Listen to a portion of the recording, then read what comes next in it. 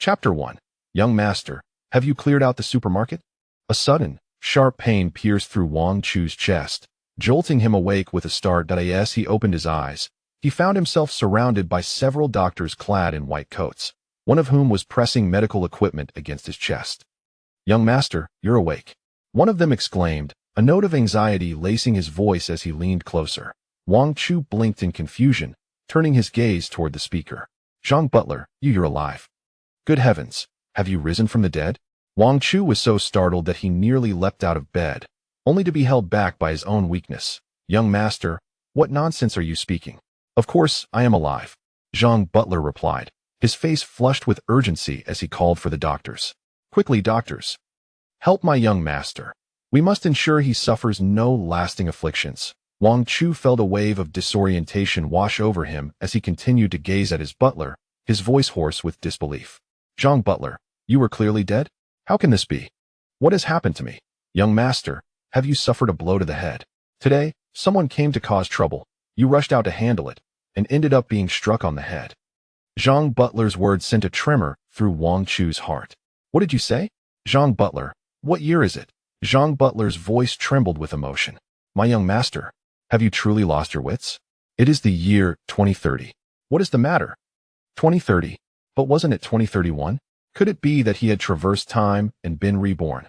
Zhang Butler had never lied to him, and a surge of excitement coursed through Wang Chu, almost compelling him to spring from the hospital bed. Then, memories flooded back to him. The beginning of 2030, when he had indeed gone to his bar to oversee matters, only to be struck on the head and sent to the hospital. He had returned to that fateful day, yet, 3 days hence, the apocalypse would descend upon the world. Despite his immense wealth, when the end came, everything would be reset to zero. The money in his bank account and the cash at home would transform into mere strings of numbers and scraps of paper unworthy of even being used in the restroom.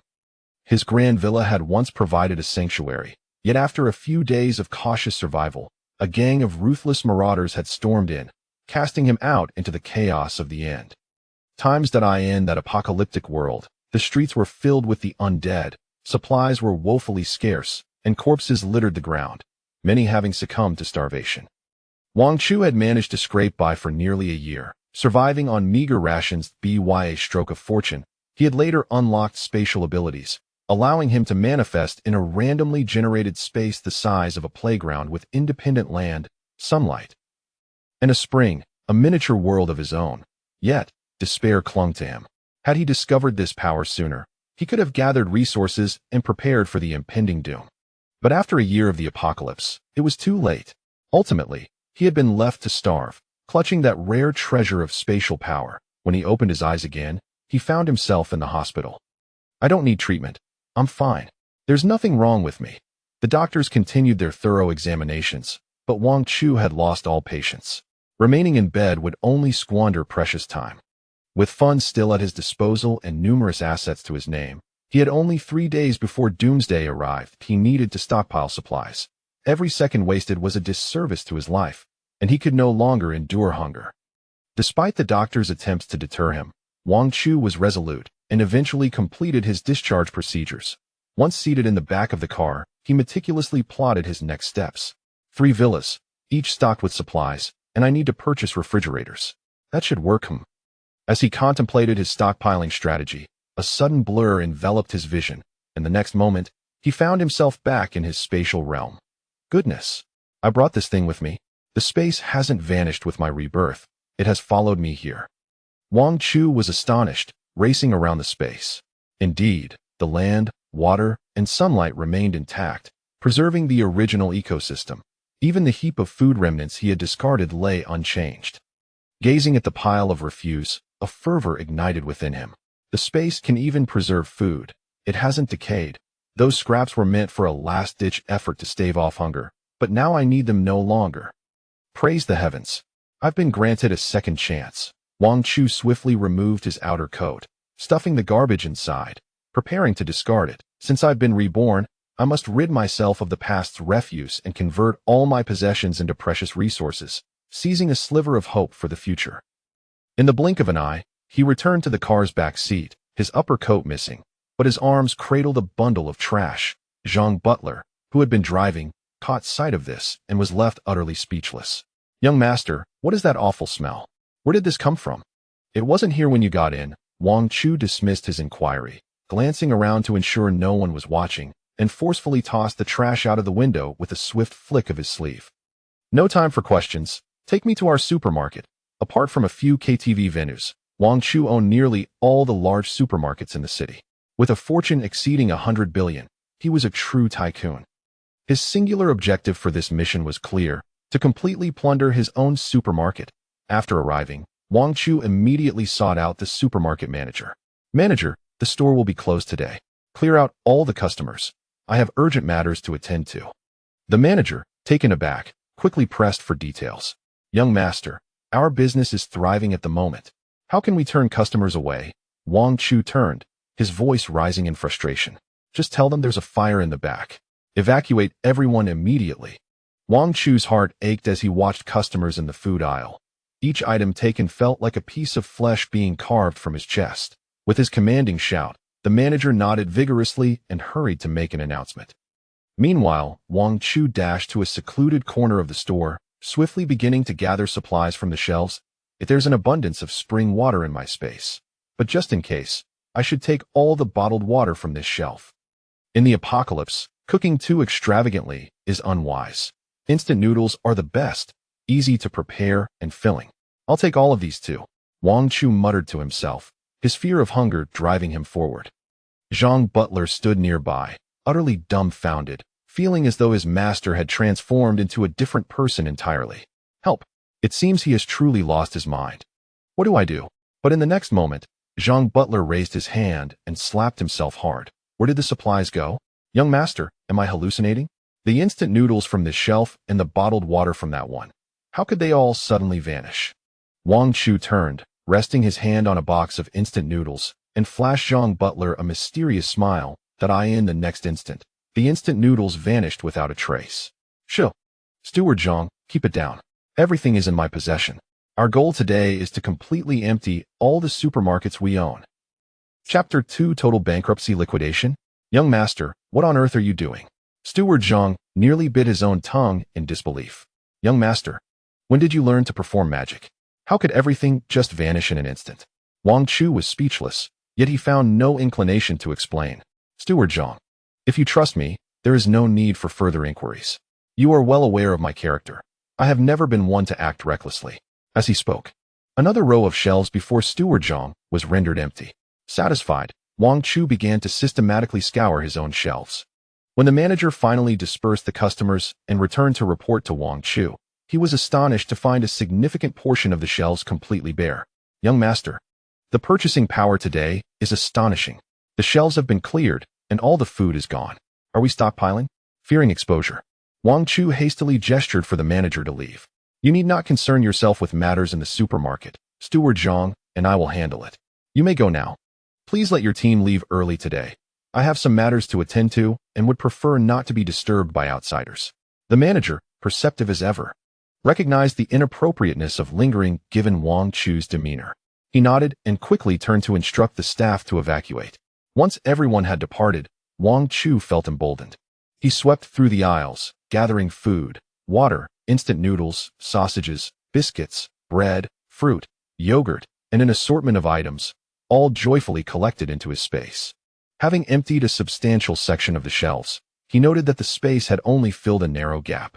Vast expanses remained empty. This method of collection was exceedingly laborious and inefficient. Furthermore, the items were all jumbled together, making categorization difficult. Could he possibly transport the shelves into his space as well? With a thought, Wang Chu reached out and pressed on one of the shelves. In an instant, the shelf along with its row of goods vanished before their eyes. Steward Zhang stumbled, nearly falling flat on his face. "What just happened? The shelf is gone too?" "Young master, what are you trying to achieve? I shall refrain from questioning your extraordinary ability, but are you planning to dismantle our home? Are we closing the supermarket?" Wang Chu grew weary of the conversation and simply waved his hand at the steward. "Just follow me without question. I will provide a detailed explanation when we return home this evening." With that, Wang Chu took out his phone. "Please contact the other supermarkets under my name. They are all closed for the day. Inform the managers and supervisors to discreetly process payroll immediately and instruct all employees to prepare for termination. Just tell them that business has been poor and we are preparing for bankruptcy liquidation, so wages will be settled in advance, allowing everyone to go home. Steward Zhang looked at Wang Chu, feeling a wave of sorrow. My young master, our several major supermarkets generate a net revenue exceeding 1 billion each month. This is truly net revenue. You call this a loss, and yet you speak of bankruptcy and liquidation? What on earth is troubling you today, young master? Have you been rendered senseless by that blow? I truly regret not having fled more swiftly. If only my old limbs were as capable as they once were. Perhaps I could have taken that hit for you, and you would not have ended up like this. Wang Chu gazed at the slightly red-eyed Steward Zhang, fully aware of the unwavering loyalty this man had shown throughout his life, always shielding him until the very end. Zhang had spent his entire life in the villa alongside him, enjoying sustenance and comfort that could have lasted for a considerable time. Unfortunately, a band of robbers had come one day, ransacking the villa and nearly breaking one of his legs in the process. At that moment, it was Zhang who had thrown himself onto Wang Chu, taking the brunt of the blow. Tragically, the strike had landed squarely on Zhang's head, causing him to perish instantly at the hands of those marauders. The thought ignited a fierce hatred in Wang Chu's eyes, his fists clenched tightly. If I ever encounter those scoundrels again, I shall devour them whole. With that thought, Wang Chu turned to Steward Zhang. You must trust me. Having built the supermarket and KTV to such an impressive scale, and acquiring several villas along the way, I am well aware of my actions. If you believe in me, then refrain from questioning.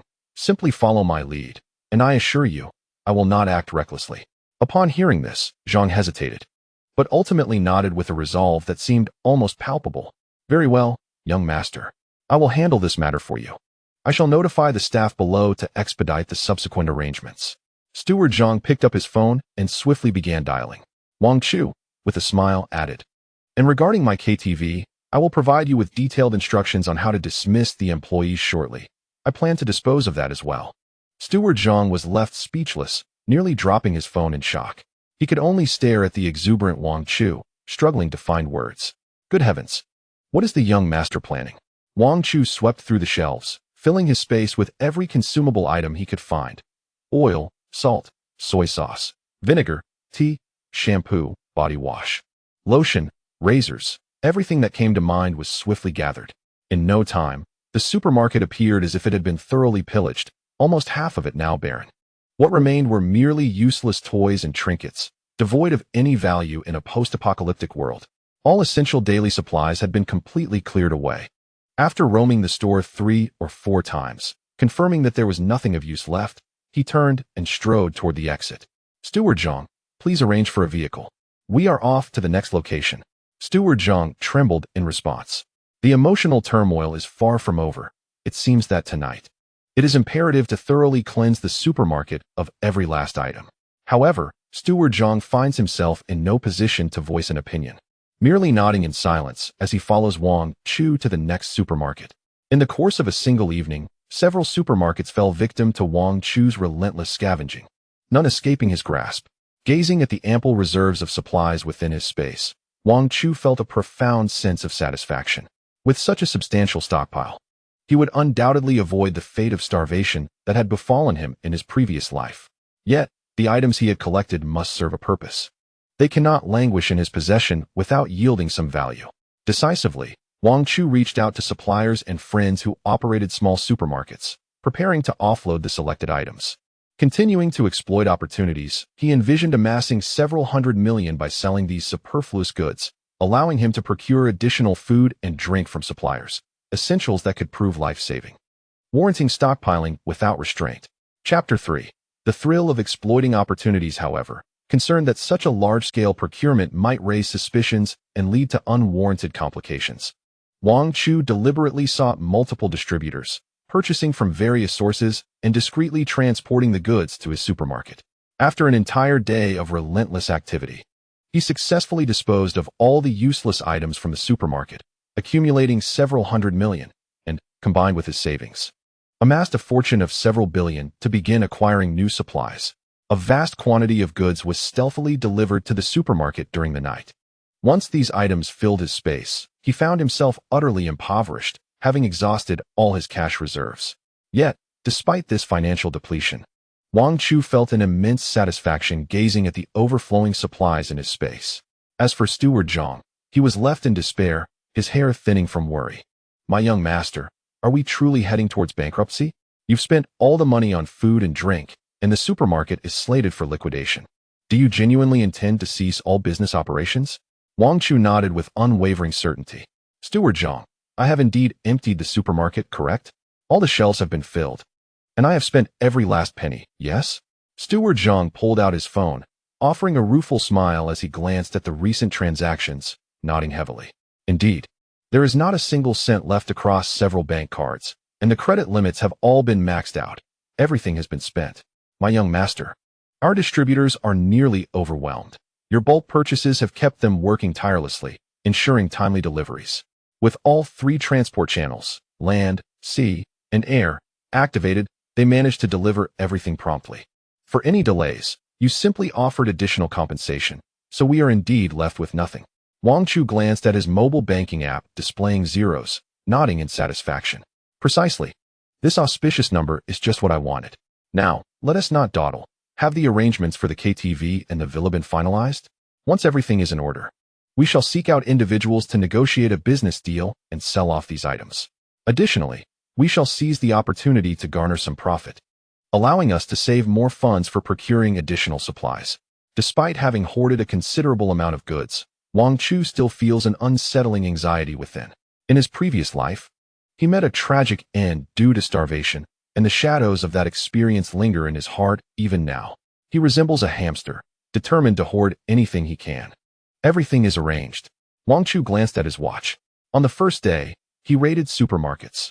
On the second, he convened global suppliers, spending billions to acquire goods, all of which were swiftly transported to his supermarkets and stored away. As for the third day, Wang Chu, brimming with excitement, has been tirelessly occupied for 3 days, sleeping merely 2 or 3 hours each night. He gazed at the rising sun on the horizon, feeling no fatigue whatsoever. On this third day, Zhang Butler, I am aware you harbor numerous questions. However, if you accompany me once more today, I shall explain my endeavors to you once I have completed all tasks tomorrow. Zhang Butler had completely surrendered to the situation. With all the funds now spent, any regrets would come too late. He could only lie back and observe what further exploits his young master would undertake. Wang Chu returned to his villa and KTV, taking a thorough tour of the supermarket. Once he confirmed that the supermarket, KTV, and several villas met his standards, he retrieved his phone and dialed a number. He released the news that he intended to liquidate the supermarket, KTV, and his villa, citing mismanagement and impending bankruptcy. Wang Chu had 3 rivals in the supermarket and KTV business, the Zhao, Qian, and Sun families. These 3 families regarded him as a thorn in their side. Collectively, they formed the 4 wealthiest families in the capital with overlapping business interests. They regularly engaged in covert competitions, silently gauging each other's strengths. However, despite their title as the 4 aristocrats of the capital, the other 3 families were acutely aware that their combined wealth did not even reach half of Wang Chu's fortune. Wang Chu possessed an acute business acumen, adept at seizing opportunities and capitalizing on favorable trends to advance his supermarket and KTV enterprises. He had undergone numerous transformations along the way. In essence, the other 3 families could only imitate him, never surpass him. Thus, they viewed Wang Chu as a persistent irritant, hoping for the day they could find an opportunity to usurp him. Consequently, upon hearing of Wang Chu's intent to sell his villa, KTV, and supermarkets, all 3 families were stirred with intrigue. In the Zhao family estate, quickly, I have heard that Wang Chu intends to liquidate his assets. This fellow possesses an unassailable strength in the capital. If he truly puts his supermarkets up for sale, the Zhao family must seize the opportunity to take over. In the Qian family villa, Wang Chu, due to mismanagement, was compelled to sell all his assets. Hurry, take me there. I must be the first to negotiate with this fellow. I cannot allow the other 2 to get ahead of me, he urged, referring to the Sun family's independent building. Are you merely idling about? Drive faster. If this business deal falls through, I will undoubtedly have to dismiss you. At that moment, the 3 parties raced frantically toward Wang Chu's villa, each driven by a singular objective: to meet Wang Chu as soon as possible and explore the possibility of acquiring his supermarkets and KTV establishments, which were akin to golden geese. It was well known that Wang Chu's supermarkets boasted an excellent geographical advantage, and their customer service was exceptionally accommodating, leading to a bustling daily business. The KTVs under his name frequently attracted a diverse clientele, with no incidents of brawls ever reported. Wang Chu had assembled a formidable team of bodyguards, including a local enforcer adept at handling troublemakers. Among his properties were several villas, the most renowned being the most luxurious in all of Kyoto, named Guanshanyu. This villa, a result of Wang Chu's complete investment of his assets 2 years prior, was a bespoke creation situated atop a hill, replete with extravagant amenities. Upon hearing that Wang Chu intended to sell, the individuals were consumed with greed, determined to seize the opportunity. Meanwhile, Wang Chu leisurely awaited their arrival at a nearby cafe. It was not long before his announcement bore fruit. Within an hour, all three appeared before him. Wang Chu lazily lifted his eyelids to regard them. "Ah, what brings the three of you to my humble abode today? What peculiar wind has blown you all before me?" His teasing remarks left them feeling somewhat embarrassed, their thoughts racing. Chapter 4. 3 Naive Investors, You've Met Your Match. Zhao Guodong, the head of the Zhao family, cleared his throat and spoke first. "Since we are all in business, let us be straightforward.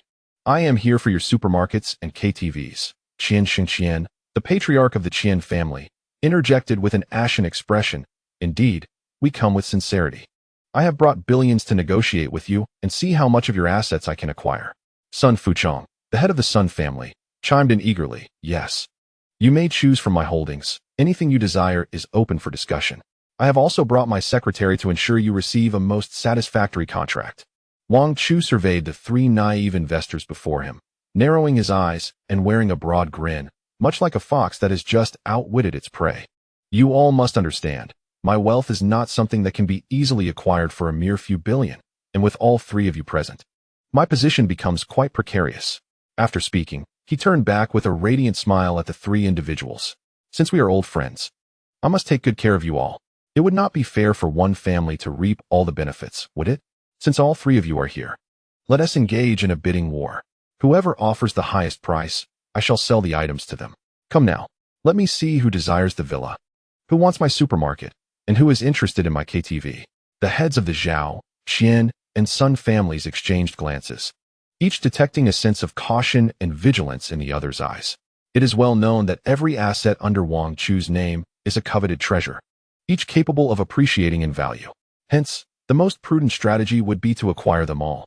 However, the three families were acutely aware that none possessed the appetite or financial means to absorb all of Wang Chu's holdings. Thus, purchasing in a dispersed manner became a viable alternative. With this thought in mind, Zhao Guodong promptly spoke up. "I want your supermarket. Name your price.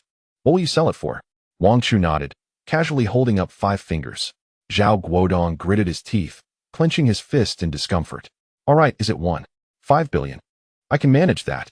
Wang Chu chuckled and waved his hand dismissively. "Oh dear, it seems the Zhao family lacks sincerity. Why don't you two families take a look? What would you be willing to offer?" Qian Shengqian, feeling a surge of excitement, quickly chimed in.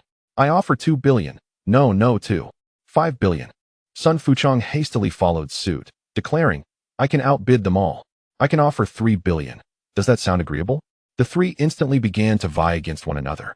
Throughout the entire process, Wang Chu remained smiling, observing the trio without uttering a word. Nearby, Butler Zhang watched the unfolding scene, blinking in astonishment but feeling reassured instead. It's still that young master, leveraging small investments for substantial returns. How could I doubt that he was muddled just days ago? There must be a reason for his actions. As he observed the spectacle before him, Butler Zhang's admiration for Wang Chu only deepened. After a fierce bidding war lasting the entire morning, consuming a full 7 hours, they finally finalized the agreements and contracts.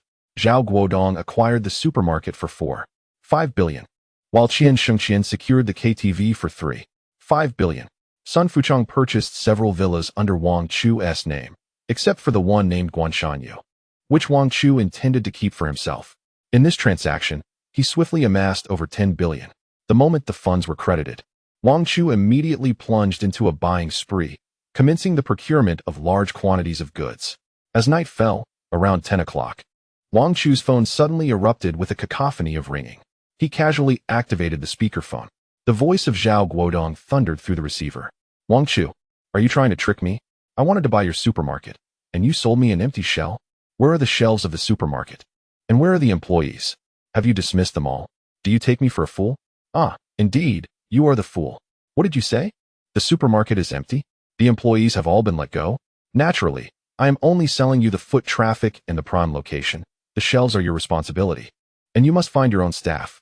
Ask yourself, does my location and this supermarket not warrant a valuation of 4.5 billion? The other party was left speechless. And Zhao Guodong, in a fit of rage, slammed down the phone, staring at the desolate supermarket, tears welling in his eyes. No sooner had Zhao Guodong hung up than another call came in about making money. What did you say? The KTV you just acquired has been vandalized? What does that have to do with me? If you have the means, bring back the bodyguards you hired earlier. I am only selling you the land. And I am not responsible for your after-sales service. After hanging up the second call, a smile spread across Wang Chu's face that he could no longer conceal. When he answered the third call, he nearly burst into laughter. Sun Fuchong, you claim the villa's environment is too terrible for you to live in? What does that concern me? I sold you the property and the land. I can dismantle the decoration myself. The furniture was also purchased by me. Why should I not take it with me? Amidst the curses from the three parties, Wang Chu cheerfully ended the call. Huh, you think you can swindle me? Do you really believe I cannot see through the little tricks you played on the contract? If you wish to acquire my assets at a low price, you must bear the corresponding risks. While you dig pits, I can dig pits too. The contract does not state that I must maintain the decor and items in their original condition. I only sold you the land and the building. If you deceive me in the contract, do not blame me for digging my own pits to bury you three. Zhang Guanjia stared at Wang Chu in astonishment, nearly rendered speechless by his audacious maneuvers. Young master, what else is there that I do not know? Good heavens. Disposing of all the assets in 3 days and outsmarting the opposition. Impressive, young master. Wang Chu collected the 3 contracts, scrutinized them, and then tossed them into the shredder. Tomorrow marks the end of the world. These documents are of no further use, and since they cannot be bought back, it is better to shred them to avoid distress. With that thought, Wang Chu couldn't help but glance at the freshly deposited numbers on his phone. A long string of zeros made his heart race, and he felt his pulse quicken. Zhang Guanjia, prepare the car. We are set to depart and engage in further business discussions. Zhang Guanjia felt a surge of excitement and quickly grabbed the car keys before heading out. Young master, I knew you were not the useless playboy they described. What business do you intend to pursue next? With the supermarket and KTV no longer in operation, are you planning to venture into the military electronics industry? Wang Chu mysteriously waved his hand and pointed at the long string of zeros on his phone. Of course not. We are going to discuss how to procure food and drink at a lower price. Amassing hundreds of billions, doesn't that allow us to stockpile resources? Chapter 5. Buying chickens, ducks, pigs, and geese. Young master, are you starting a farm? Meanwhile, within the households of Zhao, Qian, and Sun, the heads of the families wore expressions of deep conflict and helplessness. Furious, they lamented how Wang Chu was clearly deceiving them. Gathered together, they convened to curse Wang Chu for his lack of integrity. Zhao Guodong, however, remained notably silent. In truth, he believed there was no need for such anger. After all, one must consider that Wang Chu had sold off his entire fortune. With a hint of pride, he waved the tea in his hand. Currently, Wang Chu possessed no assets whatsoever. To be precise, he was bankrupt. Even if he had a considerable amount of cash, it would serve little purpose. As re-entering the market would not be an easy feat, it seemed that the once flourishing young master Wang Chu had lost his luster. Henceforth, he would merely be an ordinary wealthy man, indulging in pleasures and excesses. How could he possibly compete with them?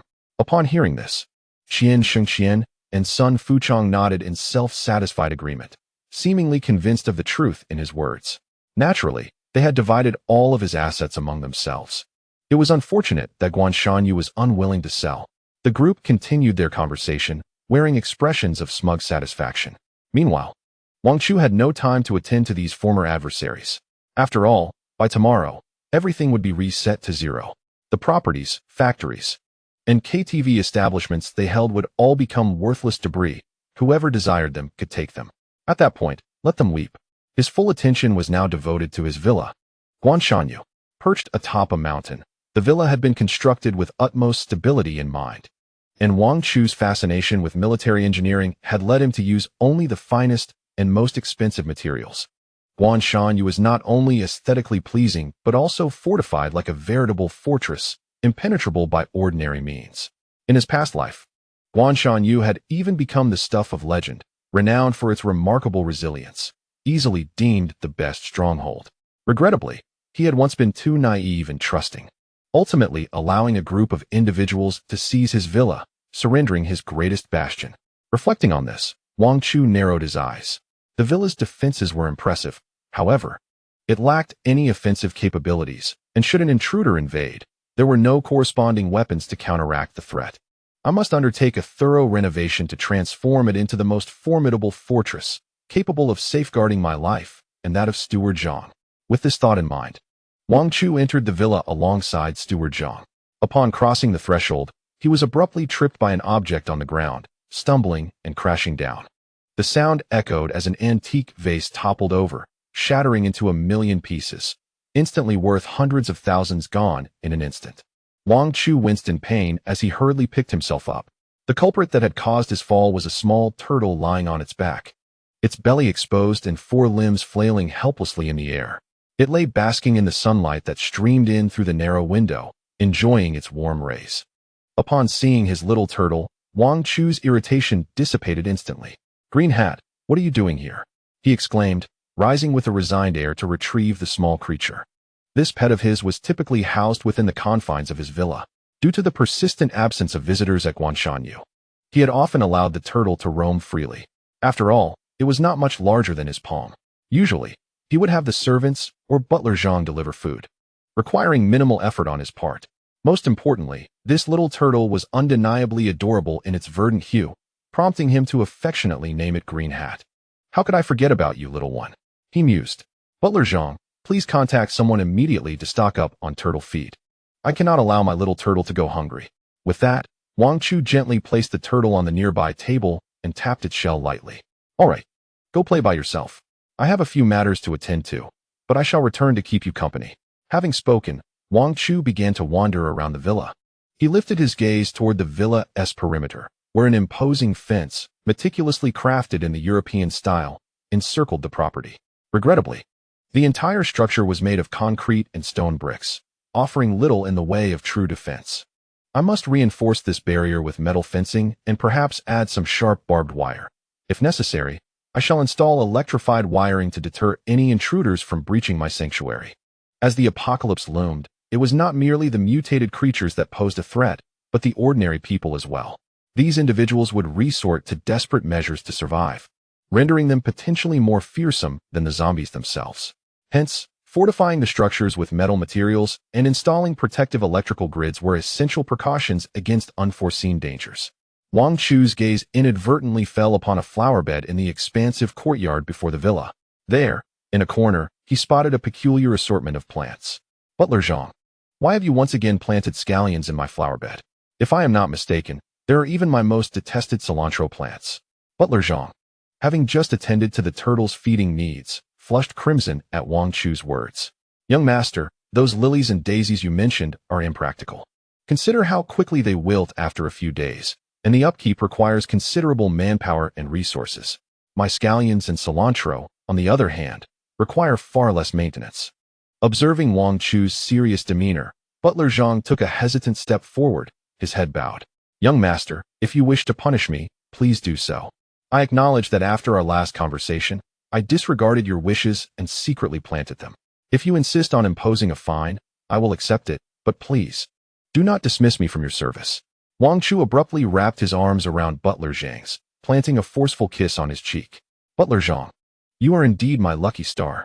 How could I possibly bring myself to penalize you? Come, let us head to the agricultural market." Suddenly, I recalled that there were still a few items I had yet to procure. I wish to stockpile some seeds and fertilizers. If necessary, you must assist me in acquiring livestock, chickens, ducks, pigs, anything at all. Butler Zhang, utterly dumbfounded, could scarcely believe that the proud and noble young master of his household stood before him. He waved his hand in front of Wang Chu. "Young master, have you been possessed? Have you not always despised these crops, deeming them beneath your stature? Why now the interest in chickens, ducks, and geese, along with seeds? Are you, perchance, planning to venture into the agricultural realm and become a magnate of the farming industry?" Wang Chu playfully kicked Butler Zhang on the backside. Enough of this nonsense. Hurry and make the arrangements. I want all manner of livestock, chickens, ducks, fish, beef, mutton, anything that can grace our dining table, all of it alive. Moreover, procure various vegetable seeds. And arrange for several greenhouse structures as well. Do not forget to acquire some finished products too. Chapter 6. Filling the gaps. Time for the little movie. Remember, one thing is crucial. The quantity must be ample. I will provide you with the secondary card. You need only swipe it. Spend freely from the recently acquired fortune. Just ensure you procure the items for me. Butler Zhang gazed helplessly toward the heavens. Master, it is my failure in caring for you that has led you to this state. You wish to delve into agriculture. With a dazed expression, Butler Zhang hurried off. Yet his movements were swift. Before long, Wang Chu's phone was inundated with notifications, various transaction records, and delivery information flooding his messages. Wang Chu contentedly stroked his chin. After this, I must certainly raise Butler Zhang's salary. He deserves a lavish feast every day. His efficiency is remarkable. Once I have acquired these seeds and livestock, I will transport them all into my space, allowing them to form a small ecosystem. Eventually, self-sufficiency may become feasible. In this way, they may nurture one another. And perhaps I could establish a miniature ecological circle, leading to a virtuous cycle. Contemplating this, Wang Chu could almost envision a life of fine wines and delectable dishes, an unending supply of gourmet food. At that point, I would no longer need to rely on the stored provisions. I could simply slaughter fresh cattle and sheep, and harvest ripe fruits. Coupled with Butler Zhang's passion for gardening and research, this life seemed utterly delightful, simply perfect. While pondering, Wang Chu's thoughts drifted back to his previous life. Following the onset of the apocalypse, there had been an initial buffer period. During that time, a significant portion of the population transformed into zombies. Yet the transformation did not manifest immediately. There remained a brief interval of time. However, that period lasted merely 3 to 4 days.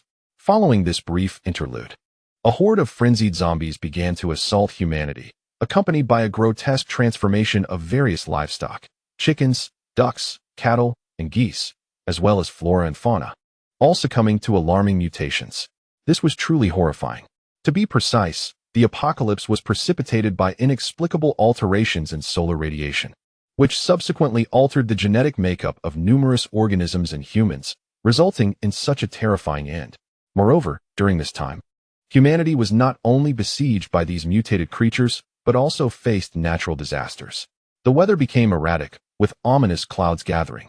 The once predictable cycle of frost, rain, and snow morphed into a myriad of calamities descending upon both humans and wildlife. Coupled with biological mutations and human transformations, the global landscape shifted dramatically, leaving the remnants of humanity to vie for scarce survival resources against these aberrant beings. Humanity was nearly facing extinction. Thus, it became paramount to fortify the villa. Additionally, stockpiling supplies was essential. Wang Chu surveyed the surroundings of the villa and meticulously inspected his supplies. The spring within his space flowed abundantly, rendering water purification systems unnecessary. Nevertheless, to err on the side of caution, he noted down a water purifier on his shopping list. Acquiring a couple of these, though costly, would ensure he was not left in the dark should any unforeseen mishap occur with his supplies. While contemplating, Wang Chu's gaze shifted to the villa's electric lights. In the aftermath of the apocalypse, electricity and water would become scarce. Without power, his smartphones, tablets, and the numerous shows he had hoarded would be rendered useless, leaving him to ponder how to pass the time in a life of idleness. With these thoughts in mind, Wang Chu hurriedly opened his computer and sent a message to Butler Zhang. Butler, please find someone to procure a batch of high-capacity hard drives for me, and download a variety of films, ebooks, comics, and the like onto them. Also, arrange for several tablets, ensuring all necessary software is installed. Do you understand? Butler Zhang, having just completed the arduous task of purchasing seeds and taking a moment to catch his breath, was nearly overwhelmed upon receiving this latest request from his young master. What exactly are you planning to do, young master? He lamented, tears of exasperation welling in his eyes. Yet, he refrained from voicing his frustrations and promptly set about fulfilling Wang Chu's commands. Once everything was in order, Wang Chu shifted his focus to electrical appliances. He had already placed an ample supply of household devices, refrigerators, washing machines, and the like, within his space. However, without electricity, these devices would be rendered utterly useless. Therefore, he needed to order generators and solar panels, essential resources for survival in this new world. With this in mind, Wang Chu sent another message to Butler Zhang, instructing him to arrange for the procurement of these items. Butler Zhang was busy beyond measure, having just rushed from one store to immediately contact others to assist Wang Chu in acquiring generators. Young master, are you concerned about our villa losing power? That would explain the multitude of generators and solar panels. However, if you truly wish to convert this energy into electricity, we must also acquire some batteries.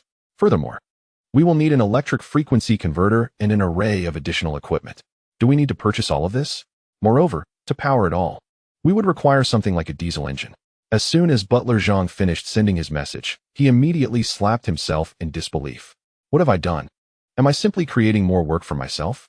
Indeed, no sooner had his message been delivered than Wang Chu responded with infectious enthusiasm. Truly, Butler Zhang, your efficiency is commendable. Please procure all of it. I entrust this task entirely to you. Ultimately, I aim to achieve self-sufficiency in electricity generation under circumstances where we cannot rely on external power sources. Butler Zhang clutched his hair in exasperation. Just 2 days prior, he could still be seen in public, but now, only a few strands remained on his head, all pulled out in frustration. Yet, he resolved to comply and promptly began preparing the necessary items. Once he had gathered most of the essentials, Wang Chu indulged in a few personal pleasures. He amassed an assortment of tobacco and alcohol to stave off boredom during the impending apocalypse. Such items were undoubtedly essential. Otherwise, life would become unbearable. With cigarettes and liquor in hand, he realized he still lacked companionship. I have no girlfriend, and I cannot trust the character of my casual acquaintances. What if their presence complicates matters? Wang Chu pondered silently, glancing down at his own predicament. Surely, I cannot rely solely on myself for comfort. That would be too taxing on my right hand. Feeling a flush of embarrassment, Wang Chu decisively visited an adult store, selecting a variety of items for personal use, which he then brought home. He quickly instructed Butler Zhang to ensure that the downloaded movies, ebooks, and materials included a generous assortment of adult content for his leisurely enjoyment. The more, the better. Butler Zhang could hardly maintain his composure. With a crimson face, he made further calls to arrange for the download of these materials. After concluding the conversations, he felt as though he could retire early. At this rate, my aging body will surely be exhausted by the exuberant young master. With a mournful expression, Butler Zhang resolved that once all supplies were ready, he would explore the possibility of retirement. Chapter 7. Contacting the General, I wish to procure armaments. After a busy day, the clock struck 3 in the afternoon. Only a mere 9 hours remained since the onset of the apocalypse at midnight. Wang Chu surveyed his surroundings. The defenses of the house were ample. The only remaining task was to enhance its offensive capabilities and ensure proper camouflage. Additionally, he needed to acquire suitable tools, such as a military truck equipped with heavy ballistic protection, ideally accompanied by both defensive and offensive weaponry. Suddenly, he recalled an individual. He flipped through the contacts and swiftly located a string of numbers. Hello, brotherly, I have a favor to ask of you. Before Wang Chu could finish his sentence, he was interrupted by Li Chang'an. I'm busy. Recently, some experts have been making a fuss about solar particles and ultraviolet radiation undergoing dramatic changes. There's a heated argument between both sides, and I'm here struggling to manage it all. Let us discuss anything tomorrow. The call was abruptly ended, leaving Wang Chu momentarily stunned. Thus, had there been scientists in his previous life who had already sensed the impending mutation of the sun, foreseeing a potential cataclysm for the blue planet, it was a pity. Had he had even a month's notice, he might have been better prepared. Now, they were on the brink of apocalypse, with time slipping away. In contemplation, Wang Chu promptly redialed the number. Brotherly, generally, please don't hang up. I have something crucial to discuss with you. It's a matter of life and death. As a busy person, could you spare just 5 minutes of your time for me? Li Chang'an sighed, and the sound of a lighter flicking on the other end suggested he had just lit a cigarette. Speak quickly, time is of the essence. You have 4 minutes and 49 seconds left before I hang up. Brotherly, I wish to acquire a tank, a helicopter, and some firearms and ammunition, Wang Chu stated. Aye, not a chance. Goodbye. Wang Chu understood the gravity of the situation. After all, what he sought comprised national military assets, not easily obtainable. Brotherly, we share a bond of life and death. Can you truly doubt my integrity? These items are vital, especially concerning the solar particle mutation you mentioned. Li Chang'an finally displayed a hint of intrigue. He paused momentarily before responding. Fine, if it's convenient for you, come over now. I'll provide you with the address. But we must meet in person. Discussing this over the phone is impractical. Wang Chu nodded, promptly ending the call and accelerating his sports car, leaving a cloud of dust in his wake. After 3 days of relentless activity, he gazed at the bustling market, orderly yet vibrant, and felt a wave of disorientation wash over him. Who could have foreseen that such prosperity would be utterly obliterated in just over 8 hours, reduced to desolation and ruin? I apologize, but I must look after my own safety. Moreover, sharing too much may lead to disbelief or further complications. Wang Chu did not intend to conceal the news of the impending apocalypse, but he was convinced that, even if he spoke out, few would believe him. He pressed the accelerator to the floor, reaching the Kyoto Research Institute in just half an hour. Upon arrival, the institute was in disarray. A group of researchers clad in white lab coats was gathered, their arguments resonating loudly, creating a cacophony of discord. This was not Wang Chu's first visit. Armed with the credentials provided by Li Chang'an, he navigated the familiar corridors and soon spotted the tall, imposing figure amidst the crowd. Li Chang'an, dressed in military attire, stood straight and exuded a commanding presence, with no one daring to approach him within several meters. Brotherly, Wang Chu exclaimed as he leaped forward. A hand landed on Li Chang'an's shoulder. Li Chang'an, with a cigarette dangling from his lips, cast a cool glance at him. Let us talk inside. With a sweeping motion, he cleared the surrounding crowd and turned to lead Wang Chu into a private office. The room was empty. As soon as the door closed, Li Chang'an stretched his long legs and casually took a seat, looking up at Wang Chu with an expression of exasperation. Xiao Chuzi, what brings you here? Looking to have a drink with me? If that's the case, you'll have to wait a few days. He took a deep drag from his cigarette. I don't know what has gotten into those researchers lately. They keep insisting that Blue Star is on the brink of disaster, yet they fail to provide any tangible evidence. However, these researchers are treasured assets of the Golden Dragon Nation, and we cannot afford to offend them. We can only persuade them, which is quite bothersome. Li Chang'an held the esteemed rank of general in the Golden Dragon Nation's capital army, wielding considerable power. Wang Chu's dominance in the capital's KTV entertainment venues was not without the influence of his good friend Li Chang'an. Unfortunately, in the previous life, the apocalypse struck unexpectedly, and Li Chang'an, with his ambitious and patriotic character, was among the first to confront zombies and mutated creatures. Within less than half a month of the apocalypse's onset, he perished while protecting the populace. Wang Chu looked up at Li Chang'an, inhaling deeply, hesitating for a few moments before summoning the resolve to speak. Brotherly, can you trust me? What if what those experts say is true? Li Chang'an furrowed his brow, his gaze wavering as he scrutinized Wang Chu. Have you been on drugs lately? Are you hallucinating? How can you believe in something so unfounded? Wang Chu regarded Li Chang'an, recalling how, in the previous life, he had received supplies at his villa from Li Chang'an just half a month into the apocalypse, without ever asking for anything in return. Li Chang'an, my friend, I trust you won't betray me. Wang Chu produced the latest transaction statements, displaying his mobile banking expenditures, transfers, and various chat records, presenting them all to Li Chang'an. Their personalities were alike, neither favored procrastination. Wang Chu knew that Li Chang'an would understand upon seeing the statements. I'm sorry, my friend, but in these unpredictable times, and with you so devoted to the nation and its people, I cannot reveal all my secrets to you. Wang Chu only provided a portion of the statements. Yet even that amounted to several billion, compelling a serious reassessment. Raising his head once more, Li Chang'an's eyes, once filled with disdain, now reflected caution and gravity. The weight of the situation heavy on his mind. Some secrets I cannot elucidate, but I must tell you that what those experts claim is accurate. At midnight tonight, more precisely around 1 o'clock, solar radiation will erupt. Everything will be silent. Yet genetic changes will lie dormant within the human body and other organisms for 3 to 4 days.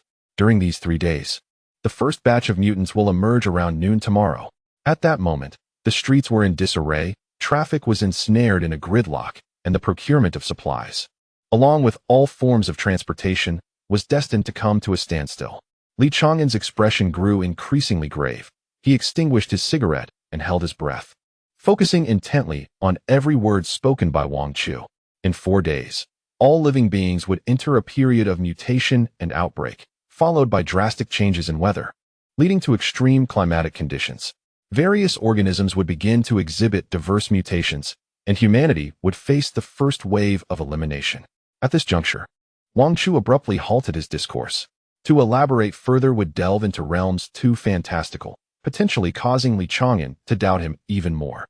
Li Chang'an, if you trust my words, you must immediately stockpile supplies and secure weapons to avert the impending calamities. If you do not believe me, then simply consider it a whimsical dream, dismiss it without concern. However, I must acquire an armored tank and military helicopter from you today, new or not. Even retired or obsolete will suffice, as they will be sold regardless. Chapter 8. Covert acquisition of weaponry. Wang Chu's demeanor was resolute as Li Chang'an lifted his gaze, scrutinizing him carefully. Are you certain? Li Chang'an extinguished his cigarette and met Wang Chu's eyes with unwavering intensity. I require a definitive answer, not ambiguous conjecture. With solemnity, Wang Chu nodded. Li Chang'an, if you trust me, prepare to hoard some supplies and arms as quickly as possible. This is crucial for your survival. Wang Chu had said all he could. After all, he could not divulge too much. The concept of reincarnation was far too surreal for anyone to accept. As for his own abilities, he was reluctant to reveal them, fearing he might become an object of state scrutiny. Although Wang Chu was confident that Li Chang'an would not betray him, they had reached a critical juncture where even the slightest uncertainty warranted caution. Li Chang'an's expression shifted to one of profound seriousness. He nodded, beckoning Wang Chu to follow him to his laptop. Observing his demeanor, Wang Chu realized that Li Chang'an had come to trust him. Indeed, true friends would understand. Had he shared these thoughts with a stranger, he might have found himself in a psychiatric ward. Li Chang'an sat down, opened a web page, and displayed a concealed URL for Wang Chu to see. He pointed at the screen. Memorize this. Memorize it. This URL is confidential and must not have any record of being sent, or it could lead to trouble. You have 30 seconds to commit it to memory. Once you have it down, click on it. Everything you seek is within. And be sure to use encrypted browsing to avoid being captured later. Wang Chu nodded, eagerly pressing for more information. What is this URL? Li Chang'an stuffed another cigarette into his mouth. A clandestine website for foreign military armaments harbors an array of retired weaponry available for purchase. However, in the kingdom of Jinlong, acquiring such items is a formidable challenge, even for those with the desire to obtain them.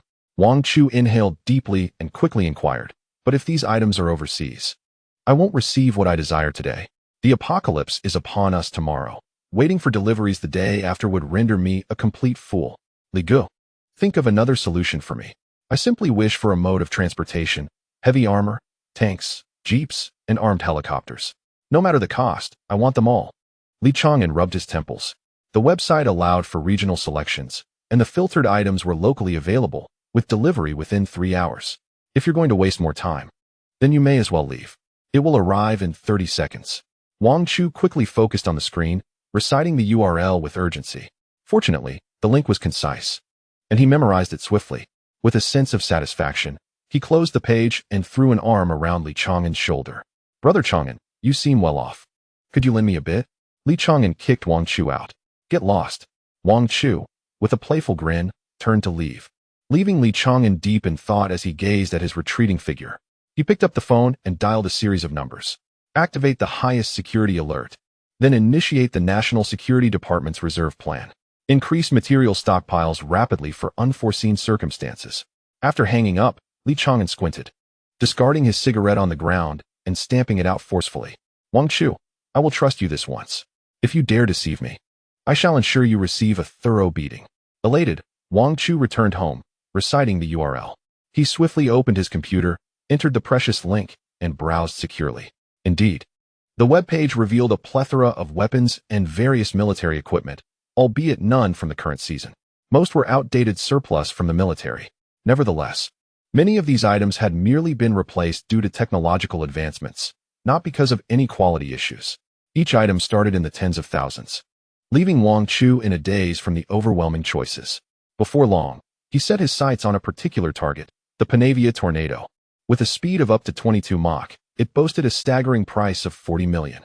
Wang Chu decisively concluded that he would purchase this aircraft, which, while referred to as a fighter jet, was more accurately a modified armed helicopter. Lacking any flying experience, his sole attraction to this aircraft lay in its advanced automation. user-friendly interface, and simplistic operation. After securing the combat helicopter, Wang Chu immediately turned his attention to military jeeps and tanks. Just as he was immersed in his myriad of choices, he suddenly spotted a modified vehicle. This is a vehicle transformed from a military jeep. Its exterior fortified with bulletproof enhancements and equipped with specialized defensive mechanisms. Remaining inside the vehicle is akin to being encased within impenetrable walls, rendering one impervious to the disturbances caused by ordinary zombies. Wang Chu promptly decided to place an order for it, spending nearly 10 million. He stocked up on vehicles and combat aircraft without hesitation, paying the full amount up front. After acquiring these substantial assets, Wang Chu dedicated another half-hour to ordering an array of standard military equipment, including long knives, rifles, bayonets, handguns, and assault rifles, with a particularly large reserve of ammunition.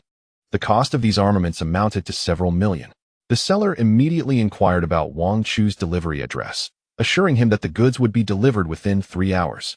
I do not care what methods you employ, but they must remain clandestine, especially concerning my weapons. They must not be exposed, understood? These items, if discovered domestically, would undoubtedly be deemed contraband. The Kingdom of Jinlong maintains stringent controls over weaponry, forbidding civilians from privately purchasing or selling arms. However, given that this covert channel has managed to persist, it must possess its own means of survival, leading Wang Chu to trust that they could discreetly transport the items. The seller promptly assured him that the goods would arrive on time without alerting any other factions. Satisfied, Wang Chu provided the location of Guanshanyu and immediately called his steward, Zhang. Zhang, where are the individuals you were supposed to find? Zhang, overwhelmed and drenched in sweat after managing a ton of supplies, was momentarily taken aback by Wang Chu's question. Young master, what did you say? Were you asking me to find someone? Wang Chu sighed in exasperation. Zhang, I may have forgotten to mention that I need you to gather a group to help fortify the villa. I require them to set up defenses around the property to prevent any intrusions. Zhang was momentarily stunned, but given the eccentricities of Wang Chu's requests, he had long since become desensitized. No problem, young master. I will contact someone to arrive within the hour. After ending the call, Wang Chu glanced around, meticulously inspecting the supplies within his space. Everything was now prepared. All that remained was to renovate the villa and await the arrival of the helicopter along with his substantial military acquisitions. Nearly an hour later, a group knocked on the door of Guanshanyu. Chapter 9. The villa's antiquing and the arrival of the helicopter. Wang Chu pressed the doorbell and engaged in conversation with those outside. Are you here for the renovations? The individuals outside nodded in affirmation. Yes, boss. Where would you like us to begin? Wang Chu turned away from the house, swiftly closing the door to obstruct the workers' curiosity. I require your assistance in weathering the exterior of the villa. It currently appears too new and conspicuous. I desire the facade to exhibit a dilapidated charm, yet without compromising the interior walls. I am indifferent to your methods, be it wallpaper or a specialized aging technique, but I need this task completed before 10 o'clock tonight. As he spoke, Wang Chu accessed the balance on one of his cards, displaying it to the eager crowd before him. Should you accomplish this within the stipulated time, I shall reward you with a total of 1 million, provided your work meets my satisfaction. Wang Chu surveyed the workers, his voice firm. Is that clear? I expect no shortcuts. However, if too many are aware of this, the payout per individual will diminish. It is up to you to manage. The renovation crew exchanged glances, and the foreman soon gritted his teeth and made a decisive call. Boss, we're up to the task. The 10 of us will ensure it's done before 10. Wang Chu nodded and pointed toward the entrance. In that location, I need someone to dig a pit about 1 meter deep at the main door. Then fill it with sharpened wooden stakes. Do you understand my intent? He then produced a few pieces of wood, demonstrating the action of sharpening. I shall personally offer this individual 50,000 for their labor. It must be completed by 10 o'clock. The workers, invigorated, nodded enthusiastically and promptly began to implement Wang Chu's instructions. All processes were completed, leaving only the passage of time. 3 hours later, a humming sound began to fill the sky. Following this, a small black dot appeared, gradually descending toward the rooftop. Wang Chu immediately looked up, spotting a combat helicopter approaching his direction. He pointed toward the roof, where he had cleared an area for an aerial platform. Initially intended for a small soccer field to entertain friends during leisure moments. However, it now served perfectly for the helicopter's landing. The aircraft descended slowly, finally resting at a designated spot. A figure leaped from the helicopter, clad entirely in black with a mask covering their face. Brother, purchasing such a significant quantity of goods. You must be quite wealthy. Is there some urgent matter at hand? The individual's gaze was sharp, scrutinizing the craftsman surrounding Wang Chu with an air of contemplation. Wang Chu, eager to avoid drawing their attention, cleared his throat and inquired, "Is it just you who has arrived? Is this the only armed helicopter? What about the arms and vehicles I ordered?" The man waved his hand and then gestured towards the helicopter.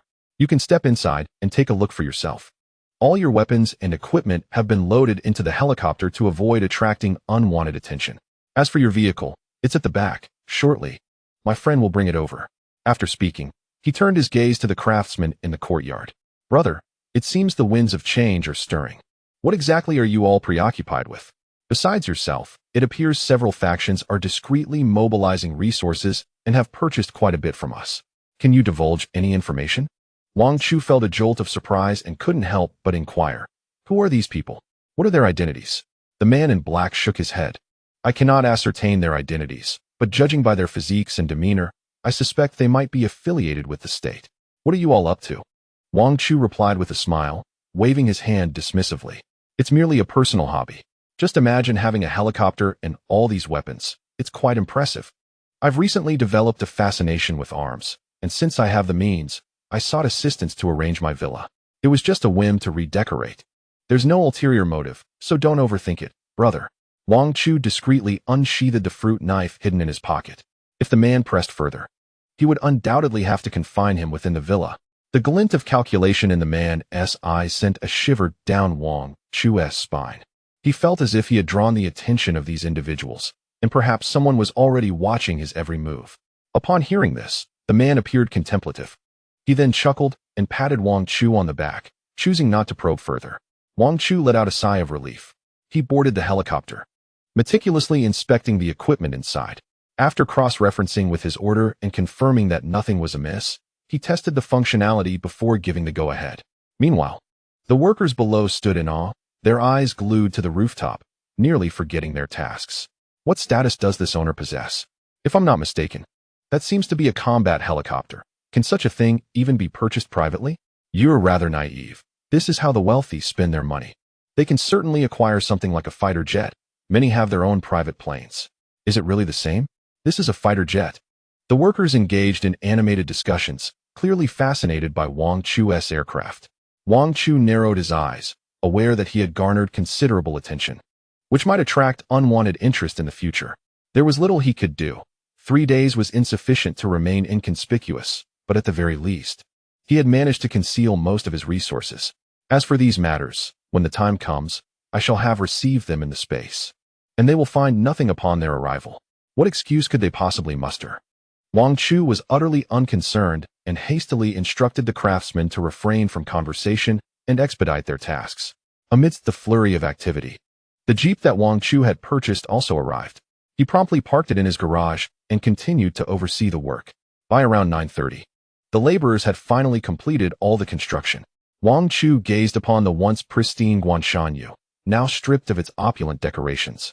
The surface covered in a thick layer of dust, making it appear as if the place had been abandoned for years. Despite the pang of regret in his heart, he nodded in satisfaction. This was the effect he desired. With such an exterior, any unsuspecting visitors in the vicinity would undoubtedly overlook his villa as a target for intrusion.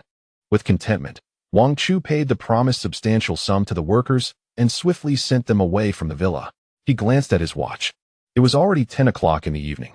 However, to Wang Chu's astonishment, housekeeper Zhang had yet to return. Did it truly take such a long time to prepare supplies? Unable to contain his concern, Wang Chu quickly dialed Zhang's number. Chapter 10. The Butterfly Effect. Zhang's night out. Although the call went through, it was met with a continuous busy signal. "Zhang, where on earth are you? Answer your phone." In his previous life, under the rays of the sun, both Wang Chu and Zhang had miraculously survived. At that time, they were subjected to solar radiation but did not succumb to the zombie transformation. Yet, they also did not evolve any extraordinary abilities. Even after serendipitously acquiring the space, Wang Chu remained utterly bewildered. At that moment, even securing enough food was a challenge, and he could not fathom the origin of the space. In the apocalypse, humans and plants alike would undergo immediate genetic recombination and mutation upon exposure to solar radiation. Of course, some individuals possessed stable genes and exhibited no changes, continuing to live as ordinary people. Yet, such lack of transformation could be the most terrifying scenario. Without the capital and resources for survival, it signified inevitable elimination in this merciless world. In his previous life, Zhang had met his demise at the hands of a group, and he could only watch helplessly as they overpowered him, for among them was an exceptionally formidable mutant with enhanced physical prowess. To be precise, the survivors who endured in the past categorized these mutants into 5 distinct types. The first type is the foundational physical enhancement. This was the most common manifestation of mutation observed during the initial wave of the apocalypse, where individuals exhibited improvements in speed, stamina, and overall physical strength. Some individuals have transformed their bodies into formidable shields, impervious even to conventional projectiles. The second category pertains to elemental beings, who can manipulate the 5 fundamental elements: metal, wood, water, fire, and earth, showcasing a myriad of abilities. For instance, those who have evolved in the wood element can command certain flora, utilizing them as weapons for both defense and offense, proving to be exceptionally powerful. The third category encompasses those who have evolved in the realm of mental faculties. These individuals possess the capability to conjure illusions, affecting human emotions, and some can even interfere with and manipulate the thoughts of others, turning the living into mere puppets. In a previous era, a crisis erupted, led by such a mental evolver. The fourth category is dedicated to healers. In a world ravaged by calamity, these evolvers are highly sought after. While offensive capabilities are one aspect, the scarcity of medical resources renders their healing abilities invaluable. Certain individuals can extract medicinal elements from the environment to heal the afflicted. This unique ability has perplexed scientists for ages, yielding no definitive conclusions or explanations. As for the final category, which encompasses special evolutions, both medical and mental categories at least have some basis for explanation, yet the special evolution direction remains utterly incomprehensible, transcending current understanding. For instance, Wang Chu's spatial abilities in his previous life were unheard of until his demise. Even science could not fathom the existence of such a microcosm. Numerous other peculiar mutations have also been classified under this fifth category. In the apocalyptic landscape, those primal and extraordinary solar rays will only illuminate humanity tonight, instantly altering genetic arrangements, though the effects may vary in timing. Wang Chu incessantly dialed the number of Butler Zhang, yet the line was perpetually busy, with no one answering. "Butler Zhang, I implore you, answer the phone. What on earth are you doing?" A sudden wave of regret washed over Wang Chu. During the same days in his previous life, he had remained in the villa with Butler Zhang, who had not ventured outside to assist him. Thus, they had enjoyed a semblance of safety together. However, now that he had tasked Butler Zhang with gathering supplies, the very individual who should have been by his side in the villa was now elsewhere. Was this the butterfly effect? Had Butler Zhang been delayed by unforeseen circumstances? Yet, with less than an hour remaining, if he did not return, the emergence of mutated zombies by noon the following day could spell disaster. With this thought, Wang Chu swiftly changed his approach, reaching out to Butler Zhang's acquaintances to inquire about his whereabouts that day. However, none of them possessed any knowledge.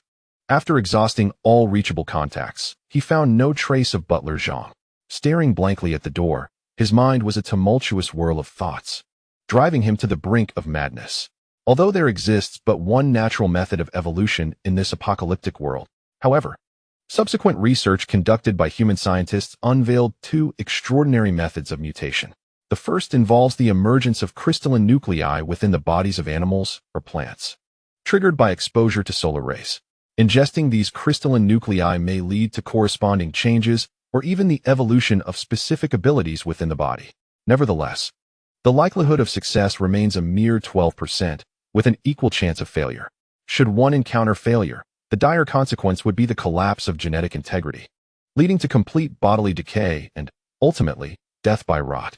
The second method was developed by researchers from a previous era who, through specialized extraction techniques, obtained relevant genes from various mutated organisms and subsequently refined them. These genes can be injected into the human body, radically altering the genetic sequence in a robust manner, thus creating what is known as genetically modified humans.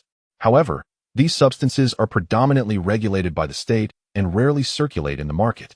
Even those that inadvertently seep into the marketplace are swiftly destroyed. Moreover, these agents are often substandard and defective, posing a significant risk of inducing severe adverse changes upon injection. As time passed, Butler Zhang remained elusive. Just as Wang Chu was on the verge of despair, his mobile phone suddenly chimed with a text message. The message read, "Young Master, I am currently detained by unforeseen circumstances that I must resolve before I can return. However, all the supplies you requested have been thoroughly prepared. The large generator and solar equipment have been secretly transported from the villa's backyard to the basement. The high-capacity external hard drive is ready and has been placed in the underground warehouse. Other supplies are also stored in the basement, and you may inspect them at your convenience. I am unable to take calls right now, but I will return your call tomorrow during the day." Wang Chu was taken aback by Butler Zhang's response, which conveyed the successful completion of the task. This message brought him a sense of reassurance. At least he had received news, indicating that Butler Zhang was safe. In his previous life, although Butler Zhang did not evolve any extraordinary abilities, he managed to survive for a month. If Butler Zhang remained impeded by tomorrow, Wang Chu resolved to drive out and fetch him, regardless of the circumstances. He vowed that in this life, he would ensure that the loyal and hard-working Butler Zhang lived in comfort and prosperity. Chapter 11. The Crimson Sun Rises. The end times arrive in the basement. Wang Chu surveyed his surroundings. Half of the supplies he had prepared were attributable to Butler Zhang's efforts. Particularly in his previous life, Butler Zhang had risked his life to shield him from a blow that ultimately led to his demise. He owed Butler Zhang a debt of life. If it were someone else, they would undoubtedly never relinquish their villa fortress to save another. However, if it were Zhang the steward, even at the cost of his own life, he would never allow Zhang to be unattended. While Wang Chu was deep in thought, time swiftly passed, approaching 11:50 p.m. Only about 10 minutes remained until the arrival of the sun's rays. Wang Chu rose and moved to the window. At that moment, a pale moon hung in the sky, while his phone buzzed incessantly with messages from various places. How strange! What has happened to the sun today? It should have long set, yet it is still bright outside. Fellow friends, have you seen the west? The sun has not set at all. It still hangs in the sky. What is going on? Oddly enough, it is already midnight. Yet according to friends in other states, they too can see sunlight. What on earth is happening? It is known that sunlight can only illuminate half of the earth. How could there be sunlight globally? Questions flooded in. Naturally, this phenomenon would later be explained. The so-called daylight seen by some was merely the moonlight reflecting the sun. The crux of the matter was that the rays emitted by the sun that day were remarkably intense, even causing the moonlight, which merely reflected the sun, to shine as brightly as day. Wang Chu gazed at the horizon, gently lowering his gaze to his watch. Only a few seconds remained. He mentally counted down. 3, 2, 1. At the instant he vocalized this, both the sun and the moon burst forth in a dazzling brilliance. Instantly, the entire sky illuminated as if it were midday. A surge of warm red light enveloped the earth like laser beams. The atmosphere swirled with energy. At that moment, residents by the riverbank could clearly see the turbulent waves in the water, with numerous creatures rolling and tumbling within. Furthermore, households with pets were astonished to find their animals acting as if possessed, frantically swaying and running about. Wang Chu was captivated by the red light when, suddenly, a loud crash echoed from the living room, as if something had shattered. He immediately turned to look into the living room, where he found a scattering of broken glass on the floor. The glass aquarium he had installed beside the hall had shattered, and the little turtle resting within had fallen out, struggling on the floor. Wang Chu's heart tightened. He rushed over and carefully picked up the little turtle, placing it upright. The turtle glanced at Wang Chu before slowly retracting its head and limbs, leaving only its shell as they stared at each other. In this apocalyptic world, beyond the transformation of humanity, the mutation of animals became paramount. Wang Chu surmised that the fish tank had exploded due to the influence of the radiation on the small turtle, resulting in a corresponding mutation. He placed his finger gently on the turtle's shell. The little creature quivered, its shell trembling in waves, seemingly in great distress. What transformation awaits you, little turtle? Wang Chu felt a flicker of anticipation within. However, the current mutations were not overt. He would have to wait until afternoon the following day for any noticeable changes. Thus, he procured a soft cushion and placed it beneath the little turtle's body. He then returned to the window, gazing quietly outside. Wang Chu attempted to manipulate his spatial abilities. Within his space, tranquility reigned. The central pool of water continued to flow gently, appearing to be in stark contrast to the tumult outside. He exhaled in relief. His greatest concern had been the potential disappearance of his space amidst the impending apocalypse. Yet now it seemed that his abilities had indeed persisted. Wang Chu descended to the basement. After meticulously examining the items prepared by Butler Zhang, he stored all the contents of the basement within his space. He then ascended to the rooftop, where he also placed the transported fighter jets into his spatial realm. Having completed his preparations, his space was now half filled. He gazed at the abundance of supplies, nodding in satisfaction. Remaining idle would yield no benefit. It would be more prudent to take a rest. With ample provisions, he had not enjoyed a proper sleep in 3 days. Wang Chu turned and collapsed onto the bed, closing his eyes and drifting into a deep slumber. This was the most restful sleep he had experienced since his rebirth. When he opened his eyes again, daylight had fully arrived. His phone on the bedside buzzed insistently. Depaixio, Depaixio. Wang Chu rubbed his temples and glanced at the screen. To his surprise, the caller was Li Chang'an. "Hello, brotherly, what brings you to call me?" Wang Chu answered the phone. The normally composed Li Chang'an's voice was tinged with an unusual tremor. "Wang Chu, is it truly the apocalypse? Will there really be mutated zombies as you mentioned?" With this inquiry, Wang Chu regained his composure. The solar radiation explosion from the previous day had likely instilled some unease in Li Chang'an, prompting this call. Wang Chu quickly nodded in response. "Of course. When have I ever deceived you? Just wait. Zombies will emerge by noon. You'll see." "No, they are already here." Li Chang'an suddenly interjected. "What did you say?" Wang Chu was abruptly cut off, momentarily perplexed by Li Chang'an's statement. Li Chang'an sighed. "The zombies you spoke of have already appeared. The first one emerged around 1 o'clock last night in the western suburbs. Now under our control, this creature incessantly bites, prompting us to send it to the research facility for supervision." As Li Chang'an spoke, a hint of helplessness tinged his tone. This entity had completely lost its senses, exhibiting immense strength and attacking anyone in sight. "Are you certain this is the zombie you mentioned?" Wang Chu stood frozen, utterly unprepared for the early emergence of such a being. "In my previous life, this creature made its debut at noon." Sensing Wang Chu's confusion, Li Chang'an responded. "The government's capacity for information suppression is far more formidable than you might imagine. You believe it appeared at noon. Perhaps it had already been around for some time." Wang Chu was momentarily at a loss for words, struggling to comprehend. Indeed, it seemed the government had forcibly curtailed the dissemination of information in the previous life, preventing the mutated events from being revealed promptly. Unfortunately, by noon, the number of mutated zombies had surged to a point where suppression was no longer feasible. Realizing this, Wang Chu felt a tightening in his chest. This is bad. Butler Zhang Chapter 12. Butler Zhang is trapped. Wang Chu decides to go out instinctively. Wang Chu moved to leave. However, a cold command from Li Chang'an halted him. "Wang Chu, stay at home. You are not to go anywhere. Wait for me to come to you. I assure you, I will be at your house in half an hour. If there is anything I can assist with, I must speak with you in person to clarify the situation before it worsens." With that, Li Chang'an decisively ended the call. "Li Chang'an, I must go out." Wang Chu shouted, but the line had already gone dead. Helpless, he sat up and immediately attempted to call Butler Zhang. It was then he noticed a string of messages from Butler Zhang sent the previous night.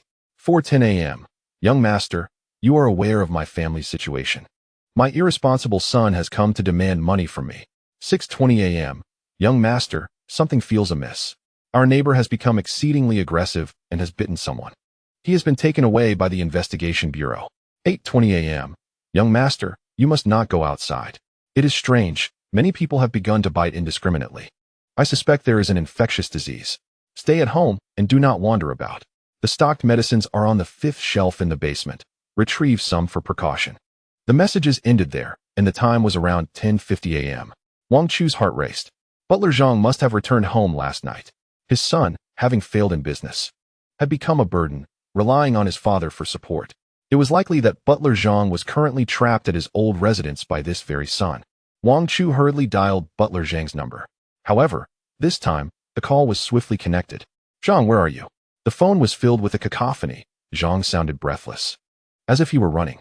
"Young master, something is amiss. Numerous strange individuals have appeared in our village. I truly suspect it is an outbreak. I am currently fleeing with my son. You must remain safely in the villa. Do you remember where I advised you to keep the medications? A wave of dread washed over Wang Chu. It appeared that Zhang had indeed returned to the ancestral home, which was located in a rural area with a complex demographic. In such chaotic surroundings, incidents were most likely to occur. No, I must go find Zhang. I apologize, Li Chang'an, but I can no longer wait for you. Wang Chu promptly retrieved his car keys, preparing to depart. Just then, his phone rang again. Another call. Zhang, what has happened? Without glancing, Wang Chu instinctively answered the phone. However, the voice on the other end was not Zhang's, but that of another cold male voice. Wang Chu, I have heard that you have sold off several of your assets. How could you undertake such significant matters without consulting your uncle? Had I known, I would have used my connections to secure you a favorable price. Open the door. I am right outside. Upon hearing this, Wang Chu felt a sinking sensation in his chest. He immediately activated the surveillance at the entrance. There, he saw several individuals standing at the door, forcefully knocking. Among them was a short man, at least 180 kilograms in weight. The man muttered curses towards the door. This brat dares to silently sell off everything under his control, clearly keeping it from us. Today, I must ensure he pays dearly. Even though these assets are in his name, they also belong partly to my sister. As her son, I have a rightful claim, do I not? How dare he sell them without my consent? Beside him stood a tall, gaunt woman, her face coated in white powder. Her countenance was filled with venom and calculation. Indeed, there must be a share for you. How can he hoard it all for himself? This is truly despicable. Dear, do you think we can obtain any money this time? That brat must have sold for several billion. Not just several billion. It could very well be over 100 billion. We must ensure we take at least half this time. He must not benefit from this. The two conspired, unaware that Wang Chu was listening intently. The surveillance device at his door was equipped with a listening feature, clearly capturing the sounds from outside. He distinctly heard their malicious scheme. What a shameless pair. No wonder they lack stature, Wang Chu scoffed. This family is utterly possessed by greed, willing to forsake everything for money. It is essential to note that this family legacy bears no connection to my mother's lineage.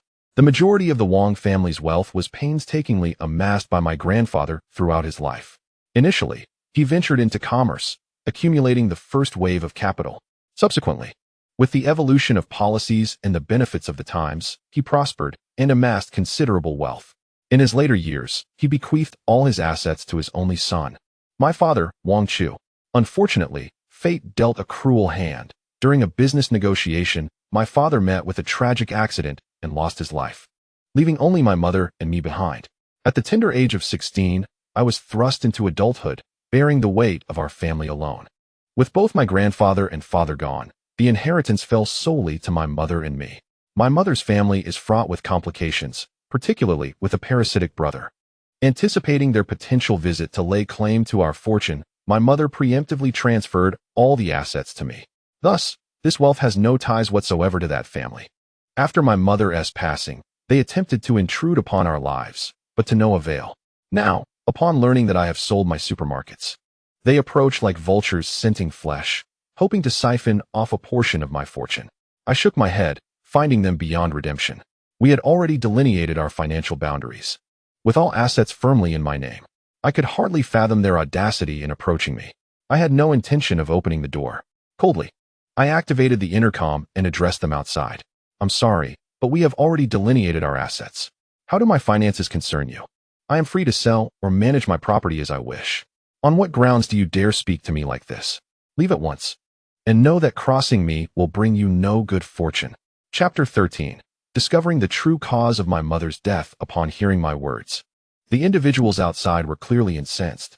The leader, a rotund man, pounded on the door with force. Open up, Wang Chu. I demand you let me in now. What use is all that money to you? You could never spend it all in several lifetimes. I am your uncle, and my situation is dire.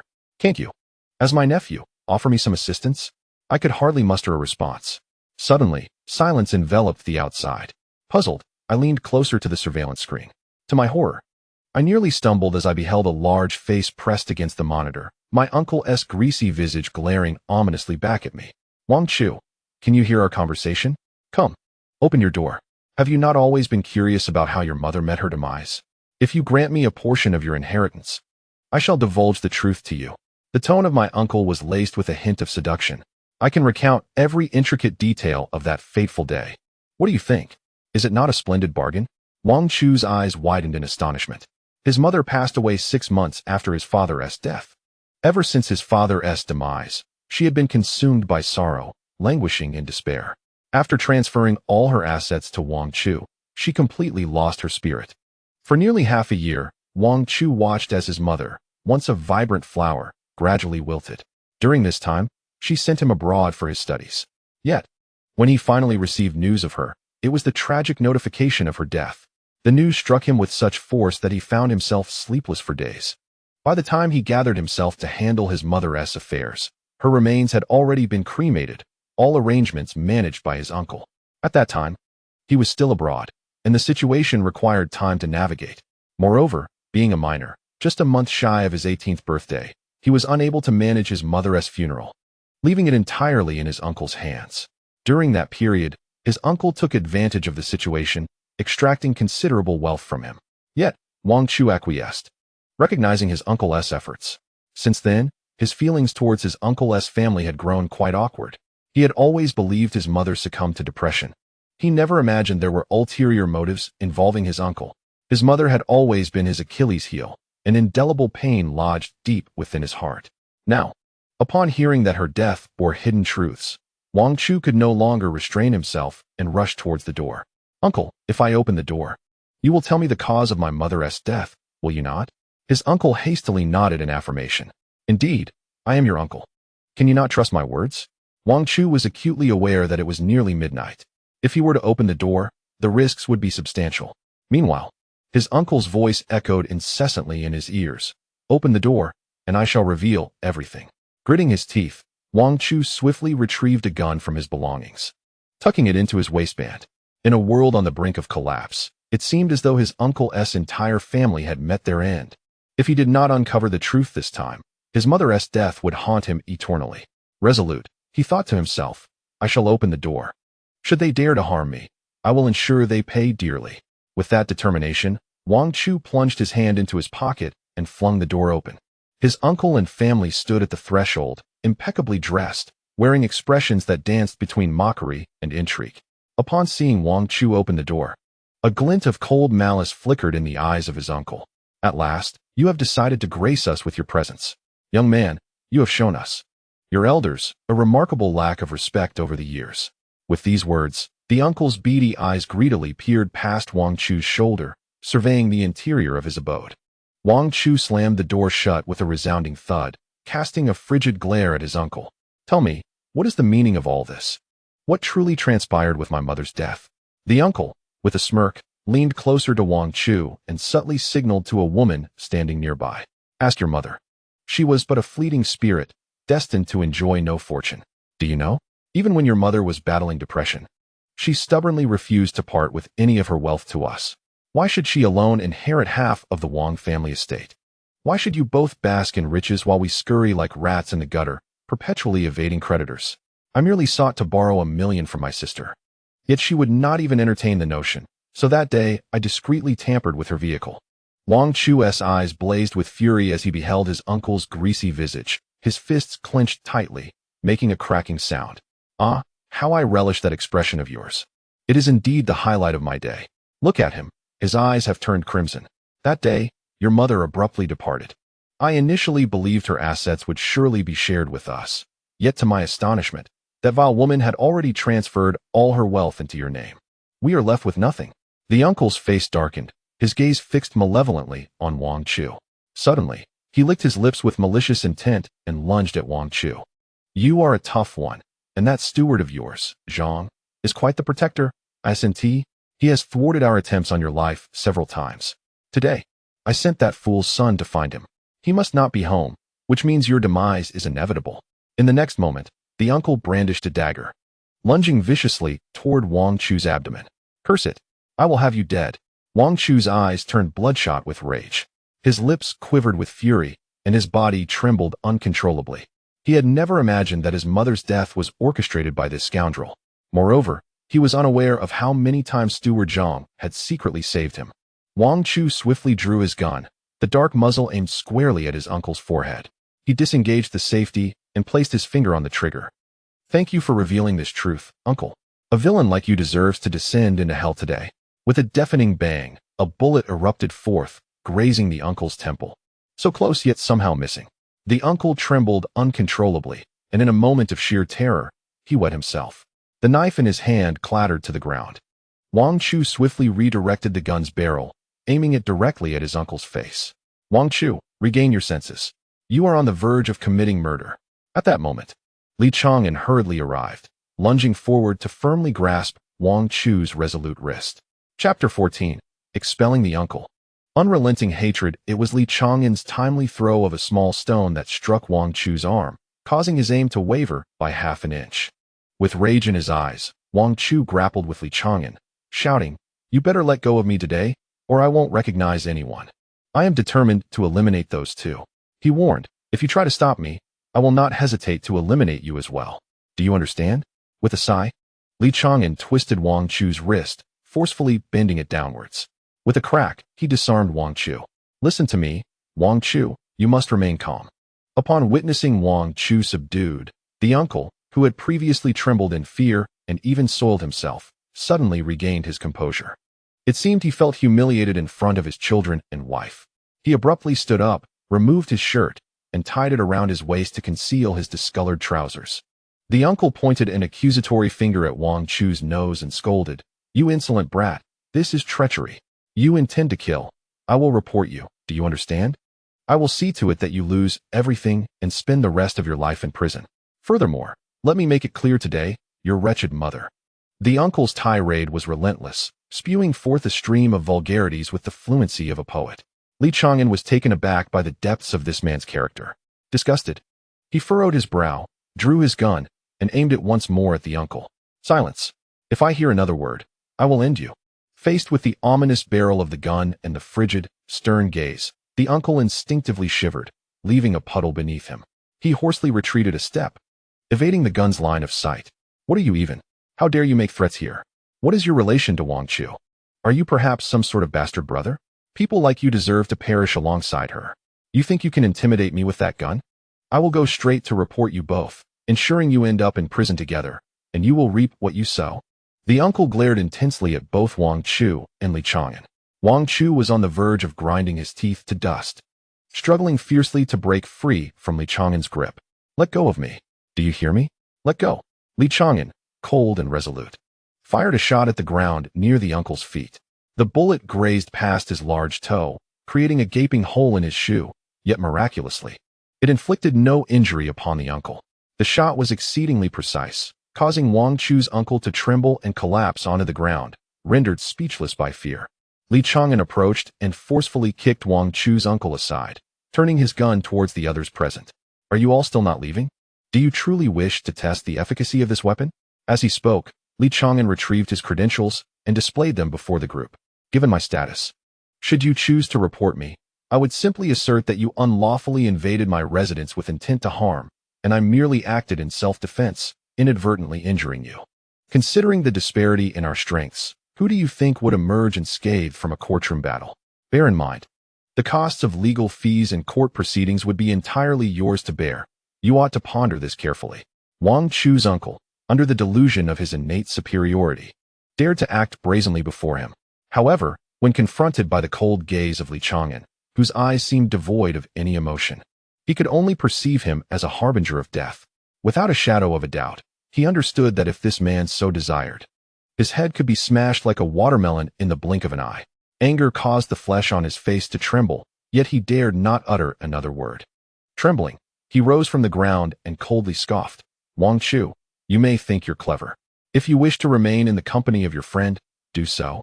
But do not let us catch you off guard. Otherwise, mark my words, I will ensure your demise.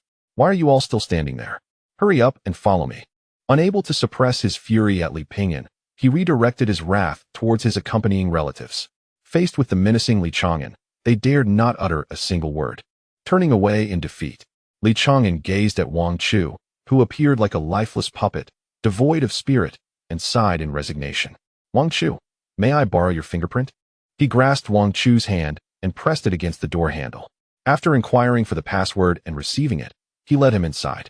Upon entering the courtyard, Li Chang'an's brow furrowed in sudden concern. Wang Chu, do you treat this place as a fortress?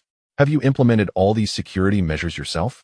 He scrutinized the menacing spikes on the roof and the traps at the entrance, lost in contemplation. The walls were imposing, adorned with protruding sharp metal and entangled electric fencing. Coupled with the towering height of over 2 meters, it was nearly impossible for an ordinary person to breach. Moreover, should the electric fencing be activated, any attempt to forcefully penetrate would be utterly futile. Wang Chu, is what you mentioned about the apocalypse truly real? Li Chang'an supported Wang Chu's arm and ushered him through the villa's grand entrance. Observing the dazed Wang Chu, he adeptly made his way to the water dispenser, filling a cup with warm water and offering it to him. Pull yourself together. Don't allow such petty individuals to cloud your judgment. Your parents would undoubtedly wish for you to thrive. As these words fell, Wang Chu gradually regained his composure. He took a deep swig of warm water, his hoarse voice barely managing to utter a note of gratitude. Thank you, Li Chang'an. I was simply overwhelmed with anger. I never imagined my mother would perish because of this. Wang Chu covered his face, attempting to mask his vulnerability and the tears of anguish that threatened to spill. Just pretend you never saw me like this.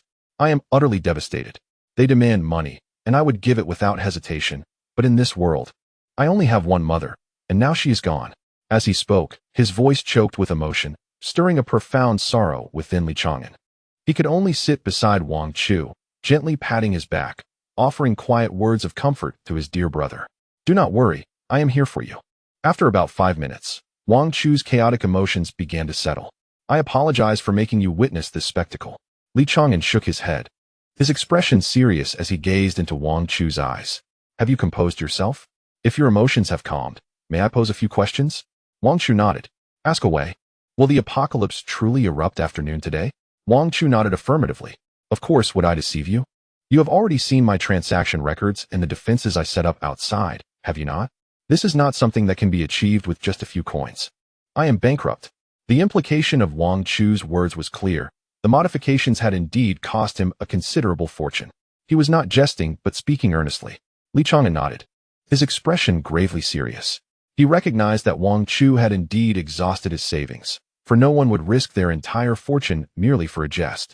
The Wang Chu he knew was not a madman. Chapter 15.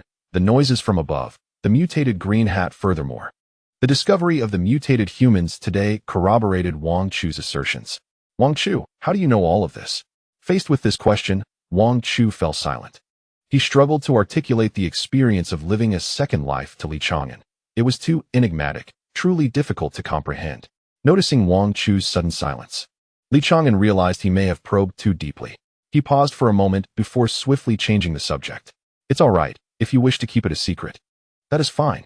But since you are aware of the situation, could you offer me some advice on how to ensure that more civilians remain unharmed in the event of an apocalypse?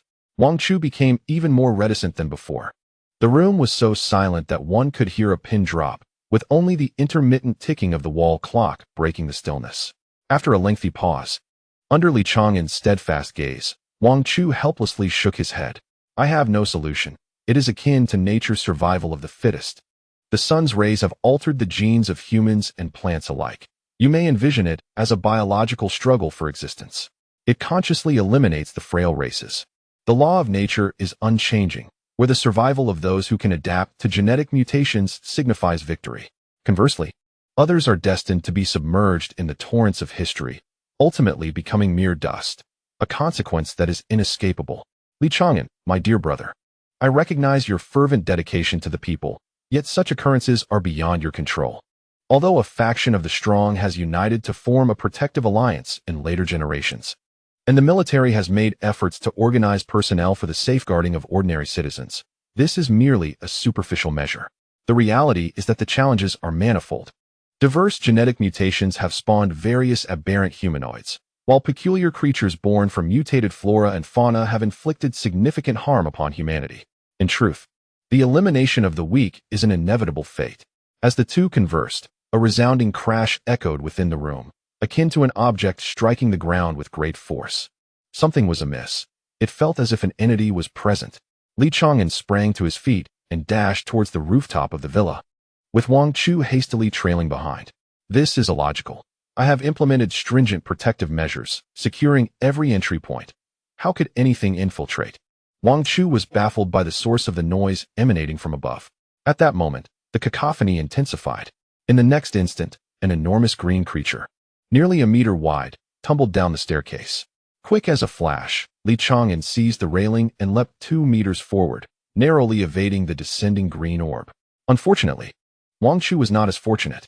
Lacking the benefit of professional training, he was caught off guard as the creature barreled down the stairs, resulting in a bewildered Wang Chu rolling down.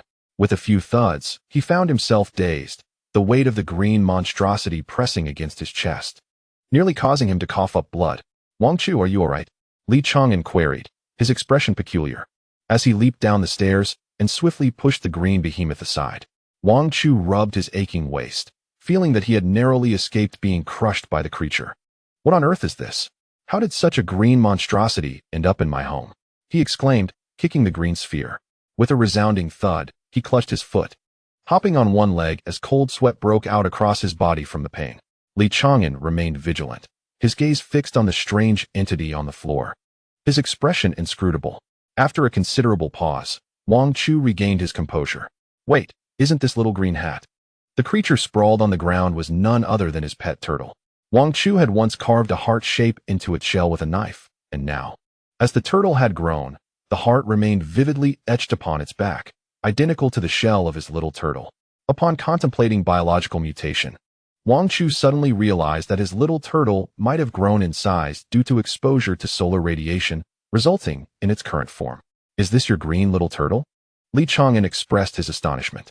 He had seen Wang Chu's turtle before, which was no larger than the palm of his hand, and it was inconceivable that it could have grown to such an extraordinary size. Now, this green-headed turtle had expanded to a full meter in width, and all within a mere few days. This once again validated Wang Chu's claims. "My dear little green hat, have you awakened some extraordinary abilities? Come, display them for your master." Wang Chu approached the turtle with utmost caution, his voice tinged with a hint of trepidation. It is well known that biological mutations not only alter genetic makeup, but can also change the temperament of animals and organisms, often trending towards a more aggressive demeanor. Wang Chu genuinely feared that the little turtle might lash out at him, rendering it an unmanageable pet. However, neither of them anticipated that the turtle seemed to comprehend Wang Chu's words, rolling its eyes as if to express disdain. In the next moment, the turtle slowly stretched its limbs, as Wang Chu and Li Chang'an watched intently, eager to witness the turtle's mutated capabilities. The creature abruptly retracted its limbs and head into its shell, leaving only the massive 1-meter-wide shell behind. Li Chang'an was left speechless. "Is this what you refer to as biological mutation? Your turtle seems to resemble you in this regard. Its evolutionary trait appears to be its ability to retreat, much like you do when faced with danger. It withdraws into its shell to gain a slim chance of survival, mirroring your intent to construct this villa." Wang Chu rolled his eyes at Li Chang'an. It appeared that the little green had merely evolved a basic capacity for growth, with no other extraordinary powers awakened. "TSK. No wonder you're my pet. You are truly a reflection of my past self. Very well. If you are to be a mediocre creature, so be it. After all, you are merely a pet turtle, and I harbor no expectations of you aiding me in battle like other mutated beasts. Just accompany me quietly and consume less feed, and I shall be content." As he spoke, Wang Chu tugged at Li Chang'an. "Let us go. Forget about the turtle. We have matters to discuss. I need your assistance with something. Steward Zhang seems to be in peril and is currently in a precarious situation. If you have the time." As they conversed, they turned to leave. However, neither of them noticed a flicker of green light within the turtle's shell, which quickly vanished without a trace. Upon arriving at the hall, prepared to discuss Steward Zhang's situation, the alarm at the entrance suddenly blared. What on earth is happening outside? Wang Chu's heart raced as he immediately pulled Li Chang'an to check the surveillance. At this moment, at the entrance of the villa, the elder uncle, accompanied by his family, stood pale-faced and trembling, fixated on several shadowy figures in the distance. Those figures moved awkwardly, their limbs flailing as they advanced toward Wang Chu and the elder uncle. "What are these creatures? Just moments ago, they were biting. The butler I brought along has been brought to his knees by them." Chapter 16. Chased by Zombies. The elder uncle encounters human outlines. The elder uncle quaked with fear, appearing as if paralyzed by terror. His son and daughter-in-law cowered behind him, both trembling uncontrollably, too frightened to move. It was evident to all that the approaching figures were riddled with wounds, bearing the marks of teeth that had savagely torn away flesh. Their eyes were hollow and devoid of light, rolling back to reveal only the whites, their bodies marred by injuries. As these zombie-like figures approached with a grotesque and contorted gait, the elder uncle trembled uncontrollably, even finding himself instinctively retreating behind his daughter-in-law. It was as if these corpses had caught the scent of blood, leading 4 or 5 more to emerge from all directions, advancing toward the group with a singular focus. We cannot remain idle. Their attack speed is alarmingly rapid, akin to rabid dogs that tear indiscriminately, seemingly impervious to blades or clubs. My 2 bodyguards were just killed by them, having succumbed in an instant. We must devise a plan to break into the villa. We cannot simply wait for doom to befall us. With that, the elder uncle abruptly turned, leading those beside him to pound fiercely on the villa's door. Open the door. Hurry. Wang Chu. I am your dear uncle. You cannot abandon me here. If your mother were still alive, she would never allow you to act so unfilially toward your elders. Open the door at once and save us. Faced with such shameless demands, Wang Chu's expression remained cold and unyielding, uttering not a word. He raised his gaze to Li Chang'an. Li Chang'an, if you force me to open this door today, we shall no longer be friends. This family has harmed my mother and even attempted to take my life. The apocalypse has already begun. I have the right to prioritize my own safety and refuse entry, do I not? If you feel compelled by your compassion to save these individuals, I will not stop you, but I absolutely will not allow them into my home. Hearing Wang Chu's resolute and frigid words, Li Chang'an let out a heavy sigh. He gently patted Wang Chu's back. What do you take me for? Do you think my rise to the rank of general at such a young age stems from indecisiveness? You are merely acting in self-preservation by refusing to open the door. No one can blame you for that. Li Chang'an smiled wryly, shaking his head. His stance unmistakable. He would not concern himself with the individuals outside. Wang Chu was taken aback. He had always believed that Li Chang'an possessed a character defined by stark contrasts. Yet to his astonishment, Li had chosen to stand by his side. At that moment, the cacophony of his uncle and the others banging on the door intensified, tinged with a hint of desperation. Wang Chu, I implore you, please open the door. I no longer desire your wealth. I vow never to mention it again. Uncle, I beseech you, kindly let me in. Observing their display of vulnerability, Wang Chu remained unmoved, as he refused to grant them entry. His uncle produced a knife from his waistband and forcefully slashed at the door. With a derisive sneer, Wang Chu activated the electric shock switch on the door. In the blink of an eye, a flicker of blue electricity danced across the entrance, unleashing a cascade of sparks that enveloped the door. The electric discharge struck the uncle's arm, instantly singeing his fingers black. A blood-curdling scream escaped his lips as he convulsed and collapsed to the ground. His aunt cried out, desperately slapping him in an attempt to rouse him, drawing blood as she fought to pull him back from the brink of death. Outside, the others harbored no doubts that Wang Chu would not extend a helping hand. The imposing door before them, which appeared to be fortified, offered no hope of yielding. At that moment, the lifeless bodies lay merely 5 or 6 meters away. Gritting his teeth, the uncle clutched his wife tightly and pointed towards a narrow path beside the door, declaring, we cannot simply await our doom. We must flee at once. We cannot remain here to be devoured by them. With that, he assisted his wife and son, turning to dash down the narrow path. Wang Chu, fixated on their retreating figures, swiftly retrieved a rifle from within the confines of his space. He glanced at Li Chang'an, who did not intervene but instead calmly produced a cigarette, feigning indifference as he turned his head away. In this chaotic world, one was free to act as they wished. Previously, he had intervened out of moral obligation, but now he felt no compulsion to dictate Li's actions. If he sought vengeance, he was free to pursue it. However, based on his own experiences, Wang Chu hoped his hands would remain unstained by blood, for such marks could never be cleansed. Li Chang'an exhaled a plume of smoke. Wang Chu's heart turned cold, choosing to ignore the warning as he aimed his rifle at the uncle, pulling the trigger with fervor. The gunshot rang out, a resounding bang. The first shot went wide, for Wang Chu had never handled such a weapon before, having merely simulated its use in a game. The reality of firing a gun was entirely different. The recoil jolted his shoulder, leaving it numb, while the bullet veered off course, failing to hit its mark. He expended an entire magazine of bullets, yet not a single shot found its target among his uncle and the others. Wang Chu slammed his thigh in frustration, lamenting his own powerlessness. Li Chang'an let out a soft sigh and grasped Wang Chu's arm firmly. Remember, keep your heart calm, your temper steady, and your hands steady. Do not let your shoulders tremble. Once you have your target in sight, pull the trigger decisively. Standing behind Wang Chu, Li Chang'an held his wrist and shoulder, assisting him in aiming at the ankle of the uncle. A gunshot rang out. A bullet grazed the side of the uncle's shoe, narrowly missing his foot. Li Chang'an continued to control Wang Chu's wrist, unleashing several more merciless shots. The bullets whizzed closely past the uncle's body, tracing the outline of his form with deadly precision. Startled by the gunfire, the uncle trembled uncontrollably, losing his footing and collapsing to the ground. He had already been incapacitated by an electric shock moments earlier, relying solely on the support of his wife and son to stagger a few steps forward. Now, overwhelmed by fear, he found himself unable to rise, reduced to barking like a dog in panic. Why are you two still running? Come help me, I can't get up. I'm begging you.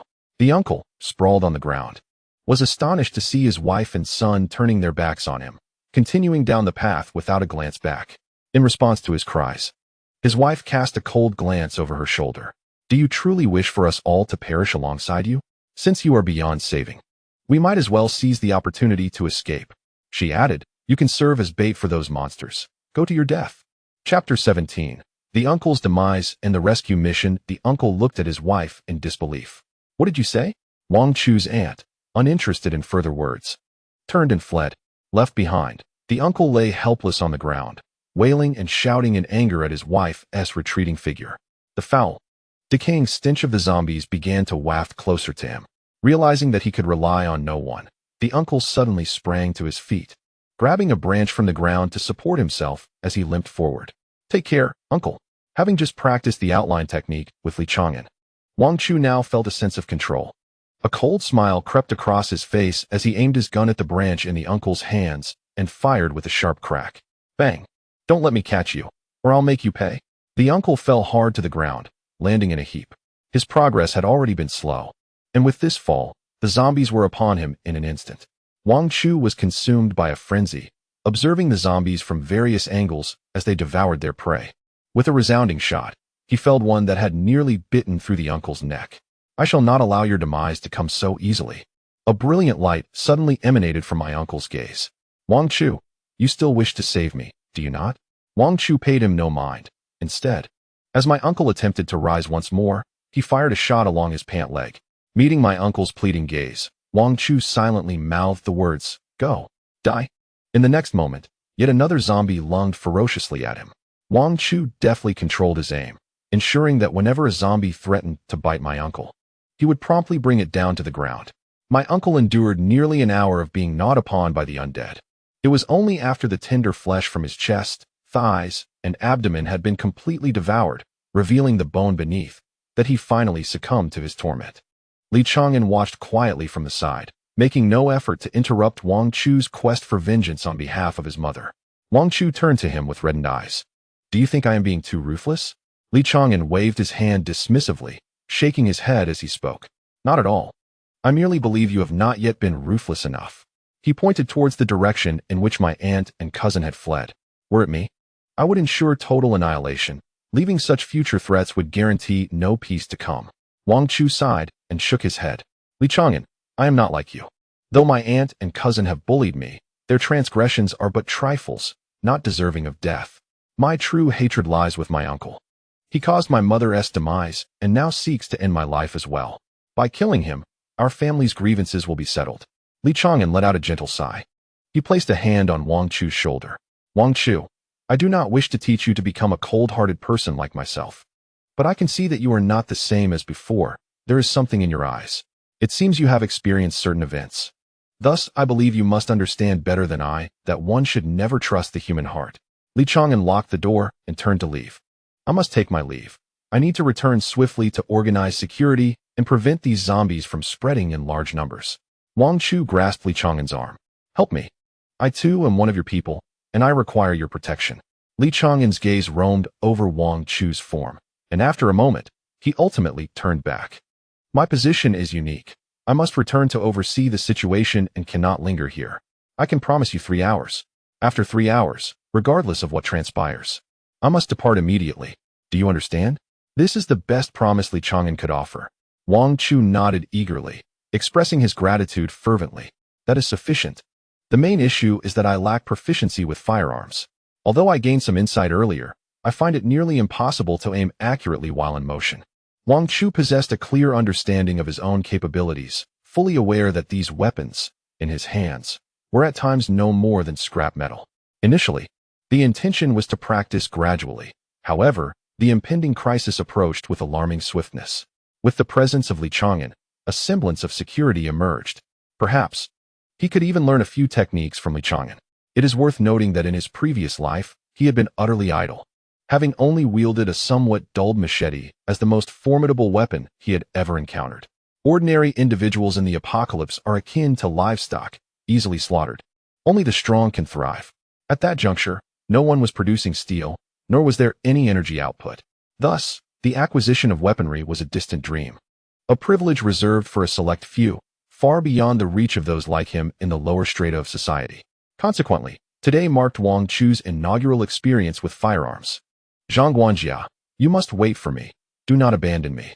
I may not starve, but I will surely perish from boredom. I shall rush to your aid immediately. Time was of the essence, and Wang Chu led Li Chang'an to the rooftop of the villa. There lay a spacious aerial garden, perfectly suited for accommodating a helicopter. Li Chang'an gazed at Wang Chu, perplexed. What are you planning to do? Why are we heading to the rooftop instead of driving out? Wang Chu smiled mysteriously. Have you forgotten that I purchased a helicopter? Li Chang'an paused, then began to search the rooftop intently. Where's the aircraft? Wang Chu finally regained his composure, realizing that if he were to retrieve the item in front of Li Chang'an, his abilities would be unveiled. While Li Chang'an was trustworthy, this was his most closely guarded secret, a personal space brimming with resources. Aside from the loyal Zhang Guanjia, Wang Chu was reluctant to disclose this to anyone else. It was his trump card. Li Chang'an astutely perceived Wang Chu's dilemma. Rest assured, I have no desire to uncover your secret. However, I must caution you that the helicopter you purchased is likely a specialized combat model, which is neither small nor silent. If you choose to operate it, it will attract considerable attention and may draw the scrutiny of military personnel. Li Chang'an shrugged. If possible, I would advise against any ostentatious outings for now. Wait until the zombie situation stabilizes or reaches a large-scale outbreak before deploying the aircraft. Only then can it be utilized more effectively, while also remaining vigilant against those with ulterior motives who might seek to seize it.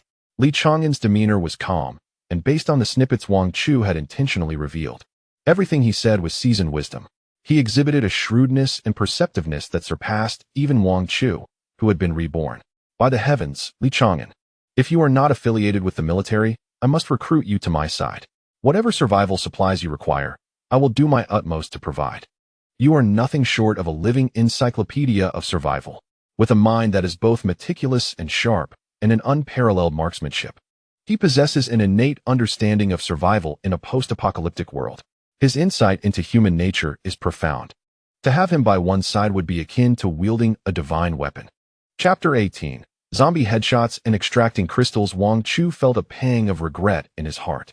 If not for the unjust death of Li Chang'an in his previous life, and if he had not placed such importance on the safety of the people, persisting until he awakened his own supernatural powers, he would undoubtedly have become a formidable leader.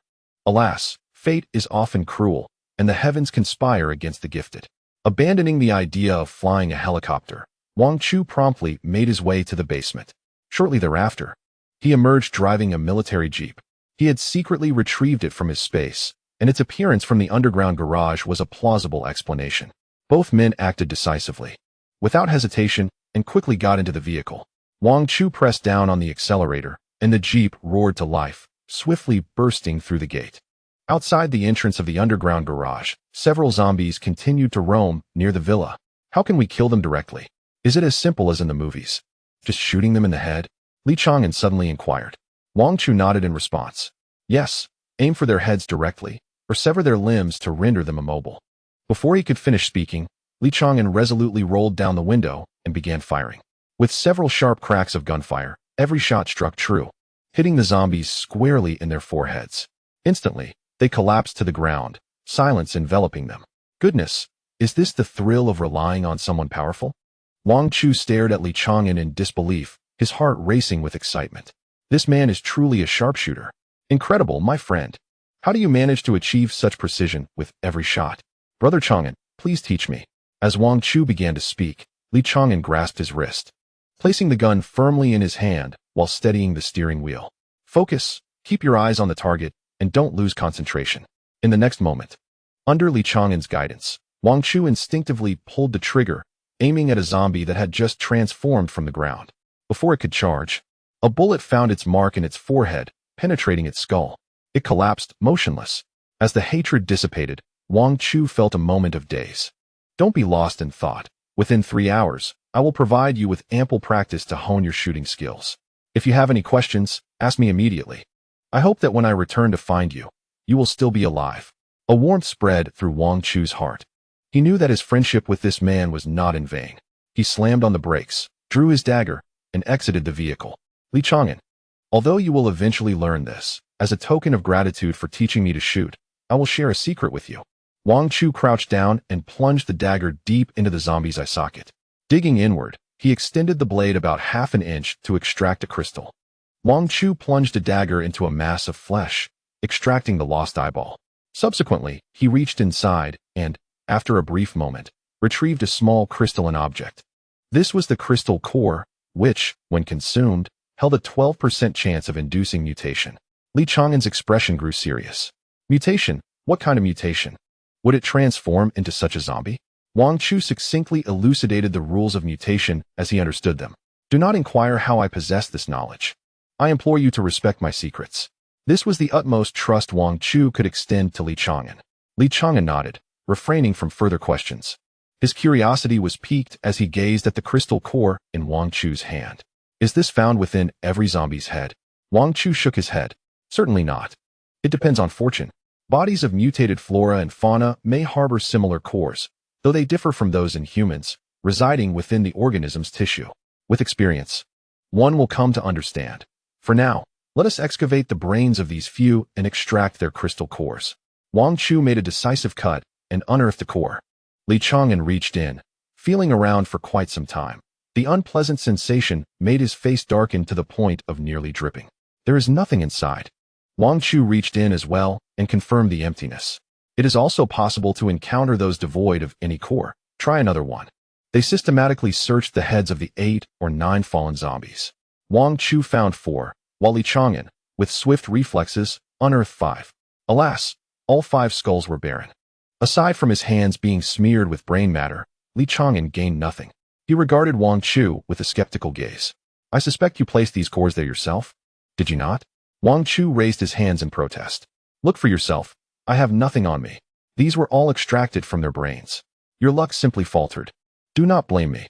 Wang Chu then handed over all 4 crystal cores to Li Chang'an. Since you are intrigued by this, consider them a gift. You may study them at your leisure, for I currently have no need of them. Li Chang'an curiously examined the cores in his hand, wiping the viscous surface clean with a cloth before bringing one to his lips. Do I consume it directly?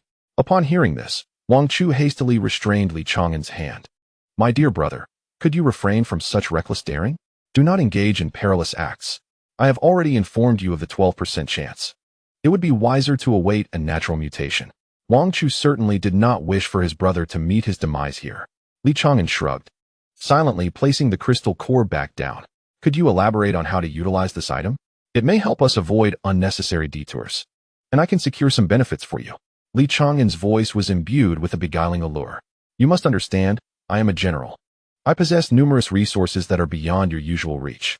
Moreover, I have heeded your advice. Our national granaries and various storages are well stocked. Upon hearing this, Wang Chu's eyes instantly sparkled with interest. The supplies in his own warehouses and supermarkets were indeed ample, sufficient to last him several lifetimes. However, the military possessed certain unique items that he lacked. Contemplating this, Wang Chu promptly nodded in agreement. No problem. The crystal cores are categorized by levels according to their energy content. The ones we just captured can only be deemed as level 1. You should have your researchers delve deeper. If they can devise an instrument capable of detecting energy fluctuations, we can discern the distinctions among different crystal cores. There will be level 2, level 3, and even higher. Wang Chu paused, shaking his head with a hint of resignation. That's about all I know. Beyond that, I am uncertain. Li Chang'an nodded, refraining from further inquiries. The vehicles sped through the streets with remarkable swiftness. The thoroughfares on either side exhibited a commendable semblance of order.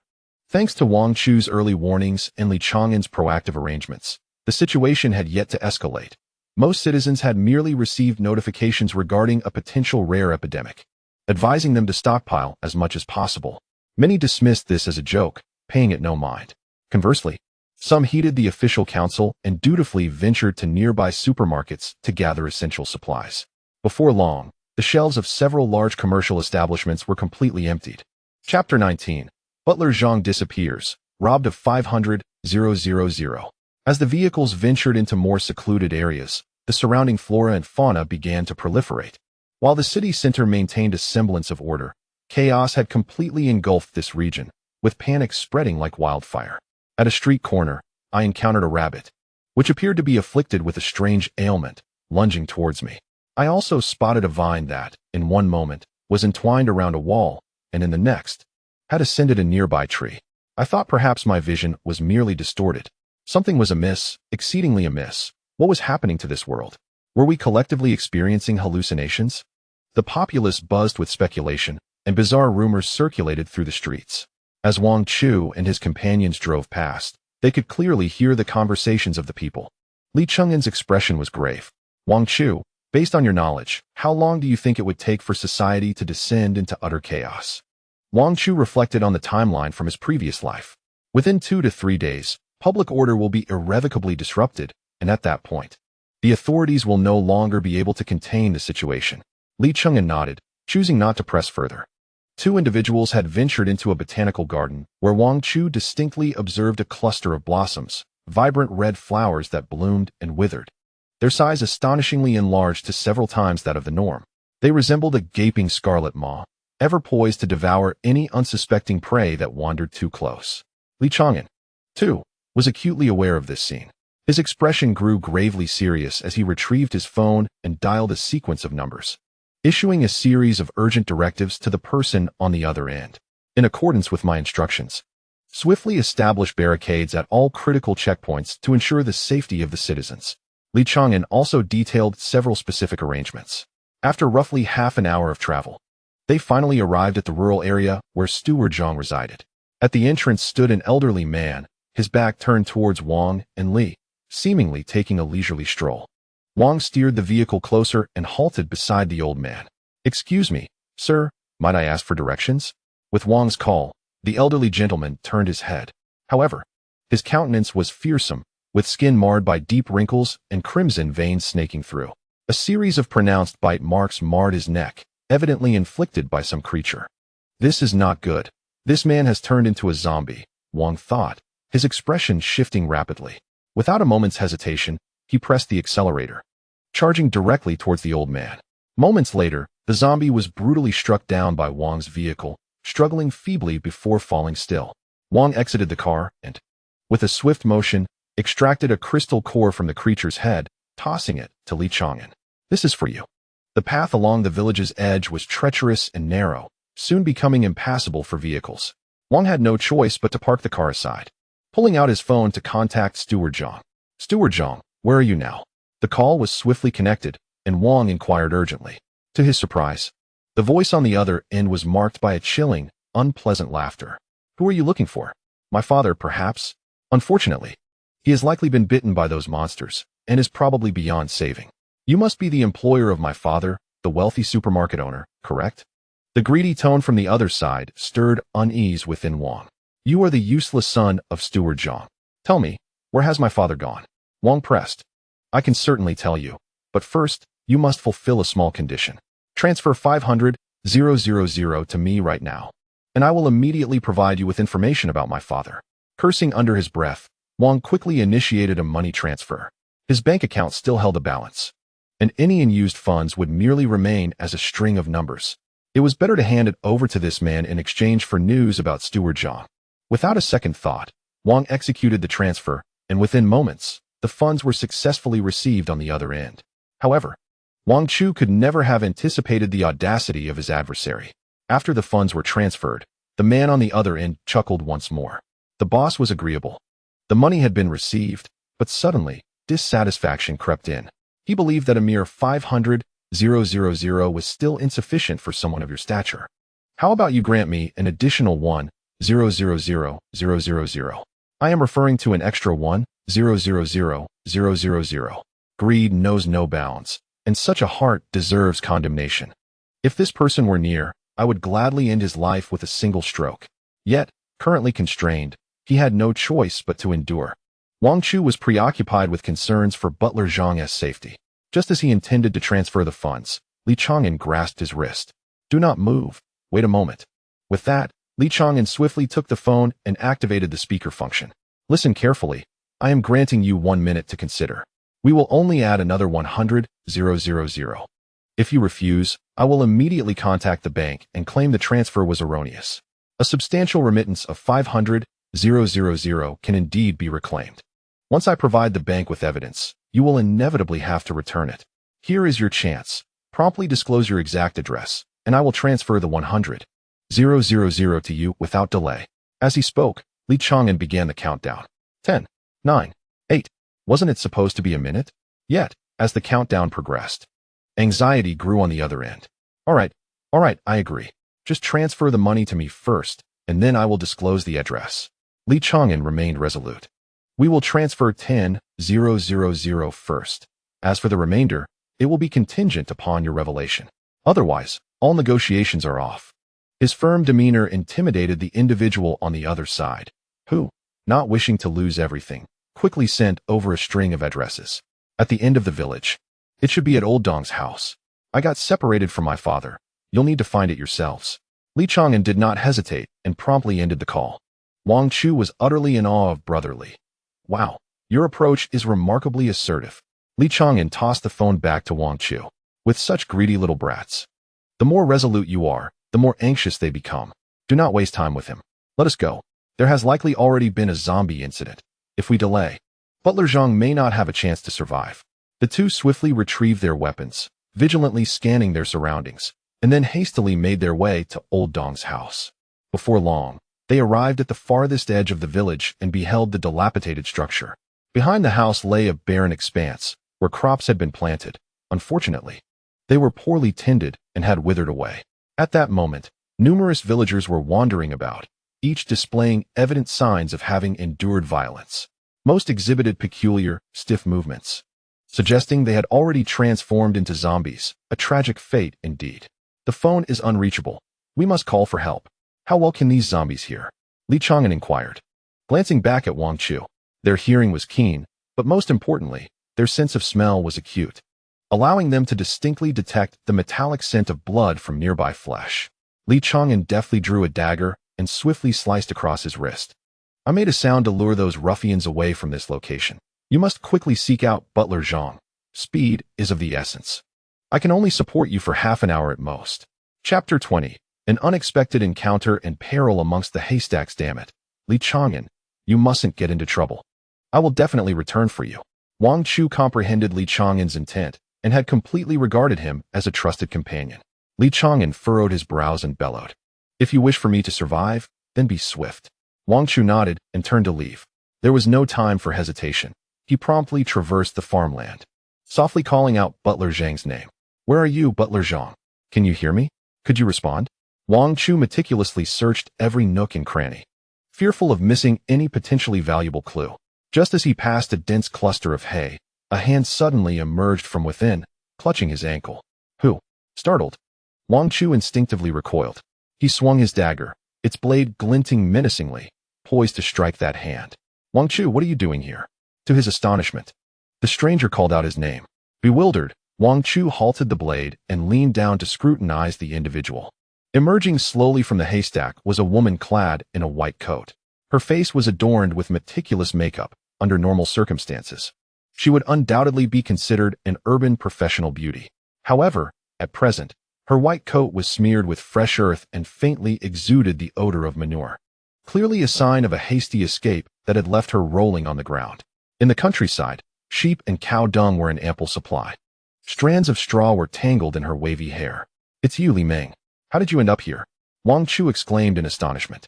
To be precise, the relationship between Wang Chu and Li Meng was not particularly deep. They had merely crossed paths once. Li Meng was affiliated with a national research institute, and their acquaintance was closely tied to Li Chang'an. The two had met when Li Chang'an brought Li Meng along on a visit to Wang Chu. Wang Chu was perplexed as to why Li Meng, a woman who took great care in her appearance, would venture into such a remote and impoverished locale. Li Meng, were you sent here to find Butler Zhang? Have you seen that old man? Referring to him as old man was somewhat inaccurate. Butler Zhang was around 50 years of age, but was well preserved, appearing to be in his 40s. Additionally, having dined on sumptuous delicacies while accompanying Wang Chu, he never presented himself as aging in front of others. Li Meng cast a glance at the image on Wang Chu's phone, and a fleeting look of unease crossed her face. I haven't seen her, she said, prompting Wang Chu to furrow his brow in suspicion. As Li Meng spoke, her brows furrowed downwards, her gaze evasively drifting towards a nearby pile of grass, making it evident that she was being deceitful. Li Meng, this person is of great significance to me. If you have encountered her, I implore you to be honest and tell me, Wang Chu urged. At this, Li Meng's demeanor shifted, her displeasure palpable. If I had seen her, do you think I would conceal it from you? Wang Chu, I would never stoop to such dishonesty, she retorted, her indignation apparent. Wang Chu let out a sigh. Very well, just stay alert, for there are dangerous entities nearby. I must seek out Butler Zhang and cannot linger here with you any longer. As he turned to depart, Li Meng abruptly seized his wrist. Don't go. Wang Chu turned back, only to find her gaze fixated on the firearm in his hand, lingering there several moments. Suddenly, it dawned on him. She was likely coveting his weapon, which explained her desire for him to remain. Despite her lies, she was, after all, a friend of Li Chang'an, and it appeared that their relationship might be evolving towards something more romantic. Recalling how Li Chang'an had bravely faced the zombies to buy him time, Wang Chu felt a pang of compassion. Just as he contemplated relinquishing the gun to Li Meng, a phrase echoed in his mind, never entrust your life-saving weapon to anyone. In that instant of recollection, he noticed a glint of silver from within the grass pile beside him. Instinctively, he recoiled. Suddenly, a man lunged forth from the pile, brandishing a dagger aimed directly at Wang Chu's heart. Li Meng, he growled, swiftly retreating and raising his gun to fire. The shot rang out, striking perilously close to the assailant, causing him to stagger back. What do you intend to do? Wang Chu seethed, his eyes coldly fixated on the two before him, wishing he could plunge the dagger into their bodies at that very moment. The situation had become abundantly clear. It was only due to Li Meng's distraction that he had failed to notice the hidden threat lurking in the grass. As the masked assailant launched his attack, both Li Meng and the man were rendered speechless, retreating a few steps in fear of the smoking gun. Wang Chu, you wield a weapon, yet we are unarmed. We nearly fell victim to a zombie just moments ago. We do not wish to harm you. We only desire your gun, Li Meng implored. Wang Chu's steely gaze remained fixed on the blood seeping from beneath the man's clothing, and he found himself doubting every word Li Meng uttered. If you truly do not wish for my demise, then you could graciously engage in a discussion with me. Behold the knife in this fellow's hand and the bloodstains upon his garments. Do you still consider your ludicrous excuses credible? Wang Chu has seen through your scheme. The man, realizing his charade was futile, ceased his performance. He glared menacingly at Wang Chu, yet dared not confront him. Listen, we are two survivors. Why not collaborate? He proposed. I possess a knife and am well acquainted with the surrounding terrain. If you can lead us out of here, we shall reward you handsomely upon our return. Wang Chu let out a cold laugh and spat at the man. Do I lack your meager coins? If I were in need of money, there are plenty of ways to earn it. He regarded the two before him with indifference. You both ought to be grateful for my steady hand just now. Had I not learned a thing or two about marksmanship from Li Chang'an, it would not merely have been a near miss. You would have been riddled with bullets. It is not too late, however. Wang Chu's heart grew colder, and his words became sharper, leaving no room for dignity for the two. Their faces turned pale, and Li Meng suddenly resorted to an emotional appeal. Wang Chu, I implore you, for the sake of Li Chang'an and our relationship, which you are well aware of, can you not accompany us? We cannot escape on our own. As she spoke, Li Meng covered her face and began to cry softly. There are numerous mutants at the village entrance, blocking our path. We simply cannot flee. I nearly lost my life to one of them. When I saw you arrive, I felt relief, albeit overshadowed by fear. I apologize for our earlier behavior. For Li Chang'an's sake, could you not lend us your assistance? We shall forego your weapon. Just help us out of here. Chapter 21. Fool, I cannot provide you with bullets.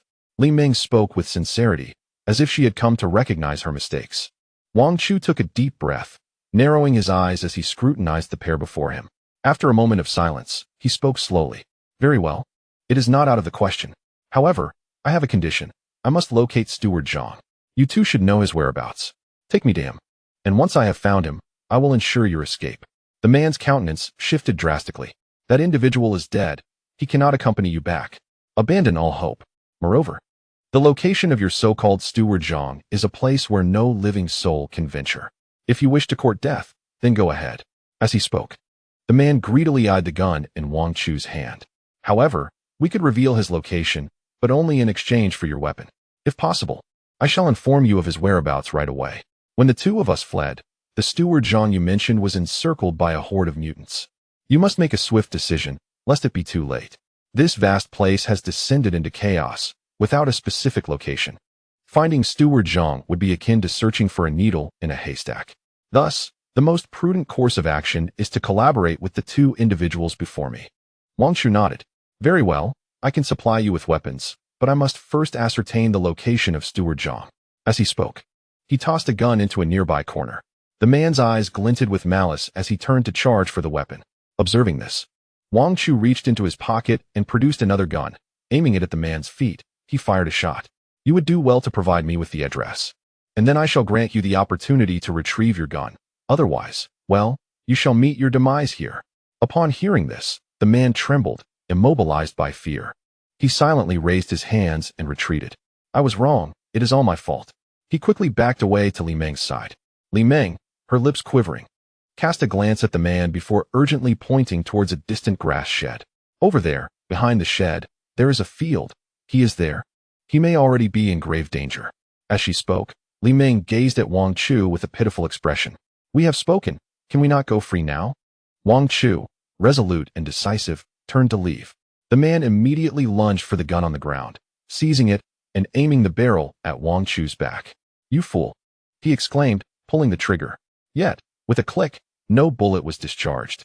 Without turning back, Wang Chu swiftly hurled a knife from his hand, striking the man's foot with a resounding thud. The man collapsed to the ground, clutching his foot and crying out in agony. It hurts terribly. Wang Chu turned, a cold smile playing on his lips. Did you truly think I would trust you? I anticipated your treachery all along. How insatiable your greed. He tossed a bullet into the air and caught it again. I am no fool. While I promised you a gun, I never vowed to provide you with ammunition. You may fend for yourselves here. Wang Chu swiftly ran towards the nearby grass hut, paying no heed to the chaos behind him. He circled the shed rapidly. Steward Zhang, are you inside? He called out. However, the hut remained eerily silent, save for the faint growls emanating from within. Just as he approached the door, it was violently thrust open. A zombie surged forth, lunging directly at Wang Chu. If I miss again from this distance, I might as well await my demise. Wang Chu raised his gun and aimed at the zombie's head before pulling the trigger. In an instant, blood splattered as the creature collapsed to the ground, writhing briefly before falling still. Wang Chu lifted his flashlight to glance inside the hut. A scene of carnage unfolded before him, with several corpses strewn across the floor.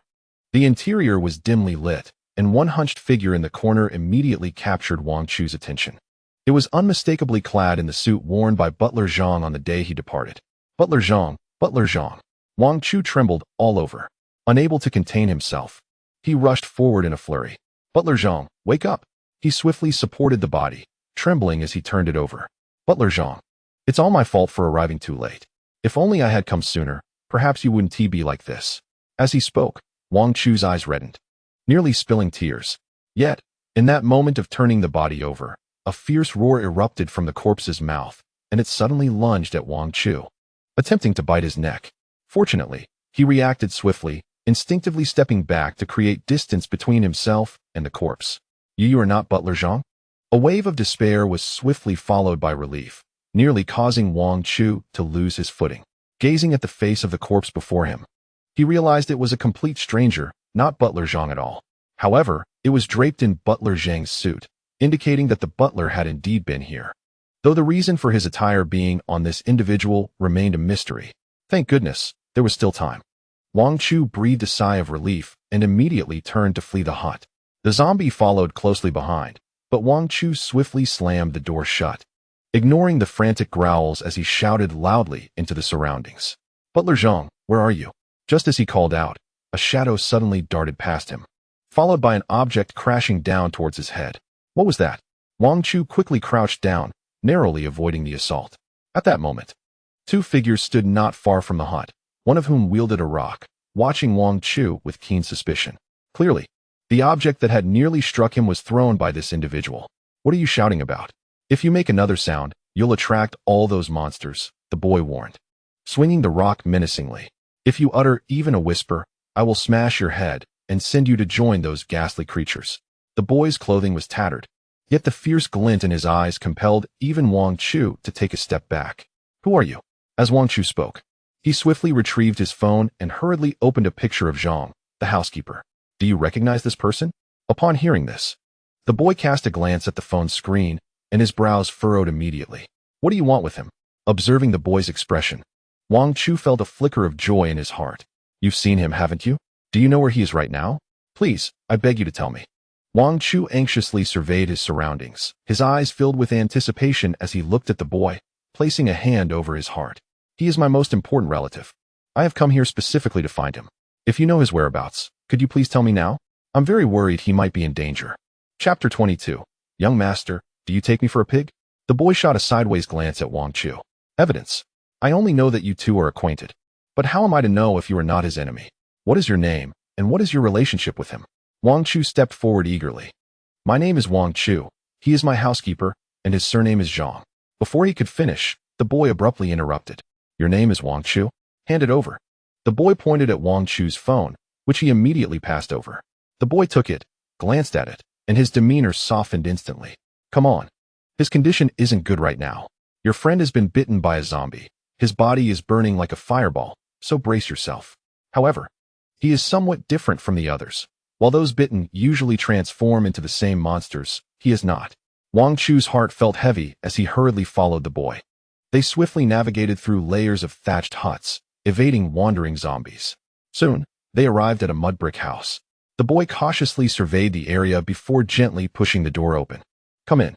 Just as the boy finished speaking, two others appeared from behind, shoving Wang Chu aside and barging into the house. What an unwelcome presence. It was Li Ming and the man. The two glared at Wang Chu with a mix of anger and embarrassment, then disregarded the wary gazes of the occupants and huddled into a corner. Wang Chu had no time to concern himself with them. He approached the boy. The boy cast a displeased glance at them, standing before a bed, and pointed at a figure lying upon it. "That should be your housekeeper, right?" Wang Chu immediately turned to look at the person's face. Indeed, it was housekeeper Zhang. However, his face was flushed with fever, and upon lightly touching his skin, Wang Chu felt blisters form in his palm. At that moment, one half of housekeeper Zhang's body showed signs of decay, while the other half retained its original form. "Housekeeper Zhang, wake up!" Wang Chu called out repeatedly, but housekeeper Zhang remained with his eyes tightly shut. However, within his veins, it felt as though worms were writhing, with grotesque protrusions rising ominously against his skin. Steward Zhang was convulsing, intermittently murmuring incoherently. It appeared that he had been bitten by a zombie, perhaps triggering a genetic mutation within him. Most likely, Steward Zhang was mutating towards the fire element. In other words, the zombie virus within him was clashing with the mutating genes, resulting in such a phenomenon. Wang Chu was stirred by a multitude of thoughts. If he could assist Steward Zhang in successfully enduring this tribulation, perhaps he could emerge alive and well. "Steward Zhang, hold on." With this thought, Wang Chu swiftly retrieved a cooling patch from his storage and applied it to Steward Zhang's body. He quickly took advantage of the distraction of those around him to pull out a small bag of ice cubes. The boy beside Wang Chu was left astonished, his mouth agape in disbelief at the array of items Wang Chu produced. However, he wisely chose to remain silent, merely observing Wang Chu without uttering a word. Meanwhile, Li Ming, who was huddled in the corner with the man beside him, gradually began to notice Wang Chu's peculiar behavior. Does this fellow carry a treasure chest on his back? Where did he procure those ice cubes? The two whispered to one another, their greedy gazes fixated on Wang Chu's backpack. He must be in possession of numerous valuable items. We need to find an opportunity to seize them. Unbeknownst to Wang Chu, his entire focus was devoted to Steward Zhang. The latter's body temperature was rising alarmingly, and blisters began to form across his skin, sizzling ominously. The popping of the blisters echoed throughout the room, while Steward Zhang's breaths grew increasingly shallow. This is bad. He might not hold on much longer. Wang Chu's eyes reddened with desperation. He began to frantically pull out fever-reducing medicine from his storage, shoving handfuls into Steward Zhang's mouth, yet to no avail. Steward Zhang remained unconscious, eyes closed, utterly unresponsive. Steward Zhang, I implore you, awaken. Do not leave me to face this apocalypse alone. Wang Chu's heart ached with an inexplicable sorrow. He disregarded everything and embraced Steward Zhang tightly. Instantly, the heat emanating from Steward Zhang enveloped Wang Chu, searing his skin and forming new blisters. Yet, in his anguish, Wang Chu seemed impervious to the pain, clinging to Steward Zhang with unwavering resolve. This man was the only family he had after his mother's passing. As Wang Chu held Steward Zhang tightly, he suddenly sensed a faint movement within his embrace. A refreshing sensation surged through Wang Chu's heart, gradually enveloping his entire being, causing even the previous heat to dissipate instantaneously. What could this be? A jolt of realization struck Wang Chu as he hastily reached for his heart. In an instant, he retrieved a small green turtle from his garment. Little green hat. How did you end up here? Didn't you grow larger? How can you shrink again?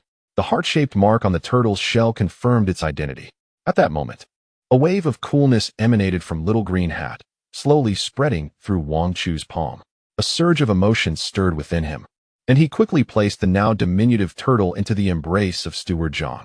Immediately, Zhang let out a long, soothing sigh, and the temperature of his body plummeted. Could it be the ice divine turtle? Wang Chu's gaze towards the turtle grew fervent.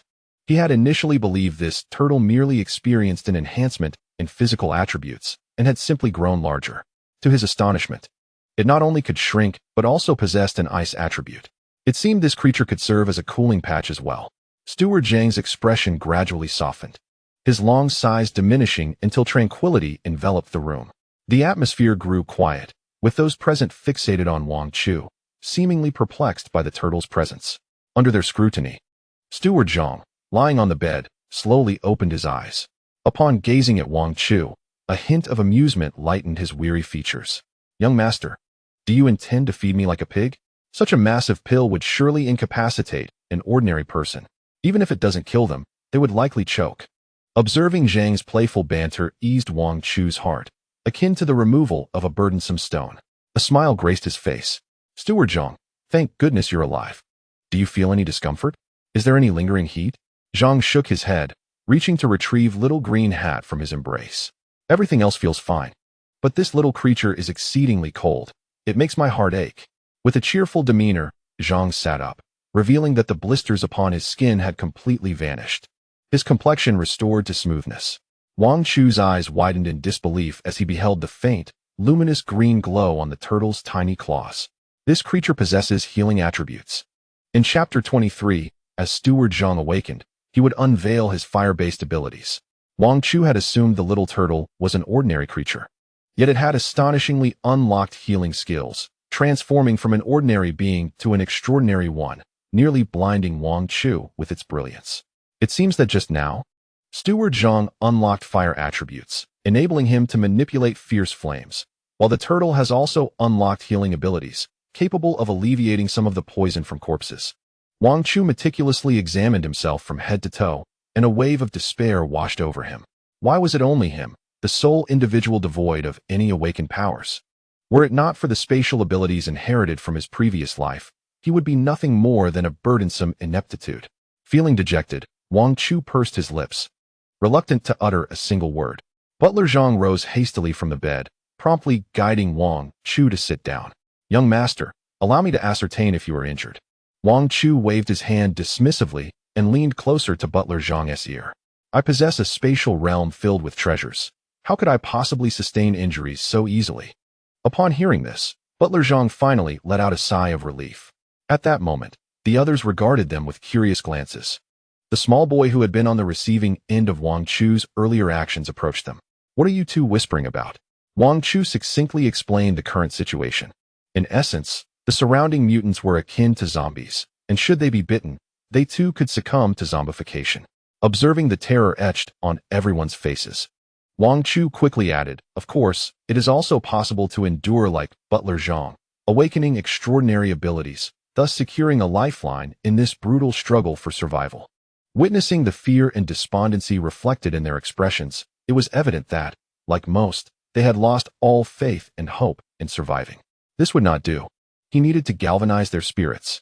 Wang Chu clapped a hand on Butler Zhang's shoulder. Butler Zhang, fire abilities are among the most formidable skills within the elemental spectrum of mutants, even proving invaluable in grand conflicts. Come now. Let us demonstrate this to the people in the room, igniting a spark of confidence within them. Butler Zhang nodded and stood up from the bed. Silence enveloped the room once more as all eyes turned to Wang Chu and Butler Zhang, standing still with his eyes closed. Butler Zhang remained motionless for a considerable time before suddenly opening them. Just as the onlookers anticipated a display of extraordinary prowess, he unexpectedly exclaimed, "Young master, I cannot." The room fell silent once again, leaving everyone utterly speechless. Wang Chu felt a tinge of embarrassment, his face flushed. He quickly pulled Butler Zhang aside. Butler Zhang, take a moment to reflect on the sensations you experienced when you lost consciousness. Consider how the heat gradually spread throughout your body. These transformative abilities must be comprehended personally, as guidance from others can only go so far. Butler Zhang nodded vacantly, his eyes reflecting an innocent confusion, clearly unable to grasp the concept. Wang Chu, feeling exasperated, recalled memories swirling in his mind. He extended 2 fingers, straightened his arm, and pointed forward, lowering his voice to address Butler Zhang. Butler Zhang, I recall encountering a fire wielder who could unleash flames simply by extending his fingers. Why don't you give it a try and see if this method proves effective? Master Zhang imitated Wang Chu's stance, extending his arm and pointing 2 fingers forward. He then moved his fingers up and down, naturally relying on the friction between them in an attempt to conjure flames. Miraculously, a plume of azure smoke began to waft upward between his fingers. Wang Chu's eyes sparkled with excitement. It worked. Zhang, step closer to the door. We wouldn't want the flames to set this place ablaze. With that, Wang Chu swiftly opened the door and pulled Zhang's arm, leading him outside. Everyone gazed in disbelief at the scene, crowding near the doorway, their eyes fixed intently on Zhang's fingers. Hope ignited within their hearts. If mutations truly existed, it meant that everyone might have a chance to survive. As they pondered this, a spark flickered in Zhang's hand, comparable in size to a flame struck from a match. Eyes widened in anticipation, the crowd eagerly awaited the ensuing display. Yet, in the next instant, the flame flickered out, extinguished in a mere second. They continued to stare at Zhang's fingers, none daring to avert their gaze. A minute passed, and even the smoke drifting from Zhang's fingertips dissipated. Is this it? This feeble ability for self-preservation? ID rather ended swiftly. The crowd stared in shock, utterly disheartened. If this was the extent of his mutation, relying on such a skill for survival seemed less desirable than a swift end. Wang Chu, too, gaped in disbelief, grasping Zhang's fingers for a closer inspection. After all that effort, you produced this paltry spark? It wouldn't even light a cigarette. Zhang's face flushed crimson as he awkwardly scratched his head. Young master, if only I had some charcoal, I could perhaps prepare a splendid barbecue for you. Forget the barbecue. Wang Chu thought of striking him. He had believed that Zhang's unlocking of fire-related mutation might grant him some degree of self-defense, enabling them to survive the peril that had claimed his life in a past life. However, at this rate, should any adversary, like the notorious Guanshan Yu, come to rob them, Zhang's feeble display would likely lead to their swift demise. Outside, the cold wind blew, carrying the rancid odor from their bodies far away. Numerous zombies, drawn by the scent, began to surge toward them. Wang Chu quickly pulled a few people back and hastily secured the door. He then nudged Zhang behind him. Do not fret too much. Even without this ability, we possess other formidable weapons. I will ensure your survival. Wang Chu peered through the cracks in the window, observing the scene beyond. As the gathering horde of zombies seemed to lose the scent of the living, they dispersed one by one. The ground was littered with the excrement of various animals, including cow and sheep dung, and nearby were 2 latrines. It was no wonder the zombies' sense of smell appeared impaired. Wang Chu felt a wave of helplessness wash over him. This family was truly fated to inhabit such a chosen location. One could only wonder how they had come to acquire this land of fortuitous feng shui. Yet, having lived amidst this refuse, it was likely that their existence had been riddled with discomfort. Nevertheless, in this apocalyptic world, it had become the safest haven. The zombies' olfactory senses were thwarted by the overwhelming odors, allowing the occupants to remain concealed within the house. Once the zombies had vacated the area, Wang Chu let out a sigh of relief. "Zhang, don't worry, we are safe now." The man beside Li Meng grasped her arm tightly. It was astonishing that there were indeed normal individuals who had successfully mutated. Although Zhang, now transformed, appeared feeble, the incredulous expression on Wang Chu's face suggested he might have encountered someone more formidable. Li Meng nodded, her eyes glimmering with longing. "Incredible. If only the flames he conjured were magnified several times, I too would desire such a mutation." "Wu Jie, do you think one must be bitten by a zombie to gain such abilities?" Li Meng pondered wistfully. Chapter 24. Get out of the house and feed the zombies. Wu Jie's expression darkened significantly. "Li Meng, you are still too naive. Have you not grasped the gravity of our situation? If we allow things to proceed as they are, we will be doomed. They not only possess firearms, but also have a fire attribute mutant among them, along with what appears to be a green turtle." Wu Jie met Li Meng's gaze. "Had this been a mere 10 minutes ago, we might have had a chance to befriend them. But do you truly believe that after the recent altercation over the firearms, they would harbor any goodwill towards us?" Upon hearing this, Li Meng's face stiffened. "What do you mean by that?" "My meaning is quite clear. They will undoubtedly seek revenge, and at that moment, we will be as defenseless as lambs awaiting slaughter," Wu Jie declared, a fierce glint flashing in his eyes.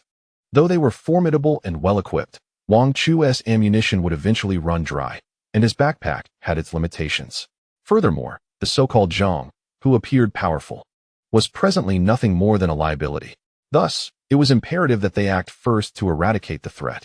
The two conspired in hushed tones from their hidden corner, devising a nefarious plan. 5 minutes later, Wu Jie rose and approached the villagers, relaying a message to each of them. Upon hearing his words, the villagers' expressions shifted dramatically. When they turned their wary gazes back to Wang Chu and Zhang, a palpable tension enveloped the air. Wang Chu keenly sensed the change in atmosphere. Upon perceiving the malevolent glint in Wu Jie's eyes, an unsettling premonition surged within Wang Chu. As anticipated, the situation escalated. Suddenly, a figure arose from the crowd. Cautiously fixated on Wang Chu, he seized a pitchfork from the shadows, its prongs aimed menacingly at both Wang Chu and Steward Zhang. "What is the meaning of this?" Steward Zhang exclaimed in disbelief, staring at the villagers whose demeanor had turned predatory. A cold smirk curled at the corners of their lips. "What are we doing?" "We are curious about your intentions," one villager retorted. "You recklessly flung open the door, nearly inviting the zombies in. What is your true motive? Furthermore, you are outsiders, and your dwelling lacks provisions. One of you wields a firearm for self-defense, while the other possesses fire-based abilities." At this moment, Wang Chu and Steward Zhang comprehended the villagers' implications. "That is not the case. We would never engage in conflict over food, for we have supplies," Wang Chu asserted, retrieving a bottle of mineral water and a bag of biscuits from his backpack. In truth, these items had been conjured from his spatial storage, a feat not easily accomplished, as frequent extrication could raise suspicions. Thus, he had filled his backpack with empty food wrappers, having consumed the contents and inflated them to occupy space. The sight of the water and biscuits rendered the villagers momentarily speechless. Although there were some rations within the house, mainly rice, flour, and a few stale breads, none were as refined as the biscuits Wang Chu displayed. A flicker of uncertainty stirred within the villagers. Robbery seemed futile now, perhaps. If they kept the two strangers, they might partake in their bounty. Wu Jie, noticing the shift in sentiment, felt a surge of dread. He understood that a compromise was out of the question. He stepped forward, igniting the crowd's fervor once more. "Are you all fools? Their backpacks are hardly substantial. The contents could barely satisfy their own hunger. Do not be deceived by them. They must be expelled." With these words, the villagers' attitudes shifted yet again, their gazes toward Wang Chu and Steward Zhang darkening. Wang Chu inhaled deeply, aware that the situation had likely reached an irreversible point. The villagers' distrust was palpable, and it appeared they were intent on expelling them. Initially, Wang Chu had been willing to share his provisions, considering the villagers had aided Steward Zhang. Yet, witnessing their callousness, his heart grew cold. Perhaps he should extend one final opportunity. Wang Chu raised his head to gaze at the villagers, extending his hand to point outside. Yet, the world beyond was overrun by zombies. Should we venture out, we would inevitably be devoured. Zhang, the resurrected steward, was filled with apprehension. "Could you shelter us for a few more days? I assure you, We will not be a nuisance. However, the villagers were resolute, dismissing all pleas. Convinced by Wu Jie's arguments. Get out now. This is our home. If you wish to stay, you are guests. If not, gather your things and leave. Do not cling to us. We do not welcome you. Do you intend to impose your presence here merely because you possess firearms? The inhabitants of the house erupted into a cacophony, their determination to expel the newcomers unwavering. Wang Chu sighed. He looked up at the villagers before him. I offered you an opportunity, yet you failed to cherish it. A flicker of unease passed through the villagers' hearts, but they still brandished their pitchforks, insisting on Wang Chu and his companion's departure. Wang Chu sighed again and turned to Zhang. Let us go. Zhang glanced back at the child in the corner. Child, you carried me back. If you can trust me, will you come with me? The frail boy hesitated, lingering in the shadows, unable to make a decision. Zhang's expression turned to one of resignation. If we survive this, I shall repay your kindness. With earnest eyes, he looked at Wang Chu. Wang Chu sighed, feigning a search in his backpack before producing half a bag of food, which he offered to the child. Here, this is a token of my gratitude. He then retrieved a dagger, forcefully placing it in the boy's hand. For self-defense, in case some individuals, despicably greedy for food, attempt to harm you. In the corner, Wu Jie's countenance darkened, especially upon seeing Wang Chu's backpack brimming with supplies, leading to a surge of regret. He inhaled deeply. Fortune favors the bold. If I do not act now, I shall await starvation. Seizing the moment of chaos, Wu Jie grasped Li Ming and, using the crowd as cover, stealthily approached Wang Chu. The child did not reach out. Instead, he silently focused on the items in Wang Chu's hands. Suddenly, with newfound resolve, he approached Wang Chu and Zhang. I will go with you. The child's voice was hoarse yet assertive. Zhang understood the boy, astonished yet filled with joy at his words. Wang Chu, however, admired the child's composure, recognizing the clarity in his eyes and comprehending the concerns that had just been expressed. In truth, Wang Chu was opposed to leaving food for the boy. After all, the child appeared exceedingly frail, likely lacking in strength. Carrying such a substantial bag of provisions would undoubtedly render him a target, akin to a lamb among wolves, drawing the attention of all the villagers. Should these villagers harbor benevolence and retain a modicum of rationality, there might be a glimmer of hope. However, if their hearts were consumed by malice, the child could very well lose his life. Yet at this moment, Wang Chu could not devise an adequate means to repay the boy. Hence, he decided to bestow upon him an additional knife, hoping the boy could safeguard both the provisions and his own life, such is the cruelty of the apocalypse. Evidently, the child had grasped this reality as well, the instant the food was revealed. He recognized that he had become the focal point of everyone's gaze and was compelled to make a choice. The boy understood he could no longer remain behind. Thus, he resolved to follow Wang Chu. Wang Chu smiled gently at the boy and inquired, "What is your name?" The boy, clutching the food, accepted the knife from Wang Chu's hand. He pointed towards another girl huddled in the corner. "My name is Li Yan, and that is my sister, Li Ro. May I make a request? Can I take my sister with me? I cannot leave her alone." The boy's eyes were earnest as he gritted his teeth and handed the food to Wang Chu. "I do not want your belongings. Consider the knife alone for my self-defense and to ensure my sister's safety. If you allow me to take her, it will suffice as repayment for your previous kindness. And we shall owe each other nothing." Courageous and astute, he demonstrated thoughtful foresight. This child was worth taking in. And that was the singular thought that crossed Wang Chu's mind. His gaze softened slightly. "No problem. Bring your sister along." Li Yan nodded and called out to Li Ro. "Sister, come quickly." Li Ro hurriedly rose and joined her brother, her expression tense as she cowered behind him, casting a timid glance at Wang Chu. "Then let us be off." Wang Chu turned, ready to lead the two children out. However, just as he pivoted, a figure suddenly lunged from the crowd. It was Wu Jie. Having seized the moment, he grasped Wang Chu's backpack strap and swiftly yanked it back. Clutching a knife in his hand, he deftly maneuvered, causing Wang Chu's backpack to fall into his possession. Wang Chu turned in shock. Wu Jie glared at him with malice. "I will take everything. Now that you are unarmed, let us see how you intend to reclaim it." Wang Chu regarded Wu Jie as one might a simpleton. The backpack contained nothing but rags. There was no weapon or sustenance within, and now the strap was severed. If the fool truly desired it, he could have it. Wang Chu huffed disdainfully and turned away. With a dismissive huff, Wang Chu declared that he was too preoccupied with meeting his friends to deal with Wu Jie, warning him not to cross paths again. He coldly tossed a parting remark before seizing the hands of Steward Zhang and Li Yan, leading them swiftly outside. Wu Jie, a smirk plastered across his face, scoffed at their naivety. As you venture out from here, your survival remains uncertain, yet you dream of encountering me again. I shall await the day those wretched zombies outside feast upon you. Farewell, Wang Chu. His laughter echoed derisively, mocking Wang Chu's arrogance. Wang Chu merely shook his head, finding it beneath him to engage further, convinced that conversing with such a fool would only diminish his intellect. They soon exited the building, leaving Wu Jie behind, who was now invigorated, clutching his backpack and hastily dragging Li Meng to a corner. The villagers around them regarded the duo with keen suspicion, a fact Wu Jie remained blissfully unaware of. Li Meng, more perceptive, spoke anxiously. Wu Jie, let us be cautious. I sense the villagers are eyeing us ominously. They seem intent on seizing what we possess. Wu Jie chuckled coldly. Let them come. With that, he produced a small vial from his person and, with a swift motion, hurled it violently to the ground. The resulting explosion shattered a nearby stool into countless fragments. Wu Jie, we only have 3 of these life-saving items. Why did you waste one? Li Meng exclaimed, panic etched across her face as she leaned in closer. Even contemplating a reprimand, Wu Jie remained unfazed, brushing her hand aside and grinning maniacally at the terrified villagers. Behold, I possess numerous such treasures.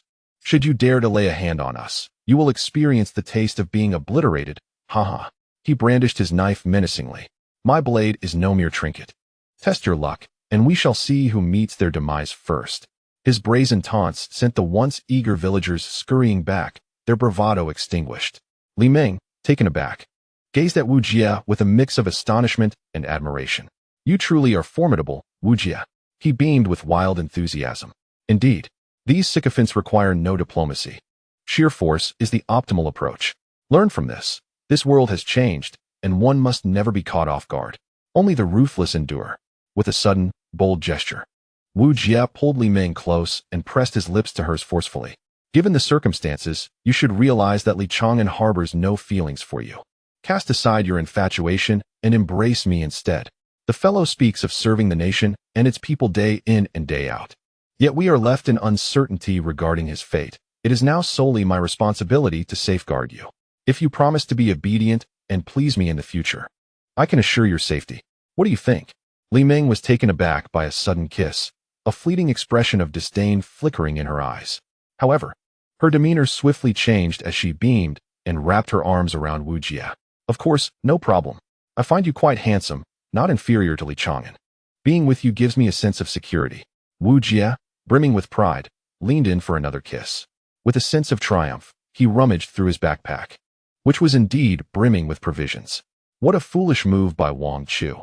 If it were me, I would have fought tooth and nail to seize that backpack, for it could be a matter of life and death. As he spoke, he pulled out a bag of biscuits, intending to satisfy his hunger. However, upon eagerly tearing open the package, he was met with disappointment.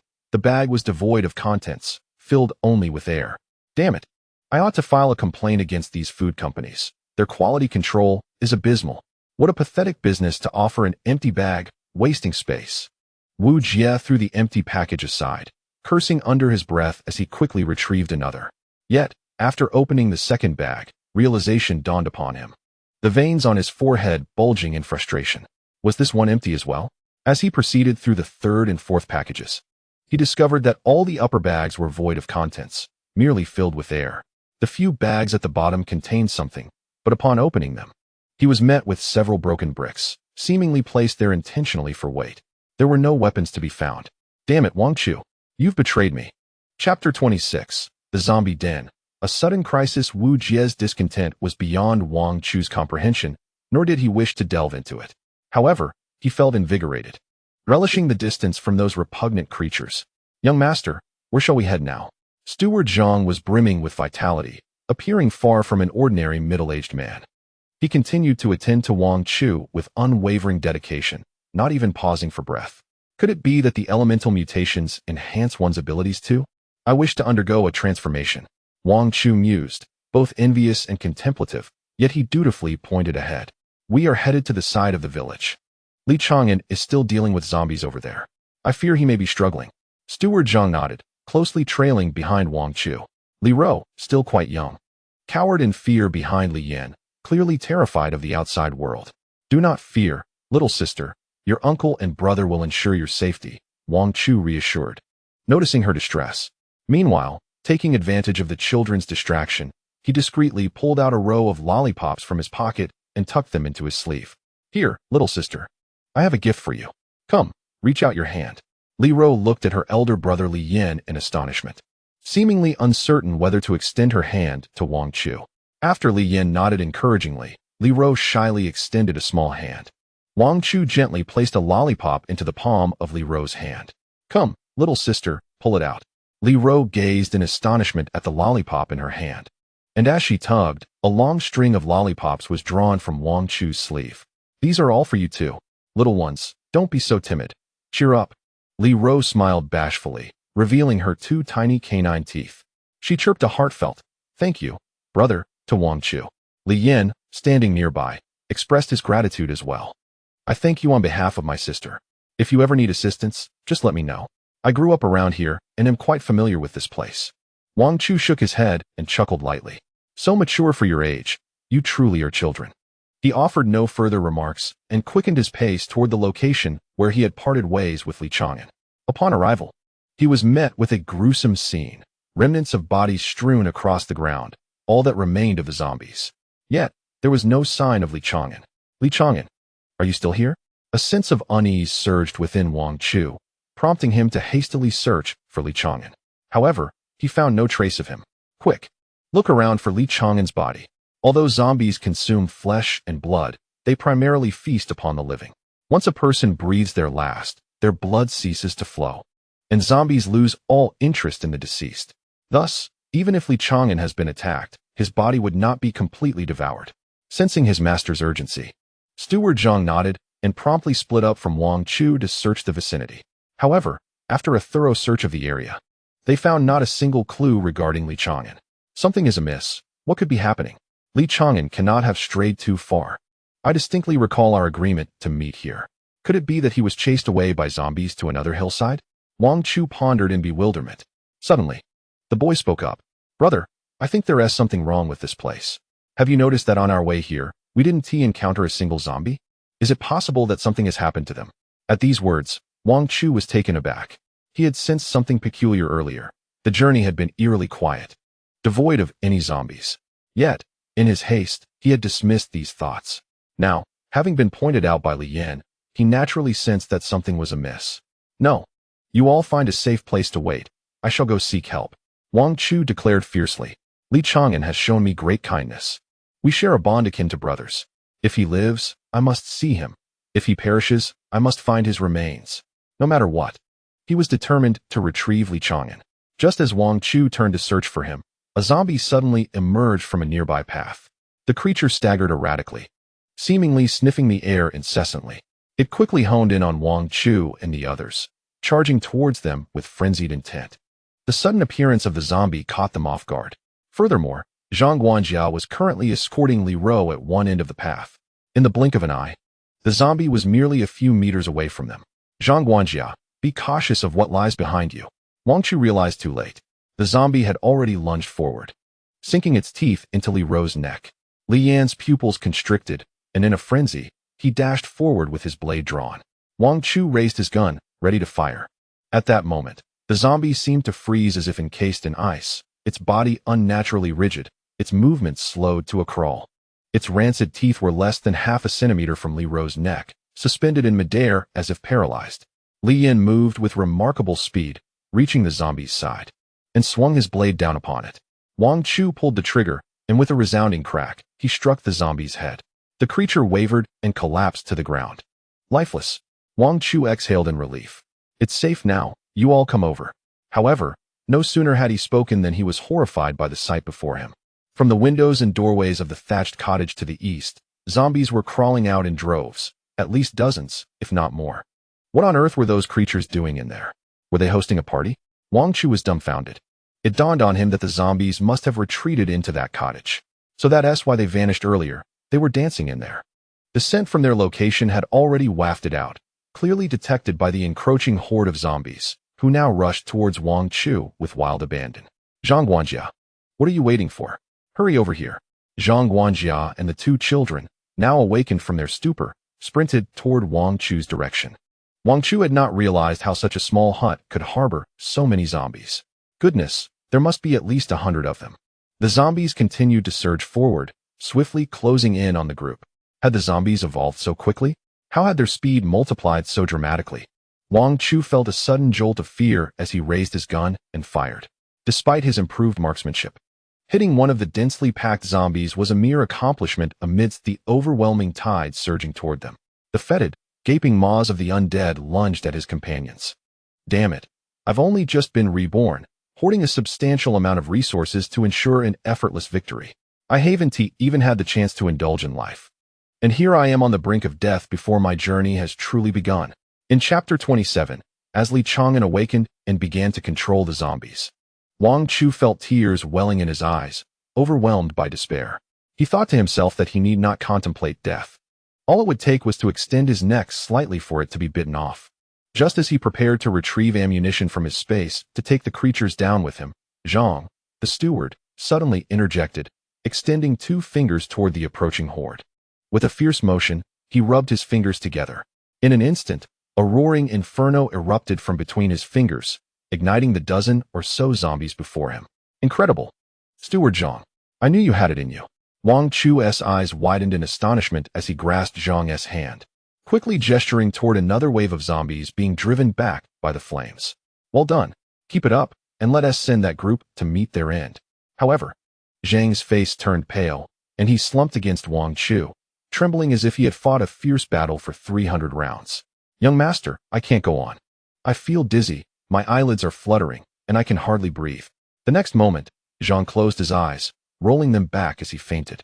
What a surprise. Is your skill truly a one-time use? Wang Chu thought in disbelief. One grand display, and then a year's rest? The flames may have repelled one wave of zombies, but more continued to surge forward, and without the fire, they charged at them once more. Before long, they found themselves encircled. Yet, the zombies seemed to fear the remaining flickers of flame, hesitating at the outer edge, eager yet cautious. What do we do now? Wang Chu's heart sank, sensing that their end was near. Just as despair threatened to consume him, he witnessed the zombies on the eastern front parting to the sides. Suddenly, these eager creatures let out earth-shattering roars before turning and kneeling in unison toward the east. Wang Chu stared in disbelief. What on earth are they doing? I thought the Zombie King required 1.5 years to evolve. Could the butterfly effect be so powerful that the super-mutated zombies have emerged already? This is impossible, absolutely impossible. Wang Chu gazed ahead, incredulous. At this moment, against the wind, a solitary figure stood atop the hill. With a cold expression, he beckoned to Wang Chu with a casual flick of his finger. What are you dawdling for? Hurry up and come here. Are you waiting to be devoured by these creatures? Wang Chu rubbed his eyes in disbelief, fixating on the silhouette on the slope. To his astonishment, it was none other than Li Chang'an. Li Chang'an, what on earth is happening? Despite his confusion, Wang Chu dutifully hoisted butler Li onto his shoulder, took the hands of Li Yin and Li Ro, and hastened toward the small hillock where Li Chang'an stood. Goodness, Li Chang'an, don't tell me these zombies have suddenly ceased their onslaught solely because of you. Li Chang'an, with an unruffled demeanor, nodded affirmatively. Yes, now follow me swiftly. If you don't wish to be caught and turned into a snack, refrain from indulging in unnecessary chatter. Once I escort you to safety, I shall explain everything in detail. Wang Chu nodded and followed Li Chang'an to the highest point of the hill, where the entire village lay visible before them. Unable to contain his curiosity any longer, Wang Chu pressed on. Li Chang'an, what is going on? Why did those zombies suddenly stop? Could it be that you? Li Chang'an interrupted him with a nod. Yes, my abilities have awakened.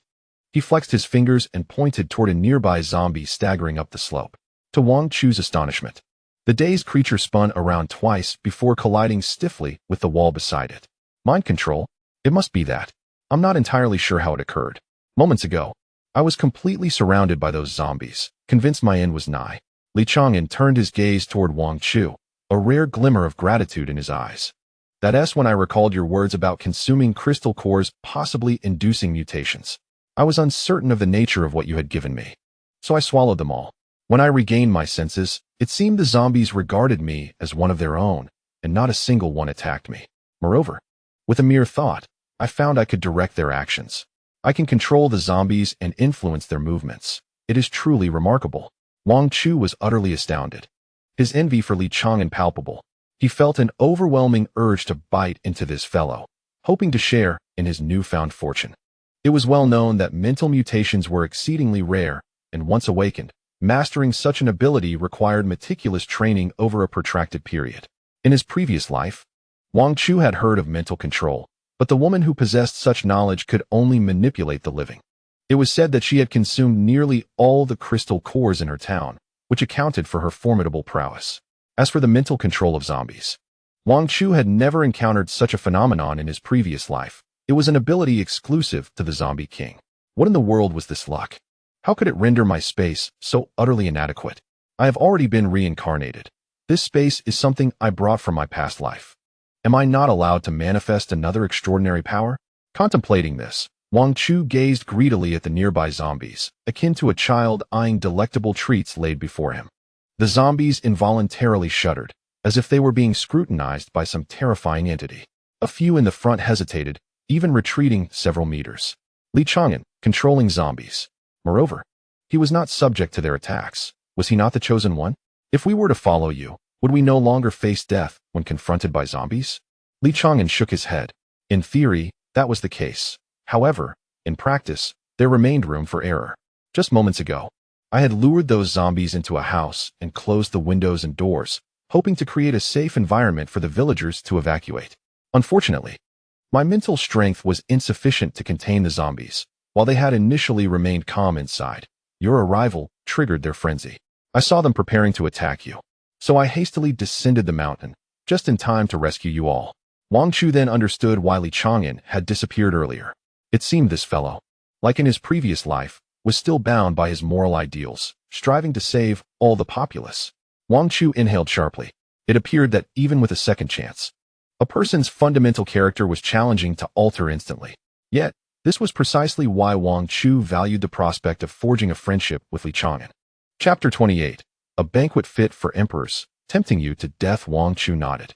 Li Chang'an, if my estimation is correct, your abilities must still be limited, am I right? You can only control one or a few zombies at a time, and not an entire horde at once. Li Chang'an nodded. Indeed, I cannot control all the zombies, currently. I can only manage to effectively control two. Moreover, my control extends only to a radius of 20 meters around me. These zombies will not approach within a meter of my body, so as long as you stay close to me, they will not bite you. Wang Chu felt tears of frustration welling up. He was envious to the point of madness. If only he possessed such abilities, he would be living a life of luxury and indulgence. At that moment, Wang Chu inadvertently cast his gaze down the mountain.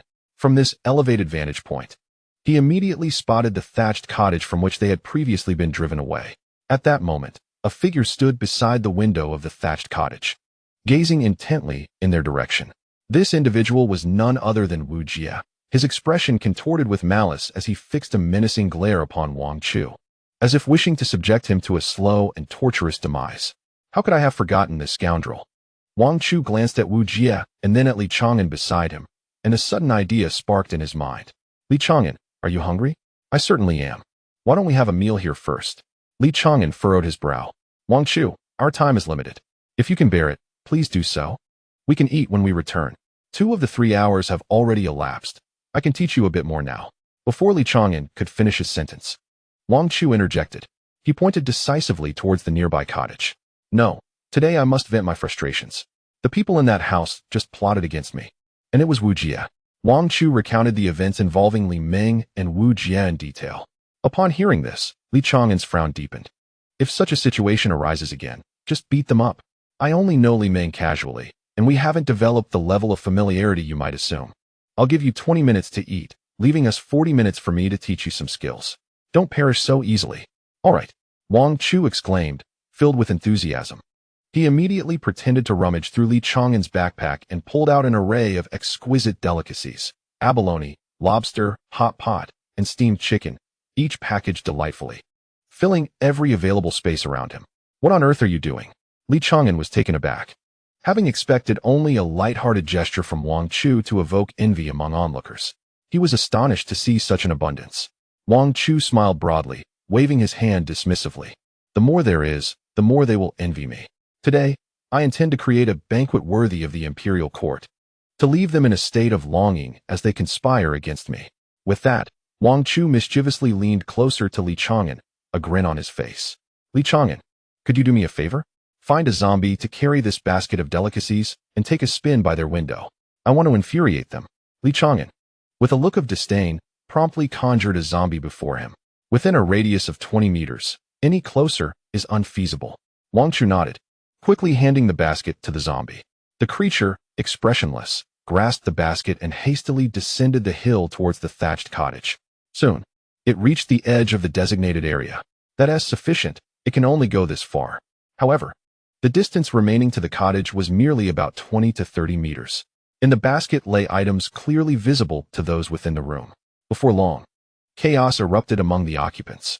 Moments later, Wu Jie and Li Meng were unceremoniously expelled from the premises, trembling as they cast fearful glances at the nearby zombie. Paralyzed with fright, they cowered against the doorframe, shivering uncontrollably, and suddenly fell to their knees, fervently bowing towards Wang Chu and his companions. Delightedly, Wang Chu indulged himself with a fried chicken leg, savoring the succulent juices that splattered as he took a hearty bite. A wave of satisfaction washed over him, particularly as he observed the expressions of regret etched upon the faces of the two. After a fulfilling meal, 20 minutes had passed. Li Chang'an rose promptly, slapping Wang Chu on the shoulder. Enough eating, we must depart at once. You have merely 40 minutes left, and that is scarcely sufficient for further practice with your firearm. He gestured towards the open ground nearby. I will gather all the zombies there shortly, and your task will be to shoot while I assist you in honing your marksmanship. In the coming days, our paths may not cross again, and I must equip you with the skills necessary for survival. A trace of disdain flickered across Li Chang'an's face. Your shooting skills are utterly abysmal. 3 shots to hit a target at close range? Such wastefulness. With that, he turned and descended the mountain. Wang Chu found the chicken leg in his hand suddenly unappetizing. He silently gathered his belongings, a surge of frustration coursing through him. Why must he belittle me incessantly? It's infuriating. Meanwhile, Li Chang'an made his way down the mountain path, and the zombies lining the route appeared to recognize him as their leader, retreating in unison to clear a passage. Is this really how it works? Wang Chu, having endured repeated blows to his confidence, felt utterly desensitized. He lamented that no matter how hard he tried, he would likely never match Li Chang'an's formidable and extraordinary abilities. If only I had consumed those crystals myself, he mused. Yet he understood deep down that even if he had, it was uncertain whether he would gain such powers. Each individual possesses unique physical attributes and genetic makeup. Thus, the effects of each crystal vary significantly, contingent upon the individual's fate. Observing Li Chang'an traverse through the zombies unscathed, Li Meng, who lay prostrate a short distance away, suddenly brightened, waving frantically and calling out, Li Chang'an, I'm over here. Please, come help us. I do not wish to be devoured by these grotesque creatures. Li Chang'an's expression remained impassive as he exchanged glances with his companions, seemingly oblivious to Li Meng's plight, before turning away once more. Wang Chu remained there, observing the spectacle. Li Chang'an shouted towards the hillside, Wang Chu, look over here. If you continue to be so indecisive on the battlefield, prepare to have your head blown off. If you were one of my soldiers, I would make you run 100 kilometers to instill some discipline. Chapter 29, Shooting Practice. Li Chang'an's provocation. Li Chang'an showed no mercy towards Wang Chu. Turning around, Wang Chu ceased to pay attention to Li Meng and Wu Jie, who continued to bicker for a while. Upon realizing that no one was engaging with them, they fell silent, and the atmosphere grew still. Li Chang'an, having navigated through the horde of zombies, walked further away. The zombies lining the road obediently parted, eliciting a surge of frustration within Wang Chu. After advancing 20 meters, Li Chang'an halted, extending his palm towards a zombie on the road and gesturing to the right. The zombie paused momentarily before marching precisely to Li Chang'an's front. Stepping back, Li Chang'an called out to Wang Chu, 20 meters practice, make it quick. He then pointed to the zombie's head. Wang Chu felt a stirring within him, a mix of trepidation and an indescribable sense of gratitude. All right, I understand now. Li Chang'an was assisting him in honing his shooting skills. No wonder he had been so insistent. He intended to use these zombies to enhance Wang Chu's self-defense abilities. Wang Chu raised his gun, aimed at the zombie, and pulled the trigger. A loud bang echoed as a bullet grazed Li Chang'an's arm, nearly striking his heart. Startled, Wang Chu's heart raced. Li Chang'an, are you alright? Li Chang'an fixed a cold stare on Wang Chu. Stop wasting time, continue. When Wang Chu attempted to shoot again, his hands trembled uncontrollably, rendering him unable to pull the trigger, fearing he might accidentally harm Li Chang'an. Li Chang'an frowned and suddenly commanded the zombie to lunge at his arm. Startled, Wang Chu instinctively squeezed the trigger. The shot rang out, hitting the zombie squarely in the chest. Although it did not kill the creature outright, it staggered back and fell to the ground. Well done. With Li Chang'an's encouragement, Wang Chu's tumultuous emotions settled, and he steadied his aim. Wang Chu, keep aiming. Extend your arm, focus on the zombie. First, close your left eye, then your right, and estimate the distance difference. Multiply that by 10, and you'll have the distance between you and the zombie. You're currently 20 meters away. Take a moment to feel it. Wang Chu nodded, following Li Chang'an's instructions to measure the distance. To his surprise, this technique proved effective, confirming he was indeed within the 20-meter range. Under the guidance of Li Chang'an, Wang Chu's marksmanship improved significantly. After several attempts, he nearly achieved perfection, even managing to strike zombies from a distance of 100 meters. Half an hour slipped by quietly. Li Chang'an strode up the slope and grasped Wang Chu's hand, which still lingered with eagerness. All right, the zombies here have been nearly eradicated. You've turned them into a sieve. Wang Chu, slightly dazed, nodded and reached into Li Chang'an's pocket. I recall you just extracted the brains of those zombies and found a few crystal cores? Li Chang'an, appearing somewhat embarrassed, cleared his throat. However, before he could stop Wang Chu, the latter had already turned out both of his pockets, which were conspicuously empty. Brotherly, did you really extract the brains of the zombies? Were you thorough in your efforts? Li Chang'an, feeling helpless, coughed again to mask his discomfort. I nearly turned it into tofu pudding, but alas, there was nothing inside. Great, a chosen fool. He should never have been allowed to come into contact with any zombie crystal cores. Wang Chu looked sorrowful, but as he gazed at Li Chang'an's sincere face, he found himself unable to voice a single complaint. After all, were it not for Li Chang'an, he might have already met his demise. Had it not been for him, he would never have reached this point, let alone had the opportunity to find Steward Zhang, not to mention that he had recently risked himself to assist in practicing marksmanship. Never mind, it's just a bit of bad luck, Wang Chu muttered, patting Li Chang'an on the shoulder. Don't be too disheartened. It's all a matter of chance. It's not your fault. In the aftermath of the apocalypse, everything was shrouded in mystery. Even the most knowledgeable researchers could not definitively answer every question. Li Chang'an need not dwell on it. Wang Chu chose not to elaborate further. Trusting that Li Chang'an understood his sentiment, they left behind a field of zombies and turned towards the vehicle. We must leave this village swiftly. I need to report the situation here to the Jinlong headquarters as soon as possible. Delays could lead to unforeseen mutations. All right, great benefactor, great fool. With your fervent patriotism, you proclaim your love for the people daily. Wang Chu rolled his eyes. Having never served in the military, he could not comprehend Li Chang'an's sentiments. However, with Li Chang'an so determined, Wang Chu had no grounds to intervene. He could only press the accelerator, hastening their return. Yet, neither anticipated that the vehicle would suffer a flat tire midway. What the heck? This is a specially modified military jeep. Why do the tires seem like cheap knockoffs? After just a few kilometers, it's already ruined? Wang Chu glared at Li Chang'an, acutely aware that he had been duped by the individuals on the website provided by Li Chang'an. The quality of this vehicle was undoubtedly subpar. Li Chang'an furrowed his brow, and, just as Wang Chu was about to open the door to exit the vehicle, he grasped his arm firmly and shook his head gently. Stay still, remain in the car. He turned to the back seat and reiterated his instructions to the three occupants. Zhang Guanjia, Li Yin, Li Rou. Regardless of what transpires shortly, do not exit the vehicle. Having concluded his warning, Li Chang'an exchanged a meaningful glance with Wang Chu. Before we boarded, I inspected your military jeep. The tires are in perfect condition, and there is a spare at the rear. Upon hearing this, Wang Chu's heart tightened. Suddenly, he comprehended Li Chang'an's implication. Are you suggesting someone has punctured the tires? Li Chang'an nodded. He peered through the tinted windows, which concealed the interior from outside observers, thus discouraging any rash movements. But trust me, should we choose to exit the vehicle, these individuals will undoubtedly emerge to commence their robbery. Li Chang'an cautiously surveyed the surroundings. He quickly pointed towards two dilapidated, abandoned buildings on either side. Do you see those structures? Just now, I caught a glimmer of light on the third floor. but it vanished almost immediately. I suspect someone is up there. As he spoke, he gestured towards a nearby heap of discarded construction debris. There are piles on both sides. I believe they are concealed behind them.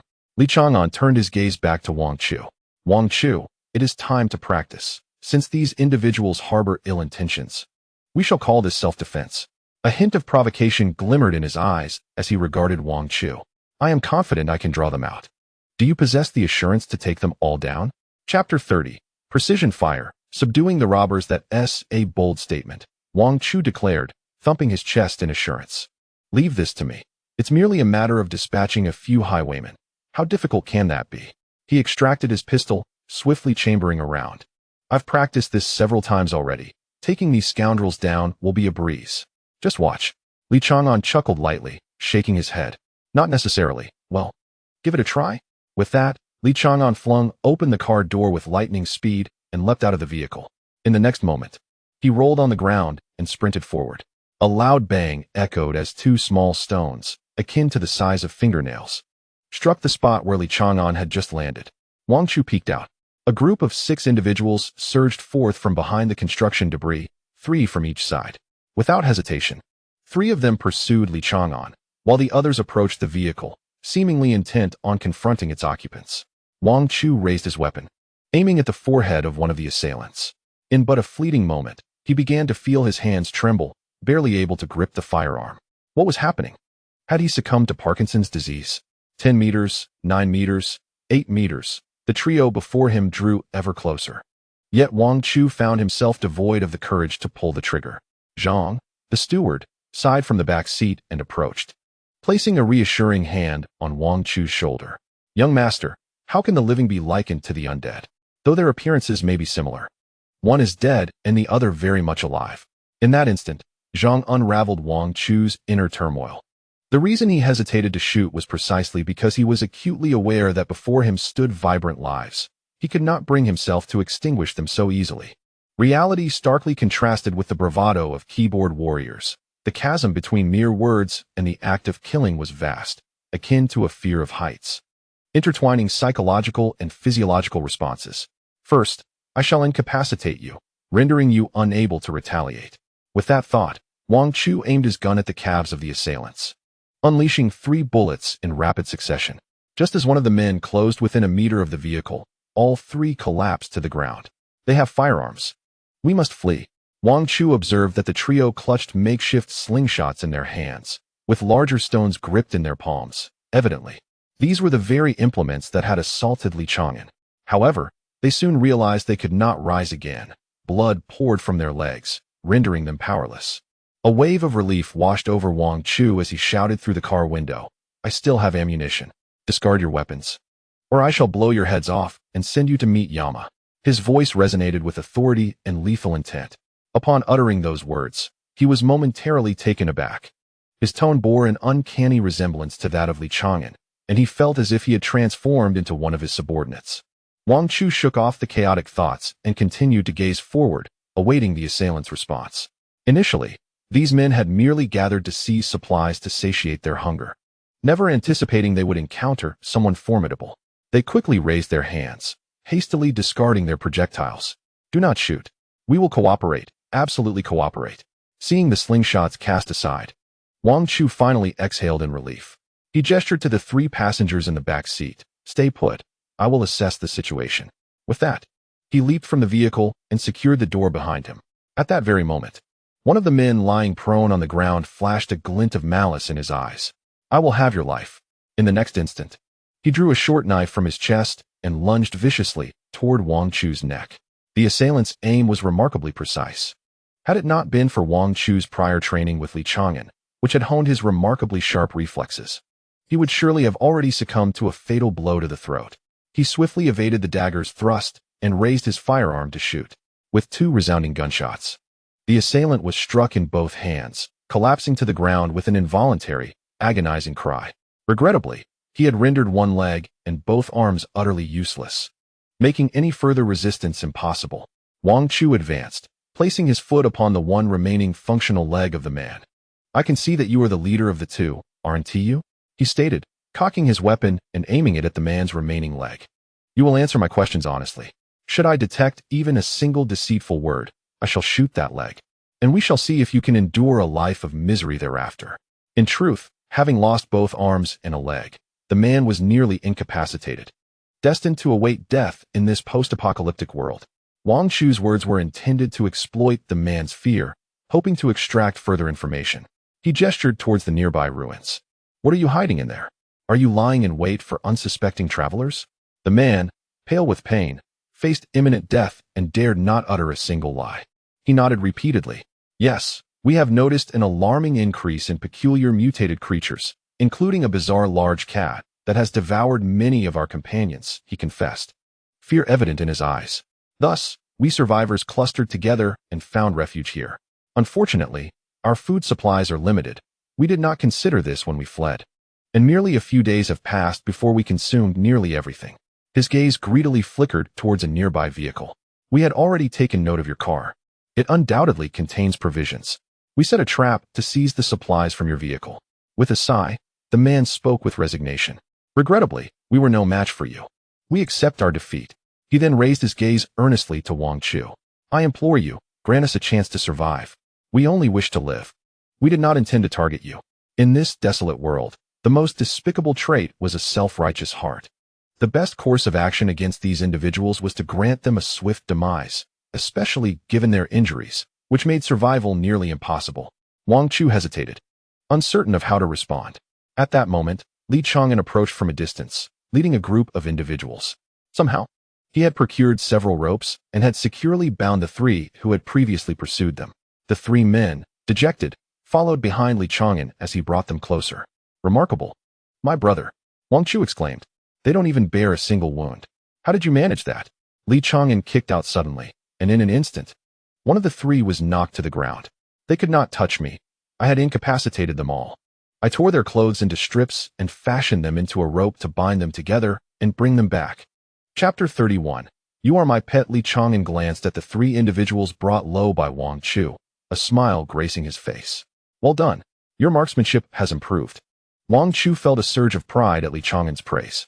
He triumphantly flicked his pistol, nearly injuring himself in the process. He chuckled. These fellows nearly hit me with a slingshot earlier, but I managed to take them down. I lack your formidable skills and can only rely on my firearm to secure my survival. Li Chang'an nodded, then gestured to the incapacitated trio. You decide how to handle this. Wang Chu was momentarily taken aback. He hadn't contemplated a solution. I don't know. I am unwilling to eradicate them completely. But if we leave them here, they are as good as dead. Their wounds cannot be treated under the current conditions. Li Chang'an nodded, his gaze towards Wang Chu filled with encouragement. Then you must make the decision. What shall we do? Do you intend to take them to the vehicle? Wang Chu immediately shook his head. No. I am not that benevolent. Taking these individuals would be akin to carrying 6 ticking time bombs. I do not wish to meet my end so soon. As he spoke, he had already resolved within himself. Wang Chu theatrically retrieved bandages, alcohol, and medical supplies from his belongings, placing them into a transparent bag and tossing it over. I can only do so much. I do not wish to kill you, but I will not allow you to hinder us. With that, Wang Chu turned and moved to the trunk, pretending to retrieve 2 spare tires. In reality, they were summoned from his spatial storage. Li Yan, upon seeing Wang Chu's actions, brightened momentarily, but his expression quickly returned to calm, feigning ignorance. Wang Chu glanced at Li Yan, clearly noticing this young lad's awareness of his unique abilities. However, it was evident that Li Yan preferred not to elaborate. He was clearly an astute child. Having this child by my side will undoubtedly simplify matters. Wang Chu grasped the 2 tires and rolled them to the front of the vehicle. Meanwhile, Li Chang'an expertly removed the old tire, seamlessly taking the new one from Wang Chu's hands and replacing it. Just as Wang Chu was about to turn to the other side, Li Chang'an suddenly spoke coldly. Wang Chu, one must remain vigilant. The items you possess are astonishingly extraordinary, and you should exercise restraint. Wang Chu was initially taken aback, but he quickly realized that Li Chang'an had also discerned his unique storage ability. Moreover, he should refrain from making his intentions too obvious and avoid excessive exposure in front of Li Yan and the others. All right, I understand, Wang Chu thought warmly to himself. It is likely that Li Chang'an, with his astuteness, had already discerned some of the issues surrounding him. Yet, he never voiced them, bestowing upon him the utmost respect. Such a friend is indeed a stroke of fortune, perhaps earned over several lifetimes. Wang Chu swiftly moved to another side to change the tire. Once he ensured that the vehicle was capable of functioning properly, the two of them took their respective places in the driver's seat and the passenger seat. At this moment, the bandits had managed to perform rudimentary first aid on themselves and had freed themselves from their bonds. However, upon glancing at Wang Chu's vehicle, they found their previously bold spirit of contention dissipated. With a sigh, Wang Chu quietly retrieved a bag of food and tossed it out of the window. This is for you. Cherish your lives. The apocalypse does not entail a relinquishment of humanity, and a lawless realm does not necessitate a descent into savagery. With that, Wang Chu pressed down on the accelerator, and the car surged forward. The bandits, momentarily dazed, suddenly scrambled towards the food that lay on the ground. They tore open the bag, hastily retrieving the sustenance and water, and began to consume it ravenously. Wonderful. Finally, something to eat. The two fools truly believed themselves to be saints, giving away food in a world rife with scarcity. As they spoke, a sense of pride washed over them, accompanied by curses directed at the departing Wang Chu and Li Chang'an, as if such vitriol could alleviate the humiliation and grievance they had just endured. Yet, as they reveled in their feast, the leader of the six suddenly gasped, a splatter of blood erupting forth. In the next instant, he clutched his neck and collapsed, still clutching half a loaf of bread in his mouth. The rest of the group, attempting to rise, were swiftly dispatched. Their throats slit before they could even regain their footing. With eyes wide open, they looked up in disbelief, and then succumbed to silence, their breaths extinguished. Wu Jia crouched down, checking for signs of life by feeling near the nostrils of the fallen. He then delivered a powerful kick to one of the bodies, sending it sprawling about a meter away. You scum, your existence is a waste. With that, Wu Jia rushed to the bag, extracting a bottle of water and gulping it down greedily. Li Ming licked her parched lips, unable to resist stepping forward. Wu Jia, before she could finish her sentence. Wu Jia struck her across the face. Her cheek swelled instantly, rising half a centimeter. Tears welled in Li Ming's eyes, though she longed to cry. Her voice was trapped within her throat, fearful of receiving another blow. Wu Jia, akin to a benefactor tossing scraps to a stray dog, extracted a packet of biscuits from his bag and flung it before Li Ming. He then hurled a nearly empty bottle of mineral water in her direction. Here, eat, he proclaimed, as he gathered the remnants of his provisions into his palm. I hope you understand that these 6 individuals were all slain by my hand, and the supplies were seized by me. If you are to eat, then these items rightfully belong to me alone. It is already a kindness that I sustain you, should you dare to covet my belongings. Wu Jia licked his lips and wiped the blood from his dagger. Then I shall ensure you learn the taste of warm blood. Do you comprehend? Li Ming trembled in fear, instinctively retreating. She nodded numbly, too terrified to reach for the biscuits and water on the ground. Wu Jia let out a cold snort and kicked the food closer to her. You will eat as I command. He seized a handful of her hair, forcing her to lift her gaze. Once you are satiated, we shall attend to other matters. You are now my dog, do you understand? You may only die at my behest. Otherwise, you shall eat well and endure, regardless of your discontent. Li Ming swallowed her grievances and fears, nodding despondently. Wu Jia discarded the strand of hair he had torn from her head and berated her further. Li Ming fixed her gaze on the distant tire tracks, her heart heavy with regret. Chapter 32. Farewell to Li Chang'an. Continuation of resource scavenging in the military jeep. Wang Chu turned to the 2 children. Now that we have brought you out, we must take responsibility for you both. He gestured to his chest, and then pointed to Li Chang'an beside him.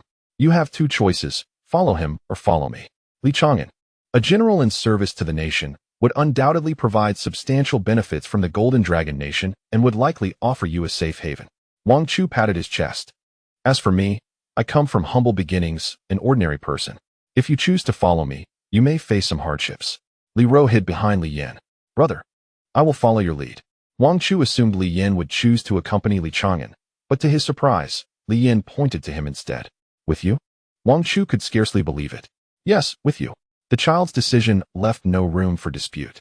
Wang Chu nodded, resuming his driving without probing for reasons. Li Yan's demeanor mirrored that of Li Chang'an. Both were remarkably composed. His choice surely stemmed from his own rationale. The vehicle surged forward.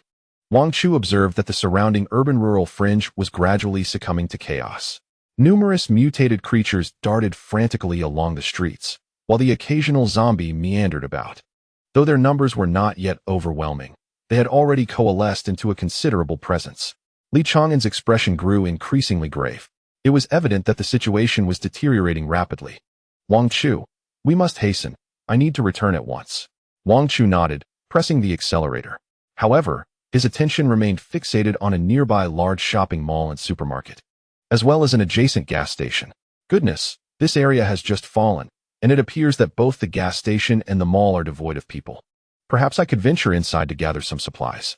Although my own stock is already substantial, who would ever disdain an abundance of resources? Furthermore, my fuel reserves are quite limited. Moreover, this place, still rife with chaos, has not yet entirely succumbed to the reign of the undead. We still have a chance to navigate through this turmoil for a while. Resolute, Wang Chu made up his mind. After ensuring Li Chang'an's departure and settling the two children, he would return with Butler Zhang. It was imperative to thoroughly search the mall and gas station. Opportunities like this would not present themselves again. Alas, it seems my lifelong struggle with scarcity has only intensified my hoarding tendencies. After bidding farewell to Li Chang'an, Wang Chu placed the two children within his villa. Li Yan stared incredulously at Guan Shanyue, the opulent decor dazzling his senses. Even the typically shy Li Ro could not restrain herself from stepping out from behind Li Yan, curiously surveying their surroundings. Is this what an ordinary family looks like? Li Yan thought. If this was considered ordinary, then his own home could only be likened to a doghouse in a slum. Wang Chu offered an awkward smile, placing a reassuring hand on Li Yan's shoulder. Just make yourselves comfortable. There's no need for excessive chatter.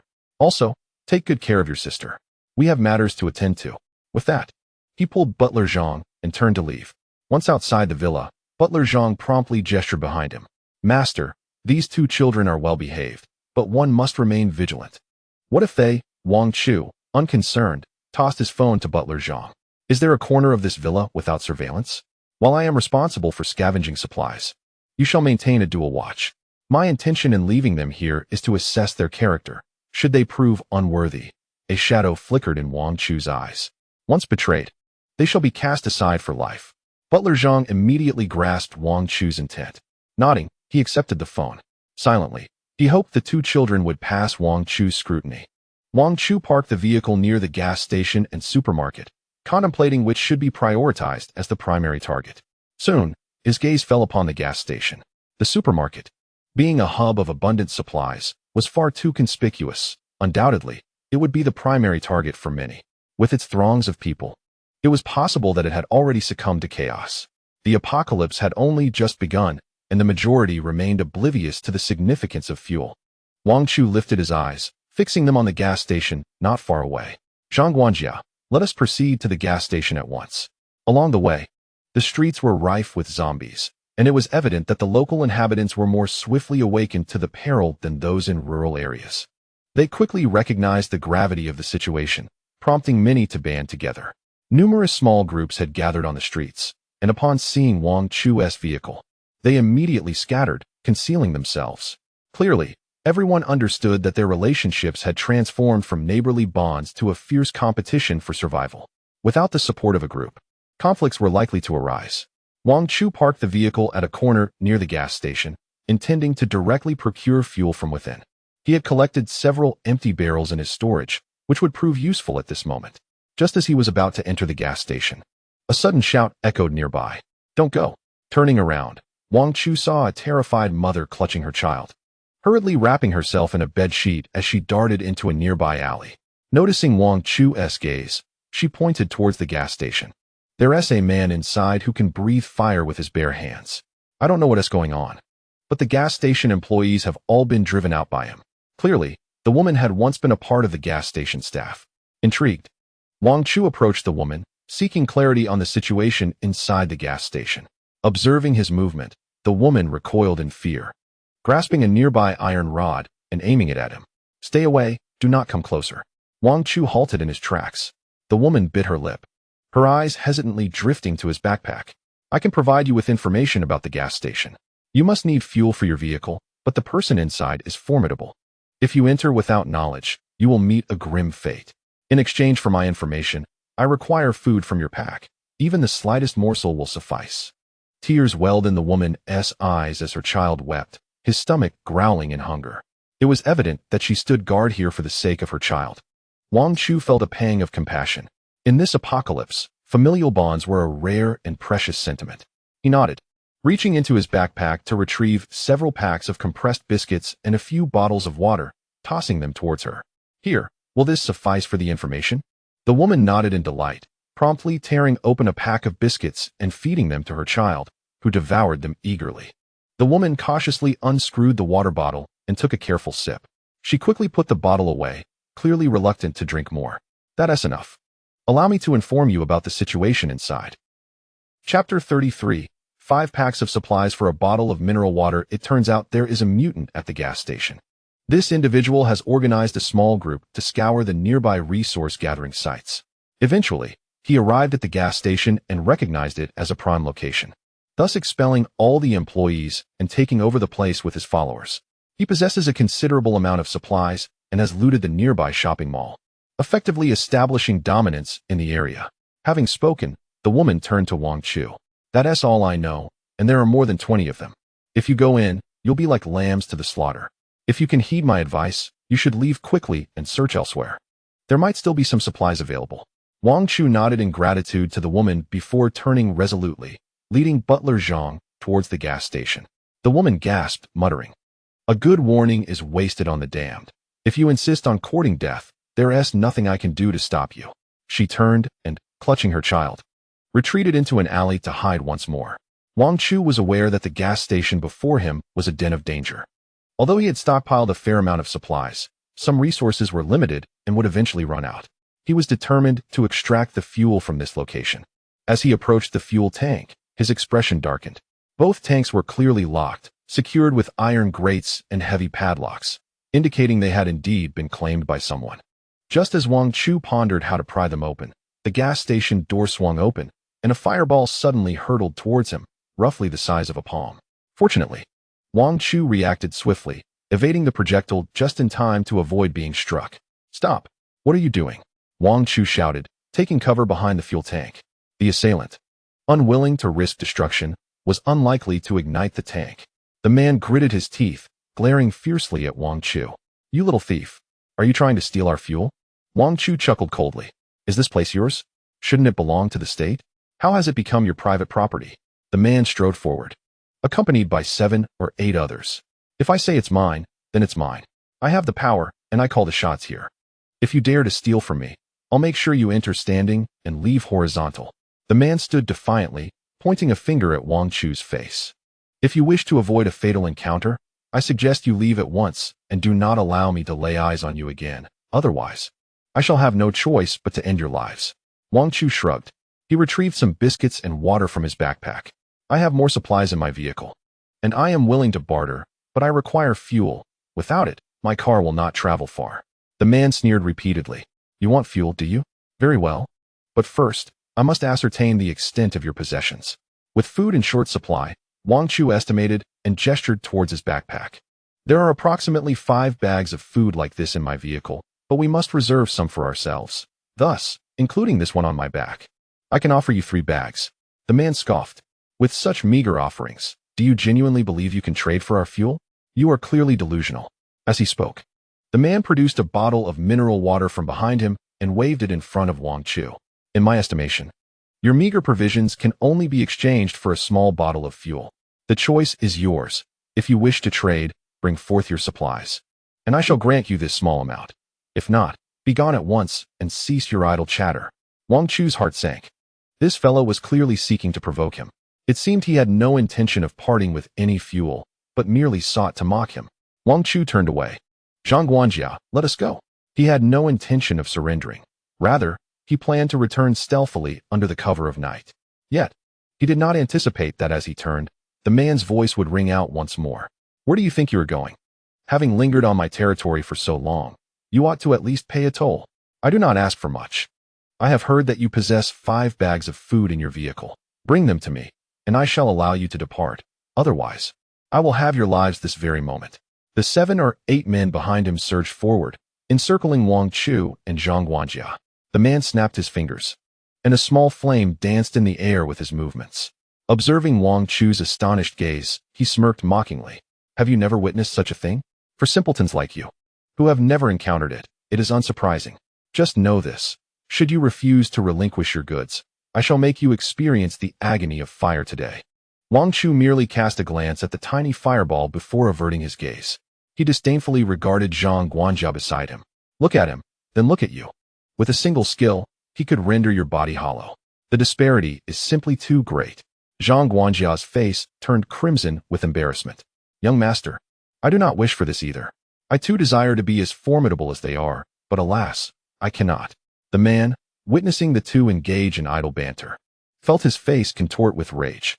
He abruptly raised his hand, shoving one of his lackeys aside. Strike them. These two wretches do not regard me with any respect. Beat them to within an inch of their lives. Wang Chu's gaze sharpened, and he instinctively reached into his bag. The gleaming barrel of the gun was aimed at the fuel tank not far away. In an instant, he pulled the trigger, a sardonic smile playing on his lips as he fixed his gaze on the man. Care to test your luck? The man, upon seeing the firearm in Wang Chu's hand, momentarily displayed a glimmer of fervor in his eyes, which was swiftly supplanted by sheer terror. What do you intend to do? If you blow up the tank, we will all perish here. Wang Chu ambled leisurely toward the man. Since death is inevitable, I might as well take a few along for the ride.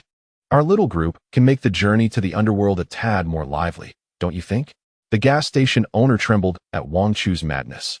He discerned the coldness in Wang Chu's eyes and had no doubt that, if pushed to the brink, this fellow would indeed pull the trigger. The man took a step back. Brother, let's discuss this rationally. Present your demands, and I shall accommodate you to the best of my ability. Wang Chu replied coldly. I have no other requests. I simply desire fuel. The man hastily summoned his subordinate. Go, fetch him a barrel of oil. Wang Chu shook his head. 1 barrel is insufficient. I require at least 10. The man's expression instantly turned icy. Don't get greedy. My willingness to negotiate does not imply that you can threaten me with that gun. If you push me too far, I am not afraid of mutual destruction. Wang Chu recognized that if he truly cornered this individual, it would indeed be difficult to manage. Then tell me, how many supplies would you be willing to exchange for 10 barrels of oil? Chapter 34. Exploring the supermarket. Diverting calamity, the man's eyes darted, landing on something behind Wang Chu. He glanced at the gun in Wang Chu's hand, and a fleeting spark of excitement flickered in his gaze as if a thought had crossed his mind. In truth, I am not so hard to negotiate with. Brother, let us become friends. My name is Zhao Gang. Zhao Gang concealed the thrill in his eyes, gesturing toward the concrete road behind Wang Chu. There should be plenty of supplies within the supermarket. There is a large shopping mall over there. Perhaps you might find fortune inside. Zhao Gang's gaze lingered on Wang Chu's gun. With that in your possession, you ought to be able to procure supplies from within. If you can bring me 2 truckloads of supplies, just 10 barrels of oil, I will hand them over immediately. Steward Zhang exhaled in relief. 2 truckloads of supplies were not an excessive request for them. Wang Chu had ample resources. Today, he had candidly shared the details of his reincarnation and the particulars of his space with Steward Zhang. Zhang was not surprised. Young master, regardless of the circumstances, this item is an exceptional means of preserving your life. You must not expose it in front of others. Your survival must come first. Steward Zhang urged Wang Chu, fearful that he might inadvertently reveal the existence of his space. Thus, he felt no anxiety regarding the supplies. After all, the provisions obtained from the several large supermarkets at home, as long as they can be preserved, could sustain a person for several lifetimes without issue. Young master, perhaps you should. Zhang, the butler, began quietly. However, before he could finish his sentence, he was interrupted by Wang Chu. Hush, do not speak. Wang Chu glanced back at Zhao Gang. No problem, it's a deal. I will head there now to search for supplies, but I do hope you, Zhao Gang, are a man of your word. A cunning glimmer flickered across Zhao Gang's face as he nodded eagerly. Of course, I am an honest businessman and would never harm you. I will be here waiting for you. I wish you success. Boss, what are you doing? One of the younger subordinates attempted to voice his concern, but Zhao Gang swiftly turned and delivered a forceful slap across his face, silencing him. Shut your mouth. Did I permit you to speak? Now get back. Zhao Gang maintained a facade of friendliness. You all should go. I will await your good news here. With that, Zhao Gang retreated with his henchmen into the gas station to hide. Wang Chu squinted, then turned to Zhang, preparing to drive to the large supermarket. Young master, are you truly planning to rob the supermarket? Zhang, the butler, expressed his deep concern. Young master, I have witnessed the treachery of human nature. In such circumstances, the supermarket is likely teeming with villains. If you simply go in, they will surely capture you, and you will be in peril. Wang Chu looked at Zhang with a smile. What is there to fear? I just noticed that they seem quite frightened of someone within the supermarket. Whoever can instill fear in Zhao Gang may very well be another mutant. Otherwise, given Zhao Gang's nature, he would never allow such a tempting opportunity to pass him by. Zhang's worry deepened. Then isn't it exceedingly dangerous for us to go? Perhaps we should simply take some supplies from our reserves and trade with them. Wang Chu shot a glance at Zhang. But, Zhang, have you forgotten how much oil you have stockpiled for me? I actually do not lack for their little offerings. My objective has never been merely a few barrels of oil. I intend to plunder their gas station entirely. The military jeep soon arrived near the large supermarket. Wang Chu alighted and called to Zhang. Stay here and wait for me. I'll be back shortly. He then turned and walked away. Zhang anxiously watched his retreating figure until Wang Chu was out of sight. As he approached the large supermarket, Wang Chu distinctly sensed a figure flit by on the second floor. It appeared there were indeed people inside. However, such a location would likely attract many visitors. He was uncertain about the current situation within. Wang Chu proceeded toward the entrance. He had just approached the door when someone inside the supermarket began to shout. Who is it outside? Wang Chu inquired, his gaze sharpening. Just passing by, hoping to grab something to eat. I was at the gas station earlier, intending to ask for some food, but ended up getting beaten up by the people inside. So, I thought I would come here since there is plenty of food in the supermarket, came the reply from within. Even if we have plenty of supplies, they are certainly not free. If you wish to enter and eat at our expense, you must be dreaming. Unless you are willing to help us with some work, we might consider sharing some provisions with you, the voice from inside retorted. Wang Chu squinted his eyes, feigning anxiety. But I need to go to the city to find my family. I can't stay here forever. How about I trade some water I have for food? Would that be acceptable? He proposed, retrieving 4 bottles of mineral water from his backpack. I don't need much, just a loaf of bread would suffice. I'm truly hungry. I only brought a few bottles of water with me and nothing else, Wang Chu stated earnestly. The people inside quickly believed his words, primarily because he was alone and appeared rather ordinary. Soon, a tall, robust man emerged from within, with a cigarette clenched between his teeth and a wary expression. He approached Wang Chu. We can make a trade, but I want to know about the gas station incident, he said. Wang Chu keenly noticed that the man seemed to be concealing something between his fingers. Clearly, any sudden movement could provoke an attack. Wang Chu pretended not to notice. Let me explain. There is a small convenience store at the gas station, akin to a mini supermarket. They don't sell daily necessities, but have plenty of food and drinks. A group of about 20 people has taken over the gas station, hoarding enough supplies to last them for months, he elaborated. Upon hearing this, the man's expression shifted. Is that really true? Wang Chu nodded, continuing to weave a tale of misfortune, emphasizing the abundance at the gas station. The burly man's gaze grew contemplative. If that is the case, why didn't you just trade for water there? He asked. Wang Chu shrugged. They were demanding exorbitant prices, only willing to give me a single biscuit for my water. Would you think I would agree to that? Besides, I needed fuel, and they suggested I come here to gather supplies instead, which is why I arrived. The man appeared thoughtful. Brother, to be honest, my name is Sun He. Don't be misled by the size of our supermarket. A significant portion of it is dedicated to daily necessities, with only a small section for food. Moreover, with so many people here, there is hardly anything left for each individual. Chapter 35. The third floor of the supermarket, where hundreds of captives are imprisoned. Sun He sighed, yet his eyes glimmered with greed. Brother, if you claim that the gas station is stocked with so many supplies, we are indeed eager to see if we can procure some food, Sun He declared. Suddenly, he drew a knife from his person and pressed it against Wang Chu's throat. You shall lead the way to the gas station, otherwise, I will end your life right now. If there truly is an abundance of food and drink within that station, I shall not require your water in exchange. I will share some with you. Don't you desire oil? I can spare you some, provided you guide us and lower their guard by opening the door. Feigning terror, Wang Chu nodded and recoiled slightly. Of course. I can agree to your terms, as long as you spare my life. However, we cannot go during the day. We should act at night for greater secrecy. What do you think? Sun He hesitated momentarily before violently extinguishing his cigarette with his foot. I hope you refrain from playing any tricks before me. If you harbor any ulterior motives, I will not hesitate to slay you. Wang Chu vehemently shook his head.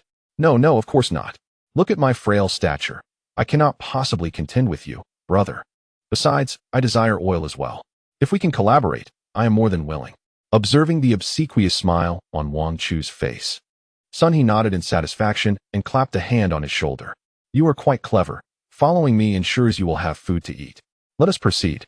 I am not afraid of any trouble you might cause. Shall we take a stroll through the supermarket? If you have need of any of those miscellaneous pots and pans, feel free to take them. Upon finishing his statement, Sun He's expression turned stern. However, if I catch you attempting to steal food or water, I will end you on the spot. Wang Chu hastily waved his hands. I would never dare. How could I? With a mind adept at winning hearts through small benefits. Sun He was far more cunning than Zhao Gang. Wang Chu soon scoured the supermarket and quickly selected a pile of supplies. Though they appeared largely useless, a jumble of toys, various stationery items, and even some bamboo mats, pillows, blankets, brooms, and mops. In essence, these were large items that took up space. Observing Wang Chu's selections, Sun He's countenance darkened, his teeth grinding audibly. Seizing the opportunity before Sun He could erupt, Wang Chu quickly explained, You see, they told me that I must return with supplies before they will trade oil with me. I must gather a truckload of goods to ease their suspicions, enabling our success. Wouldn't you agree? As he spoke, he waved the mop in his hand. Moreover, you have so many items here that you likely won't need these. I can take them to placate them, allowing us to swiftly acquire the supplies we need, right? Sun He was soon persuaded by Wang Chu's reasoning. Subsequently, he instructed his subordinates to assist Wang Chu in loading the tattered remnants of various items onto his vehicle. Wang Chu also brought along the seemingly frail but cunning steward, Zhang. Together, they ventured into the supermarket. After a thorough observation of the premises, Wang Chu realized that Sun He had indeed spoken the truth. Although the supermarket was spacious, the food section was surprisingly limited. At least half of the area was occupied by non-consumable goods. Furthermore, the supermarket was already bustling with numerous customers, easily numbering around 100. With so many individuals vying for supplies, it was evident that the distribution would be scant. As Wang Chu meandered through the aisles, continuing his selection of goods, he encountered a tightly guarded emergency exit on the 3rd floor. Curiosity piqued. He pondered whether Sun He had established his own clandestine vault. It was apparent that Sun He was the de facto leader, commanding a group of 20 to 30 followers to oversee the hundreds of other patrons. Intrigued by the situation, Wang Chu lingered near the entrance. A few guards approached him swiftly, forcefully pushing him away while sternly warning, Move along, or we will silence you. Perplexed, yet unwilling to provoke a confrontation, Wang Chu chose to dismiss the incident and continued his search for provisions in other sections. He noticed many individuals wandering in various areas, all evidently under surveillance. When he reached the book section, he curiously perused the shelves and casually took a few volumes he favored. At that moment, an elderly gentleman caught his attention.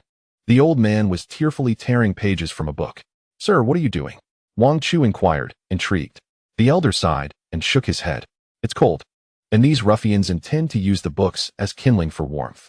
It was clear that the old man lamented the destruction of the books. Sensing the elder's willingness to converse, Wang Chu took a deep breath and gestured toward a nearby door. Sir, I am curious about what lies beyond that door. Why are there 2 guards stationed there? Is there a secret of the leader hidden within? Wang Chu's words startled the old man. He swiftly covered Wang Chu's mouth, glancing around to ensure no one was eavesdropping before he exhaled in relief. Young man, you speak recklessly. As long as you are able to roam this floor, it signifies that fortune is still on your side. Behind that door, there are only people imprisoned. According to the leader, it serves as a reserve for supplies. He stated that in desperate times, they could detain the relatives of those inside and compel them to scavenge for resources. The old man patted his chest anxiously. As a solitary individual, I find myself disregarded by these fellows, and thus, they have relegated me to labor here. A shiver ran through Wang Chu's heart. It was no wonder that he had felt an unusually strange sensation lingering within him moments ago. This supermarket boasted 3 expansive floors, even with 100 patrons. It should not have been possible for all the food to be consumed. However, it now appeared that the number of people present far exceeded this estimation. How many were confined within? Could it be 2 or 300? The old man cryptically waved his hand. Certainly not just that, based on my observations. There are at least 500 or 600 individuals inside. He shook his head, a sigh of resignation escaping his lips. It is a tragic sight. Those people are crammed into a small room, all so tightly packed. I was once dispatched to deliver meals, and it was a sea of faces, all shrouded in darkness. Wang Chu could not fathom how the leader managed to accomplish this. He bore no remarkable weapons, yet he had managed to imprison so many people without any resistance. The old man stroked his chin, seemingly perplexed. This was also a source of confusion for Wang Chu. Could it be that he was the anomaly within this supermarket? Chapter 36. Employing the same tactics, deceiving for supplies. If he were indeed that anomaly, then the subsequent matters would be much simpler. This individual would surely be able to restrain Zhao Gang. Perhaps the two would end up mutually destroying each other. Wang Chu had already formulated a plan in his mind. He bid farewell to the elder and promptly descended the stairs. Finally, night had arrived. After exchanging pleasantries with Sun He, Wang Chu prepared to drive to the gas station. No, both of you cannot leave. One must stay behind. Sun He feigned a smile. If you both escape, where shall I find assistance? Leave your companion here. Should you dare flee today, your partner shall not escape either. You will be responsible for collecting his remains. Sun He pointed at Steward Zhang. Wang Chu opened his mouth to refuse, but Steward Zhang shook his head and stepped forward voluntarily. Very well, I shall remain. He turned back, whispering to Wang Chu. Young master, do not worry about me. I will be safe. With that, Steward Zhang walked directly towards Sun He, who, satisfied with their compliance, immediately granted them passage. Wang Chu, filled with resentment and anxiety, drove away from the supermarket. His trunk was laden with a chaotic assortment of supplies. He swiftly parked the car in a corner and selected several useful items to transfer into his space. The remaining toys and books were neatly arranged against the wall. Let those who find them useful take them, he thought. With a flicker of intent, he ventured into his space, arriving in the food section, where he meticulously chose a collection of provisions, predominantly consisting of snacks akin to potato chips. He resorted to his old tricks, emptying all the snacks from the bags, inflating them with air, and then sealing the bags with a heat sealer, creating the illusion that all the bags were brimming with contents. He then retrieved several large, sturdy cardboard boxes and meticulously packed all the inflated snack bags into them, filling dozens of boxes to the brim before proceeding to add weights. Once he had completely filled the trunk of his vehicle, he prepared an actual bag of snacks, which contained nothing but genuine goods, with no empty packages in sight. Zhao Gang, I hope your greed knows no bounds. Wang Chu, loaded with a vehicle full of snacks, hastened towards the gas station. Upon nearing the gas station, his vehicle was immediately spotted by those inside. They've arrived. The guard promptly relayed the news to Zhao Gang. Wang Chu honked the horn and parked directly in front of the gas station. I have brought everything back. You may inspect the goods, he announced. Opening the trunk with an air of nonchalance, he casually retrieved the pre-prepared, unopened bag of snacks and tossed it to Zhao Gang. Take a look. It's all snacks in here. Unfortunately, the meat and vegetables have been largely depleted, leaving only these behind. I couldn't manage 2 loads, so I'm lowering my demands. I only require 5 barrels of oil.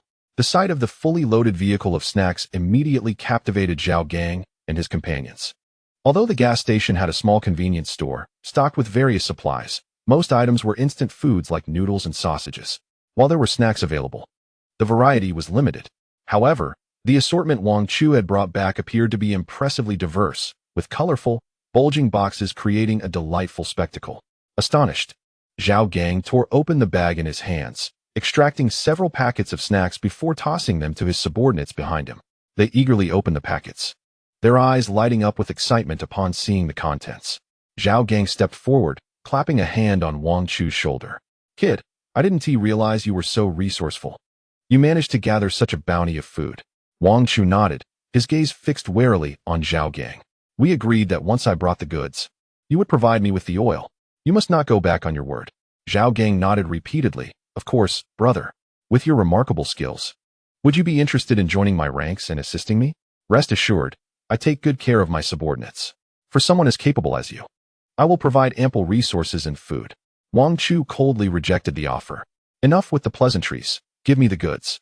At that moment, Zhao Gang's men could hardly contain their excitement, rushing towards the vehicle to retrieve the supplies. Some were so agitated that they wanted to rummage through the bags. Zhao Gang, with a stern expression, swiftly hurled a fireball.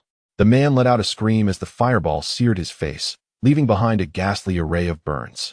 Do not touch what does not concern you. If I catch you meddling with my belongings, you shall all meet your demise. Is that understood? Zhao Gang toyed with the fireball between his fingers, his gaze piercing with menace. The remaining subordinates dared not resist, nodding in quick succession to indicate their comprehension. Wang Chu's eyes darkened. He had long recognized Zhao Gang's capricious nature. He was undoubtedly a ruthless character, difficult to work with. It was evident that he was equally harsh with his own subordinates. It was indeed wise not to partner with such a man. Fortunately, he had laid the groundwork in advance. Wang Chu was certain that Zhao Gang, being greedy, would not lavish his subordinates with much. Apart from the snacks he had tossed them, the likelihood of discovering that the boxes contained only empty packages was minimal. Zhao Gang, obstinate and self-serving, would inevitably face retribution. Observing Wang Chu's resolute demeanor, Zhao Gang realized he could not persuade someone so capable of being manipulated. With a forced smile, he instructed his men to carry away the entire box of snacks, and then led Wang Chu to the fuel tank. "Brother, I'll give you 5 barrels and throw in an extra barrel of oil today. I hope we have the chance to collaborate in the future." Zhao Gang had his men retrieve 6 barrels and unlocked the iron mesh with a key from his pocket. He then filled the 6 barrels with fuel. Wang Chu's attention fixated on the key in Zhao Gang's hand, a flicker of realization igniting within him. He had finally discerned the whereabouts of the key. While it would not be impossible to shoot through the iron wire, it was exceedingly likely to result in an accidental discharge. This man was utilizing a robust steel mesh, compounded by a formidable lock. Prying it open through conventional means was utterly implausible, and shooting it would lead to a catastrophic explosion. Wang Chu had been patiently waiting for this moment to ascertain the key's location. Now that he knew it was on Zhao Gang, the subsequent plan became significantly more feasible. "Little Green Hat, did you catch sight of that key?" Wang Chu quietly retrieved Little Green Hat from his person, pressing it to his lips. The little turtle lazily blinked its eyes and slightly swayed its head. Recently, Wang Chu had been attempting to communicate with Little Green Hat and had astonishingly discovered that this little turtle could comprehend human speech. Now was the perfect moment for Little Green Hat to prove its worth. Since he recognized the key, "I need you to quietly slip inside and help me steal that bunch of keys, please." Chapter 37. Little Green Hat's stealthy key heist. Little Green Hat, be swift and return promptly. I will be waiting outside for you. Can you understand me? Upon hearing this, Little Green Hat promptly withdrew its head, pretending to be a shy turtle that couldn't hear. Wang Chu could only resort to his trump card, producing a bag of turtle feed and rubbing it in his hands. The sound emitted by the bag immediately lured the greedy Little Green Hat out of hiding. Peering curiously at the bag in Wang Chu's hands, the little turtle's eyes sparkled with excitement. "Return the key, and this shall be yours," Wang Chu remarked, rummaging through his space until he found a similar key, which he handed to the little turtle. "Take it, and do your utmost to keep it hidden." The little turtle, ever so vigilant, nodded in agreement, tucking the key into its shell before scuttling away into a crevice. Before long, the little turtle stealthily squeezed itself into one of the food boxes, where it was subsequently picked up by someone. Wang Chu, with a beaming smile, carried 6 barrels of oil, turned to greet Zhao Gang, and pressed the accelerator to drive away. The gang members beside Zhao Gang, observing the exhaust from Wang Chu's car, could not help but comment, "Boss, this guy must be a fool, right? While the oil seems useful, I still believe food and water are paramount. If he can amass such a pile of snacks, doesn't he that suggest the supermarket isn't as terrifying as we thought?" Their eyes glimmered with intrigue. "Boss, I propose we also venture into that supermarket. There must be plenty to seize." Zhao Gang's expression darkened, and he delivered a sharp slap to the back of one man's head. "Are you an imbecile? You clearly lack any common sense. Do you genuinely believe that fellow is without capability? I've warned you, there is a formidable individual within that supermarket. Even I would hesitate to challenge him, which is precisely why I have been dissuading you from going there. If he has managed to procure so many supplies from the supermarket, he is undoubtedly not to be trifled with." Zhao Gang clenched his teeth. "Alas, he is far superior to you inept fools. Unfortunately, our little pond cannot retain such a golden toad. He is bound to leave, and attempting to hold on to him would entail considerable risk. You all understand nothing. Since he possesses his own abilities, he will surely find ways to acquire more food, making this gasoline paramount to him." With that, Zhao Gang turned and beckoned his men to return. "Have you all gorged yourselves enough to engage in idle chatter? Hurry back with me. We must swiftly relocate these items to the basement. Let us conceal them to prevent any unfortunate discoveries. for that would spell disaster. His subordinates nodded in agreement and promptly followed Zhao Gang's instructions, swiftly transporting all the boxes of snacks back. Meanwhile, among the empty bags inside one of the boxes that had been moved indoors, a small head cautiously peeked out. Shortly thereafter, a green figure squeezed its way out, glancing around before promptly retreating to a corner, motionless. By the time Zhao Gang and his crew had exhausted themselves moving the food, they collapsed onto the ground, panting heavily. They remained oblivious to the little turtle slowly crawling from the corner, inching closer to their side. Zhao Gang clapped his hand on the shoulder of a nearby subordinate. Select 2 individuals to keep watch by the door. I am utterly exhausted and need to rest for a while. With that, Zhao Gang nonchalantly made his way to the bed, collapsing onto it and promptly dozing off. His subordinate engaged in a game of rock, paper, scissors and quickly chose 2 to guard the door. The others, following Zhao Gang's lead, sprawled out on the floor. In this gas station, there was only a wire bed, which rightfully belonged to Zhao Gang, while the others were fortunate to have the floor to sleep on. As their breathing steadied, the surroundings fell into a profound silence. Seizing the opportunity, the little turtle emerged from the corner and stealthily climbed onto the bed. Before long, the keys hanging from Zhao Gang's waist were gently snatched by the turtle. The turtle replaced the genuine key with a counterfeit, stowing the authentic one within its shell before wobbling back to the corner. Taking advantage of the guard's inattention, it quietly nudged open the window and slipped through the gap. The 2 sentinels felt a cool breeze wash over them. Strange, isn't the window closed? One approached, peering out to confirm the absence of anyone outside, then perplexedly locked the window. Meanwhile, the turtle had already ventured down a narrow path, following a scent that led it to the military jeep parked in the corner. It successfully perched itself on the windshield. Wang Chu, engrossed in watching short videos on his phone, was startled by the sound against the glass. Upon seeing the turtle, he swiftly exited the vehicle and brought it inside. Where are the goods? The turtle nudged its shell, gazing eagerly at Wang Chu's chest. All right, here's the stuff. Wang Chu produced the bag of feed and tossed it to the turtle. The little creature, elated, withdrew its head, grabbed a set of keys, and quickly nestled against Wang Chu, seizing the feed in a flash before retreating beneath the seat. Before long, the sound of crunching echoed from below. This little turtle is quite amusing. Wang Chu inspected the keys closely. As anticipated, they were indeed the keys to the heavy lock on the fuel tank. He exhaled with relief, promptly starting the jeep. In no time, he rendezvoused with Sun He, who had been lying in wait along the way. Sun He, can I have the person back now? Upon seeing Steward Zhang unharmed following Sun He, Wang Chu finally relaxed. I've returned the goods, and my face has been recognized. I'll knock on the door shortly. When they open it, you must attack swiftly. Is that clear? Sun He nodded and gestured to his dozens of subordinates. Let us prepare for the charge. Today, if we succeed, we shall not have to worry about our sustenance for quite some time. With this thought, several individuals swiftly dashed towards the gas station. Wang Chu drove back and forth, soon knocking on the door. The 2 guards vigilantly eyed the outside. Who is it? Wang Chu responded, It's me. I have a matter to discuss with your leader. Could you kindly relay the message? The night was shrouded in darkness, rendering everything outside invisible. Sun He, accompanied by his subordinates, was currently lurking nearby, silently approaching. Soon, voices could be heard from within the house. Before long, Zhao Gang appeared at the door. What is it? Wang Chu gestured towards his vehicle and shook a bag in his hand.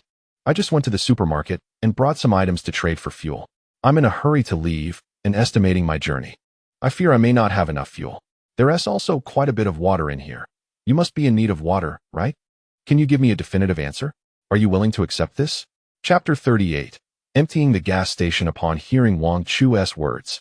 The previously drowsy Zhao Gang instantly became more alert, peering through the window to scrutinize the contents of the bag in Wang Chu's hand.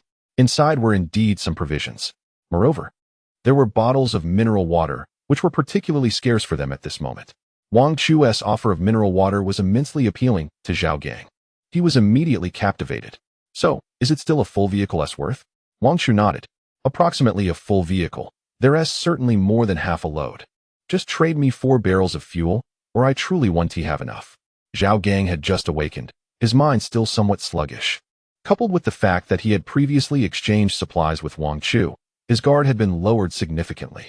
Hearing Wang Chu mention that there was a substantial amount of food and water in his vehicle, His restraint faltered, and he instinctively opened the door.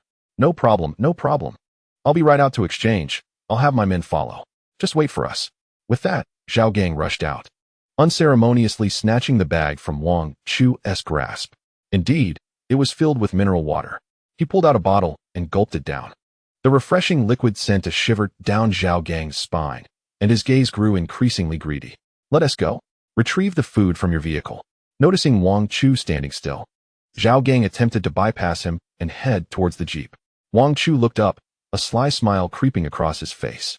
Upon seeing that smile, a chill raced down Zhao Gang's spine to his brain. Not good. Retreat.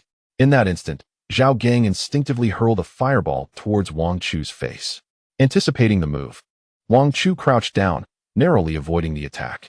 Sun He, concealed in the shadows, recognized the moment had come and immediately dashed out, shouting, "Charge!" In the next moment, dozens of shadowy figures surged forth from the darkness, frantically rushing toward the entrance of the gas station. You deceitful scoundrel, I shall slay you. Zhao Gang's eyes blazed with fury. He had never anticipated being outsmarted by Wang Chu.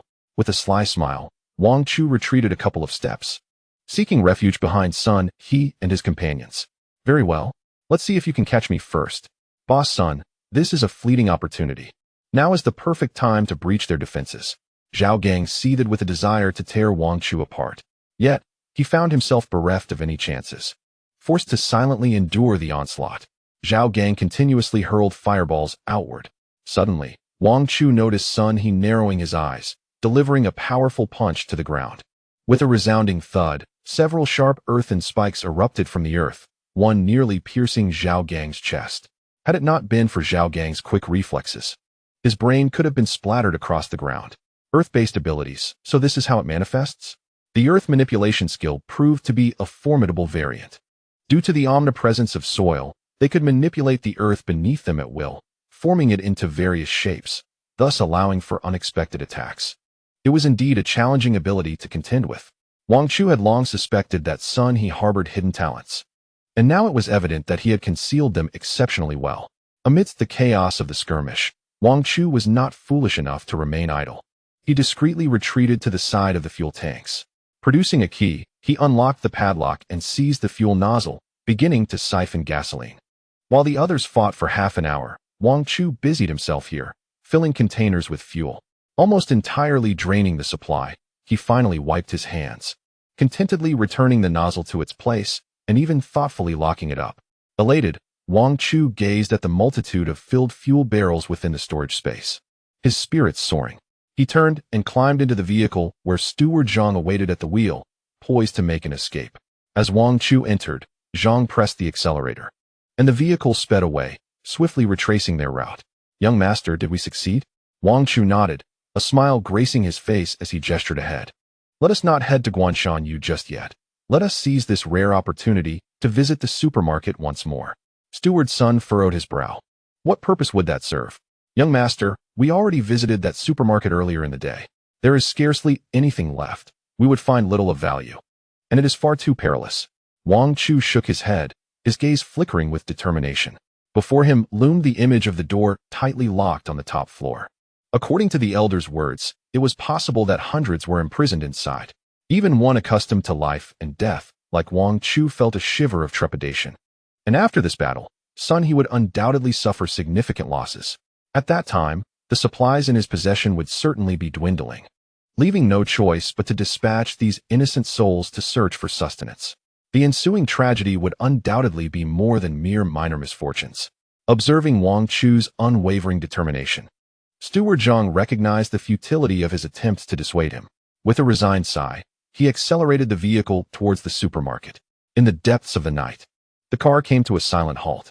Wang Chu disregarded Zhang's plea to accompany him inside, merely responding, "Wait in the car." Seated in the driver's seat just as before, when I return, simply drive away. With that, he turned and pulled the little turtle along towards the supermarket. The turtle, clutching its food, had its head half buried within its shell, still nibbling. Wang Chu snatched the turtle food away, securely sealing it and stowing it in his pocket. "I'll give you some when I return. Refrain from eating now, as you will need to assist with important matters. If I am injured, remember to fulfill your purpose." After all, He possessed the chosen little green turtle, capable of healing wounds. Thus he felt no apprehension regarding his safety. Due to Sun He taking most of his subordinates, only a handful of guards remained in the supermarket. Upon entering, Wang Chu swiftly dispatched several with his firearm. The others, caught off guard by his sudden assault, cowered in the corners, too intimidated to resist. Wang Chu moved with ease, striding directly to the rooftop. The door there remained firmly locked. A single shot shattered the lock, and with a powerful kick, he broke down the door. What lay within astonished even the seasoned Wang Chu. At the entrance stood a formidable earthen wall. With a forceful kick, he shattered the wall, revealing a space densely packed with individuals. The elder had claimed there were at least 500 or 600 people, perhaps even more. Their legs were firmly ensnared by the earth, which rose like small burial mounds, entombing their lower bodies. Each individual stood amidst excrement, a foul stench permeating the air. Yet, these people appeared eerily adapted to their plight, their faces devoid of emotion, even upon Wang Chu's entrance. There was no sign of excitement. No wonder they were unable to flee. Sun He indeed possessed remarkable capabilities to orchestrate such a predicament. The earth entombing them was a hardened layer, seemingly sealed with a cement-like substance. Attempting to dig themselves free with their hands was but a futile dream. Wang Chu let out a sigh. Perhaps the sound shattered the silence. The previously mute crowd suddenly seemed to regain their senses, reaching out desperately towards Wang Chu, pleading, "Please, save us." Chapter 39. Unveiling a heap of air. My mother is on the brink of death, deprived of sustenance and water, and we find ourselves trapped here, entombed in soil, unable to tend to our own bodily needs. Help! If you cannot save me, then end my life. I cannot endure this existence any longer. The atmosphere is tumultuous, filled with chaotic clamor. Wang Chu's voice rises above the din, commanding silence. Enough! I have come here to rescue you. I am not allied with that scoundrel, Sun He. Wang Chu retrieved a firearm from his person, contemplated briefly, and then made his way to a shadowy corner, where, unseen by others, he produced a bucket of water from his spatial storage. Wait a moment, I must soften the soil layer. He then procured a shovel, dousing the earth with water before striking down with force. Once the surface layer was breached, the underlying soil became remarkably pliable. Before long, Wang Chu successfully liberated one gentleman, who, upon tasting freedom, bolted towards the exit. I am free. I must escape this wretched place. Yet, not far behind him, 3 individuals sealed within earthen mounds cried out in despair. Father, husband, son. They called out to him, pleading for assistance as they watched his retreating figure. In a swift motion, Wang Chu aimed his gun at the man's heel and fired. The sharp crack of gunfire shattered the man's fervor, replaced by a visage of sheer terror as he glanced back at Wang Chu. The latter gestured with his firearm, directing the man to the side, and tossed him a shovel and a hammer. Assist in the rescue. If I possess the power to free you, I equally possess the power to reseal you. Do you believe me? Should you dare to flee again, I shall break your legs. The man, trembling at the sight of the gun, dared not move, licking his lips in trepidation before nodding and glancing toward the water bucket in Wang Chu's possession. May I assist in watering? I lack the strength to lift the shovel. Wang Chu discerned the glimmer of greed in the man's eyes. He was merely coveting the water. I shall say this once, utter another word, and I will take a leg from you. For those devoid of shame, direct threats were the most effective means of persuasion. Idle chatter served no purpose. The man, his face contorted with resentment, yet paralyzed by fear of the firearm, remained silent, resigned to wielding the shovel to aid in the effort.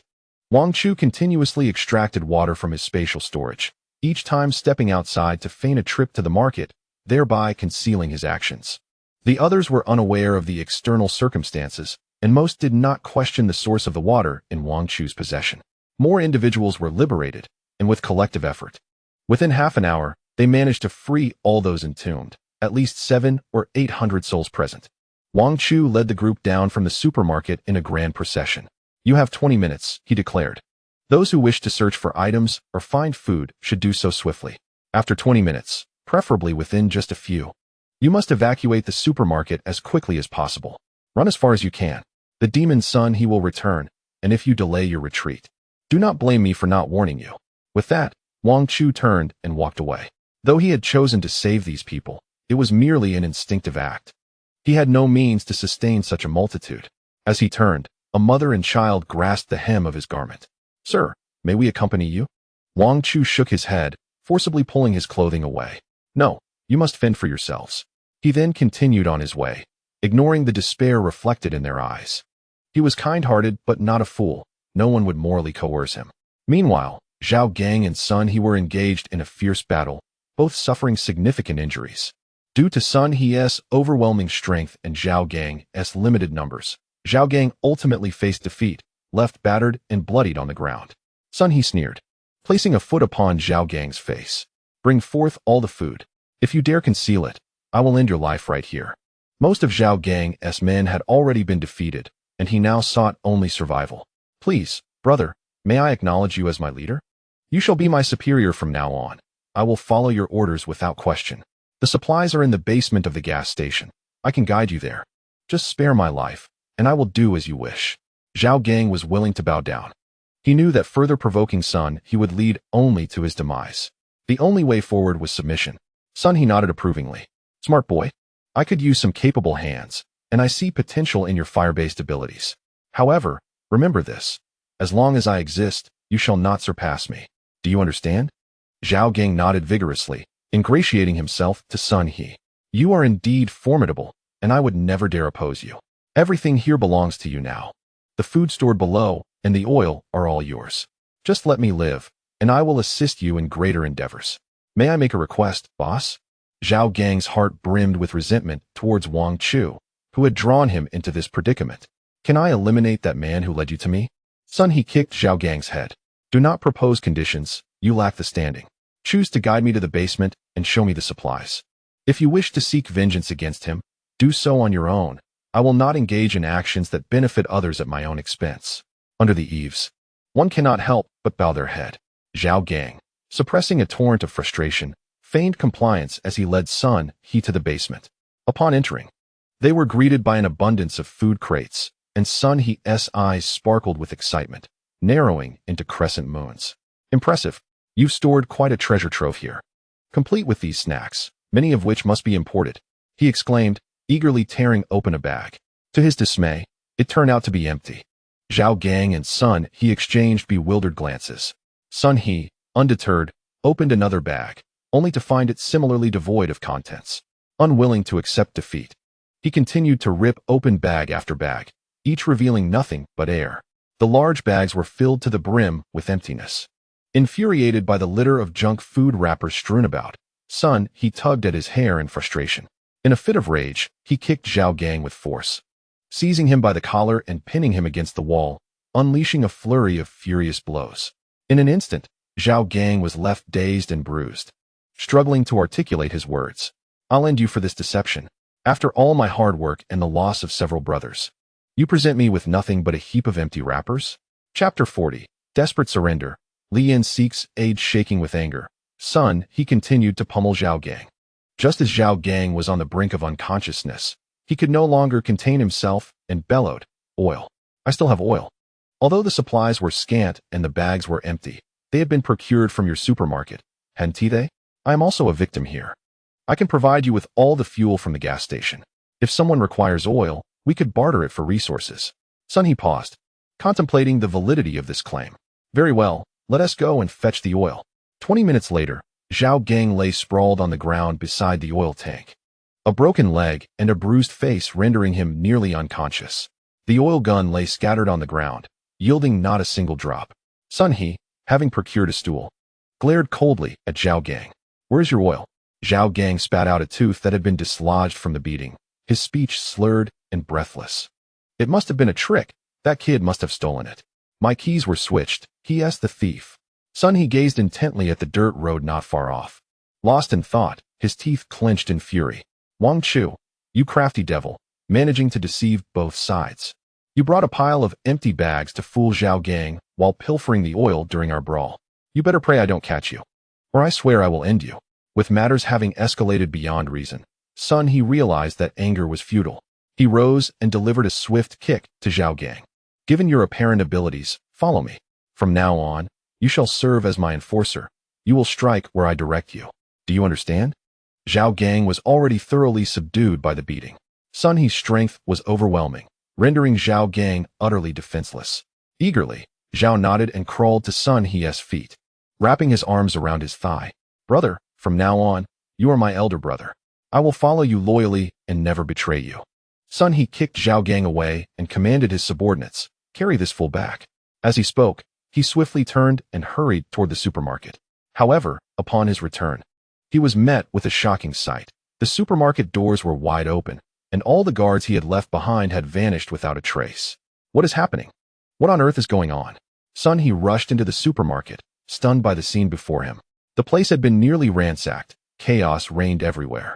He turned and dashed toward the third floor. The large door stood ajar. The earth inside had been disturbed, and all the captives had been set free. Who did this? Who was responsible? Sun He roared, frantically searching for answers within the supermarket. He found one of the guards he had previously left in the restroom on the second floor. Grabbing the man by the throat, Sun He slammed him against the wall. Mud flew as chains of earth encircled the guard, pinning him firmly against the ceiling. With a mud whip in hand, Sun He unleashed his fury upon the man, each strike leaving a wound deep enough to expose bone. Speak. What happened? Who took advantage of my absence to loot the supermarket? The guard, barely clinging to life, managed to stammer out, Boss. It's that guy you brought back to discuss the plan. His name is Wang Chu. At this revelation, Sun He could no longer contain his rage. He coiled the whip around the guard's neck and yanked down with force. A sickening sound echoed as the man's torso separated from his head, which rolled away, coming to a stop far from its body. Blood gushed from the neck, splattering the ceiling in red. Sun He discarded the whip and strode out, muttering, Wang Chu, I want to spare you. He had been gone for such a short time, and yet his home had been plundered. Seething with anger, Sun He yearned for vengeance. Yet, Wang Chu had already slipped away, making it impossible to track him down. Sun He reached the supermarket in trance and shouted into the surroundings, Wang Chu, don't let me catch you, or I will tear you apart. He repeated this 3 times, venting his pent-up fury. Just as he turned to contemplate his next move, someone suddenly rushed toward him, dressed in a white lab coat. It was Wu Jie, accompanied by the disheveled Li Ming. The two had endured much on their journey and had only just heard Sun He calling Wang Chu's name, prompting them to step forward. Could you please clarify if the Wang Chu you mentioned is a tall and slender individual accompanied by an elderly man named Zhang, the steward? Upon hearing this, Sun He abruptly turned around, conjuring a whip of earth from his hand, which he swiftly ensnared around Wu Jie's waist. Before Wu Jie could even muster the strength to resist, he was forcefully dragged forward by Sun He, who stamped his foot upon Wu Jie's back. Sun He relentlessly ground his shoe against Wu Jie's face until blood was drawn. So, are you in league with that fellow? Wu Jie's face contorted in pain. But upon hearing this, he shook his head vigorously. No, no, no, we are not allies. To be precise, I am also their enemy. Wu Jie promptly divulged the entirety of his previous encounters, sparing no detail. Therefore, you are also in search of this individual, seeking vengeance? Sun He let out a cold laugh, delivering a brutal kick to Wu Jie's abdomen, propelling him 3 meters away. Scram. Since we are both his adversaries, I shall spare your life today. But with your pitiful stature, do you believe you are worthy of avenging Wang Chu? Sun He turned to leave. Wu Jie, rising from the ground, called out to Sun He's retreating figure, I know where he resides. I can guide you to this rascal's lair. He is quite wealthy, as several supermarkets in the city are owned by his family. They live in a grand villa, undoubtedly stocked with considerable resources that we could seize.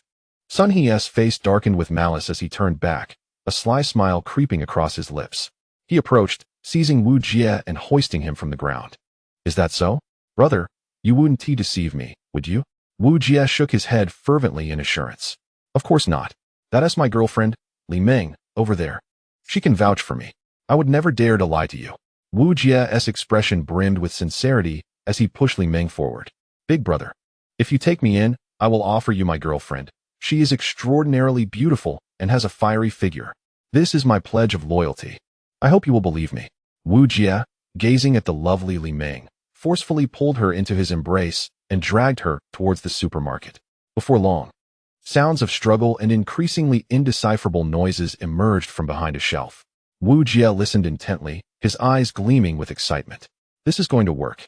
Wang Chu, accompanied by Steward Zhang, was once again on the road back to Guanshanyu.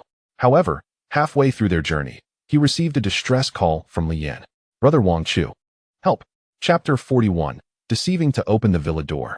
Before departing, Wang Chu had given Li Yin a phone watch, repeatedly instructing them to contact him immediately should any trouble arise.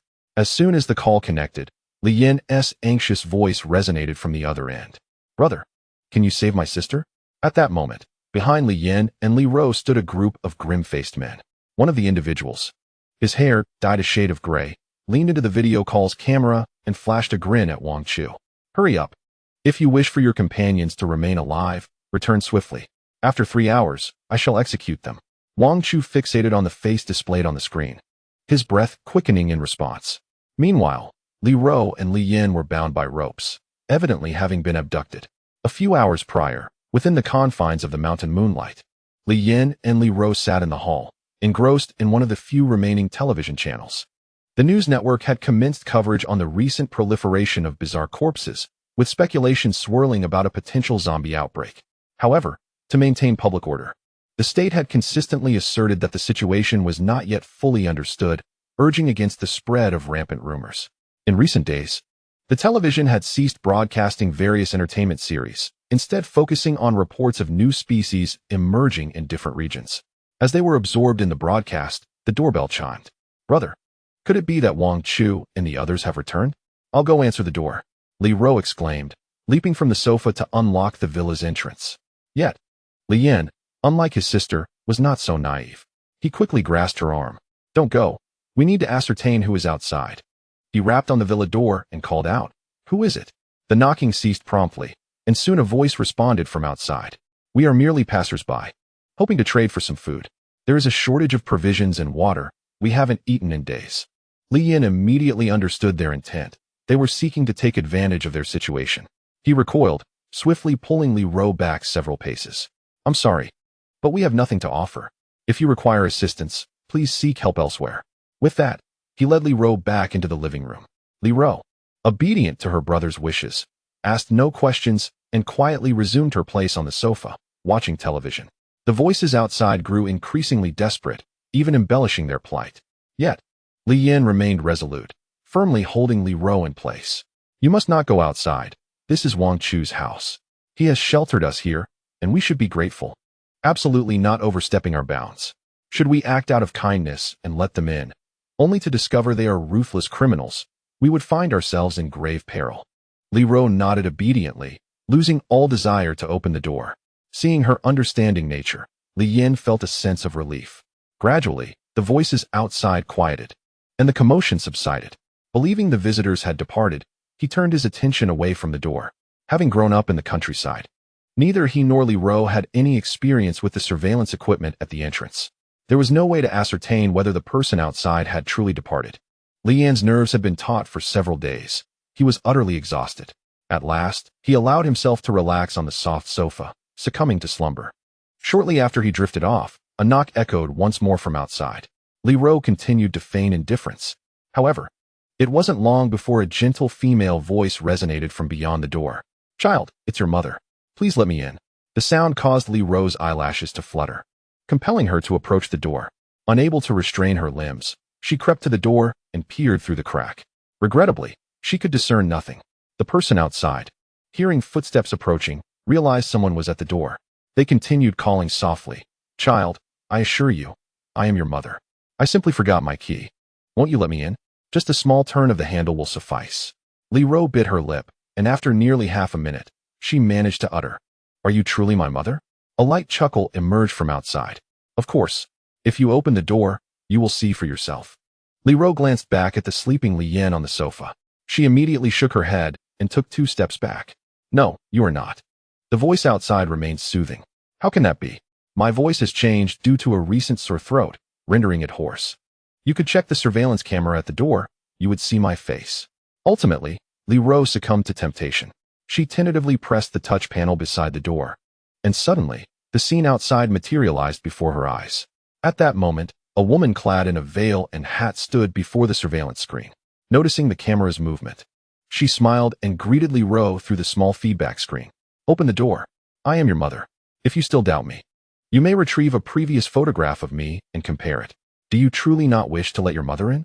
Li Ro gently extracted a tattered cloth bag, quietly retrieving a photograph to examine. Upon witnessing this, the woman outside spoke again. May I see which photograph you have, please? Li Ro, instinctively enchanted by the voice, turned the photograph towards the camera. The small feedback screen clearly displayed the image before the lens.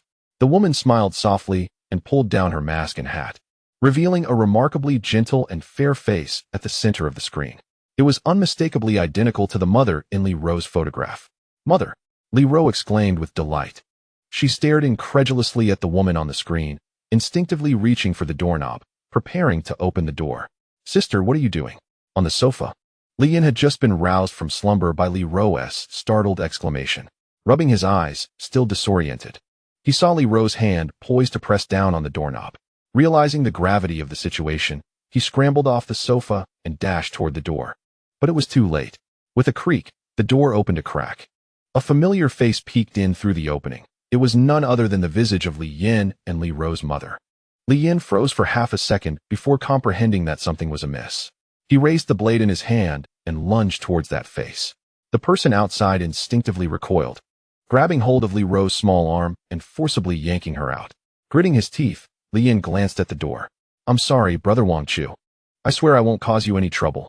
In the next instant, he surged through the door, knife in hand. Chapter 42.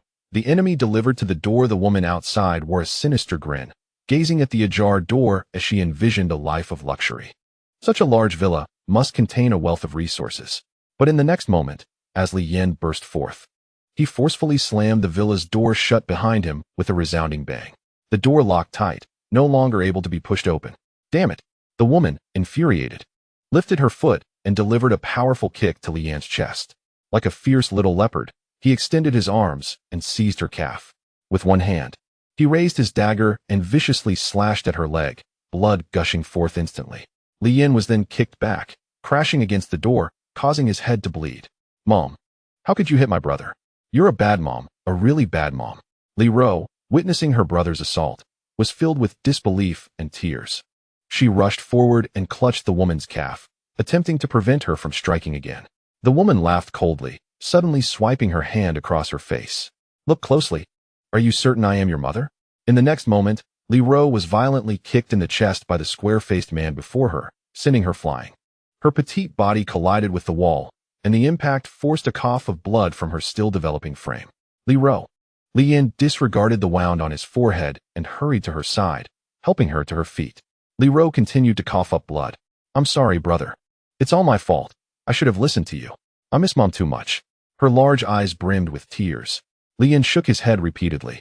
Sister, this is not your fault. You are too young, which is why you were easily deceived. Li Yin, aged 12, and Li Ro, merely 6, lost their mother 3 years prior and their father the year before last. Their relatives and friends regard them as burdens, neglecting their welfare. Thus, the 2 children survive on the charity of villagers, scraping by in a meager existence. Li Ro clings to a photograph of her mother, the only remnant of her memory since she lost her at the tender age of 3. She yearns for a mother of her own, like others have. I'm sorry, brother. Li Ro repeatedly utters this phrase until she succumbs to unconsciousness. As Li Yin gazes at his fainted sister, a surge of fury ignites within him.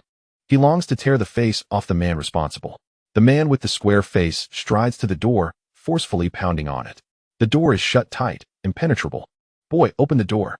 The square-faced man approaches Li Yin and slaps him across the face. Li Yin, eyes blazing with rage, glares at the man. Was it you who disguised yourself as our mother to deceive my sister? The square-faced man sneers. Of course, I can become anyone I wish. If you know what's good for you, open the door now, and I might spare your lives. Otherwise, he yanks Li Ro from Li Yin's embrace and tosses her harshly to the ground. He savors the moment, placing his foot upon her small chest, grinding down mercilessly. Li Ro's frail body trembles. Otherwise, I will kill her. Tears stream down Li Yan's face. Since their father's death, he has not cried in order to protect his sister. Desperately, he clings to the square-faced man's leg, shouting in fury, I don't know. My brother didn't leave the keys. I have no idea how to open the door. The man, with a vicious glare, raises his foot, poised to crush Li Ro's head.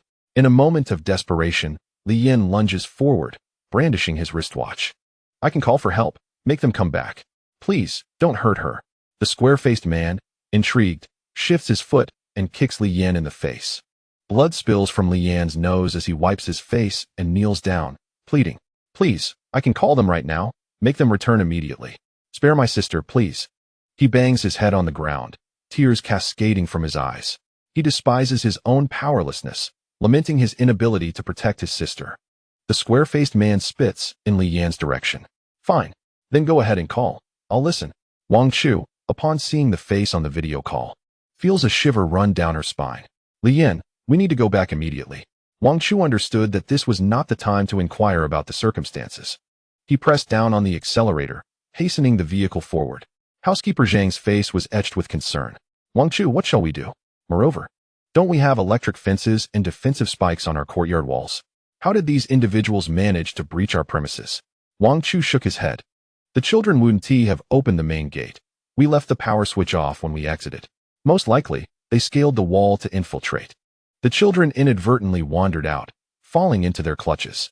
Housekeeper Zhang, wait here while I confront them. You remain hidden for support. It will only take a moment. A plan was already brewing in Wang Chu's mind. Within 10 minutes, he had driven up to the entrance of the villa. At that moment, Li Ro and Li Yan were bound with ropes, carelessly discarded on the ground beside the gate. A square-faced man stood next to them. Upon seeing Wang Chu's vehicle, the man whistled in surprise. I knew it. Anyone who can afford such a villa must be quite well off. The square-faced man greedily scrutinized the military jeep. This is clearly a fine vehicle. It must be of exceptional quality. How about you give it to me? Wang Chu coldly fixed his gaze on the man from a distance. Not a chance. What do you desire? A surge of profound sorrow and fury welled up within him. This silver-haired man was someone he had encountered in his previous life. This was the very individual who had expelled him and Housekeeper Zhang from the villa and had even killed Housekeeper Zhang. You look familiar. It appears we are indeed fated to meet again. A sinister smile spread across Wang Chu's face as his fists cracked ominously. In his past life, he had lacked the opportunity to exact revenge on this man. Fortune had smiled upon him this time, delivering the adversary right to his doorstep. The square-faced man, startled by Wang Chu's grin, took a step back. Stop. What are you doing? He drew a dagger from his person, pressing it against Li Yan's neck. If you wish to save these two children, then open the villa's door and let me in. I'm hungry and need food. If you dare to play tricks, I will immediately spill their blood right here. Wang Chu grinned, taking a step forward. Huh, go ahead. Since they refused to heed my warnings and opened the villa door, placing themselves in peril, such mindless individuals deserve their fate. As he spoke, Wang Chu had closed the distance between himself and the square-faced man, leaving merely 20 meters between them. Do not approach. If you wish for them to die, I shall grant your request. The square-faced man glared coldly, raising his dagger high before thrusting it downwards. Wang Chu swiftly reached into his pocket, producing a gun that he aimed at the man's wrist, firing a shot. As the gunfire echoed, he quickly shifted his aim to the man's thigh, firing once more. With resolute determination, 2 shots rang out, causing the square-faced man's knife to veer off course. He staggered, injured in one leg. Li Yan, roll to the right with your sister. Wang Chu bellowed, suddenly accelerating forward. Li Yan, quick to react, seized the rope binding Li Ro and forcefully rolled to the right. The blade that the square-faced man had thrust down grazed his cheek, embedding itself in the muddy earth. A mere half-inch away, it could have pierced Li Yan's eye. At that moment, Wang Chu had already reached them, delivering a powerful kick to the square-faced man's wrist, sending the dagger flying from his grasp. Li Yan, how are you? With his weapon lost and a bullet wound in his leg, the square-faced man was left with no escape. Wang Chu paid him no further heed, instead turning to assist Li Yan and Li Ro in freeing themselves from their bindings. Li Yan, in agony, pleaded, Brother, my sister is not going to make it. She was kicked in the chest. I think her ribs are broken. Brother, I'll do anything for you, anything you ask. Just please save my sister. I beg you. Wang Chu drew his dagger, slicing through the ropes binding them with force. Of course, I will save her. But first, you must explain things to me. I cannot keep foolish individuals by my side, lest they hinder us. As Wang Chu spoke, he turned to deal with the square-faced man when suddenly, he felt a sinister gust of wind near his ear. Instantly, he pivoted, driving his elbow backward with force, toppling the assailant behind him to the ground. Wang Chu rolled away, swiftly grasping Li Yan and Li Ro, retreating several meters. Little green hat, come forth. He reached into his chest pocket, pulling out the small turtle and tossing it onto Li Ro. I want her to live. Wang Chu abandoned the two children, raising his gun and aiming ahead. The square-faced man had been helped to his feet by two others, retreating to a corner. Nearby, a rotund man clutched his stomach, howling in agony, wielding a heavy hammer. Had it not been for Wang Chu's quick reflexes, his brains would have been splattered across the ground. He aimed his weapon at the four men. Heh, so you all have come. In a previous life, it was these four scoundrels who plundered Guanshanyu, leading to his downfall and the death of Steward Zhang. Now, fate has presented me with the perfect opportunity for revenge. Wang Chu advanced toward them, his weapon drawn. Since you dared to rob me, are you prepared to meet your demise? He approached the group, aiming at the white-haired man. His eyes burned with fury, eager to eliminate this foe immediately. But in that fleeting moment, a manic smile curled at the corner of the white-haired man's mouth. Wang Chu instantly realized that something was amiss. He swiftly retreated, but the white-haired man, seemingly driven mad, lunged at Wang Chu, forcefully pinning him to the ground. Heh, I've never feared anyone in my life. Even if I die today, I shall drag someone down with me. The white-haired man abruptly tore open his clothing, revealing several bottles concealed within. Wang Chu's keen eyes immediately recognized that these were not mere bottles, but rather homemade explosives. In his previous life, amidst a scarcity of resources, the military of the Golden Dragon Nation had imposed stringent controls on arms, leading some individuals to scavenge and craft such rudimentary bombs for sale. Surprisingly, the market demand had proven to be quite robust.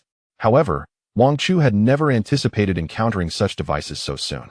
With a face twisted in madness, the white-haired man ferociously pressed one of the bottles against Wang Chu's chest. Today, we either perish together or you open the door for me. There is no other option. As he spoke, he lowered his head towards the barrel of Wang Chu's gun. Come on, shoot me. Shatter this, and we shall both be blown to pieces. I've never feared death when hunger drives me. I only dread not being able to take a few more with me. Wang Chu gritted his teeth, momentarily at a loss for how to respond to this man's coercion. Meanwhile, Steward Zhang, filled with anxiety, charged from a distance towards Wang Chu and the white-haired man. Release my young master. If you dare, come at me. But the distance was too great, and he was unable to reach them in time. Just as Zhang was halfway there, one of the other three men emerged, blocking his path. Old man, take another step forward, and you shall meet your demise. The man brandished a dagger, aiming it menacingly at Zhang. Zhang, consumed by rage, longed to unleash his fire abilities and reduce this man to ashes. Yet, he struggled to control the flames. Should he faint again as he did previously, it would only compound his misfortune. Wang Chu's thoughts raced as he focused his vision into his own space, rapidly searching through a myriad of items, hoping to find something effective against the crude explosive. What could possibly work? At that moment, a loud shout erupted from the overlooked siblings, Li Yin and Li Ro. Let go of my brother. Li Yin burst from the corner, charging towards the white-haired man. He lunged fiercely, tackling the man and gripping his waist tightly, forcing him several meters away. Brother Wang Chu, let us go. Wang Chu's eyes widened in astonishment. He never expected Li Yin to come charging in at such a critical moment. The white-haired man, clearly taken aback, responded with a brutal headbutt aimed at Li Yin. You little brat, how dare you interfere? If I don't kill you today, I won't bear the family name. With several brutal impacts, Li Yin was left bloodied and battered. He had already been subjected to a brutal beating, and the world around him was shrouded in a crimson haze, rendering everything almost unrecognizable. With a few more blows, Li Yin was left gasping for breath, his vision blurring. On the verge of unconsciousness, in his dazed state, he turned his head and, in an instant, caught sight of his sister Li Ro lying on the ground not far away. A small green hat on her chest emitted a gentle green glow, diligently working to mend her wounds. The soothing luminescence gradually revitalized Li Ro, restoring her once sunken chest to its former state. Seeing his sister unharmed, a faint smile finally graced Li Yin's lips. Wang Chu, please take care of my sister. I can repay you in this life, but I shall owe you a great debt in the next. With that, Li Yin grasped his knife and stabbed fiercely at the white-haired assailant, while his other hand retrieved a lighter to ignite the clothing of his adversary. A desperate and brutal struggle ensued. Suddenly, a deafening explosion erupted. A towering blaze shot into the sky in that fleeting moment. Li Yin, Wang Chu shouted, attempting to rush forward to pull him away, but it was too late. The intense flames spread rapidly, forcing Wang Chu to throw himself backward, burying his face in the ground to shield himself from the explosion's shockwave. The fire raged for several minutes before gradually subsiding. On the ground lay 2 charred bodies, wisps of ash and smoke drifting upward. Brother, brother, wake up, Leroy cried. Rushing to him, tears streaming down her face as she shook Li Yan's lifeless body. Yet, he was completely blackened, devoid of any signs of life. Overcome with sorrow, Leroy wept uncontrollably. Wang Chu stepped forward and gently pulled her away. Let me see your brother. Perhaps he still has a chance. He pressed his hand against Li Yan's chest. With the small green hat, even a flicker of life might be salvaged. However, Wang Chu was unprepared for what happened next. As his hand made contact with Li Yan's chest, he felt a thunderous heartbeat resonating within, causing him to widen his eyes in shock. Li Yan, you're still alive? Li Yan remained prone on the ground, utterly motionless, seemingly oblivious to Wang Chu's words. Yet, Wang Chu was certain that Li Yan was very much alive. Overcome with excitement, he lifted Li Yan from the ground, cradling him in his arms as he made his way out. Li Yan, hold on. I'm coming to save you. He retrieved the small green hat from a nearby corner and pressed it against Li Yan's body. Little green hat, I entrust the rest to you. Leroy's tear-filled eyes had ceased their flow. Brother, is there still hope for him? Wang Chu nodded, hastily carrying Li Yan toward the villa. Of course. As he spoke, he cast a fierce glare at the others trailing behind. What are you all staring at? Do you want to meet the same fate? Without the leadership of the white-haired, round-faced individual, the remaining members of the group had already disbanded in disarray. Upon witnessing Wang Chu's fierce demeanor, they dared not utter another word and promptly turned to flee. Wang Chu, unwilling to hesitate further, swiftly opened the villa door and brought Leroy back inside. Zhang, the butler, please prepare the heating, hot water, and find a clean set of clothes for Li Yan to change into shortly. Li Yan's skin was charred and blackened, leaving it uncertain whether it was merely soiled or burned. Thus, immediate cleansing with pure water was imperative. After carefully laying Li Yan on the bed, Zhang had already prepared warm water. Wang Chu quickly removed Li Yan's clothing, gently wiping down his body with the warm water.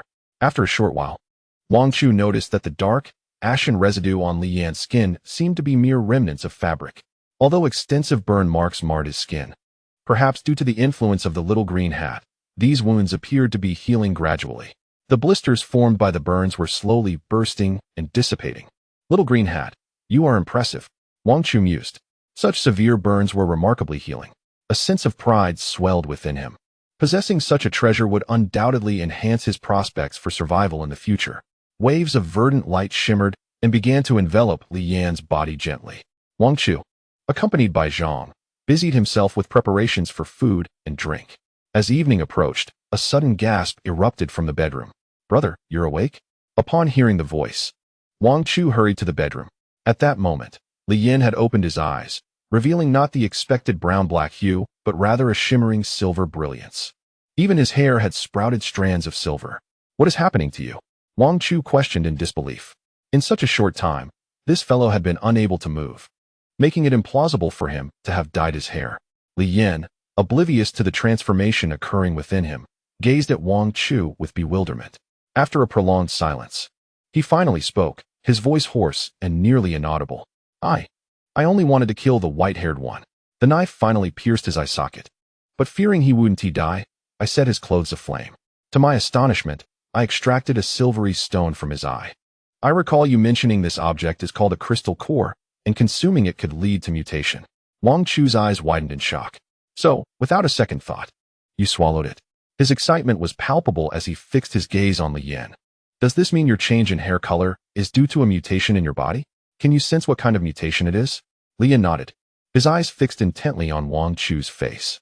In the blink of an eye, Li Yan's visage underwent a transformation. His skin gradually turned pale, and his face began to compress inward, soon resembling Wang Chu's visage almost perfectly. The previously single eyelids transformed into double eyelids, until he completely embodied Wang Chu's appearance. Astonishingly, was this a mutation of the white-haired ability? This could indeed be classified as a unique power, one that permits the bearer to alter their skin and bone structure at will, swiftly adopting the likeness of others. Such an ability is undeniably formidable. As long as one remains unrecognized, they can masquerade as anyone. Those endowed with this mutation can infiltrate and exit various places at will. In summary, it is rather advantageous. Wang Chu chuckled as he patted Li Yan on the shoulder. You could say this is a blessing in disguise. This ability is exceptionally useful. Consequently, you will be able to protect your sister with your own strength. After speaking, Wang Chu seized the little green hat. I shall not disturb your rest any longer. Take your time to recuperate, and I will return to find you tomorrow. Wang Chu had the steward Zhang bring some food and drink before retreating to his own room. As soon as he closed the door, he crouched down. How is it that everyone has awakened their powers, while I remain unchanged? My abilities have shown no sign of development. Clenching his fists, Wang Chu stood up in frustration. I cannot allow myself to languish in despair. I must seize the opportunity that the apocalypse presents. Searching for crystal cores at this juncture is crucial. Resolute, he decided that he would set out on the morrow to seek crystal cores. The following day, at the crack of dawn, Wang Chu prepared himself and promptly set out. As he reached the door, Zhang the steward and Li Yin approached. Li Yin appeared calm, seemingly having fully returned to normal. Young master, where are you headed? Zhang the steward asked, concern etched on his face, clearly uneasy about Wang Chu's departure. Wang Chu gestured towards the outside. For the sake of our survival, we must grow stronger. Both of you are now mutants and require a substantial amount of crystal cores to enhance your abilities. Crystal cores can only be found within mutated creatures, which is why I must go hunting. You two should remain at home and avoid venturing out as much as possible. Presently, the small flame that Zhang the steward possesses and Li Yan's mutation are inadequate against the formidable mutants outside. Chapter 45. The Gluttonous Rabbit. I'll be lazy as long as their food. Li Chang'an is immensely powerful, but regrettably, he will certainly not accompany me in the pursuit of crystal cores. Thus, I must devise my own strategy for action. Just as Zhang the steward was about to speak, Li Yin stepped forward first. Wang Chu, I can assist you. Although my combat skills with my mutated ability are not particularly formidable, my resourcefulness is not to be underestimated. I often venture into the mountains to gather wild vegetables and fruits, and I have fought wild beasts on the mountain. Once, I single-handedly hunted a wild boar and distributed a large portion of meat to every household in the village. Let me accompany you. Though only 12 years old, Li Yin was not short in stature. He was nearly of adult stature.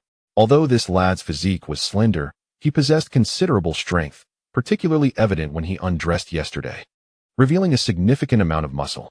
All right, follow me. You will accompany me to obtain the crystal cores, and any that suit you will be yours, Wang Chu instructed. Li Yin nodded and promptly fell in step. Wang Chu retrieved a dagger from his spatial pouch and tossed it to Li Yin. Should any danger arise, prioritize your own safety above all else. When we confront the zombies, exercise caution and ensure you do not place yourself in peril. To Wang Chu, Li Yin still appeared as a child. The two swiftly reached a consensus and set off. Wang Chu had already determined his target. He led Li Yin to the nearest ecological park, the largest wildlife sanctuary in their vicinity, to emphasize its ecological focus. The park was home to towering ancient trees and a diverse array of flora and fauna. Drawing from memories of his past life, Wang Chu recalled that this location harbored numerous formidable mutated creatures, particularly a colossal ancient tree at the park's center, which had even developed intelligence. However, that was a matter for another time. Initially, the abilities of these mutated plants and animals were not overly potent, so there remained a chance to exploit the situation, potentially defeating them and claiming their crystal cores. The forest was dense and lush, far more so than the flora within the previous wildlife sanctuary.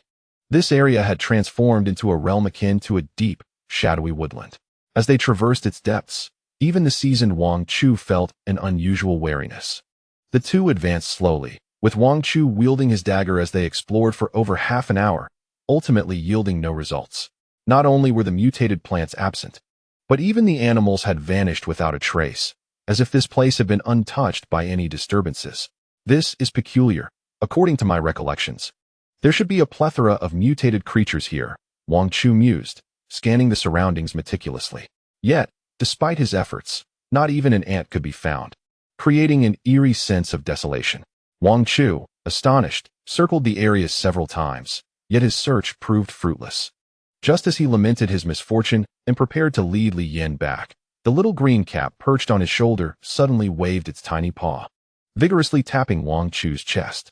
The little green cap poked its head out from its shell and pointed toward the eastern direction with a paw.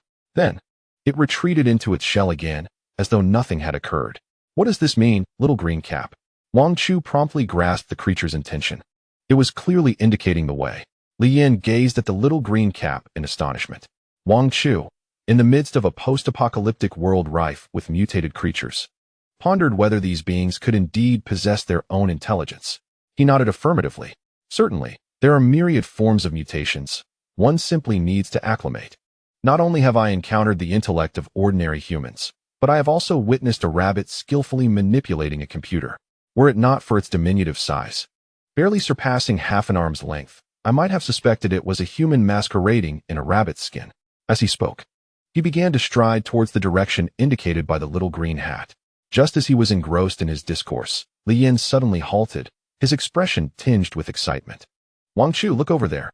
Is that a white object? Could it be a rabbit? Indeed, the unpredictable nature of fate seemed to unfold before them.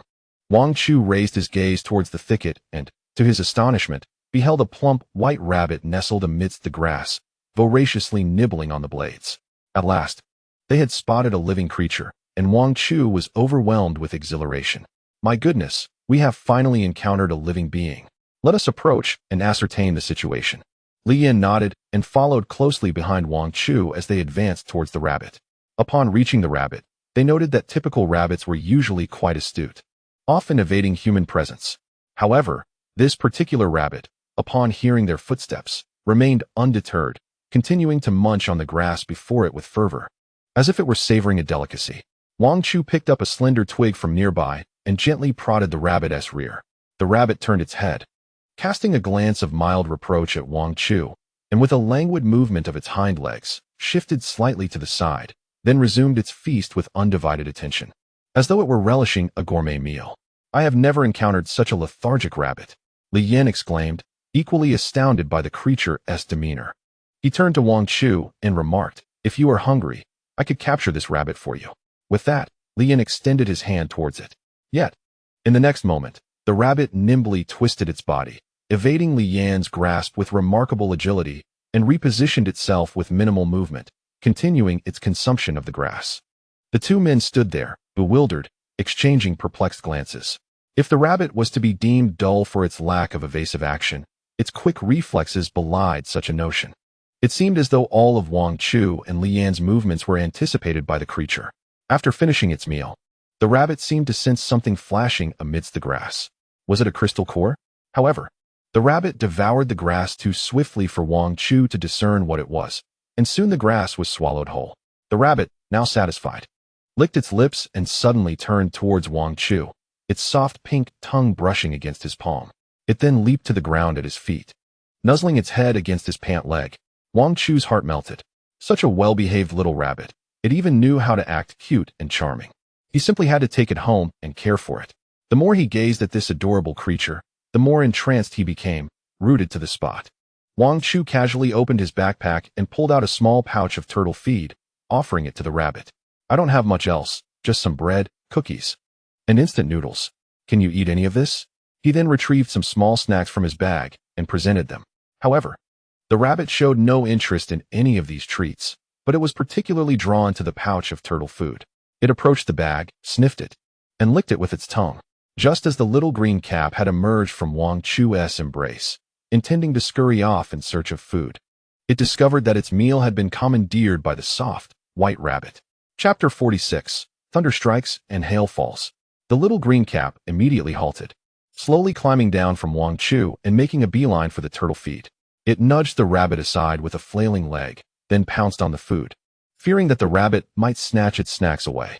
Observing the harmonious interaction between the two, Wang Chu resolved firmly, I must have this rabbit. Let us take it home and raise another rabbit to keep the little green cap company, alleviating its loneliness. The little green cap seemed to express its gratitude. Wang Chu reached out, just about to stroke the soft, long fur of the little white rabbit, when suddenly, a roar echoed from the distant jungle. The thicket parted swiftly, and an immense beast emerged. Towering at approximately 3 meters, this colossal creature barreled through the foliage and lunged toward Wang Chu and his companions with astonishing speed. What manner of monster is this? A gorilla? Wang Chu looked up and was astonished to find before him a gigantic monkey, over 3 meters tall, resembling King Kong from the television series. The giant monkey screeched, its eyes gleaming with a predatory thirst as it fixated on Wang Chu and the others. Wang Chu brandished his knife, swiftly snatching the little green cap and clutching it to himself, while his other hand reached for the rabbit. Li Yin, retreat. Li Yin reacted with agility, almost in sync with Wang Chu, as both quickly distanced themselves from the giant monkey. However, as Wang Chu attempted to grasp the rabbit, it deftly sidestepped, evading his grasp. The massive hand of the monkey descended upon them, akin to a boulder crashing down. Faced with the choice between saving himself or the rabbit, Wang Chu could only retreat to preserve his life and that of the little turtle. Meanwhile, the rabbit remained engrossed, munching on the pouch of turtle feed, seemingly oblivious to the chaos surrounding it. Rabbit, run! Wang Chu, overwhelmed by the situation, could only utter a single exclamation. Just as they had retreated, the colossal monkey's massive paw descended, forcefully striking down on the little white rabbit. A thunderous crash resounded. With such a blow, the rabbit was unlikely to survive. Wang Chu sighed, acknowledging that fate had dealt an unfortunate hand.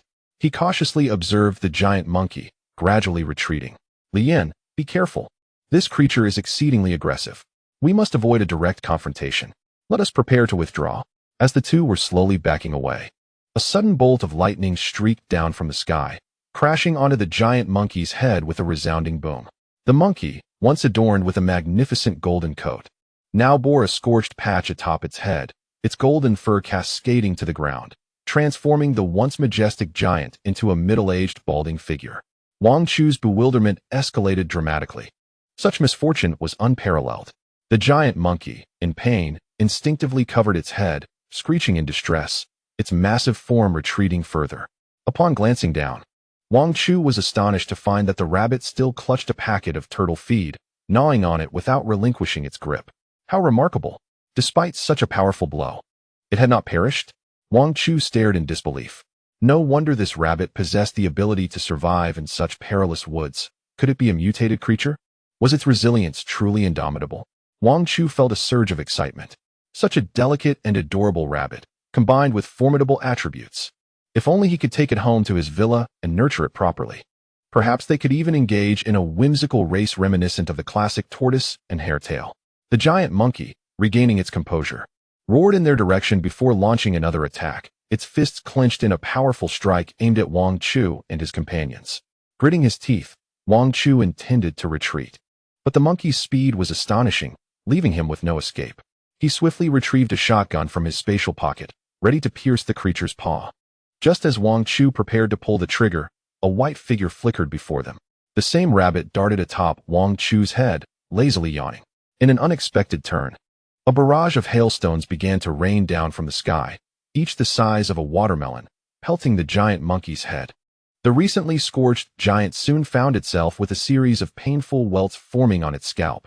The monkey trembled under the onslaught, desperately trying to escape. But the hail relentlessly targeted its head, soon leaving it bloodied and battered. Wang Chu and Li Yin stood in stunned silence. In a previous life, what grave did this monkey disturb to warrant such retribution in this one? Wang Chu sensed something amiss. Even if one were to attribute it to misfortune, encountering extreme weather on two separate occasions seems improbable. Li Yin gestured toward the sky. It was a splendid day, the sun blazing overhead. Where could the hail have come from, and from whence did the lightning strike? Just moments ago, amidst a tense situation, Wang Chu had failed to notice this anomaly. In retrospect, the weather indeed appeared exceedingly peculiar, if not downright bizarre. A white rabbit gently patted Wang Chu's head, as if soothing a beloved pet, before hopping down to resume its previous activities by the pile of feed. Surely, the commotion that had just ensued could not have been instigated by this rabbit? Wang Chu stared in astonishment at the diminutive creature, unable to quell his burgeoning suspicion. Could this rabbit truly wield the power to manipulate both hail and lightning? Was it possible that it had simultaneously awakened two distinct abilities? Wang Chu found himself utterly confounded. In his past life, he had never heard of any being, let alone a creature, manifesting two mutated powers in such rapid succession.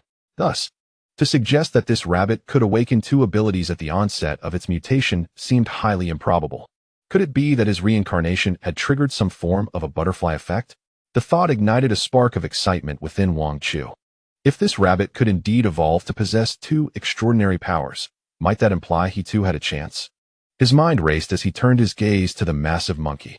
Undoubtedly, this creature was a mutated being, if it harbored a crystal core within its brain. Perhaps he could seize an opportunity. There was even a possibility it might develop a second mutated ability. The hail had ceased, and the sky had once again returned to its sunny disposition. The once arrogant giant monkey now cowered in a corner, clutching its head and trembling like a frightened child. The 3-meter-tall beast appeared diminutive in its fear. Chapter 47. For mutated abilities, the rabbit runs amok after hiding in the corner for a while. The giant monkey, upon realizing the hail had stopped, bared its teeth cautiously and took a tentative step toward Wang Chu and his companions. However, upon meeting Wang Chu's gaze, it instinctively recoiled a few inches, as though testing the waters. After a brief moment, reassured by their harmlessness, the giant monkey mustered its courage and boldly approached Wang Chu. Just as the monkey was about to close the distance, a tempestuous wind swept through the sky, bringing with it a whirlwind of sand. In the next instant, a tornado suddenly descended upon the scene, enveloping the giant monkey and whisking it into the air. The creature let out a chilling scream as it was lifted to an altitude of several dozen meters, shrinking into a mere dot against the vast sky. In the blink of an eye, the tornado vanished. The giant monkey let out a dreadful scream as it plummeted from the sky, instantly reduced to a grotesque heap of flesh, lifeless and still. Wang Chu stared at the rabbit, utterly astonished, rendered speechless. A third form of mutated ability? It could manipulate the wind as well. What on earth was this?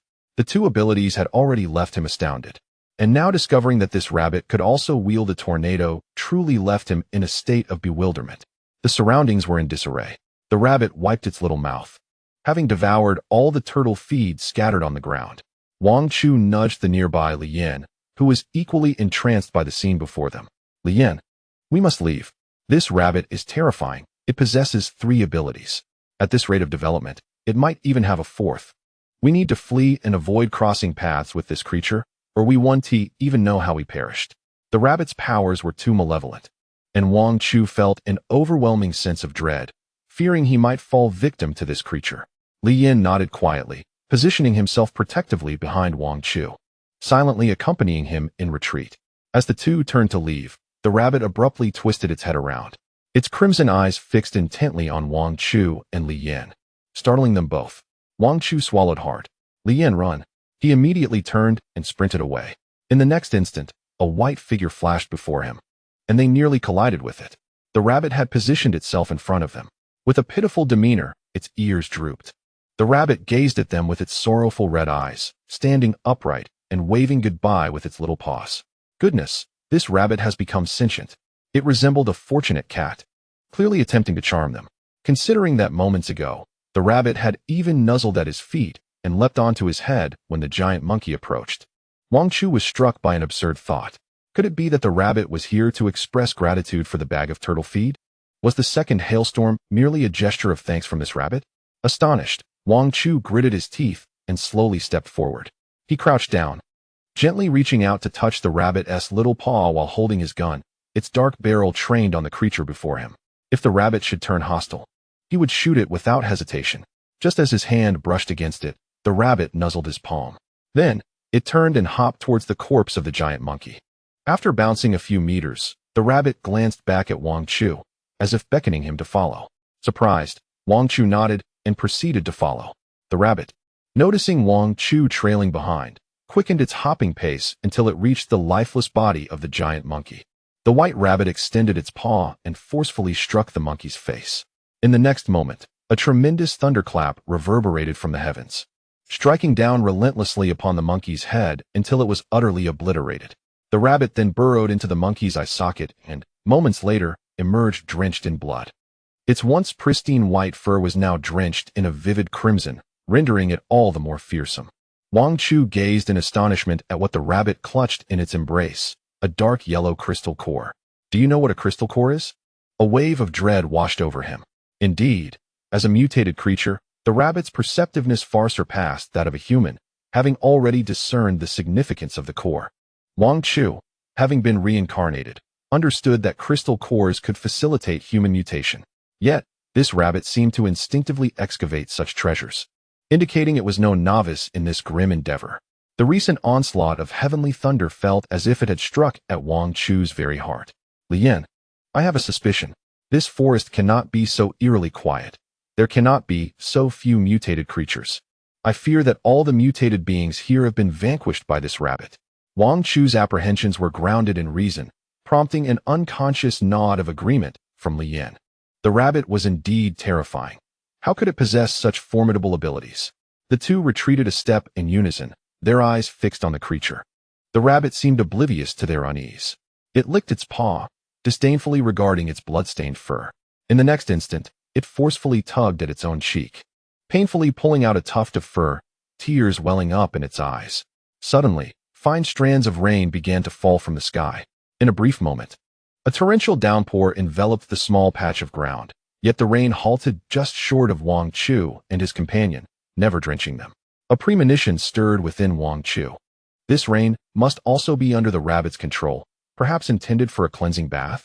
The rabbit, exhibiting a surprisingly human-like demeanor, waved its little legs, diligently wiping its fur. In no time, the bloodstains were washed away, leaving it pristine once more. Li Yan stared at the rabbit in disbelief. Wang Chu, have you ever encountered such a creature? Is this truly not a human transformation? This rabbit is remarkably intelligent, and this appears to be its fourth ability, controlling rainwater? Wang Chu was equally bewildered. What kind of creature could command so many elements simultaneously? It was simply unnatural. He pondered the various abilities displayed thus far: thunder, hail, tornado, and now rain. These four abilities, no, they are not elemental powers. They are manifestations of weather. Wang Chu stood in stunned silence, fixated on the rabbit, unable to comprehend the revelation.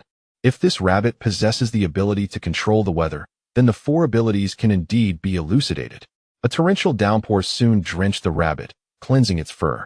The rabbit shook off the water and immediately flashed a grin towards the sky. Instantly, the heavens returned to normalcy, bathed in sunlight, and the rabbit's fur began to dry. Goodness, how I envy this power. Chapter 48. Kidnapping the rabbit, commanding wind, rain, thunder, and lightning faced with such a formidable rabbit. Wang Chu could think of only one thing. It must be taken home. If he could succeed in this endeavor, it would be a tremendous windfall. After pondering, he retrieved turtle feed from his belongings and cautiously offered it forward. Little rabbit, would you like to come with me? The rabbit sniffed the air, its eyes sparkling with delight. Observing this scene, Wang Chu felt a surge of confidence. It seemed likely that he would succeed. Why is it so quiet in this forest? Are there no other mutated creatures within? Wang Chu inquired. The rabbit pointed with its tiny paw at the turtle feed in Wang Chu's hand. Once he scattered some on the ground, the rabbit squinted its eyes in satisfaction. In the next moment, it devoured the turtle feed in a few bites and dashed deeper into the thicket. Midway, the rabbit glanced back at Wang Chu, prompting him to rush forward. Accompanied by Li Yan, the rabbit darted ahead, leading Wang Chu into the heart of the forest. Surrounding them were a myriad of plants, and at the deepest point lay a rocky cave. As they approached, a pungent scent of blood assaulted Wang Chu's senses. Something was amiss. He quickly drew his handgun, aiming at the ominous darkness ahead. Yet, the rabbit, unfazed, hopped right in. Reluctantly, Wang Chu followed. Upon entering the cave, a gruesome sight unfolded before him. The space was filled with decaying animal corpses, and even some plants were not spared. Without exception, each animal bore a gaping hole in its forehead, as if something had been extracted from within. The plants were similarly marred by large cavities. Witnessing these grotesque excavations, Wang Chu's mind raced. Rabbit, could you be responsible for this? The rabbit wiggled its lips and tossed its head proudly. Clearly, it had extracted the crystal cores from these animals and plants. No wonder this rabbit's power was so terrifyingly formidable. Having consumed so many crystal cores, its strength must have surged dramatically. Moreover, and most importantly, this creature possesses the ability to control the weather, harnessing various elements. Astonishingly, it can digest all types of crystal cores. For the first time, Wang Chu's eyes glimmered with avarice. Little rabbit, come back with me. As long as you agree to accompany me, I have countless turtle feeds to offer you. Whatever quantity you desire, I can provide. The little green-capped creature poked its head out of the shell, expressing its discontent by nudging Wang Chu's chest. Wang Chu feigned ignorance and continued to gaze earnestly at the rabbit. The rabbit lowered its head, its crimson eyes swirling as if in contemplation. Mere seconds passed before the rabbit leaped suddenly, propelling itself off the wall and landing atop Wang Chu's head. Its tiny paws trod lightly on his scalp before it settled motionlessly on his crown. Was this a sign of agreement? A surge of exhilaration coursed through Wang Chu's heart. If he could bring this rabbit back and harness its powers, it would undoubtedly yield immense value, significantly increasing their chances of survival. However, observing the surrounding corpses, it was evident that this rabbit must be a formidable boss of the forest, a creature to be feared. Bringing it back also entailed risks. Risks accompany opportunities, thus, he resolved to proceed. Wang Chu turned decisively and called for Li Yan. Let us return. The mutated creatures in this forest have mostly been dealt with by this rabbit. Continuing our exploration serves no purpose. The safest course is to return promptly, especially as night approaches. Upon returning to Guanshanyu, as soon as he entered, Li Ro's gaze fell upon the rabbit perched on Wang Chu's head, her eyes sparkling with intrigue. Wang Chu gently lifted the rabbit from his head and placed it on the ground. Steward Zhang scrutinized the rabbit with fascination. Young master, where did you capture this wild rabbit? My culinary skills haven't dulled. I could prepare a delightful spicy rabbit dish. Shall we slaughter it fresh, or? Before Steward Zhang could finish his sentence, the rabbit sprang from the ground and delivered a sharp kick to his face. With a thud, Steward Zhang collapsed to the floor. Wang Chu chuckled awkwardly. Steward Zhang, this rabbit is also a mutated creature and can comprehend human speech. Its abilities are quite unique. I specifically brought it back. Best not to provoke it, lest it holds a grudge. The rabbit glared fiercely at Steward Zhang, then turned away and huddled silently in a corner. Wang Chu hastily retrieved some turtle feed from his belongings and offered it to the rabbit, successfully soothing its temper. After nearly half a day's exploration, Wang Chu finally grasped the extent of the rabbit's abilities. The rabbit has the extraordinary ability to create a defined space around its body, altering the weather within according to its mood, conjuring winds, rain, thunder, and lightning. Thus, with its diminutive form, this rabbit has managed to vanquish the majority of mutated creatures. However, the range of this spatial influence is limited, approximately within a radius of 40 meters. Beyond that, it cannot extend its reach. Wang Chu sighed in relief. At least the rabbit could not drastically alter the weather over a larger area, making it relatively controllable. Furthermore, the rabbit is notably amiable. As long as it is provided with daily sustenance, it poses no threat to humans. Typically, it lounges alongside the tortoise, basking in the sun and dozing. During this period, Wang Chu diligently trained the rabbit with specialized tasks, seeking a way to exert control over it. I wager that in this race, the tortoise will triumph. Wang Chu suppressed a piece of cheese bread he had on him. Steward Zhang pointed at the rabbit. I believe the rabbit will win. The rabbit lay lazily on the ground, almost reluctant to move, having overindulged the previous day and unable to run today. The outcome was inevitable. The tortoise emerged victorious. The following day, while playing, the rabbit found itself bound by the tortoise with a rope around its hind legs, and once again, the tortoise won the race. On the third day, the tortoise lured the rabbit with its favorite toy placed along the path, leading to yet another loss for the rabbit in their race. Daily wagers ensued, and the rabbit consistently lost.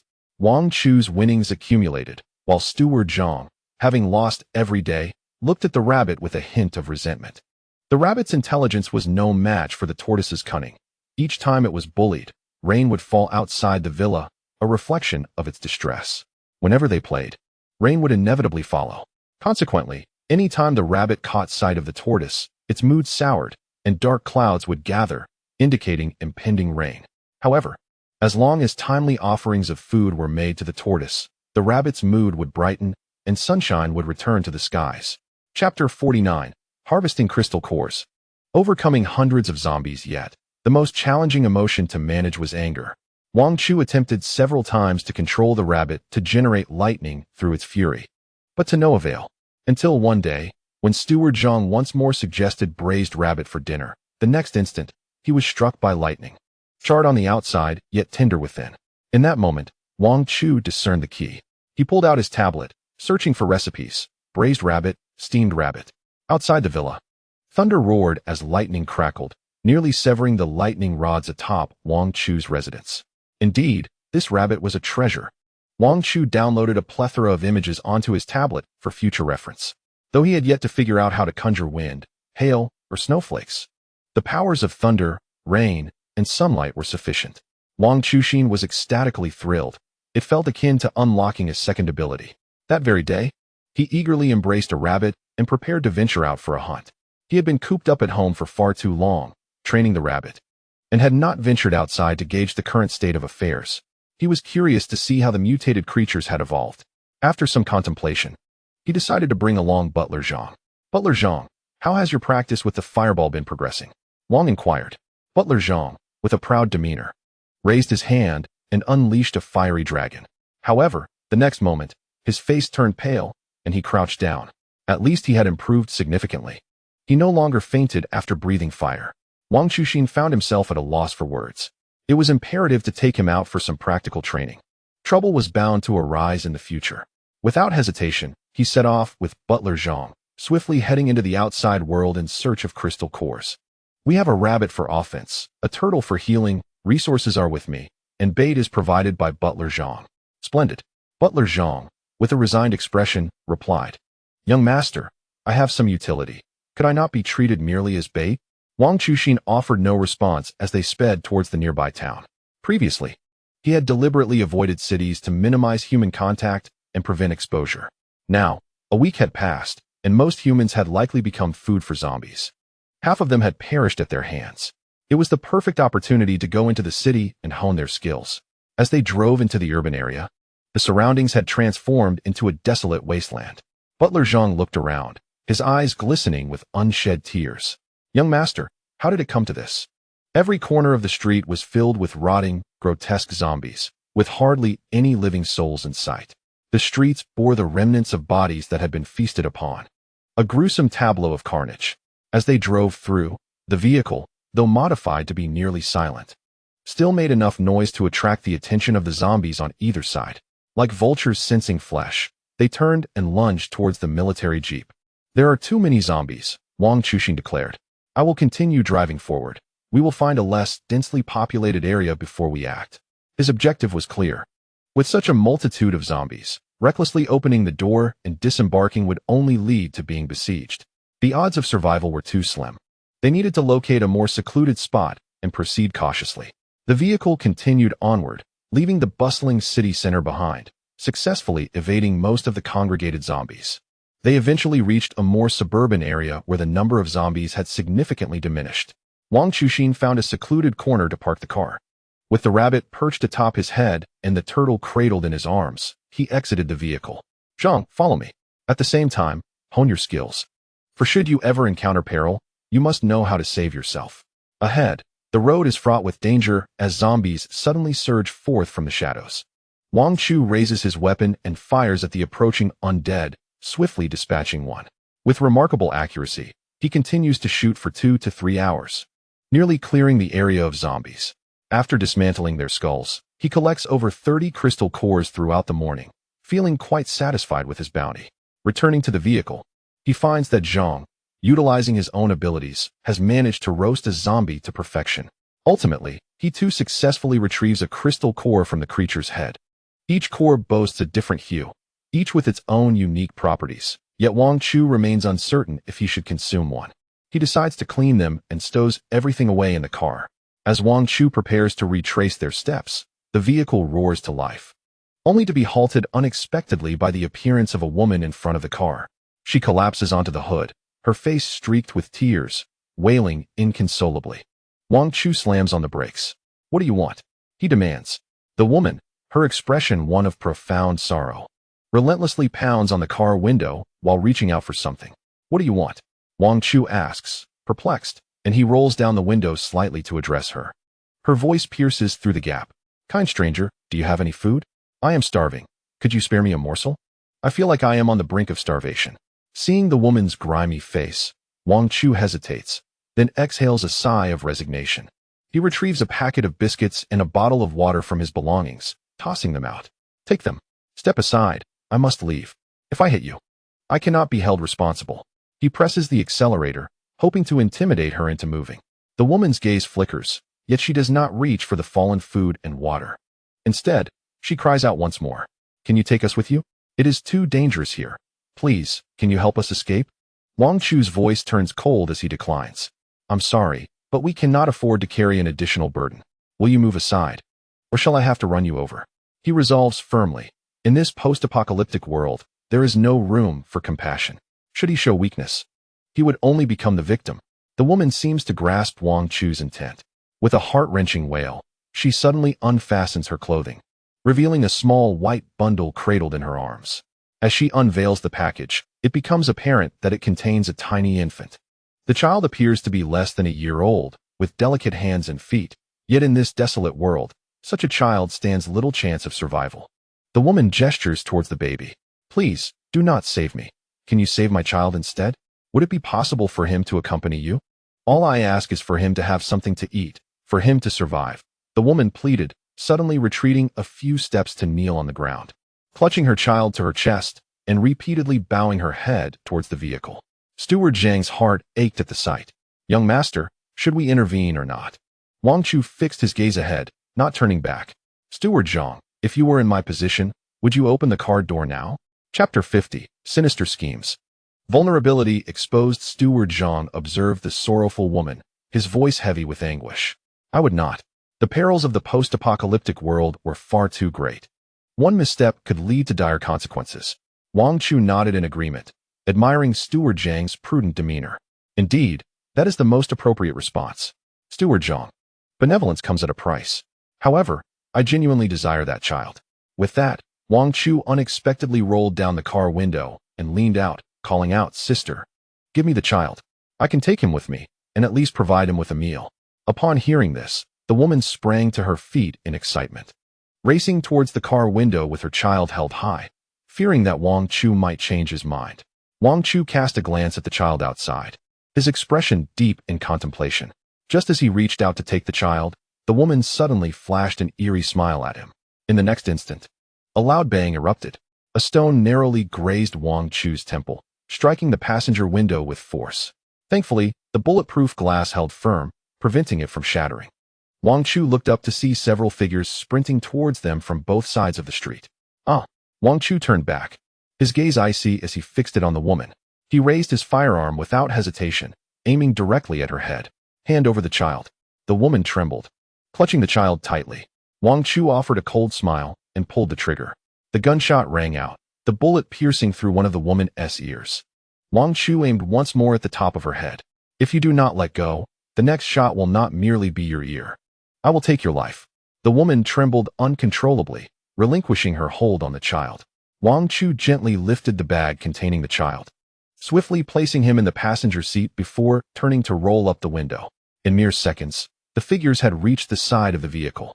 One individual leaped onto the roof, banging on it with tremendous force, as if attempting to break through. Open the door, cried the others, surrounding the car and frantically striking the windows with their weapons. Wang Chu chuckled coldly and pressed the accelerator. The vehicle surged forward wildly. Aim for his tires. As someone regained their composure, they lifted the blade in hand and thrust it forcefully towards a tire. With a hissing sound, one tire was punctured immediately, deflating and rendering the vehicle immobile. Having already filled the tank, the car had gained momentum, causing the military jeep to nearly tip over. Fortunately, Wang Chu promptly pressed the brakes, preventing them from being thrown out. Zhang, the steward, stared incredulously at Wang Chu. Young master, what are you doing? Why did you stop to take that infant? Did you not say that one must be ruthless in this apocalyptic world? Wang Chu shook his head, sighed, and cradled the infant, handing it over to Zhang. Look again, steward. Is this truly an infant? Zhang, astonished, lowered his gaze to the child in Wang Chu's arms. The baby appeared tender and delicate, yet the lower half was empty, devoid of flesh, with bones visible in the thighs. What is this? Zhang gazed in horror at the skeletal remains, unable to believe what he saw. Wang Chu grasped Zhang's hand, pressing it against the infant's nostrils. The child was clearly lifeless. Wang Chu sighed. I realized earlier that the child had ceased to breathe. When the woman unveiled the bundle, I inadvertently noticed the child's lower half was hollow. Consider this. In the face of the apocalypse, we have prepared in advance, with provisions at hand, while they possess nothing. It has been a week. To survive, they would resort to any means. The unspeakable cruelty of the situation dawned on Zhang without further explanation. His gaze lingered on the child's legs, his eyes reddening with grief. How could anyone commit such inhuman acts? Wang Chu sighed again. To leave the child in their hands is also a form of suffering. Though I suspected traps lay outside, I vaguely saw the child's chest rise once. I believed the child was still alive. I thought, with our little green hat, perhaps we could save the child. Alas, It is too late. Wang Chu struck himself with a fist. Next time such a situation arises, steward, you must remind me to be more merciless. We have indeed fallen into a trap. The vehicle sank deeper, becoming ensnared in the mud. Young master, what shall we do? It seems the tire has been punctured. Suddenly, a roar erupted outside. A man delivered a powerful blow to the hood of the car, instantly creating a significant dent in the military jeep's cover. This man, muscular and robust, towered nearly 2 meters tall, his arms bulging with sinewy veins. His fists, as large as sandbags, resembled hammers as they struck the hood, each blow leaving a deep indentation. Open the door now? Wang Chu's eyes narrowed. With an extraordinary strength awakening as a formidable power, he glanced back at Butler Zhang, conveying a sense of reassurance. Butler Zhang, remain in the vehicle. I shall step outside to assess the situation. Outside, a group of individuals was frantically unleashing their power, distorting the vehicle's form. Seizing the opportunity while their attention was diverted, Wang Chu pushed open the car door and fired a shot. The sound of a gunshot resonated as a bullet pierced through the fierce man, smashing the car glass, forcing him back several steps. Blood splattered in an instant, and he collapsed to the ground. Wang Chu exited the vehicle, delivering a swift kick to the fallen figure. He quickly slammed the door shut and pressed the button to lock it.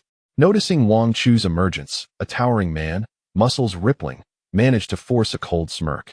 You've got some guts, kid, he sneered, grabbing Wang Chu by the collar and lifting him off the ground. Hand over the supplies from your vehicle, along with your car and handgun, or I'll take your life. With that, he delivered a powerful punch beside Wang Chu. The ground erupted in a deafening explosion of dirt and debris. Confronted with such formidable force, Wang Chu's pupils constricted. With a derisive smile, he swiftly reached for his waist. In the next moment, a rocket launcher appeared in his grasp. Is this what you desire? I am typically benevolent. Today, I shall grant you a gift, 1 shot for free. If that is insufficient, I shall delight you with 2. A projectile was launched, crashing with a resounding boom into the man's cheek, sending him sprawling to the ground. Half of his face obliterated. Your current strength pales in comparison to real artillery. Chapter 51. The indestructible Wangba man Wang Chu turned to regard the remaining few. The woman who had previously handed over the child had long since hidden away. Surrounding him were 5 individuals, the very ones who had attempted to pry open the car door. Upon witnessing the military weapon in Wang Chu's possession, they fell silent. Where on earth did he pull that from? Is this his ability, to conjure a rocket launcher at will? Truly terrifying. That shot obliterated half of our leader's face. The 5 trembled in fear, no longer daring to approach Wang Chu with their previous arrogance, demanding he surrender his supplies. With a stern countenance, Wang Chu stepped forward, prompting them to cautiously retreat. Is this all you've got? With such feeble skills, who granted you the audacity to attempt to rob me? Wang Chu raised the rocket launcher, poised to deliver a lethal strike. Keeping these individuals alive would only bring misfortune. He observed that they had all awakened their powers: fire, water, wind, strength, and earth. The individuals have awakened 5 distinct abilities, albeit merely rudimentary physical and elemental powers. Presently, their might is pitifully negligible, posing little threat. Yet, in the presence of ordinary mortals, these abilities manifest as formidable and lethal skills. Just as he was about to pull the trigger, a thunderous roar erupted from behind him. I underestimated you, kid. Brace yourself. As the words were spoken, a fierce gust of wind swept in from behind. Wang Chu bent low, instinctively firing a shot backward. With a resounding boom, the projectile collided with the man who had just risen, obliterating half of his hand. The man, surprisingly, stared at his palm, grinning through gritted teeth. Quite impressive, your abilities. However, I perceive that you have not awakened any particularly formidable powers. It seems merely the weaponry of some privileged young master. As he spoke, the man staggered slightly. Astonishingly, the half of his face that had been blasted away began to regenerate, tendons and flesh knitting together until his visage was restored. The hand that had been destroyed also gradually reformed, returning to its original state. Witnessing this, Wang Chu furrowed his brow deeply. You are not of the strength type. You have awakened the... You're quite astute, the man interrupted with a sly smile. I have awakened the skill of immortality. If you can merely take a chunk of flesh from me, I shall regrow it within half a minute. Even if you were to obliterate half of my heart, I would still endure. So, my dear boy, you have chosen the wrong adversary. The man strode confidently toward Wang Chu.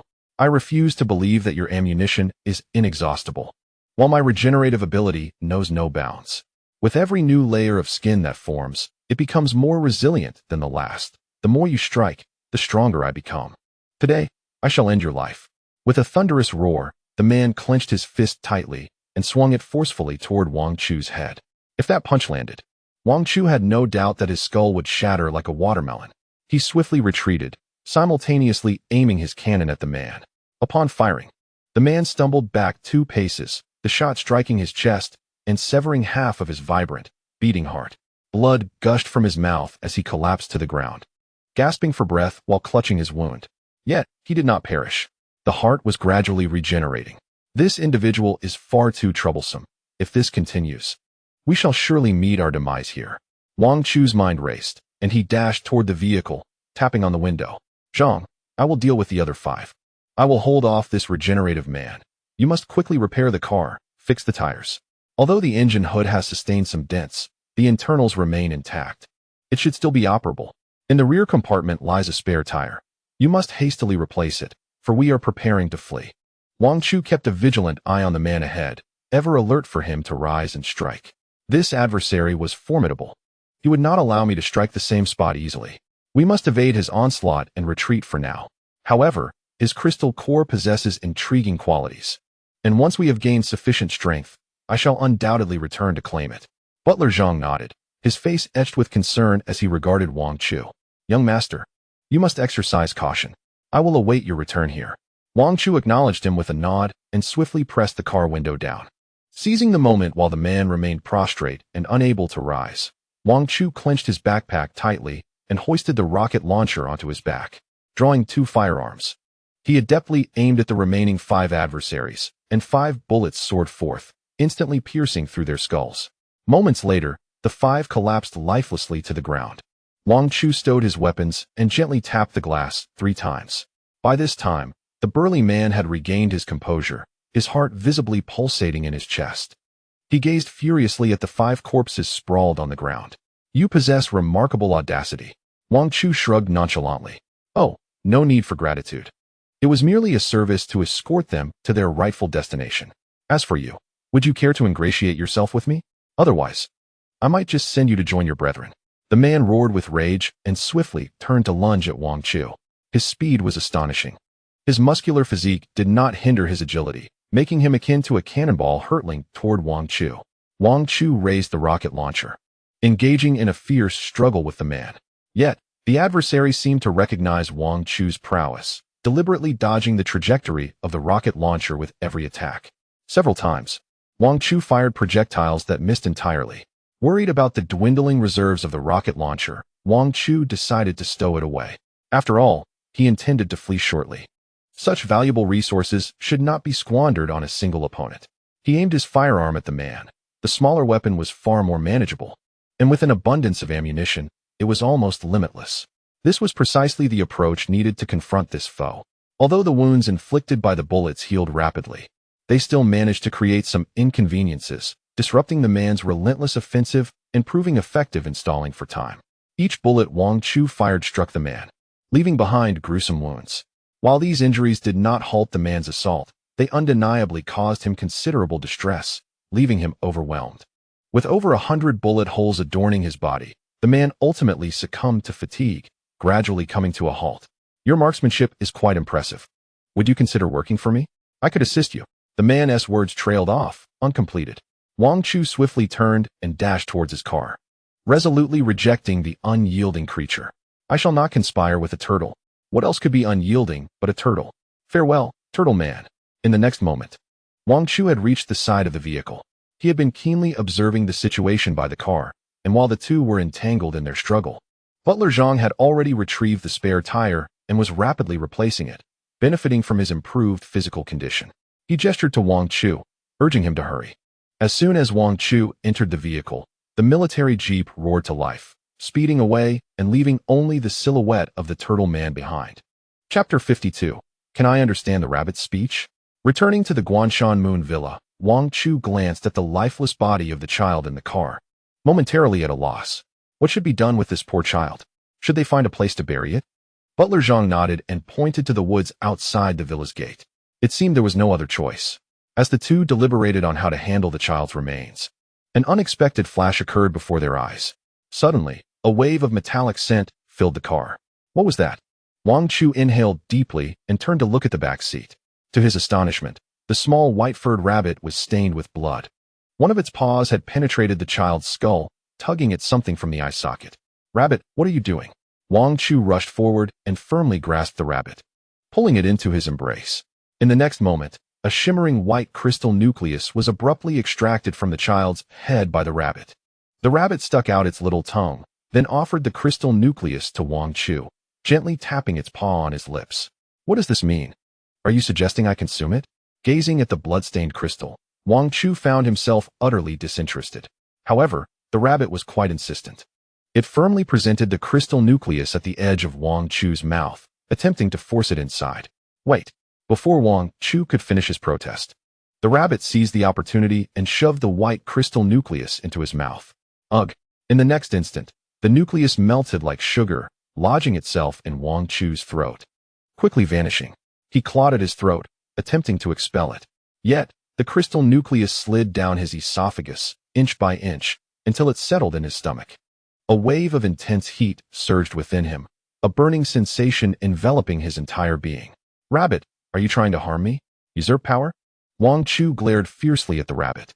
The rabbit innocently stuck out its little tongue, its large eyes gleaming brightly as they fixated on Wang Chu, seemingly anticipating something.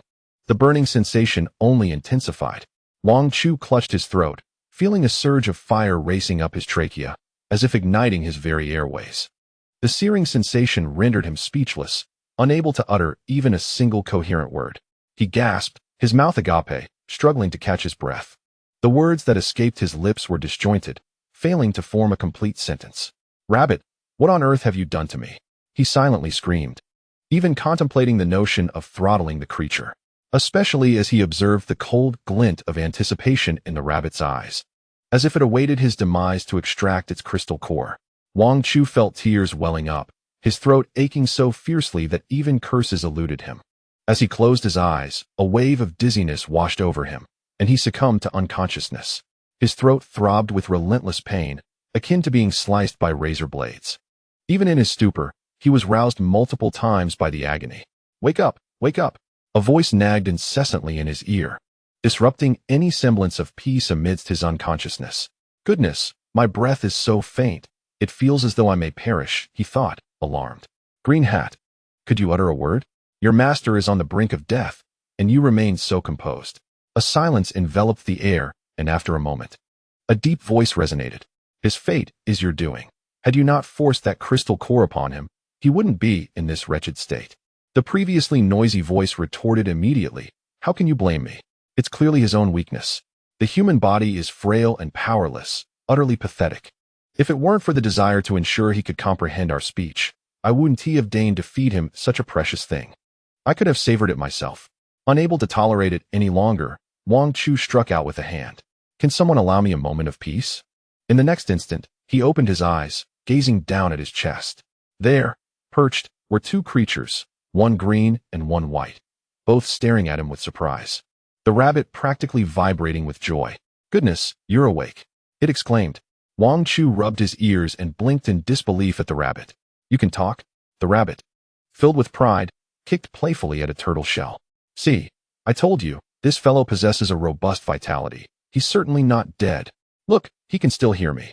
Our future communication will be much smoother." With that, the rabbit leapt closer to Wang Chu's face, nuzzling his cheek with its nose. "You ungrateful human. You should be thankful to me. If I hadn't helped you consume that crystal core, we would still be divided by our species. And you wouldn't comprehend a word I'm saying." Wang Chu was left in a state of utter bewilderment. His gaze flickered past the rabbit and settled upon the little green hat. The little green hat lazily poked its head out and surprisingly spoke human words. The glutton was indeed correct. Economical with words, it truly lived up to its reputation. Wang Chufeng was momentarily disoriented. He had never realized he could unlock such a peculiar skill, enabling him to converse with animals.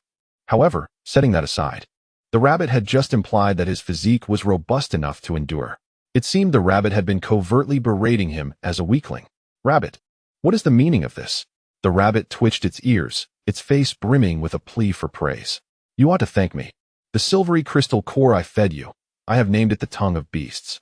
I merely wish to allow you to comprehend my words and to inform you not to show me those ghastly images again. I have no desire to see spicy rabbit, braised rabbit, or steamed rabbit. The rabbit grew increasingly irate, seizing Wang Chu Feng by the collar and pressing its tiny paw against his throat. If you provoke me again, compelling me to unleash lightning, I shall strike you down with a bolt. Do you believe me? Wang Chu Feng was at a loss for words.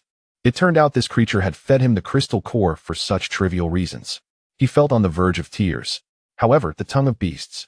Are you suggesting that I can converse with all animals? And what of plants? Can I also understand their speech and engage in dialogue with them? The rabbit shook its head, an expression of disdain adorning its features. Do you even comprehend what the tongue of beasts entails? Do beasts understand? The rabbit swiftly rolled its eyes. Wang Chu Feng stared at the rabbit in confusion. Then how do you communicate with the turtle? Did you consume this substance as well? Why can't you speak human language? The rabbit covered its ears and spat in frustration. Damn it. It's simply because you humans are too troublesome. And your throat structure is too peculiar. I can understand, but with my tongue, I can't even differentiate between retroflex and non-retroflex sounds. How could I possibly speak human language? At most, I could only bicker with the turtle. Just as Wang Chu Feng prepared to inquire further about the rabbit's details, a sudden roar erupted from the eastern direction of the villa. Dog human, I shall slay you. In the next instant, a barrage of cannon fire erupted. Chapter 53. The furious cry of the fire phoenix. What is happening outside? Wang Chu Feng rose and leaned out the window to gaze beyond. Outside, the sound of cannon fire echoed, as if amidst a battlefield. I cannot be mistaken. There are even dense gunfire sounds. How strange. Could a military force be approaching? Wang Chu Feng immediately scrambled to his feet and dashed towards the hall. At that moment, Butler Zhang was positioned by the window with 2 children, also peering outside to assess the situation. Upon seeing Wang Chu Feng emerge, Li Yan hastily spoke. A battle has erupted outside. The scent of gunpowder is thick, reminiscent of the times I hunted with others in the mountains during my childhood. Moreover, I faintly perceive the growls of certain creatures, suggesting that a group of individuals had engaged in conflict with mutated beings. Wang Chu nodded in acknowledgement. Li Yan, having grown up in the mountains, possessed keen auditory and olfactory senses, making his early detection unsurprising. However, what truly astonished him was the sheer number of people battling near his villa. We must ensure that we do not become collateral damage. I will venture outside to assess the situation. You all should remain indoors. Wang Chu turned to leave, but Zhang, the steward, firmly grasped his arm. Young master, I must accompany you. It is far too perilous for you to go alone. Li Yan nodded in agreement. I shall follow you as well. Perhaps I can be of assistance should danger arise. Wang Chu's gaze shifted between the two, ultimately settling on Li Yan. Li Yan, you shall come with me. Zhang, you remain here to safeguard the house. I entrust everything to you. If anyone approaches, do not open the door. We must protect our stronghold. Having orchestrated their plan, Wang Chu swiftly took Li Yan and dashed from the villa towards the sounds of gunfire. Fortunately, the distance was not great. They arrived at their destination in merely 10 minutes. The scene before them was chaotic. The ground littered with blood and pockmarked with the scars of artillery fire. Not far away, a group of individuals wielded weapons, methodically firing towards a distant target. The figure standing at the forefront of this group appeared increasingly familiar to Wang Chu. Could it be Li Chang'an? With artillery fire intensifying ahead, Wang Chu hesitated to advance recklessly. He pulled out his phone, attempting to call Li Chang'an. The first call ended abruptly. The second call was similarly dismissed. On the third attempt, Wang Chu noticed Li Chang'an's expression darken, as if he had turned off his phone. A subsequent call yielded only the unmistakable signal of a missed connection. It seemed unequivocal that it was indeed Li Chang'an. Wang Chu scanned the surroundings, regrettably noting that the distance obscured the identity of the target they were engaging. Steeling himself, he took a few steps forward. Li Chang'an, it's me. Li Chang'an turned, his eyes flashing with a hint of menace. Yet, upon recognizing Wang Chu, he appeared momentarily taken aback. Wang Chu, what are you doing here? Quickly return. It is dangerous here, do not approach. Wang Chu shook his head, gesturing behind him. My villa is just there. If you continue firing, I fear you may inadvertently strike my home. Wang Chu took several strides to Li Chang'an's side, peering ahead inquisitively. What are you firing at? Li Chang'an, Preoccupied with the unfolding chaos, refrained from further dissuading Wang Chu, instead nodding towards the forest ahead. On the mountainside, there exists a mutated creature, highly skilled in the art of concealment, which is why we have been entangled with it for such an extended period. Fear not, my brother. I have a plan in mind and will ensure that I do not stray into your territory. As he spoke, Li Chang'an's eyes flickered with intensity. In the next moment, an overwhelming legion approached. He commanded a horde of zombies that surged forth from every corner of the forest. However, within mere minutes, these zombies would emerge engulfed in flames, evidently having been vanquished and tormented. Is it truly that monstrous? Wang Chu inquired, gazing at Li Chang'an with curiosity. Li Chang'an, it has only been 3 days since we last parted, and yet your abilities have evolved so dramatically. Previously, you could only control zombies in a limited area, and now you can command them over such vast distances? Li Chang'an's expression grew serious as he focused ahead, refusing to glance back. Indeed, upon returning, I had assistance in undergoing specialized training. You would not wish to know the nature of our regiment's exercises. As Li Chang'an turned, he inadvertently revealed several wounds on his wrist and neck. Wang Chu fell silent, noting that these scars had not been present the last time he saw Li Chang'an, indicating they were recent additions. It was clear that the cost of becoming stronger was far beyond his imagination. Wang Chu, you must return. This place is far too perilous. Take your little friend back to the villa and refrain from venturing out. We will resolve this matter swiftly. Just as the two conversed, a sudden burst of flames erupted from the depths of the thicket. The soldiers at the forefront, armed with weapons, were immediately engulfed by the roaring inferno, with several of them igniting within moments. Extinguish the flames. Li Chang'an commanded. A soldier darted forward, hands outstretched. In the next instant, a tremendous jet of water surged forth, swiftly dousing the flames engulfing the soldiers. Li Chang'an maintained a stern demeanor as he issued further orders. Maintain a distance of 3 meters behind the zombies. Let the horde forge the path. Be cautious and avoid harming yourselves. As he spoke, the disorganized charge of zombies on either side of the thicket slowed their advance, eerily forming a line that gradually pushed forward. The soldiers followed closely behind, effectively evading the threat of the flames within the forest. I cannot believe it, Li Chang'an. Your control is astonishingly adept. Wang Chu felt a pang of inadequacy in comparison to Li Chang'an's formidable prowess. Another wave of flames surged forth, accompanied by a sudden, anguished wail. Get away. Do not approach my child. The cry resonated with a depth of torment. Wang Chu, startled, turned to locate the source of the sound. At that moment, within the thicket, the trees swayed violently, and waves of scorching heat surged outward, overwhelming all in their path. A figure of vibrant orange-yellow suddenly ascended, shooting skyward with great velocity.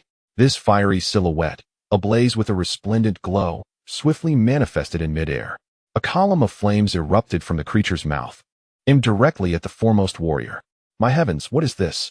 A phoenix reborn from the flames? Ascending into the heavens was a colossal bird with expansive wings. The great bird was enveloped in flames, yet remained unscathed, exuding an air of tranquility amidst the inferno. With each powerful flap of its wings, flames would rise and spark into fierce bursts of fire. Its blood-red eyes gazed skyward as it let out a thunderous cry. Begone! Enter again, and I shall obliterate you. Dare to harm my offspring, and you shall pay dearly. Wang Chu, in disbelief, rubbed his ears. Did I just hear this bird speak? Li Chang'an, noticing Wang Chu's peculiar expression, promptly patted his shoulder. This is a recently discovered variant firebird, or you may refer to it as a fire phoenix. Chapter 54. Investigating the source of the disturbance. We are here because the seasoned experts at the Research Institute have developed a means to detect biological mutation fluctuations. Li Chang'an gestured towards the woods ahead. We have detected a remarkably potent mutation signal within this dense forest. The senior researchers believe that the intensity of these fluctuations may lead to significant transformations. Thus, I am here representing the state to assess the situation. Wang Chu nodded mutely, gazing blankly at the so-called fire phoenix, momentarily lost in thought. Li Chang'an, noticing his silence, urged him gently. The fire phoenix resides near the source of these fluctuations. We attempted to traverse its territory, but were directly attacked by it. You should return. The fire phoenix's range is limited to this dense forest. It will not venture into your villa district. You need not worry about the flames encroaching upon your residence, as I will consciously direct my troops to avoid your vicinity. Suddenly, Wang Chu turned to Li Chang'an. Li Chang'an, if I can find a way to enter the Fire Phoenix's domain without bloodshed. He pointed towards the weapons held by several soldiers. I see your artillery and rifles are quite formidable, likely the latest models. Why not part with a couple for me? Along with some ammunition to enjoy? Ever since Wang Chu first handled a firearm, he had become enamored. The sight of the soldiers' weapons had nearly rendered him immobile with desire. Now seemed the perfect moment to propose a condition to Li Chang'an. Hoping to glean a few advantages, Li Chang'an furrowed his brow, his expression growing serious. Wang Chu, are you serious? This is no trivial matter. Should anything go awry, it could be fatal. Wang Chu's demeanor hardened. Li Chang'an, do I strike you as one to jest lightly? Just tell me, will you agree or not? Li Chang'an hesitated slightly before nodding slowly. Very well, I shall pledge this benefit on behalf of our team. If you can guide us safely, then what harm is there in granting you a firearm? Given the current apocalyptic circumstances, procuring a few of the latest weapons is certainly within the realm of possibility. However, do exercise extreme caution around the Fire Phoenix. It is quite formidable. Wang Chu, unfazed, shrugged and patted Li Chang'an on the shoulder before swiftly making his way towards the soldiers. Li Yan hurriedly followed suit. With hands tucked into his pockets, Wang Chu darted several paces to the rear of the soldiers. What are you doing? Fall back. This area is perilous. It is not a place for onlookers. Retreat. Several soldiers, upon spotting Wang Chu, promptly urged him to step back. Wang Chu waved his arms dismissively, clenching his fists with a grin as he pointed ahead. I am here to confront that Fire Phoenix. The soldiers, overwhelmed and frazzled, had no time to entertain Wang Chu's idle chatter. Number 10, take this guy back. What a mess we are in. He has come here to create further chaos. Number 10 swiftly intervened, grabbing Wang Chu by the shoulder and dragging him back. Hey, I'm genuinely here to assist. Realizing how outmatched he was, Wang Chu struggled in vain against Number 10's grip. In a moment of urgency, he turned and pointed to Li Chang'an, who was manipulating the zombies nearby. I am a friend of your general. I truly come to help. Li Chang'an, noticing Wang Chu being thrown back by his subordinate, stepped forward and stated coldly, do not mind him. He is my friend here to aid us. Hearing Li Chang'an's command, Number 10 reluctantly released his hold. With a huff, Wang Chu swiftly maneuvered past several soldiers and charged towards the dense forest. He called out to the trees, halt. The Fire Phoenix, which had been unleashing flames upon the soldiers, momentarily paused and glanced in Wang Chu's direction. The flames abruptly ceased, nearly causing the creature to choke. The Fire Phoenix stopped its assault, instead standing still. The surrounding soldiers, weapons raised, stared incredulously at Wang Chu. None could fathom how the Fire Phoenix had suddenly transformed into a seemingly obedient creature simply because Wang Chu had commanded it to stop. In response to the puzzled gazes directed at him, Wang Chu took a few steps forward. Fire Phoenix, I am speaking to you. Cease your actions. The Fire Phoenix's eyes reflected an array of human-like emotions: confusion, uncertainty, anxiety, and surprise.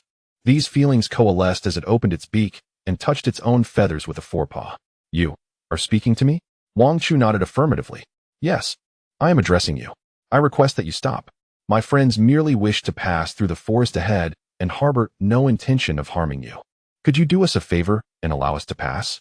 The Fire Phoenix raised its gaze to Wang Chu, then glanced at the soldiers behind him, its expression inscrutable, and chose not to speak again. Wang Chu continued to explain, I wonder if you can sense it, but there seems to be a peculiar disturbance deep within the mountains. They have come to investigate the situation. The only way to reach that source of disturbance is through your territory, which is why they are here. Seeing the cessation of hostilities, Li Chang'an swiftly approached Wang Chu and conveyed, tell it we mean no harm. We merely wish to pass through. However, it shot down our helicopter and later toppled several of our tanks, leaving us with no choice but to resort to forceful communication. Wang Chu translated this faithfully. The Fire Phoenix circled above, scrutinizing several individuals before speaking once more. I initially thought you had come to harm my offspring. With that, the Fire Phoenix flapped its wings and descended gracefully, vanishing into the dense jungle. What does this mean? Li Chang'an inquired, puzzled as he stared at Wang Chu. Wang Chu, too, felt a wave of bewilderment. I don't understand. Why did it flee again? Just as several soldiers hesitated about whether to approach the situation, a sharp cry pierced the sky. The Fire Phoenix emerged once more from the thicket, this time clutching a small hatchling in its beak, presenting it to the onlookers. I was tending to my young when I discovered a few bothersome humans. Fearing for my chick's safety, I resorted to using fire to drive them away. I thought you had come to steal my offspring or invade my home, which is why I resisted so fiercely. The fire phoenix's eyes darted around, assessing the crowd. Are you certain you only wish to pass through? Wang Chu nodded, affirming, indeed, we seek only to reach that area of unusual disturbance to ascertain the situation. As creatures of the wild, your senses are undoubtedly keen. You must have sensed that something is amiss there. The fire phoenix nodded, tossing the hatchling onto its back. In an instant, the newly sprouted feathers on the chick were singed away. Chapter 55. Refusal of Li Chang'an's invitation. The young hatchling, indignant, protested for a moment before being swiftly silenced by the fire phoenix's authoritative presence. Why must the youth be so vain? Besides, you are but a chick. No discerning bird would take notice of you. Remain calm and do not stir unnecessary emotions. The hatchling made one last attempt. If it weren't for you incinerating my beautiful feathers, would I now resemble a mere barnyard fowl? The little yellow bird next door mocks me daily, calling me a plucked chicken, ugly and unsightly. The fire phoenix offered consolation. Fear not, when we return home, I shall ensure you confront him and scorch his feathers too. Then you shall be equals. Wang Chu found himself at a loss for words and promptly interjected to interrupt the merciless exchange. Fire Phoenix, shall we strike a deal? If you grant us passage, feel free to set your conditions. We shall satisfy them as long as they are within our means. However, we must proceed, for the fluctuations are exceedingly peculiar. Should any grave consequences arise, it would be too late to address them. At these words, the fire phoenix flapped its wings, lowered its body, and once again dove into the dense forest. In a short while, it emerged with 3 featherless birds, which it cast upon its back before soaring into the sky. My offspring are with me, it declared. You may proceed. But I too have sensed the strange fluctuations from that location. They emanate from a cave, but my size prevents me from entering, so I ultimately abandoned the attempt. Since you wish to go, exercise caution. Do not be caught off guard by whatever lies within. I detected a most dreadful aura wafting from the cave's entrance. The fire phoenix languidly waved its wings. Hurry up. If I change my mind, you shall not pass. Wang Chu quickly turned to the soldiers behind him, who stood frozen in disbelief. What are you still dawdling for? Move swiftly. The fire phoenix is willing to grant us passage. You cannot afford to be so lackluster. Only then did the soldiers regain their senses, casting uncertain glances at Li Chang'an, seemingly seeking confirmation on whether to act. In their eyes, Wang Chu perceived flickers of despair and incredulity. After all, a fire phoenix that could not be subdued by cannons and rifles had been placated merely by his words. It was a heavy burden for anyone to bear. Li Chang'an, however, remained remarkably composed. Let us proceed. What are you all waiting for? Number 10, number 9. You two lead the way. The rest, follow closely and ensure your weapons are ready. Should we encounter any anomalies at the cave's entrance, engage immediately. The fire phoenix hovered in the air, observing as the group passed by. Once Li Chang'an's subordinates had entered the forest, he turned back to Wang Chu with a complex expression. Have you unlocked a new ability? Wang Chu nodded and responded with a smile. Indeed, I consumed a silvery crystal core, which has granted me the ability to understand animal speech. Humans can evolve a second ability? Li Chang'an asked, incisively addressing the matter at hand. Wang Chu nodded again, then shook his head. At least not in my experience. I have never witnessed such a precedent. Perhaps it is due to my unique constitution that I have undergone this second transformation.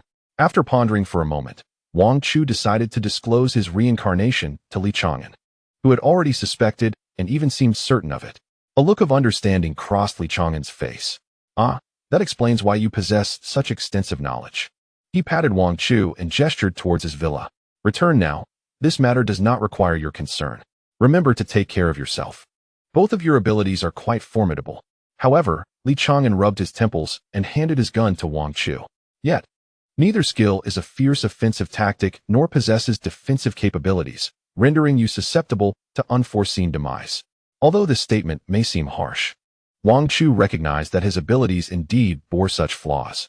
Others have evolved skills that ensure their survival, while he possesses one skill solely for storage and another merely for verbal sparring.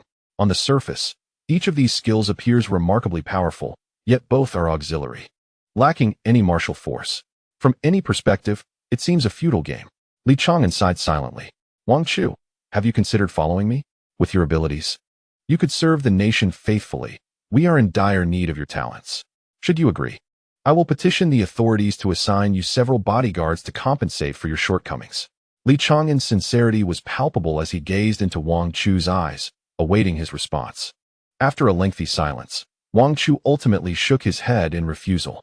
No, I cannot adapt to the discipline you uphold, nor do I desire such a lack of freedom. I simply wish to take life easy, without striving for any grand achievements. Our ambitions differ. Li Chang'an was never one to impose his will on others. He nodded and ceased to press the matter, turning instead towards the dense forest. Very well, if you ever change your mind, do not hesitate to seek me out. As for the gun, Li Chang'an turned back and tossed a pack of bullets to Wang Chu. Consider this a gift, it should suffice for a while. The weapons you require, I will request from above. Once this matter is concluded, I will ensure you acquire them in due time. With that, Li Chang'an resumed his journey into the depths of the forest.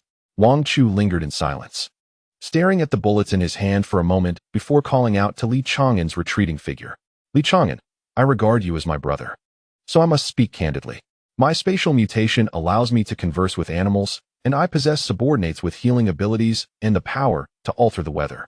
Should you ever require my assistance, do not hesitate to reach out. Li Chang'an did not turn back, but a smile crept upon his lips. Rest assured, I will keep your skills confidential and ensure no one disturbs your tranquility. If anyone troubles you, feel free to seek me. I will deal with them swiftly. However, your abilities and those of your subordinates are rather extraordinary. I have never even heard of such awakened powers. Should the need arise, I will certainly seek your aid. Li Chang'an waved a farewell, soon vanishing into the forest's embrace. Wang Chu chuckled lightly. He turned and walked back towards the villa. The two figures moved away from one another, each embarking on divergent paths. Even upon returning to the villa, Wang Chu remained in a daze. He still cannot believe that he truly possesses the ability to converse with animals. This extraordinary skill has left him in a state of disbelief. Upon returning to the villa, the rabbit and the turtle commenced a new race. Recently, the rabbit has become obsessed with this pursuit, determined to outdo the turtle, yet each attempt ends in failure. Upon realizing that Wang Chu and the others had returned, Butler Zhang let out a sigh of relief and promptly offered them a cup of warm water. Young master, what is happening outside? Wang Chu briefly recounted the situation, then collapsed onto the sofa. I'm a bit tired.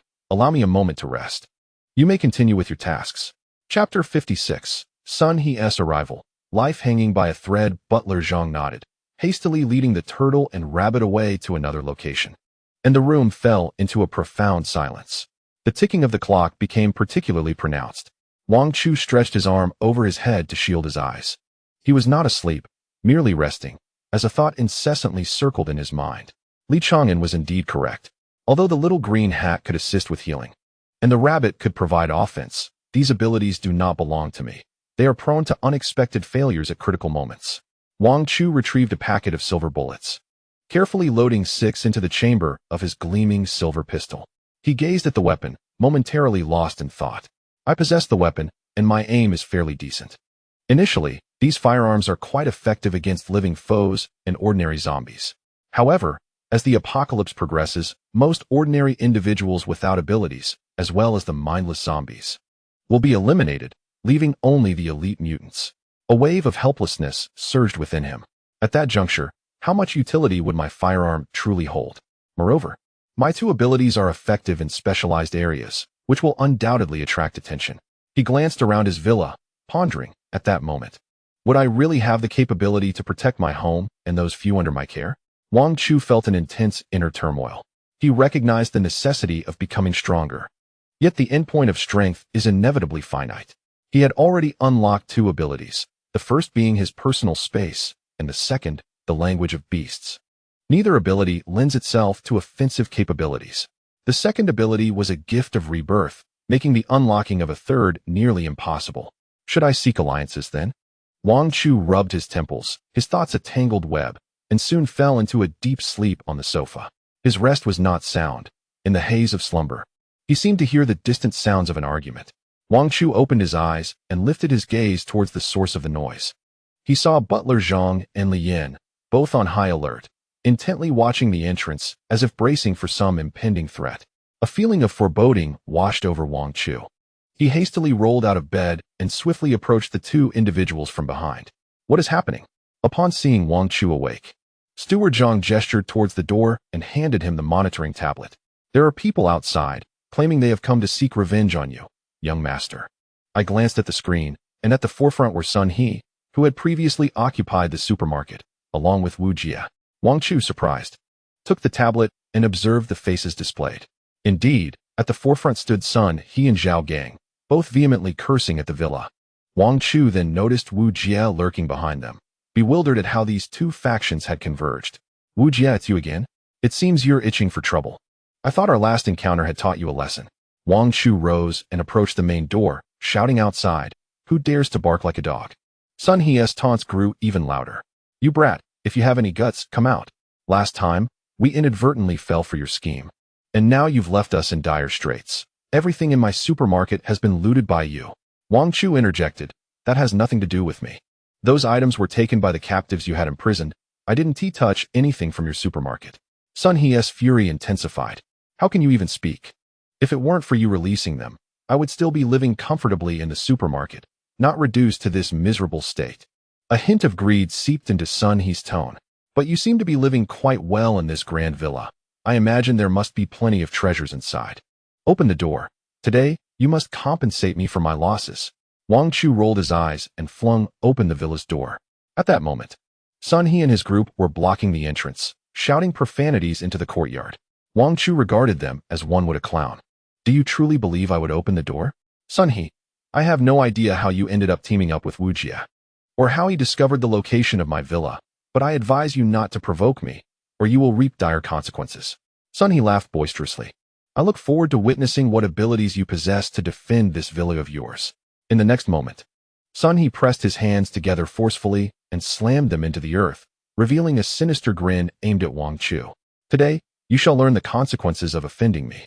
Suddenly, from the surrounding soil, spikes began to erupt like mushrooms after rain, shooting up rapidly to a height of 7 or 8 meters. The sharp points twisted violently and charged directly towards the villa's entrance, aimed straight for Wang Chu's chest.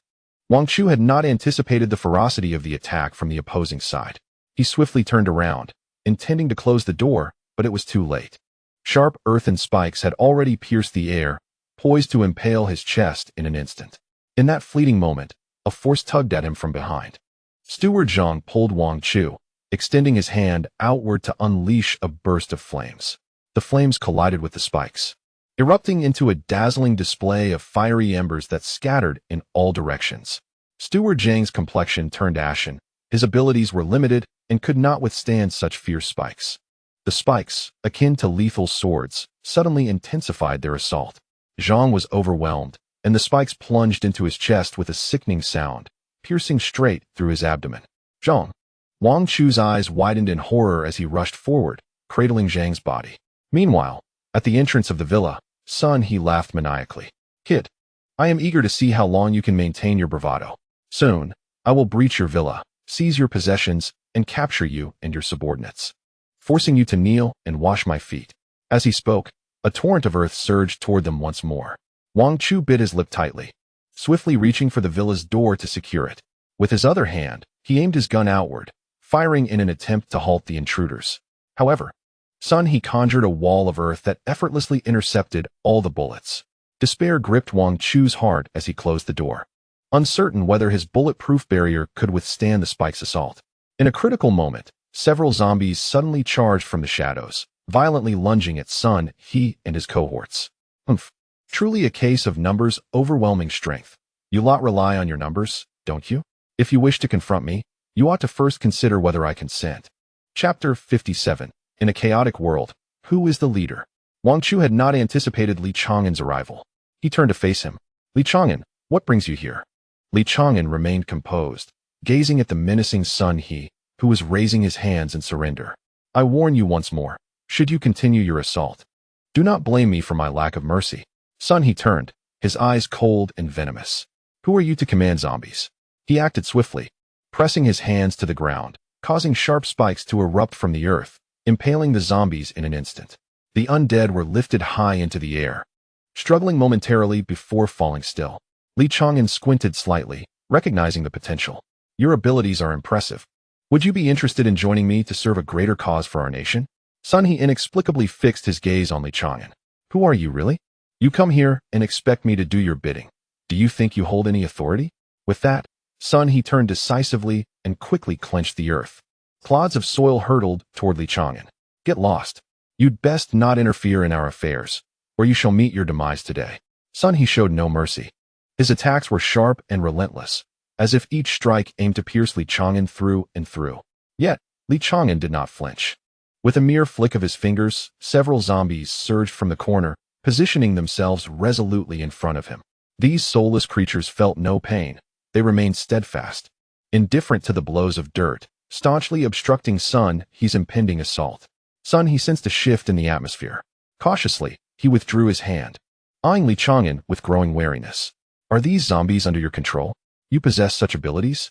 Realization dawned upon Sun He that Li Chang'an, capable of commanding the undead, was not to be trifled with. He promptly altered his demeanor. Brother, it seems I've had a misunderstanding with the individuals inside, and I merely wish to have a civil conversation. I prefer not to make enemies. We have no past grievances between us. Why not call a truce? It would be wise for both of us to avoid hostility.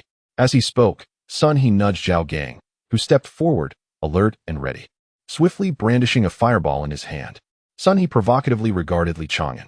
Look, we have two mutants here. I manipulate Earth while he commands fireballs. It's 2 against 1, and you might not gain the upper hand. He continued, moreover, if you are willing, you could join us as allies. Together, we could carve out a place for ourselves in this apocalyptic world.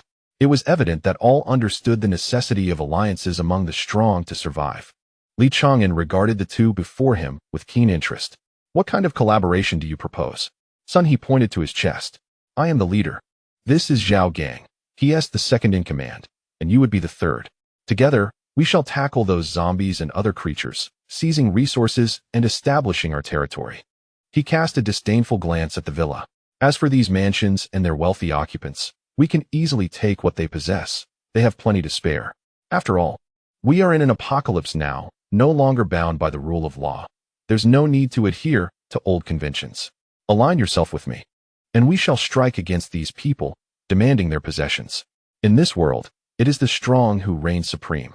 Upon hearing this, Li Chang'an's expression immediately turned icy. However, what if I do not wish to join you in robbing these individuals? Furthermore, I believe that with my capabilities, it is unnecessary for me to become your subordinate. If you would entertain the notion of allowing me to lead you both, I might consider it. Sun He, known for his volatile temperament, immediately erupted upon hearing this. These individuals were my hard-won recruits. How dare you attempt to usurp my achievements so effortlessly? With that, Sun He stomped the ground forcefully, scooping up a handful of dirt and scattering it into the air.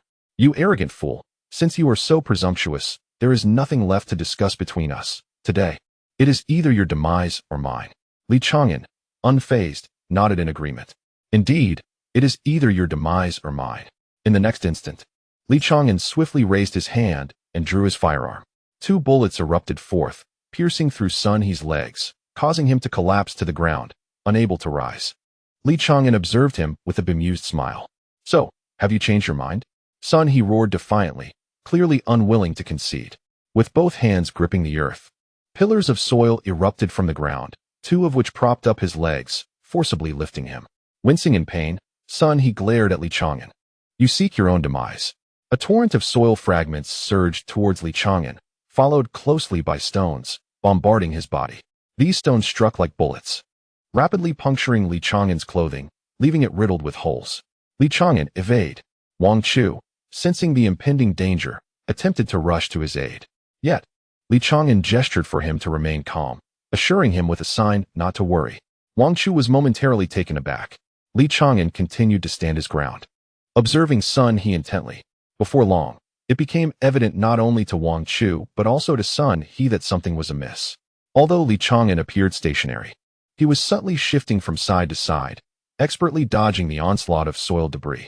Despite the multiple punctures in his attire, his body remained unscathed. Not a single drop of blood was shed from those torn openings. Li Chang'an nimbly evaded the barrage of stones, eventually returning to his original position. Gazing up at Sun He, if you possess any further abilities, I suggest you unleash them all at once. Otherwise, this charade lacks purpose. Shall we settle this with a single decisive move? Li Chang'an raised his firearm, aiming at Sun He, whose face paled as he realized that the situation had spiraled beyond his control. The young man instantly faltered. He swiftly shouted towards Li Chang'an ahead, "I concede. This leader can take your place. Is that acceptable?" However, before he could finish his words, Li Chang'an had already raised his gun, aiming it at his head and pulling the trigger. It was too late.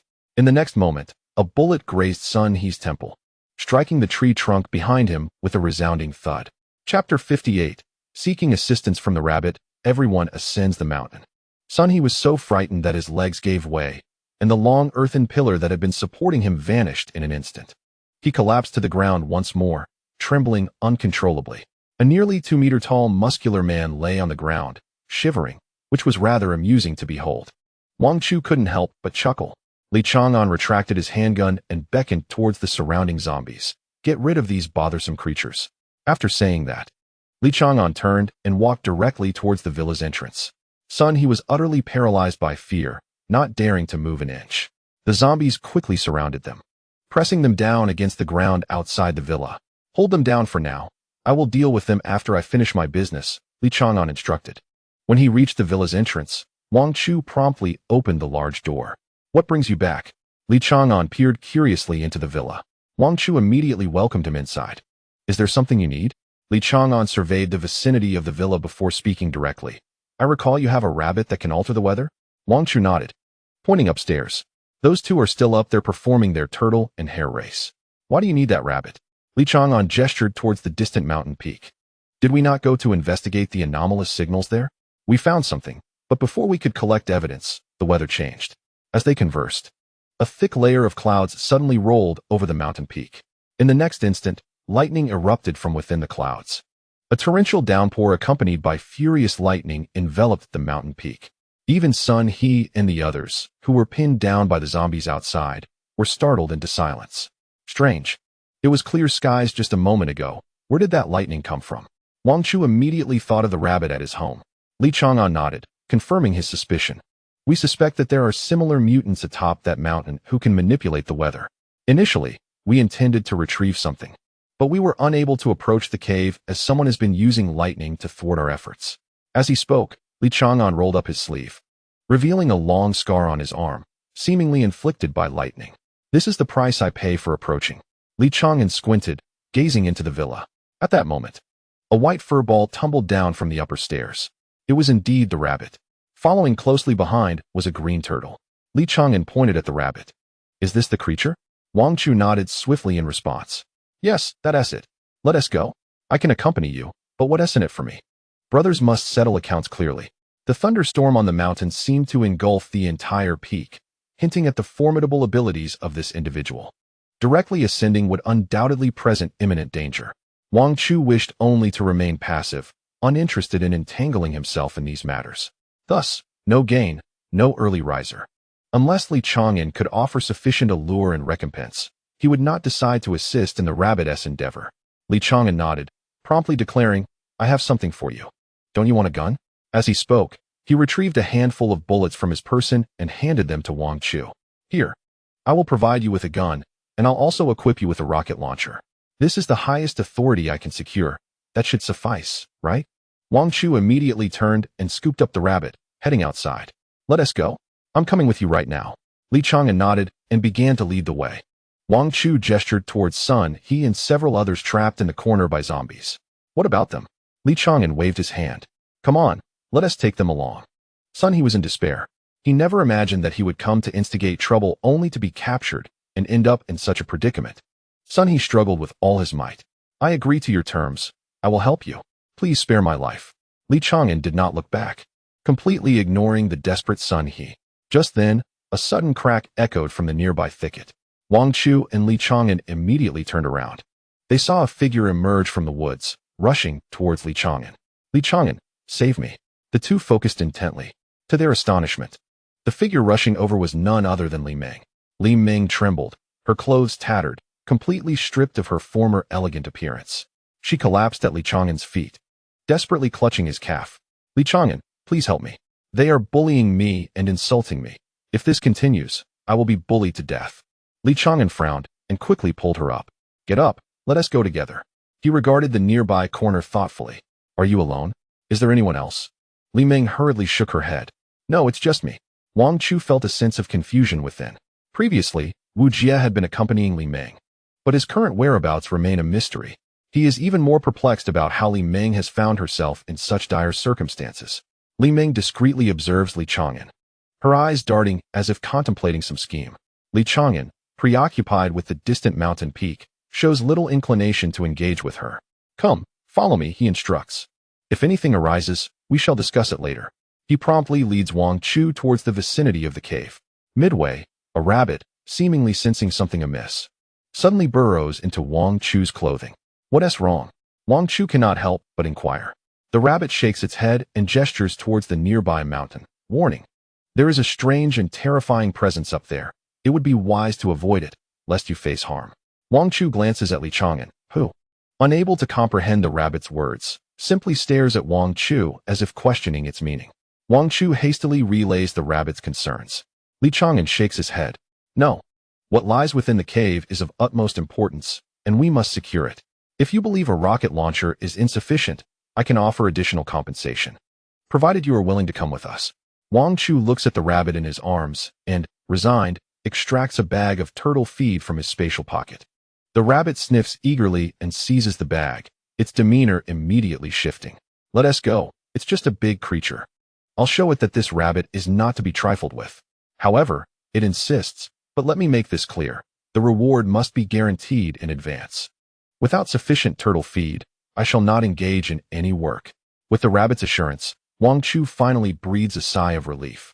He quickly follows Li Chang'an up the mountain, where a hush envelopes the area. The path is slick from a recent downpour, and they nearly slip several times as they ascend. Before long, they arrive at the mouth of the cave that Li Chang'an had mentioned.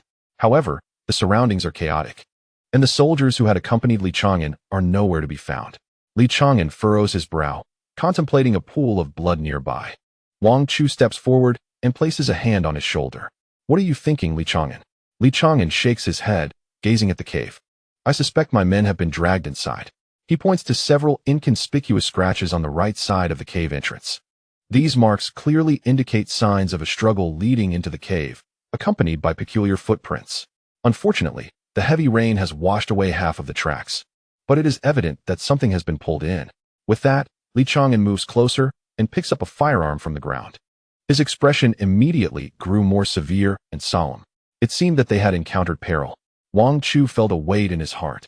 He had never anticipated the presence of such formidable creatures atop this mountain.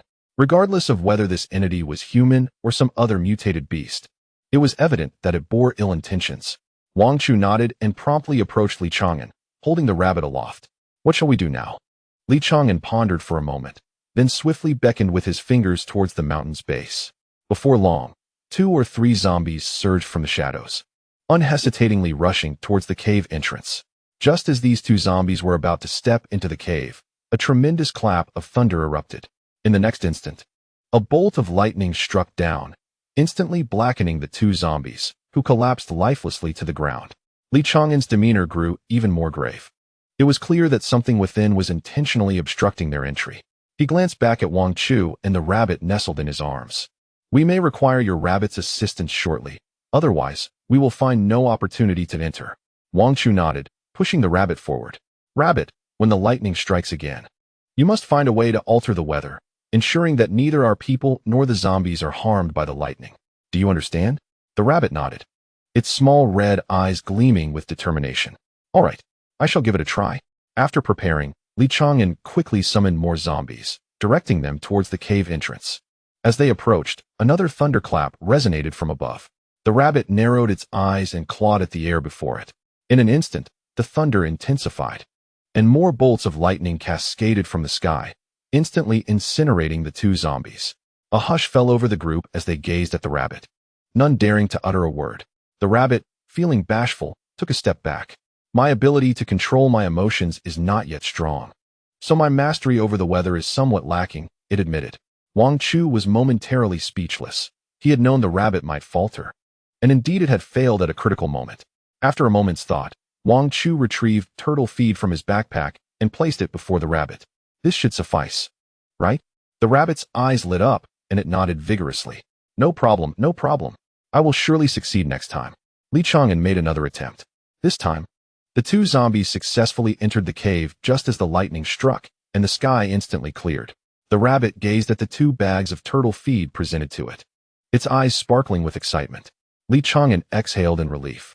Wang Chu immediately lifted his gaze, looking at Li Chang'an as if seeking praise. What shall we do next? Li Chang'an pointed towards the cave. We must proceed forward. My warriors have likely been dragged inside by the creatures for not long, so there should still be time for rescue. Wang Chu nodded, cradling the rabbit as he moved ahead. To avoid being struck by lightning, I must begrudgingly rely on you. Little Green Hat. Wang Chu continuously retrieved turtle feed from his pocket, placing it before the rabbit.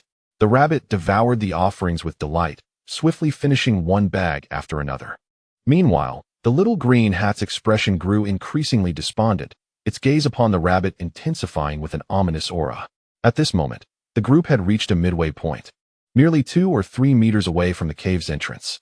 They all instinctively held their breath. They had reached a critical juncture, and any misstep could result in being struck dead by lightning. As anticipated, just as they were about to approach the cave, the sky darkened once more with ominous thunder.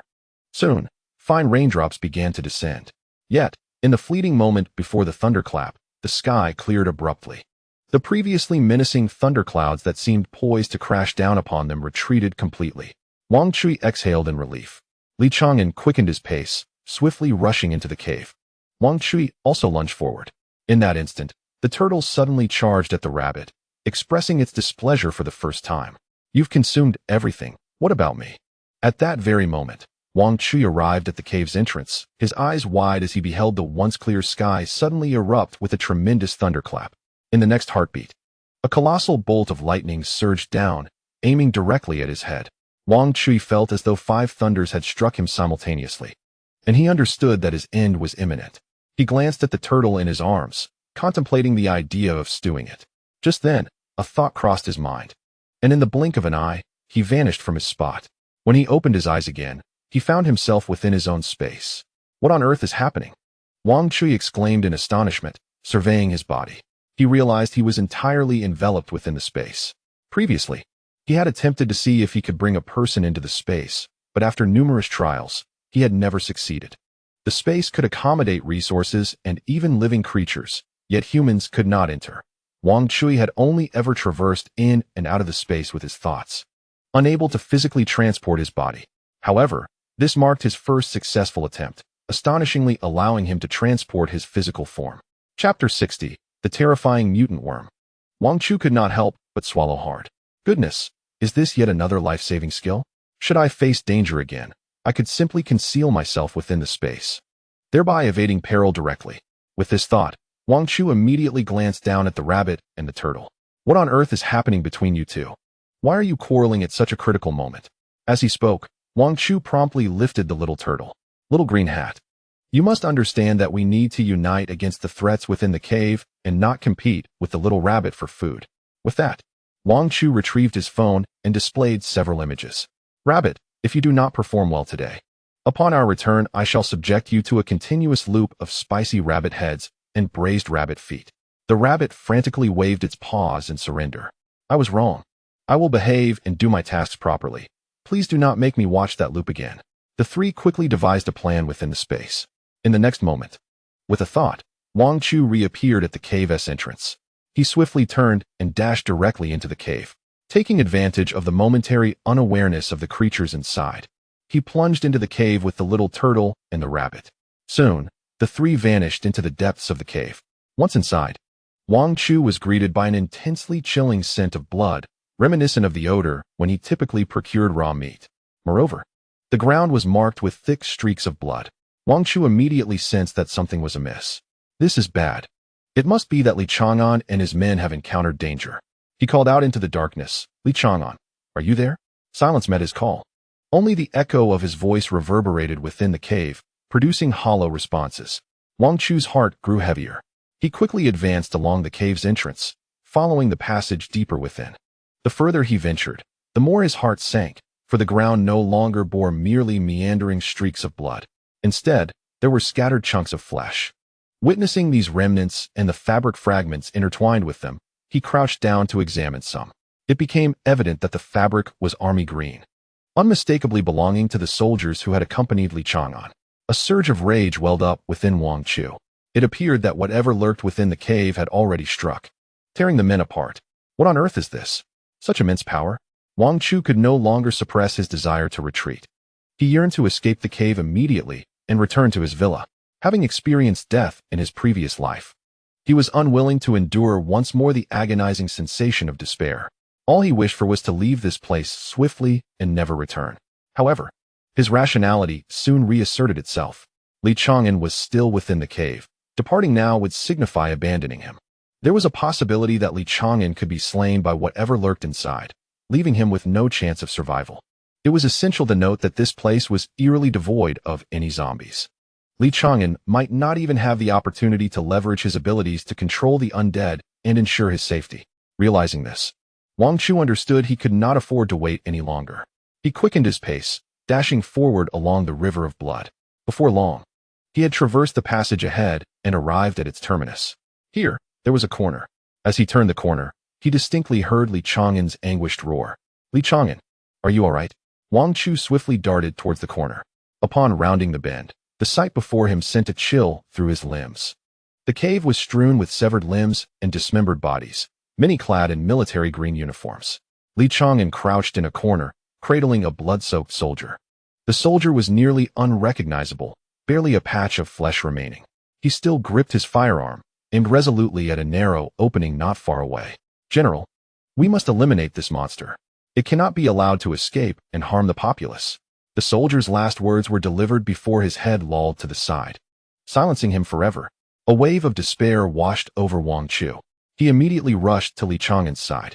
Li Chang'an looked up at the opening with a wary expression and urged Wang Chu, "This place is of no concern to you. If you wish to survive, leave here at once." With that, Li Chang'an took a determined step forward, raising his weapon toward the opening. The aperture was barely half a meter high, too small for one to stand upright while entering. One would have to hunch over, sacrificing any ability to defend against potential attacks. Wang Chu was uncertain about what might lie within such a confined space. In defiance of Li Chang'an's insistence, he resolutely followed. "No, if you truly consider me your brother, then allow me to accompany you inside. Rest assured, I shall not hinder your progress." Li Chang'an ceased speaking, cautiously and vigilantly approaching the cave entrance. In the fleeting moment as the two neared the opening, a gust of wind suddenly surged forth from within. In the next instant, a long worm, roughly the width of the cave's mouth, emerged. To be precise, it bore a resemblance to an earthworm, albeit one that no longer exuded a submissive demeanor. Its girth was an astounding half-meter, presenting an exceedingly grotesque and terrifying sight. Most alarming was the enormous maw encircling its head, lined with a multitude of sharp teeth, some of which still bore remnants of flesh. Wang Chu discerned that fragments of fabric clung to the meat, likely remnants of the soldiers' military green uniforms. With a surge of fear, Wang Chu recoiled a few steps, seizing Li Chang'an's arm and abruptly diving to the side. In that instant, the massive jaws brushed perilously close to their ears, narrowly missing them and threatening to rend their flesh. How could such a grotesque mutant worm exist here? Wang Chu fixated on the creature, clutching Li Chang'an tightly as he retreated. Yet, Li Chang'an's eyes burned with determination as he aimed his weapon directly at the worm's gaping mouth, unleashing a barrage of bullets. The projectiles penetrated the worm's hide, embedding themselves into the adjacent wall. Wang Chu rushed forward, grasping Li Chang'an firmly. "Be cautious, remain calm," he urged. Wang Chu pulled Li Chang'an aside, narrowly escaping the fate of being devoured by the monstrous worm. "Li Chang'an, your soldiers are already lost. You must survive. Do you understand?" After a brief moment, Li Chang'an's expression softened, and he nodded, silently retreating alongside Wang Chu, striving to distance themselves from the overpowering mutant worm. What is the nature of this place? Could there be two mutated creatures? Wang Chu murmured to himself, observing the worm. Its transformation was one of size, an enhancement of its physical prowess. However, prior to our entry, the weather had shifted, lightning had struck. There must be another monster lurking. Wang Chu glanced back at Li Chang'an, a premonition stirring within him. Could there truly be two mutated beings? Li Chang'an, having regained his composure, tightened his grip on Wang Chu's arm and took a few steps back. "Be careful. I will scout ahead." He brandished his dagger and rapidly advanced into the cave. The entrance echoed with the sounds of stones scraping against one another. Wang Chu followed closely behind as the giant worm opened its massive jaws, lunging towards them. Li Chang'an, you distracted. The skin of this creature is remarkably supple, allowing us to pierce and tear it with ease. You shall divert its attention while I take the opportunity to slice the worm in two. Li Chang'an furrowed his brow and countered, but if the worm is severed, both halves appear capable of movement. Is it truly wise to proceed with such an action? Wang Chu nodded affirmatively.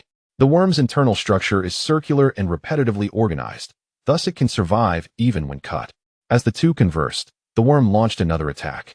Wang Chu raised his weapon and fired. Li Chang'an, reacting swiftly, pushed him aside, narrowly evading the worm's sharp mandibles. If we were to divide it into 4 segments or more, its internal structure would no longer be sufficient to sustain life, rendering it harmless. However, a direct cut would be fatal. This creature is simply too lengthy, and we may not have the luxury of time. Li Chang'an comprehended Wang Chu's intent and nodded in agreement.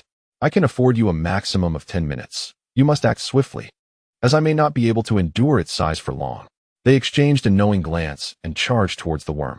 Li Chang'an lunged ahead, aiming his firearm at the creature's head, while Wang Chu maneuvered to its side, retrieving a Dao sword from his space pouch, ready to strike at the worm's body. Fortunately, the seller had sharpened the blade, and today, he would test its efficacy. Wang Chu raised the sword above his head and brought it down with force. Instantly, the worm's body was severed in half, though some tissue remained connecting the two halves. The worm seemed to sense the disturbance and attempted to pivot and attack Wang Chu. But Li Chang'an fired several shots, redirecting the creature's attention. Seizing the moment, Wang Chu raised his sword again, and within 2 to 3 seconds, he severed the remaining connecting tissue. The worm was now cleaved into 2 distinct sections. The severed halves began to writhe and twist. Without hesitation, Wang Chu directed his blade towards the head portion once more. Initially, his technique was unrefined, requiring 3 or 4 strikes to completely sever the worm. However, after a few attempts, Wang Chu had mastered the art of wielding the Dao sword, now capable of splitting the worm in 2 with just 2 decisive blows. The once mighty worm's attack diminished significantly. Moments later, it was reduced to several segments, each approximately a meter long, writhing on the ground, with some already motionless. Together, Wang Chu and Li Chang'an extracted the remaining segments of the worm from the cave, ensuring it was entirely dismantled. The mutated worm had been successfully vanquished. Reduced to mere pieces of flesh, Wang Chu exhaled in relief. Li Chang'an turned towards the head segment, raising his knife to deliver the final blow. In a split second, Wang Chu grasped Li Chang'an's hand, realizing his intent. Do not. If you strike, even the most formidable of worms will perish alongside its core, Wang Chu warned. With determination, he raised his long knife and plunged it downward, unearthing a meat-brown crystal the size of an infant's head from the worm's head. Wang Chu's eyes sparkled with delight as he gazed at the crystal, reluctant to let it go. Li Chang'an, noticing his eagerness, waved his hand dismissively. If you desire it, take it. I have no particular interest. Wang Chu nodded eagerly, swiftly securing the crystal in his embrace before casting it into his spatial storage. He followed closely behind Li Chang'an, gradually approaching a nearby cave. The cave was deep, allowing a person to crawl inside. Especially after the mutated worms had been cleared, it revealed an entrance that emanated a gentle breeze. Upon reaching the cave's mouth, both men adopted solemn expressions. Are we going in? Li Chang'an inquired, retrieving a device with a needle that swung and pointed directly at the entrance. His face grew serious as he nodded.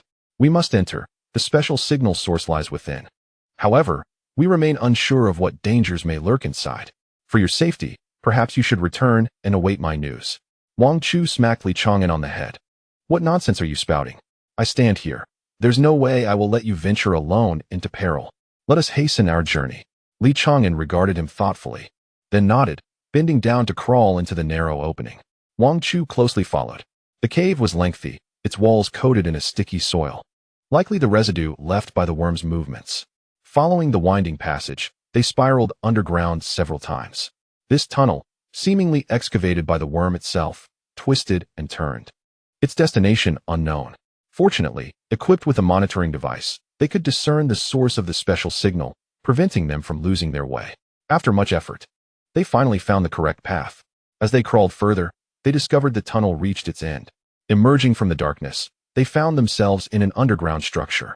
They were situated in a vast open space, nearly 10 meters high, forming a significantly large area surrounded by walls, with corridors leading to unknown destinations. They exchanged bewildered glances. What exactly is the space? Chapter 62. The Giant. Repulsive mosquito cage. Li Chang'an carefully examined the surrounding architecture, reaching out to touch the paint applied to the wall. The dark yellow paint, aged and peeling, revealed the passage of time, adorned with small cherry blossom symbols. In a fleeting moment, Wang Chu regained his composure. Li Chang'an, could this place resemble the experimental base unearthed by little cherry blossoms, much like in the television dramas? I recall there were often such terrifying laboratories excavated underground in those shows.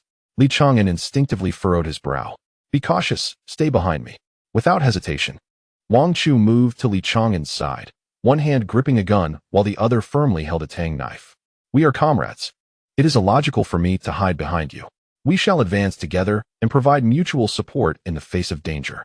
Faced with Wang Chu's insistence, Li Chang'an ceased to argue. The two men scanned their surroundings with vigilance. Though this was an underground base, the air was surprisingly fresh, devoid of any suffocating sensation. Coupled with the surrounding walls and the inscriptions above, it seemed there must be adequate ventilation. Could it be that earthworms had inadvertently burrowed their way here? They proceeded with hushed steps, striving to overlook every suspicious detail around them.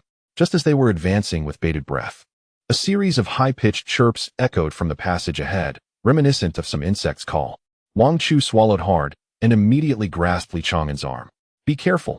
It's likely that mutated creature capable of unleashing lightning. Holding the rabbit aloft like a talisman, he also clutched a bag of turtle feed in his palm. Rabbit, please perform well. I have no desire to become a charred corpse struck by lightning underground. They lowered their footsteps once more, striving to make no sound whatsoever. The insect's calls grew increasingly pronounced. Upon traversing the passage and turning a corner, a lengthy corridor emerged before them, flanked by tightly woven, robust barbed wire. The chirping originated from behind the wire on the left. In this dimly lit subterranean realm, clarity could only be achieved through the beams of their mobile phone flashlights. As the light illuminated the cage to the left, the narrow beam only revealed a small portion at the edge of the enclosure. Unable to contain his curiosity, Wang Chu leaned closer to examine the contents of the cage. Suddenly, a chilling breeze rushed towards him. The rabbit overhead swiftly turned, tugging at his hair to pull him back. In that instant, Wang Chu understood the rabbit's intent and instinctively recoiled. A sharp, spike-like object protruded from within the cage, nearly piercing Wang Chu's skull. Fortunately, the end of the spike was relatively thick, extending only half an inch through the gap and becoming lodged in the mesh of the barbed wire. Just a hair's breadth away, this object would have pierced Wang Chu's brain, creating a gaping hole in his skull. What on earth is this? Wang Chu instinctively retreated, increasing the distance between himself and the barbed wire. Behind the wire, the buzzing grew increasingly dense. Entering the space, Wang Chu rummaged through a pile of supplies for several minutes, and finally unearthed a powerful flashlight. He aimed the beam at the barbed wire, revealing an enormous insect, nearly 2 meters wide, coming into view. The insect's mouth featured a long, slender tube, exactly the sharp appendage that had nearly impaled Wang Chu moments ago. This colossal creature, a mosquito? Wang Chu stared incredulously at the gigantic insect before him. A mosquito the size of a small fingernail had already been unbearable for him. Now, this 2-meter-high monstrous mosquito was simply beyond his comprehension. A mutated mosquito, yet why was it confined behind this barbed wire? Wang Chu inquired silently with Li Chang'an, who merely shook his head, gazing silently at the iron cage. He turned and took the flashlight from Wang Chu's hands, directing the light towards other sections of the barbed wire. The spaces between the wires were separated by walls, resembling a breeding facility, where various types of insects were inexplicably confined behind the surrounding wire. Praying mantises? Beetles? Horseflies? Were these truly being bred here? This subterranean space could only be described as a veritable nest of all the most repugnant insects. Wang Chu counted the cages meticulously. There were dozens. However, one cage stood wide open, devoid of any life, as if its occupant had escaped. Strange. The signal source did not originate from these mutated creatures, but seemed to emanate from elsewhere. Li Chang'an, holding a detection device, furrowed his brow, scrutinizing these beings. Wang Chu, fixated on a pool of blood in front of the cage, couldn't help but frown. Why do I feel as though someone died here? Just as they were examining the situation at the cage entrance, a sudden sound of hurried footsteps echoed from not far behind them, quickly approaching. Who is it? Wang Chu turned around, directing the flashlight toward the source of the noise. Don't move. I am not a bad person, a terrified female voice called from that direction. Evidently belonging to a human. Wang Chu and Li Chang'an exchanged glances. Armed with weapons, they stealthily advanced toward the source of the voice. In the beam of the flashlight, a figure clad in a white lab coat gradually came into view. Who are you? Li Chang'an inquired, scrutinizing the woman. She gazed at the weapons in their hands, her eyes widening with surprise. Are you from the government? Li Chang'an, warily furrowing his brow, took a few steps back. Who exactly are you? The woman hurriedly approached the two individuals. Have you received the distress signal I sent out, which led you to this place? I can be considered an employee here. The signal was my plea for help. 10 minutes later, the three entered a dimly lit side room. The space was meticulously cleaned, with a hard bed occupying one corner. It was a double bed, and on the coat rack hung a large robe that seemed entirely unsuitable for the woman's physique, resembling something a man would wear. Noticing the expressions of the two, the woman's demeanor shifted to one of melancholy. It appears I am not alone here. I reside here with my husband. As she spoke, she moved to the coat rack, tenderly brushing her fingers over the man's robe. Alas, he was attacked and has since passed away. You must have seen the bloodstains before the iron cage. That was left by my husband, who died right there. Chapter 63. The Organization for the Preemptive Breeding of Organisms. Since you have arrived here, it stands to reason that you have encountered the mutated worm as well. The empty iron cage was originally intended to contain that creature. Unfortunately, it escaped and fatally wounded my husband. Wang Chu and Li Chang'an stared at the woman in disbelief. Wang Chu could not restrain his curiosity. But how could you have created such a mysterious cavern underground? What exactly are you two doing here? In response to Wang Chu's inquiry, the woman sighed softly. To be precise, there is an organization above us. According to the information I obtained, this organizer is an astronomical researcher. He monitored changes in solar particles in advance and conducted intricate experiments, magnifying these particles several times.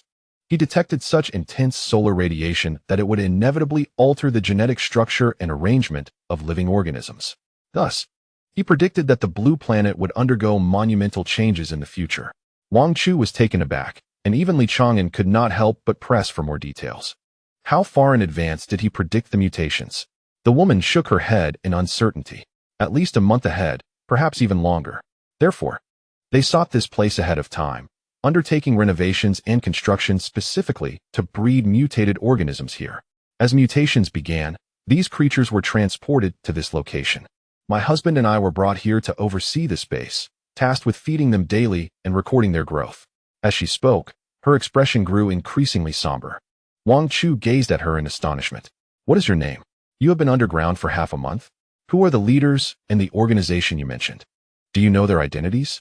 The woman shook her head, her expression one of confusion. I do not know. My name is Zhang Lu. They have never revealed their identities. Our agreement to undertake this task was solely due to the sum of 300,000 offered as an annual salary. However, upon descending into the subterranean depths, we discovered that the entrance had been sealed shut. Zhang Lu approached the wall and activated a mechanism hidden within it. To our astonishment, beyond the wall lay an immense warehouse, densely stocked with various forms of compressed feed, potable water, and vacuum-sealed food supplies. We were informed that we would be required to nurture these creatures for a minimum of 3 months, and the provisions available would sustain us for that duration. After 3 months, they assured us, personnel would arrive to replenish our supplies, leaving us with the sole responsibility of caring for these mutated insects. Li Chang'an retrieved a can from a shelf, inspecting its exterior. It bore no markings or labels, making it nearly impossible to trace its origin. Moreover, given the current apocalyptic circumstances, information flow had been severely impeded, rendering it futile to ascertain the production source of these items. He returned the can to its place, scrutinizing every item on the shelf meticulously before shaking his head at Wang Chu. With our current capabilities, tracking the manufacturers behind these goods is beyond our reach, complicating efforts to identify these individuals. Wang Chu nodded, gazing at Zhang Lu with curiosity. So, you have been confined here underground? What about the signal source? Zhang Lu unconsciously glanced at the lab coat hanging on the rack. My husband and I are trapped here, unable to communicate with the outside world. We possess no mobile phones or communication devices. However, having previously studied electrical equipment, I fashioned a signal source from the available components in an attempt to send a signal outward. Unfortunately, the signals are blocked down here, and my husband and I have been unsuccessful. Furthermore, with the entrance sealed, escape is impossible. After my husband was killed, that worm managed to bore a passageway. Zhang Lu's expression was complex. If that worm hadn't created a tunnel, we would have been unable to send our signals at all. However, while feeding the worm, my husband was careless, and it escaped, leading to his demise at its jaws. Since that worm has been crawling through the passage, I have been too afraid to venture out, leaving me trapped here. Wang Chu could not restrain himself from speaking again. But what is their purpose in keeping so many mutated creatures here? Surely, it cannot be for the benefit of the suffering masses? Zhang Lu scoffed derisively. Of course not. How could they possibly be doing this for the so-called masses? Based on my husband's and my conjectures, as well as their insistence on having us observe and document the behaviors of these mutated creatures, it is evident that they are searching for ways to control them. In essence, they are nurturing mutated creatures, attempting to control them for their own purposes. Upon hearing this, even Li Chang'an was momentarily stunned. If this were the case, the malevolence of those behind it becomes evident. The chain of events has now become clear. Li Chang'an furrowed his brow as he gazed at Zhang Lu. Setting aside the matter of your superior's identity, could you share with us the data you have recorded about the mutated organisms, along with any other pertinent information? We are in dire need of such experimental research samples and data. As a representative of the National Research Institute, I implore you to assist us. Perhaps this could provide a crucial link in our quest to unravel the mysteries of these mutated beings. Zhang Lu, lost in thought, suddenly spoke to Li Chang'an. I can provide it, but I must ensure my own safety and verify your identities. You will need to arrange for my safe passage out of here. Once I am in a secure location, I will gladly hand over the materials. Li Chang'an nodded in assurance. Of course, I will guarantee your safety. He gestured toward the tunnel from which they had come. We can leave through here. Follow us. Once you arrive at the base, I can present evidence to confirm my identity, and at that time, I would appreciate your cooperation in providing the relevant materials. Zhang Lu nodded in agreement. Readily accepting Li Chang'an's request, the three of them turned and once again squeezed into the narrow tunnel, crawling outward. Their passage was smooth, and they finally emerged. Upon reaching the cave's mouth, the sudden flashes of lightning from above sent shivers down their spines. Zhang Lu, are you aware that this cave entrance can unleash lightning? Zhang Lu smiled and nodded. It serves as a defensive mechanism to deter curious individuals from entering the cave. However, I do not know where the control mechanism for shutting off the barrier is. Chapter 64. Zhang Lu's demise. All clues lost, I sighed. Realizing that we would have to rely on the rabbit. Utilizing the rabbit's mutation abilities, they successfully navigated out of the cave and reached the mountainside. The events that had just transpired felt surreal to Wang Chu. Li Chang'an had already contacted his team through a specialized communicator. In merely 20 minutes, several military jeeps arrived from below. A few soldiers jumped from the vehicles and swiftly saluted Li Chang'an. He returned the gesture and divided them into two teams. One group will escort Zhang Lu back to the base to hand her over to the head of the research institute. The other team will secure the area around the cave to prevent any unforeseen incidents while we await the arrival of the institute's head and their team for inspection. After organizing the two groups, Li Chang'an requested a military jeep to slowly make his way down the mountain with Wang Chu. Wang Chu, what are your thoughts on the findings from the cave? Li Chang'an understood that Wang Chu possessed considerable knowledge, which prompted him to dismiss the others and inquire further. After a moment of contemplation, Wang Chu articulated his suspicions.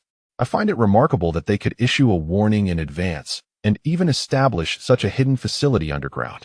The fact that they can offer a reward of 300,000 suggests they may have secured more than just this location. This site is home to insects. It is plausible that they are also breeding mammals and other mutated organisms elsewhere. Upon hearing Wang Chu's words, Li Chang'an's expression grew increasingly grave. Wang Chu even ventured a bolder hypothesis. Our perspective should not be too narrow. Beyond mutated flora and fauna, humans are also part of the army of mutations. The varieties of mutations are likely more diverse, and they may even be imprisoning advanced mutants, employing some method to control them. Before Wang Chu could finish his thought, Li Chang'an could no longer contain himself. He nodded. urging Wang Chu to descend the mountain swiftly. I must consult with the Research Institute to discuss these speculations. There may be other discoveries to uncover. If such an organization is clandestinely orchestrating these schemes, the world could descend into chaos once their plans come to fruition. Li Chang'an accelerated, eager to reach the base of the mountain. Suddenly, his phone rang, the clear ringtone piercing the air. Anxiously, he pressed the answer button. Hello. What did you say? He did not use the speakerphone, so the words on the other end were inaudible. However, Li Chang'an's face grew darker and more serious. By the time he ended the call, his countenance was ashen. Observing his demeanor, Wang Chu could not help but inquire, Li Chang'an, what has happened? He turned back. Teeth clenched, his face contorted with rage. Zhang Lu is dead. Wang Chu was taken aback by this revelation. Who are you talking about? I mean Zhang Lu. The woman from earlier. She encountered a reckless vehicle while descending the mountain, which overturned our car. That vehicle exploded. And none of the soldiers in our jeep or Zhang Lu survived. They were all killed in the blast. Li Chang'an slammed his fist against the steering wheel in fury, the horn blaring in response, startling Wang Chu. Who could it be?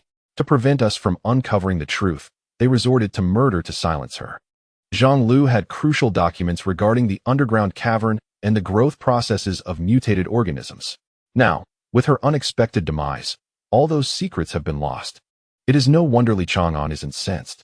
Li Chang'an, the underground cavern. They must have learned of the news and killed Zhang Lu. Next, they will undoubtedly eliminate anything related to the underground cavern, leaving us with no clues.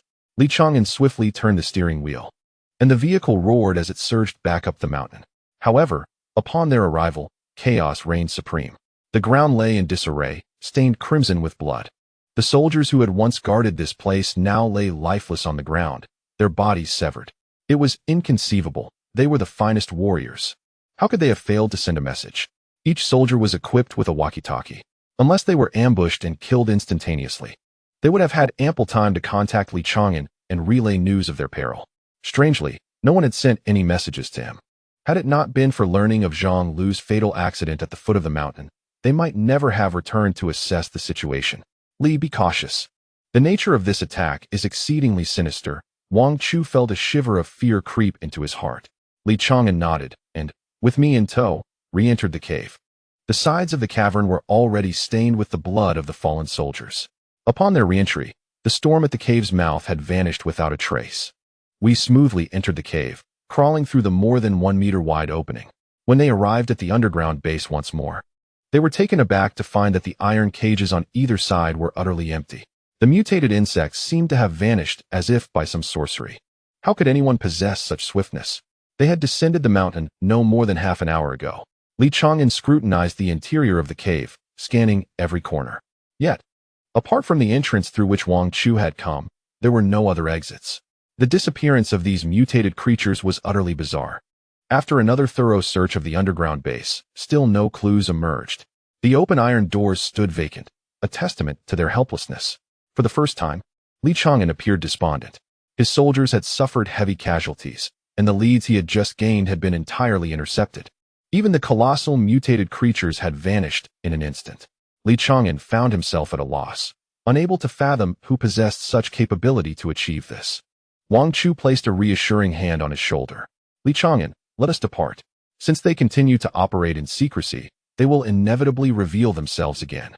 They cannot always manage their affairs so discreetly without leaving a trace. Li Chang'an furrowed his brow in agreement and swiftly led Wang Chu back out of the cave. After escorting me to the villa, Li Chang'an immediately drove away, evidently to confer with the higher-ups regarding their plans. Wang Chu remained in the villa, feeling an inexplicable sense of uncertainty about the future. In his previous life, he had never encountered such events. Even until his death, he had never heard of the existence of this organization. Was it my mere existence that catalyzed the butterfly effect, ultimately giving rise to this organization? Or perhaps this organization has existed all along, and I, in my ignorance, simply never heard of their existence? Chapter 65. The extraordinary spring water of space. Wang Chu was deep in contemplation regarding the sequence of events. At that moment, Steward Zhang approached, rubbing his arms and carrying a fruit platter. Young master, you've been brooding for quite some time. Why not indulge in some fruit? He placed the platter on the table, unable to resist a slight wrinkle of his nose. Strange, the weather seems to be growing chillier by the day. Wang Chu picked up several pieces of fruit from the platter and took a bite. Suddenly, he recalled the seeds stored in his space. He smacked his thigh in realization. Indeed, what was I pondering over trivial matters? I have a plethora of seeds yet to be sown in my space. It would be unwise to merely consume without cultivating. After all, the space is equipped with soil. Perhaps I should plant some fruit to enjoy. Determined, Wang Chu resolved to cultivate plants within his space. He retrieved a large bag of seeds and made his way to Steward Zhang's quarters. Steward Zhang, what types of seeds are these? How should they be planted? Steward Zhang stared in bewilderment at the assortment of seeds before him. He selected several bags, each meticulously labeled. Young master, refer to the labels. I had previously sorted these seeds into bags. Vegetables, flowers, and fruits are kept separate. He handed one bag to Wang Chu. These are all fruit seeds, each bearing a small label. When planting, you must dig a hole deep enough to accommodate the seed's height. Do not bury them too deep, or they will lack the strength to sprout and break through the surface.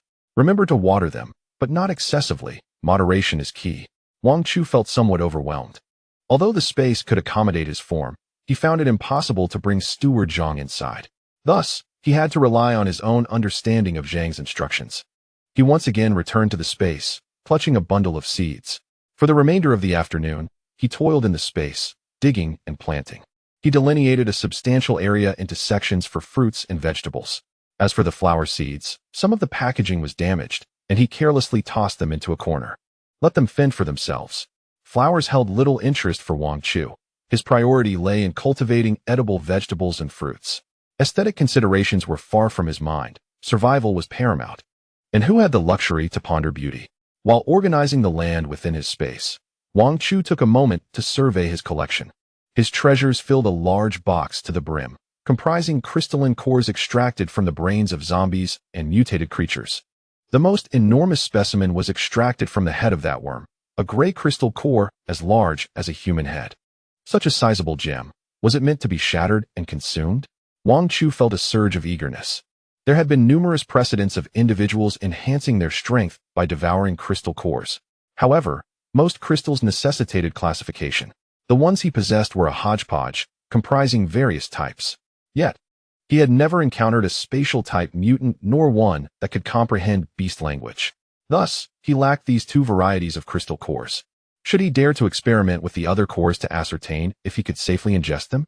After all, the rabbit had consumed countless crystal cores without adverse effects. This venture was fraught with peril. The rabbit's mutation endowed it with the ability to alter weather, possessing nearly every element, allowing its body to adapt to most crystal cores without issue.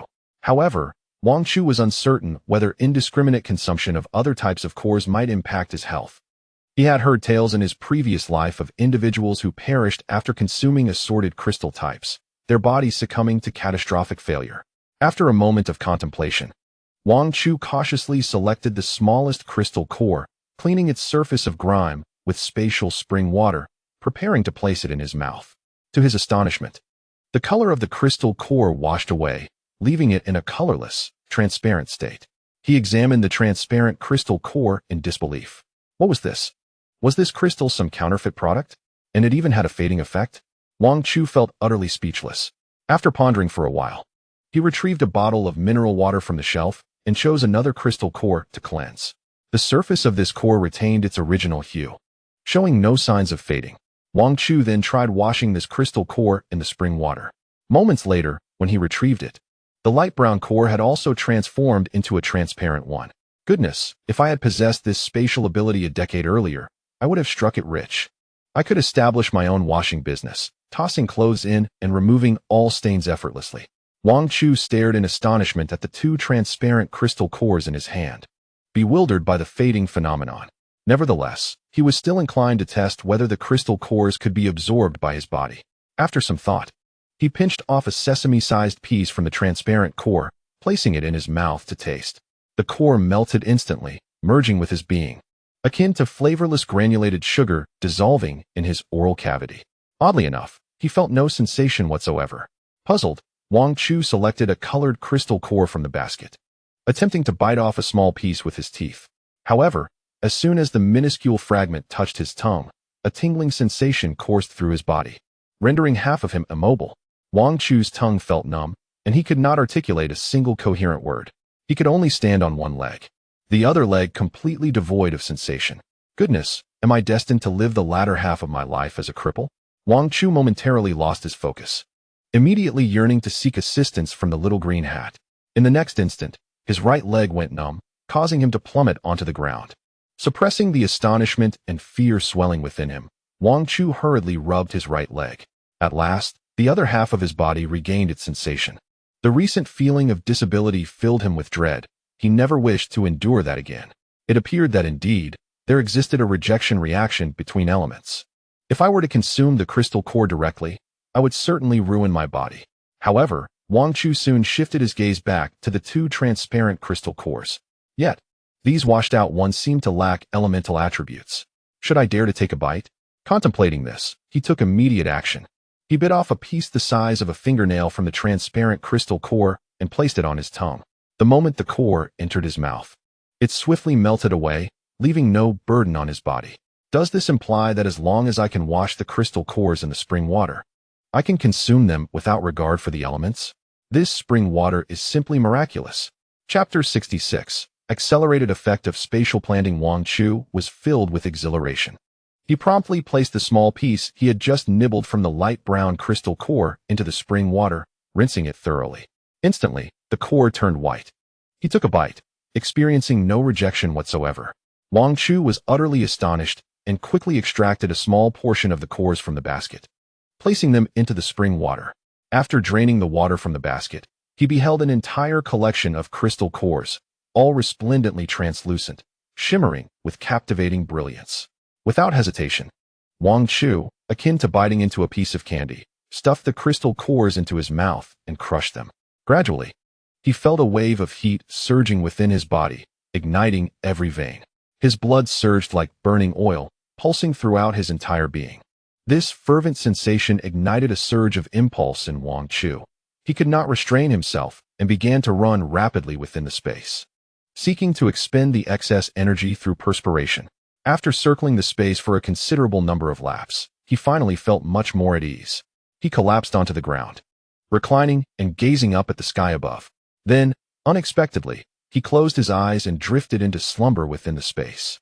Upon awakening, Wang Chu glanced at his watch, astonished to find that 4 or 5 hours had elapsed. Rubbing his head, he rose from the ground. How could I have slept for so long? He inhaled deeply, his eyes still bleary as he surveyed his surroundings. Yet, it was not long before he stood transfixed in bewilderment. Surrounding him, an exuberant array of sprouts, half a meter tall, had unexpectedly emerged. The plants he had sown during the day had all germinated, with some even blossoming. The growth rate of these plants was astonishingly swifter than those outside. Upon grasping this revelation, Wang Chu could not help but feel a surge of excitement. If the crops and fruits here matured at such a remarkable rate, then by merely planting seeds, he could reap a bountiful harvest in no time, without enduring the lengthy wait that farmers typically faced, often spanning a year or more, to enjoy the fruits of their labor. Gazing at the vibrant, sun-kissed flowers, he couldn't resist humming the tune of Little Apple. How delightful was this experience! He yearned to remain here, watching the sprouts grow taller until they bore fruit. This place was abundant with sunlight, water, and the essential gases for plant growth, such as carbon dioxide and oxygen. It could be said that a self-contained microecosystem had formed here, capable of nurturing these plants and enabling cyclical cultivation. Thus, even decades later, when the supplies in his space were depleted, he could sustain himself through the cultivation of fruits and vegetables. In a post-apocalyptic world, what could be more valuable than these often overlooked vegetables and fruits? To cultivate such normal crops amidst the mutated environment of the apocalypse seemed like a dream. If he could grow them and trade with others, it would be a piece of cake. Wang Chu began to envision a prosperous future. Perhaps he could even exchange these grains for crystal cores, which he could purify and consume. Clapping his hands in satisfaction, he surveyed every corner of his space, reveling in his newfound fortune. Had he not defied the odds? After indulging in self-admiration for some time, he realized he had lingered too long. Having spent at least half a day in his space, he now felt a pang of hunger. It must be evening. He should check on Steward Zhang to see if he could procure a warm meal. With a thought, Wang Chu found himself in the villa. To his astonishment, the villa was eerily quiet, shrouded in darkness, with no light visible outside. Not a single lamp illuminated the interior, as if a power outage had occurred. Struggling, Wang Chu retrieved his phone, intending to use it to brighten his surroundings. However, as he pulled the device from his pocket, he was shocked to find the screen rapidly freezing over, coated in a thick layer of frost. What on earth was happening? Wang Chu rubbed the screen, and even in the coldest of weather, it seemed impossible for his phone to freeze in such a manner. Rubbing the device with his hands, he finally cleared the frost away. He activated the flashlight, directing it around the dim space. What he beheld next was even more bewildering. The entire room resembled an ice house, with windows, walls, furniture, and various objects encrusted in a thick layer of white frost. Particularly notable were the cotton slippers he had left in the corner, which had become so rigid that they felt harder than lead. What on earth?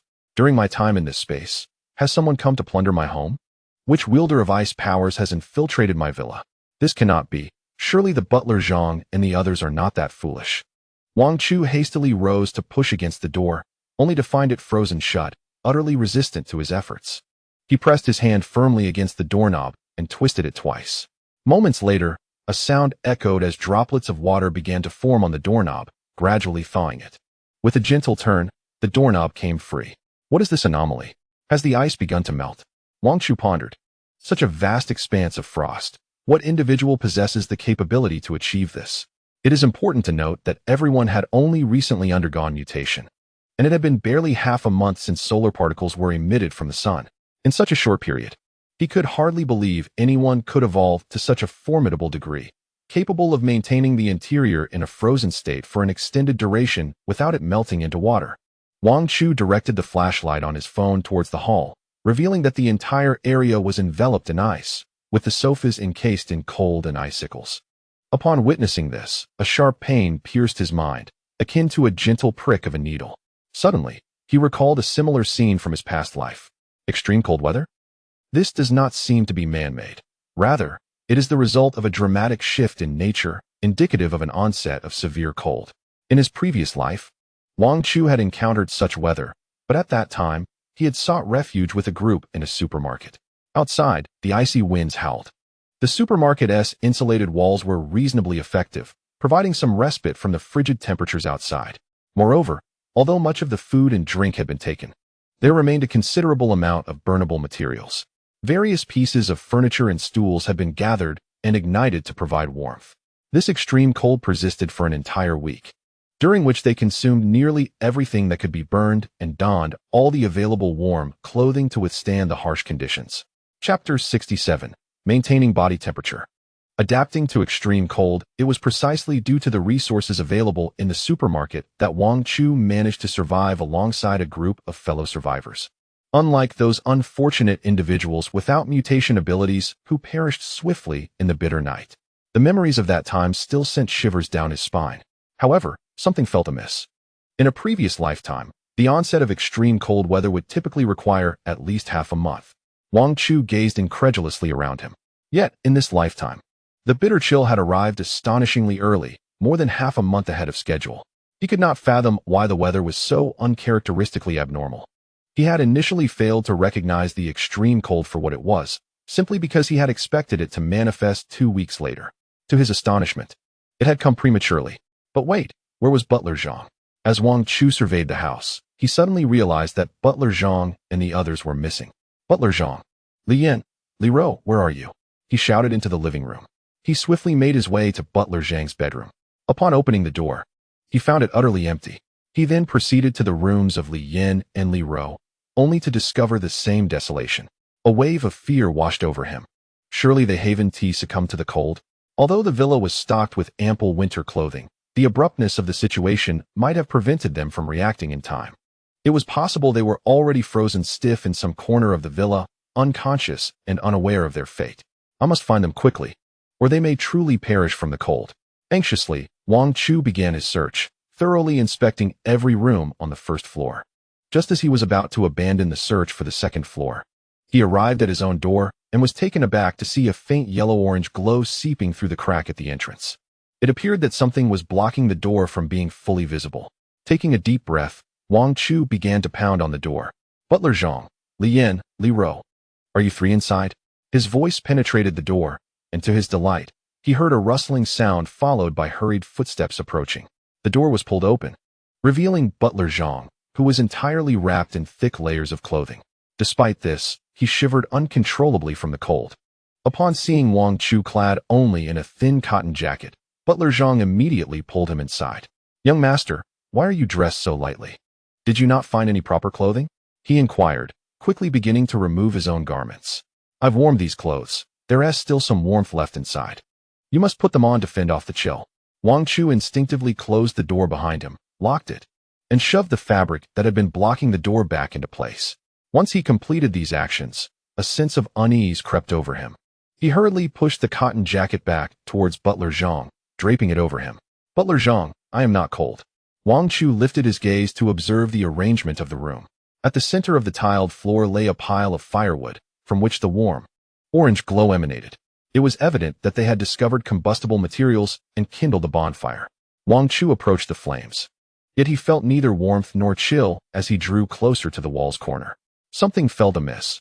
There should have been a noticeable temperature difference, yet he sensed nothing. Pondering this anomaly, he decided to remove his thin cotton jacket. Seeing this, Steward Zhang rushed to his side. "Young master, what are you doing?" Wang Chu pressed down on Zhang's hand, preventing him from draping the jacket over him, his eyes wide with disbelief as he scrutinized his own hands and feet. "Steward Zhang, something is not right with my body. I feel neither cold nor hot." He then shed his thermal undergarments and approached the fire once more, a thrill of excitement coursing through him. Indeed, regardless of his proximity to the flames or the wall, he remained oblivious to any fluctuations in temperature. This was exceedingly strange. What could be the cause? Wang Chu examined the cotton garments in his hands and then glanced at his smooth skin. It was entirely unlike the numbness caused by cold. He could still feel the sharp sting of his fingernail pressing against his skin. This meant that his ability to perceive temperature had vanished. Wang Chu boldly placed his hand in the flames, and a surge of heat compelled him to recoil. Yet, when faced with tangible harm, he was still able to sense danger and temperature. It appeared that his skin could actively regulate its temperature within a certain range, adapting to the environment. Was he becoming a thermoregulating creature? Humans are homeothermic, maintaining a relatively stable internal temperature regardless of external conditions. However, some animals can adjust their body temperature in response to environmental changes, thus better adapting to harsh surroundings. Wang Chu realized that his current state mirrored this ability. He could swiftly acclimatize to varying temperatures, explaining why he felt no cold during his walk from the villa. Could this transformation be a result of consuming the crystal core? Wang Chu instantly recognized that these changes were indeed due to his ingestion of the transparent crystal core. This meant that, after being washed by the spring water to achieve transparency, consuming these cores could enhance his physical attributes. Consequently, his current physical prowess was significantly greater than before, enabling him to adapt to his environment. Overwhelmed with joy at this realization, Wang Chu could not contain his exhilaration and erupted into loud laughter. Startled, Steward Zhang hurried to Wang Chu's side. "Young master, what has happened? Are you lamenting your bed? Once the situation has passed, would it be acceptable for me to assist you in procuring a grand bed? It is indeed quite cold. We did not intend to use your bed as firewood." At that moment, Wang Chu noticed that the luxurious mahogany bed he had purchased for 200,000 had now lost its bedboard. He glanced at the bonfire in the center of the hall. It was evident that his 200,000 had been reduced to mere planks, providing warmth for the gathered crowd. Wang Chu felt a profound sense of despair. The opulent wooden bed he had acquired had demanded considerable effort and thought. After visiting several stores and seeking out a skilled artisan for intricate carvings, he had finally procured this 200,000 bed. Now, it was being consumed as firewood. Reduced to this sorry state, Wang Chu felt as though he could weep. Chapter 68. Midnight Screams. Leroy disappears. Wang Chu shook his head, suppressing the pain as he patted the shoulder of Steward Zhang. "It's merely a bed," he reassured. "Burn it if you must. I can still bear the loss." Observing Wang Chu's rigid demeanor, Steward Zhang hastily clarified, "Young master, it was not our intention. The situation unfolded so suddenly that we had to gather in haste. Your room is the most spacious, with a large area in the center, while the other rooms are cluttered with belongings. Starting a fire elsewhere would have posed a significant risk of a blaze. Thus, we decided to temporarily congregate in your room." Steward Zhang winked at Wang Chu and gestured towards the second floor. "I went upstairs to find you, but when you instructed me to go down first, I left behind a quilt and a warm coat, and I took those two with me into your room. Wang Chu immediately grasped Steward Zhang's intentions. He understood that Steward Zhang was aware of his spatial abilities, while Li Yin and Li Ro were not. Uncertain of Wang Chu's willingness to reveal his capabilities in front of the children, Steward Zhang chose to obscure the truth. Thus, he mentioned he was on the second floor at that time. Wang Chu nodded in agreement. Yes, I was indeed on the second floor. Steward Zhang sighed in relief and pointed towards the entrance. We discovered that the generator had frozen, and we were all on the verge of freezing ourselves. When I sought to find you, I realized the door was also frozen shut. Consequently, we decided to remain indoors until the situation improved, but the cold only intensified. Wang Chu comprehended Steward Zhang's explanation. The frigid weather had rendered them nearly unable to endure, which had led them to chop his wooden bed for warmth. He certainly had no grounds to condemn their actions. It's all right, do not dwell on it. The bed has burned. It is merely a piece of wood. Wang Chu conceded, fully accepting the situation. Ultimately, the extreme cold would persist for about a week, and during this time, they must maintain the temperature within the house to endure it successfully. Wang Chu took out his phone, attempting to dial a number. Perhaps the signal tower has succumbed to the frost. The telephone line is utterly inoperative, rendering them unable to connect with the outside world to ascertain the situation beyond their confines. Outside the window lies an impenetrable darkness. The sun will not rise again for at least a week. No one can discern the conditions that prevail beyond the walls. Wang Chu is acutely aware that their foremost challenge is imminent. Yet, even amidst this apocalyptic scenario, sustenance remains paramount. Swiftly, Wang Chu retrieves some milk from his spatial pocket, intending to provide a modest meal for the others. Regrettably, as soon as he takes it out, the milk instantly transforms into a solid block of frozen dairy. However, as it rests in the warmth of his hands, the surface temperature gradually rises, restoring it to a liquid state. Observing the envious glances from Li Yin and Li Ro, Wang Chu cannot help but feel a sense of pride. Maintaining a constant temperature is indeed remarkable. Nevertheless, to satisfy the hunger of his companions, he must hold the liquid food, allowing them to grasp his hand to partake in the nourishment. Only in this manner can he ensure that the sustenance does not freeze solid. Wang Chu feels somewhat embarrassed. How can this continue indefinitely? The room is far too cold.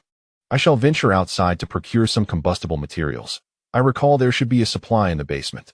The others, aware of Wang Chu's ability to maintain a constant temperature, do not volunteer to accompany him, choosing instead to remain inside, eagerly awaiting his return.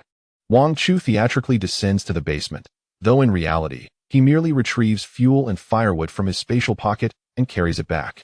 He notices that since his arrival, the others have hesitated to disturb his wooden bed. Consequently, the fire within the room has dwindled to a mere flicker, barely providing warmth. He collects as much combustible material as possible before returning to the room. Upon seeing the wood and fuel in his hands, the others' eyes light up. Wang Chu promptly tosses a bundle of firewood into the flames. The fire blazes forth, illuminating the room and raising the temperature several degrees. Observing the relief on their faces, Wang Chu breathes a sigh of relief. After all, he does not wish for his companions to suffer from the cold. Contemplating further, he theatrically produces fresh food from his backpack and places it before them. Having endured hunger for quite some time, they eagerly seize the food and devour it. By chance, Wang Chu catches sight of boxes of ice pops in his spatial pocket, and an idea strikes him. He exits the house, opens the refrigerator, retrieves the frozen treats, and brings them all inside, discarding them in a corner. Ultimately, the fire blazes too fiercely within the room, and despite the bitter cold outside, the group finds solace in their shared amusement. They also brought fruit strung together on sticks, tossed carelessly in a corner, akin to ice pops. Roasting by the fire while relishing the ice pops, they merrily spent the initial 2 days. The following days were remarkably tranquil. Wang Chu gradually adapted to this leisurely pace of life. In any case, it was a significant improvement compared to the previous existence of tattered clothing and empty bellies. That evening, Wang Chu lay down early on his mattress, preparing for slumber. Outside, there was no daylight, only the enveloping darkness. Everyone's biological clocks had been thrown into disarray. They slept whenever the urge struck, indifferent to the passage of time. However, Wang Chu aimed to regulate his own circadian rhythm. Thus, each time he glanced at the clock and it indicated bedtime, he would promptly climb into bed and settle down. It was around 10 o'clock at night, the hour he had designated for sleep. Once nestled under the covers, he gently closed his eyes. Just as Wang Chu drifted into slumber, he was abruptly awakened by a startling cry. His eyes flew open, and he swiftly drew the dagger positioned at the edge of the mattress, aiming it towards the center of the room. "Leroy, what is happening?" Yet, Leroy's voice had vanished. In the center of the room, beside the fire pit, lay only the groggy butler Zhang and the tense Li Yan, anxiously scanning their surroundings. "Leroy, sister, where are you?" Leroy had inexplicably disappeared. Wang Chu inhaled sharply, rapidly searching the recesses of his memory. He distinctly recalled the piercing scream he had just heard. Clearly, it belonged to Leroy. "Don't panic. Leroy must be inside the house. Did you all hear that scream? Wasn't it Leroy's?" Li Yan, filled with anxiety, leapt to his feet and began sprinting through the room, searching every nook and cranny. "It was Leroy. I cannot be mistaken. It was my sister's scream just now. But what on earth happened? When I opened my eyes, she was no longer by my side. Where could she have gone?" Chapter 69. Invasion of Mutant Plants Drip. A liquid fell from the ceiling. It landed on Wang Chu's face, prompting him to look up. To his astonishment, he discovered a person suspended from the ceiling. Leroy was ensnared by a dense network of creeping vines, elevated high above. Her body was entwined with the tendrils, a thick green vine coiled tightly around her neck. Leroy's complexion had turned a deep purplish hue, clearly struggling for breath. The liquid that dripped onto his face was the result of the ice layer on the ceiling melting away, slowly falling as droplets. "Li Yan, quick, help!" Wang Chu raised his gun, aimed at the ceiling, and fired a shot. With a resounding bang, the bullet pierced through the vines, creating a small hole the size of a fingernail. Yet, the vines were plants, impervious to the effects of the gunfire. Although a tendril had been pierced, it showed no reaction and continued to climb upwards, tightly constricting Leroy. The vine even lashed out at Wang Chu. How did these vines manage to enter? Wang Chu illuminated the tendril with a flashlight, tracing its branches until he discovered its root. Astonishingly, it had punctured the heating pipe above the wall and emerged from within. As for the iron protective bars on the window, a thick rod had been bent, yet it could not penetrate further and thus resorted to alternative methods. These vines were likely attracted by the warmth emanating from our fire. In this post-apocalyptic world, certain vine plants, unable to withstand the cold, tend to crawl towards sources of heat. This mutated plant was evidently lured by the warmth, climbing to the window ledge. "Sister," Li Yan shouted anxiously, calling out Leroy's name. Wang Chu and the others were not adept at combat and soon found themselves at a loss. Wang Chu retreated to a corner, turning his back to the others as he retrieved a tang knife from his spatial storage. He encountered the roots of the vine that had intruded and struck down with force. With a crack, the vine was cleaved in two, a foul-smelling, thick green slime oozing from the severed ends. The vine writhed in pain, thrashing wildly within the room, but it was merely a futile struggle before its demise. One tendril suddenly attacked Wang Chu. He raised the tang knife once more and struck down at the split. With another crack, the opening was sliced into two. The vine that had tightly ensnared Leroy immediately loosened its grip. She fell from midair, and Li Yan swiftly positioned himself to catch her. Sister, wake up," Li Yan urged, vigorously patting her back to aid her breathing. Leroy coughed heavily, finally regaining her senses. Upon slightly opening her eyes and seeing Li Yan, tears flowed uncontrollably down her cheeks. Wang Chu exhaled in relief and looked up at the pipe opening, now completely blocked by the plant. Its end was too robust to fit through the hole. It was precisely for this reason that they had survived. Wang Chu raised his tang knife and thrust it through the opening with great force. A squelching sound echoed as the vine's leaves recoiled violently, vanishing from his sight. "We must leave this place," Wang Chu declared, swiftly pulling the others to escape. They arrived in the living room, which was frigid and nearly uninhabitable. Wang Chu quickly gathered firewood and ignited a blaze to draw everyone closer for warmth. "Remain here and do not wander." Wang Chu returned to the bedroom, carrying firewood and fuel, igniting them within the confines of the house. He promptly sealed the drainage outlet and barred the windows, albeit leaving slight gaps to allow smoke to escape. "I shall venture outside. You all stay hidden within the house and do not emerge." Given that the mutated plants are drawn by temperature, they will undoubtedly launch another assault. If we passively await their arrival, we shall find ourselves in a precarious position. My body temperature can fluctuate. Upon entering the frigid outdoors, I can adjust accordingly, making it unlikely that those entities will detect me. Wang Chu resolved to eradicate these plants. Although the house is sturdy, the mutated flora can infiltrate through myriad crevices. The villa, while fortified, still harbors numerous minute openings. Some of the vines are exceedingly thin, capable of penetrating into the house through these gaps. To prevent these entities from invading and endangering Li Yin and the others, Wang Chu had no choice but to confront them head-on. He approached the generator, hauling it over to the fire pit, where housekeeper Zhang and the others gathered. The warmth of the flames gradually melted the ice encasing the generator, allowing it to resume operation. Wang Chu swiftly illuminated the courtyard, the light piercing through the darkness and illuminating the entire area. Through the glass, he could discern the situation outside with clarity. The front half of his villa was ensnared by the creeping vines. The vines, akin to ivy, had enveloped the entirety of the villa's facade and were steadily advancing further. "I'm going outside. Exercise caution. The most effective means of eliminating these plants is to set them ablaze." Just as Wang Chu was about to step out, housekeeper Zhang followed closely behind.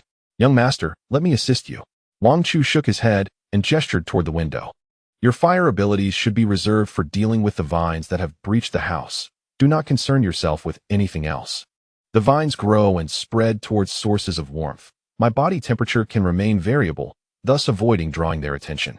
However, your temperature is constant. And if you accompany me outside, the heat radiating from you will surely attract their notice."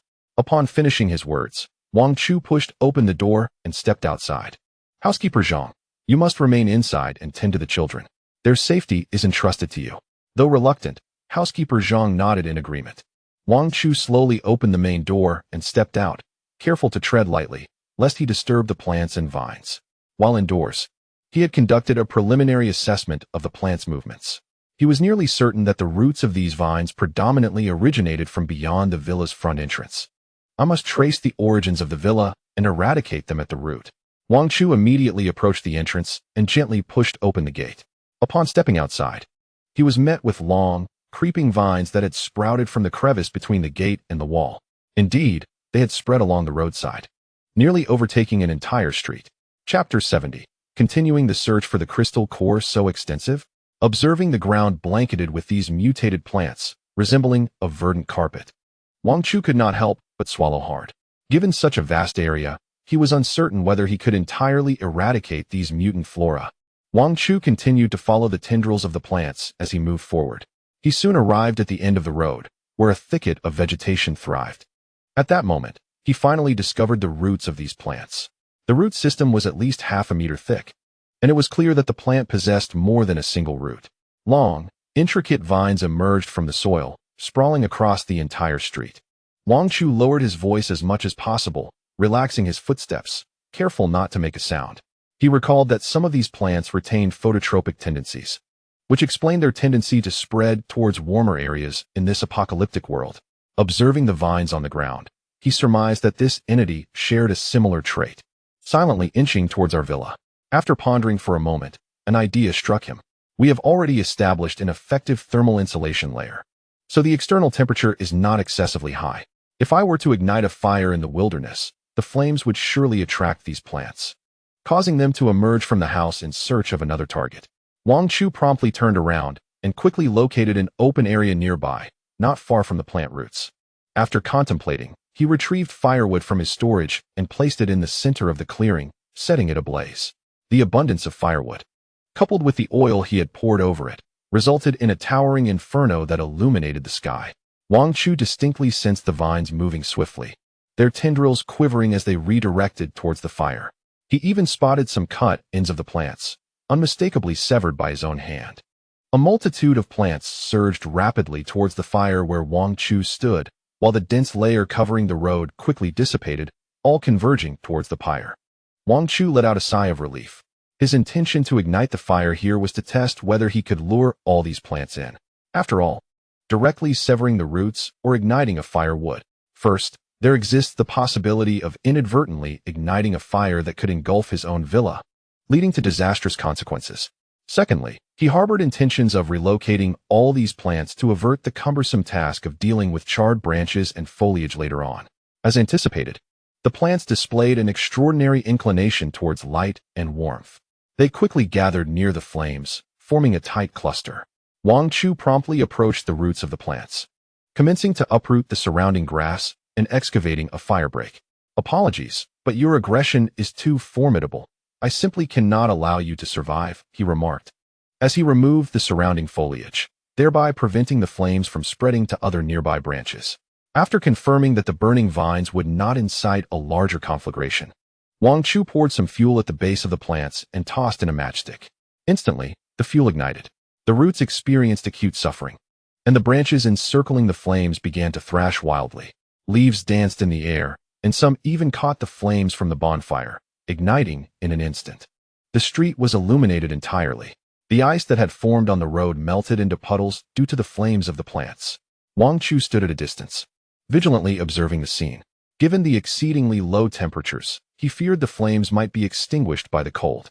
Fortunately, the fire continued to burn steadily. Although the ice melted, the resultant water did not douse the flames. The plants were completely transformed into fiery orbs until they were entirely consumed. Wang Chu exhaled a sigh of relief and quickly turned towards the villa. The commotion had been significant. If anyone were nearby, they would undoubtedly have witnessed the glow of the flames. There was a possibility of uninvited guests arriving to take advantage of the situation. To safeguard the villa, he resolved to return swiftly and conceal himself. Upon returning to the villa, Wang Chu immediately secured the door. However, he was acutely aware that this extreme cold would persist for a week. After that period, the world outside would undergo a dramatic transformation. Various mutated plants would spring forth, proliferating overnight. Some of these plants even exhibited aggressive traits. Wang Chu clicked his tongue in frustration. He had just remembered that in the aftermath of the fire, he should have searched the roots of the burned plants for crystal cores, which might yield valuable discoveries. Having learned that consuming crystal cores could enhance his physical attributes, Wang Chu was eager to seek out more of them. Only by doing so could he achieve a more thorough and comprehensive transformation of his body. Thus, he was unwilling to miss any opportunity to acquire these precious cores. Following this frigid period, there ensued a phase of rampant mutations, with diverse mutated creatures emerging in various locales. In my previous life, during this very interval, my family discovered that the crystalline cores within these mutated beings could be harnessed for use. Wang Chu gazed through the window into the distance, contemplating the urgency of acquiring these cores while the opportunity remained, for once the secret became known to more individuals, the acquisition of crystalline cores in large quantities would become increasingly arduous. With this in mind, Wang Chu formulated a plan. Once the ice and snow thawed, he would promptly venture forth to seek out mutated creatures, striving to extract their cores as swiftly as possible. However, obtaining cores from the zombies was exceedingly slow, as the current zombies had yet to evolve into those with supernatural abilities. They merely clawed, bit, and transmitted the zombie virus, infecting ordinary people, but had not developed into formidable mutated beings capable of attacking stronger adversaries. Thus, my focus would remain on the mutated animals and plants, which presented the most suitable targets.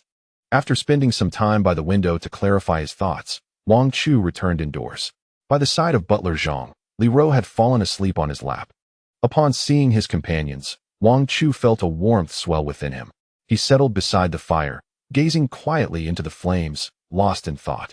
Suddenly, he sprang to his feet, a realization striking him. There was something else. Chapter 71. Can he control explosions at will? Wang Chu recalled a particular mutated creature that had emerged after the frigid world had passed, a fire-breathing tiger, which had mysteriously escaped from a zoo or some other enclosure. This tiger had claimed dominion over a residential area, frequently hunting within its confines. The ordinary residents, who once roamed freely, now dared not venture outside. Yet this fiery tiger possessed an uncanny ability to locate these individuals, shattering windows with precision and dragging them from their homes for a feast. The water it consumed came from the central pond in the community. In essence, this mutated fire tiger regarded the entire neighborhood as its larder, incinerating any other creatures or mutated plants that dared intrude. The tiger's formidable prowess proved a challenge for national authorities, who, despite their efforts to eradicate it, ultimately failed. Sensing the encroaching threat, the tiger fled the area, disappearing without a trace. Rumors circulated that flames had been spotted on a nearby desolate mountain, suggesting the tiger had claimed a new territory. However, as no injuries were reported, the government diverted its attention elsewhere, leaving the fate of the tiger shrouded in mystery. Wang Chu gazed at the flickering flames, thumping his thigh in determination. Now, while the tiger's strength had not yet reached its peak, he resolved to take a chance. Perhaps he could seize the tiger's crystal core. Given the formidable prowess of this beast, its core would undoubtedly be purer and more potent than those of other zombies. With unwavering resolve, Wang Chu vowed that once the ice and snow melted, he would capture this tiger and extract its core. 3 days later, the ice began to thaw, and the sun graced the sky, albeit its rays were limited and fleeting. Wang Chu understood that the bitter cold was nearing its end, and he had prepared his weapons. However, he realized that these tools might prove inadequate against the fiery tiger.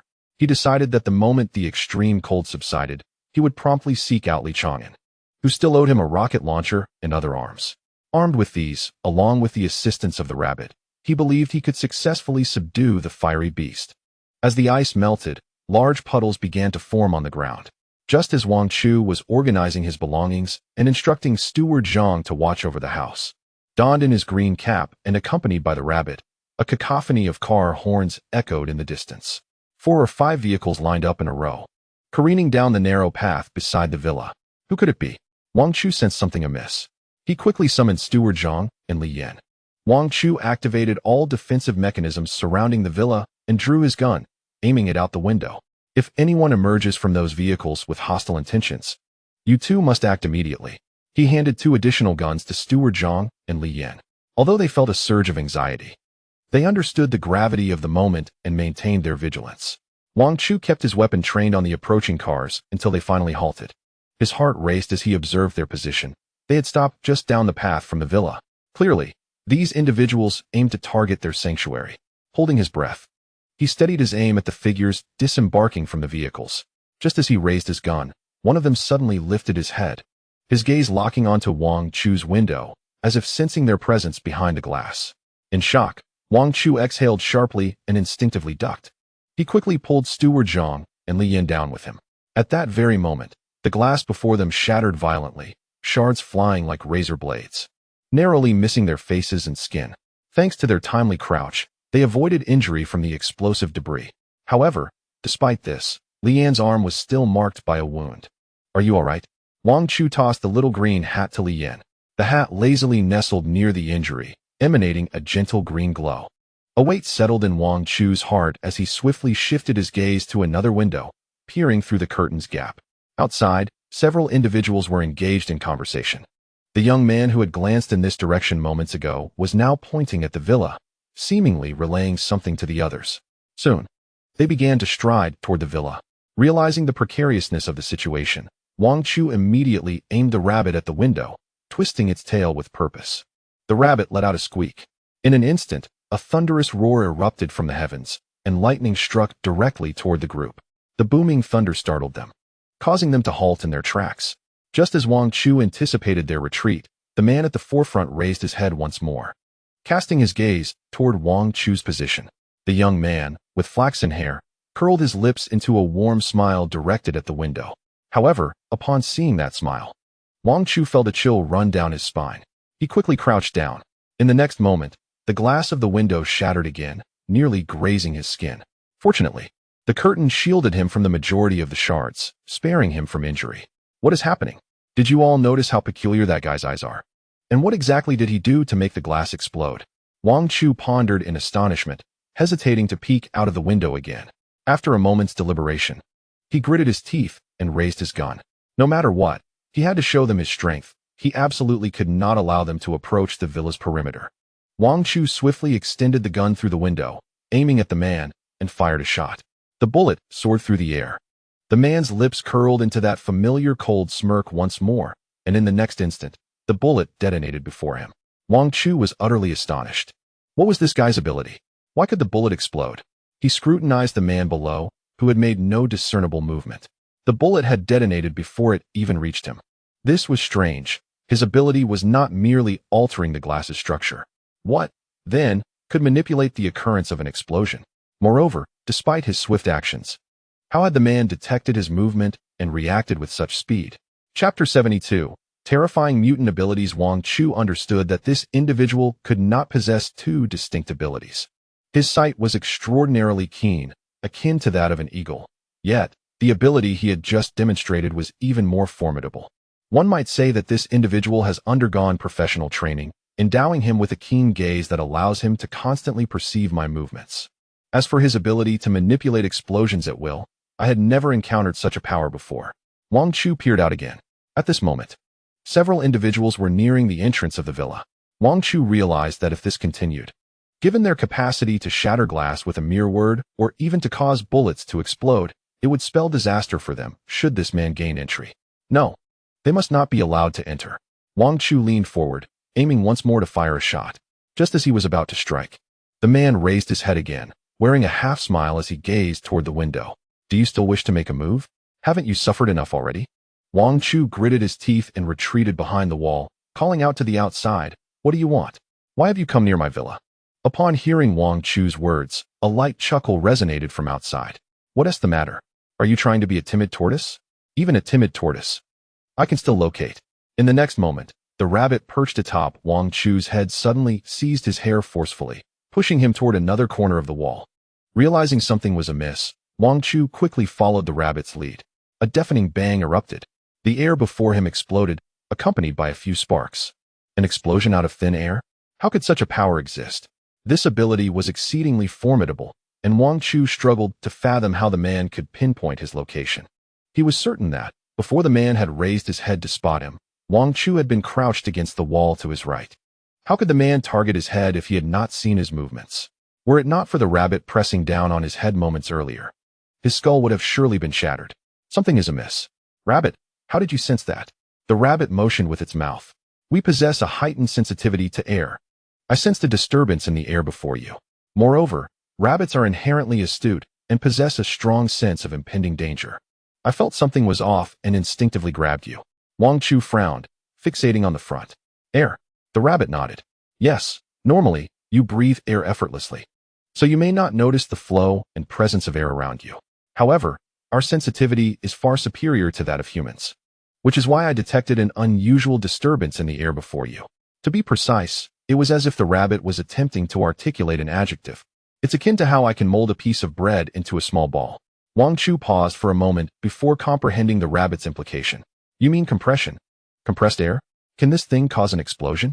A thought stirred within Wang Chu, prompting him to delve into the knowledge he had previously acquired. I recall that the air contains dust, if his ability allows for the compression of air at a specific location. Then once this air and dust are compressed to a certain volume, a sudden release of pressure would result in an immediate loss of pressure, potentially leading to an explosion. Wang Chu felt he was nearing an answer. So this individual attacks us by compressing air? Taking a deep breath, Wang Chu pondered the nature of such an extraordinary ability, yet wondered how this person determined his location. By chance, his gaze fell upon the long ears of the rabbit. A glimmer of insight flashed through his mind. Yes, the ears, the sense of hearing. The auditory range of a rabbit extends up to 6,464,000 Hz, while that of a human is merely 2,020,000 Hz. This means a rabbit's hearing range is 3 times that of a human. If one among them possessed enhanced auditory capabilities, they would undoubtedly detect any faint sound or vibration I produce. Realizing this, Wang Chu immediately bolted forward. Zhang, reposition. In the next moment, a loud explosion erupted from the very spot he had just occupied. He turned to glance back at his former position, where a cloud of dust now lingered in the air, evidence of yet another detonation. Gritting his teeth, Wang Chu contemplated their predicament. What should he do? The adversaries outside were exceedingly formidable. One of them was certainly an auditory mutant, while another was the man capable of manipulating explosions. Their collaboration was too seamless, leaving them utterly on the defensive. Wang Chu had no doubt that these individuals harbored lethal intentions. If they managed to breach the villa and discern its layout, along with the supplies housed within, they would undoubtedly resort to murder to silence any witnesses. With this thought in mind, Wang Chu signaled to Zhang. You must go. I will devise a plan here. Li Yin and Zhang insisted. No, we cannot leave you behind. Wang Chu raised his voice. Go, tenderly row. Do you not wish to ensure your sister's safety? Li Yin gritted his teeth, casting a remorseful glance at Wang Chu before swiftly departing. Wang Chu turned to Zhang. And you, leave at once. Do not linger here, it is far too perilous. Those individuals can manipulate explosions. Wang Chu refrained from elaborating further. The danger posed by Zhang's presence was too great. He needed to ensure the safety of the others. Those adversaries could not enter now, so they should move as far back within the villa as possible. Wang Chu contemplated Li Chang'an's abilities. Abilities exist within certain confines. Initially, when Li Chang'an exerted control over the zombies, his influence could only extend to a radius of 20 square meters around his own body. Although the individuals outside appeared formidable, if they maintained sufficient distance, the auditory mutant might still perceive sounds. However, the one manipulating the explosions likely did not possess such an extensive range of capability. Otherwise, it would be exceedingly extraordinary. Upon hearing this, Steward Zhang recognized that his presence here would only hinder Wang Chu. Nodding in agreement, he promptly turned and followed Li Yan out of the house. After locating Li Ro, the three swiftly retreated toward the opposite end of the villa. Wang Chu remained upstairs, continuing to observe the situation outside. An auditory mutant. Perhaps I can employ sound interference. There may yet be a glimmer of hope. Chapter 73, Eastern Migration. Extermination of intruders. With a flicker of thought, Wang Chu instantly slipped into a spatial realm. Moments later, an array of various amplifiers and speakers appeared in his hands. I have no shortage of large speakers and amplifiers. Wang Chu dashed through the villa, placing speakers and large amplifiers in every corner, connecting Bluetooth devices where applicable. He activated others directly. In an instant, the entire villa resonated with an array of music, vibrant tunes enveloping the space. Wang Chu lunged toward the window, peering outside. Below, a short-haired youth bore a grim expression, clutching his ears while vigorously shaking his head. It's you. Wang Chu aimed his gun at this individual, firing a bullet. The short-haired youth seemed to sense the impending danger. At the moment the bullet was discharged, he hunched down, resulting in the bullet striking his arm, blood gushing forth. The group looked up, their faces contorted with fury as they glared at the villa above. They surrounded the entrance, exerting all their strength to batter the door. Some even attempting to scale the walls, preparing to leap over. I have been waiting for you. Wang Chu activated a mechanism. In a moment, sharp spikes descended from the wall's edge, piercing through the skin of several individuals. They screamed in agony as they fell from the wall. Wang Chu engaged the electric net. Blue arcs of electricity crackled across the net surrounding the walls. Anyone who approached would surely be electrocuted. The rage of the individuals outside intensified as they fixed their menacing gazes upon the gun's muzzle. Previously, the blonde had ignited several explosions.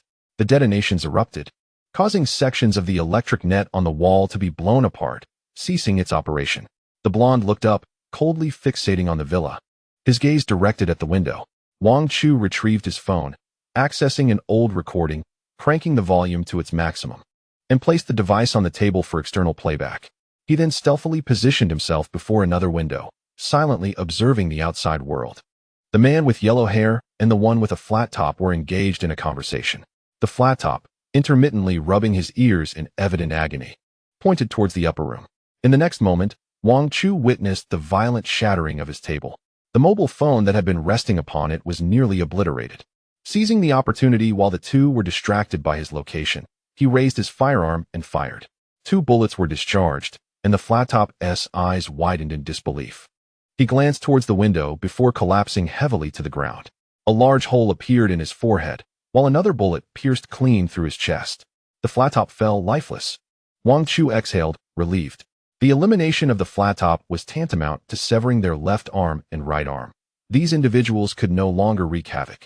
Indeed, bereft of the flat-top's keen hearing, the yellow-haired man glared furiously at the wall but was rendered incapable of launching another attack. Remaining composed, Wang Chu stood still, silently aiming his gun to deliver a chilling reprisal. His weapon was directed at the yellow-haired man, and moments later, the latter was struck in the chest, collapsing beside the flat-top. The remaining members, now bereft of their leaders, scurried about like headless chickens, filled with panic. Wang Chu swiftly produced a megaphone and bellowed outside, ordering them to halt and refrain from moving. He warned that anyone who dared to flee would have their skull pierced. Instantly, they all froze, glancing back at the villa. Their eyes were filled with dread. Wang Chu approached the window, firearm aimed at the group. He commanded them to stand still and discard their weapons onto the ground. The individuals, too frightened to resist, complied, casting their knives and weapons aside. Once assured of safety, Wang Chu entered the courtyard, gun trained on their heads. He demanded, "Speak. What is the situation?" As he had surmised, The flat top possessed acute auditory abilities, capable of discerning even the slightest sounds from several meters away. He and the yellow-haired man had worked in close coordination, one discerning locations by sound, while the other was responsible for detonating air bombs.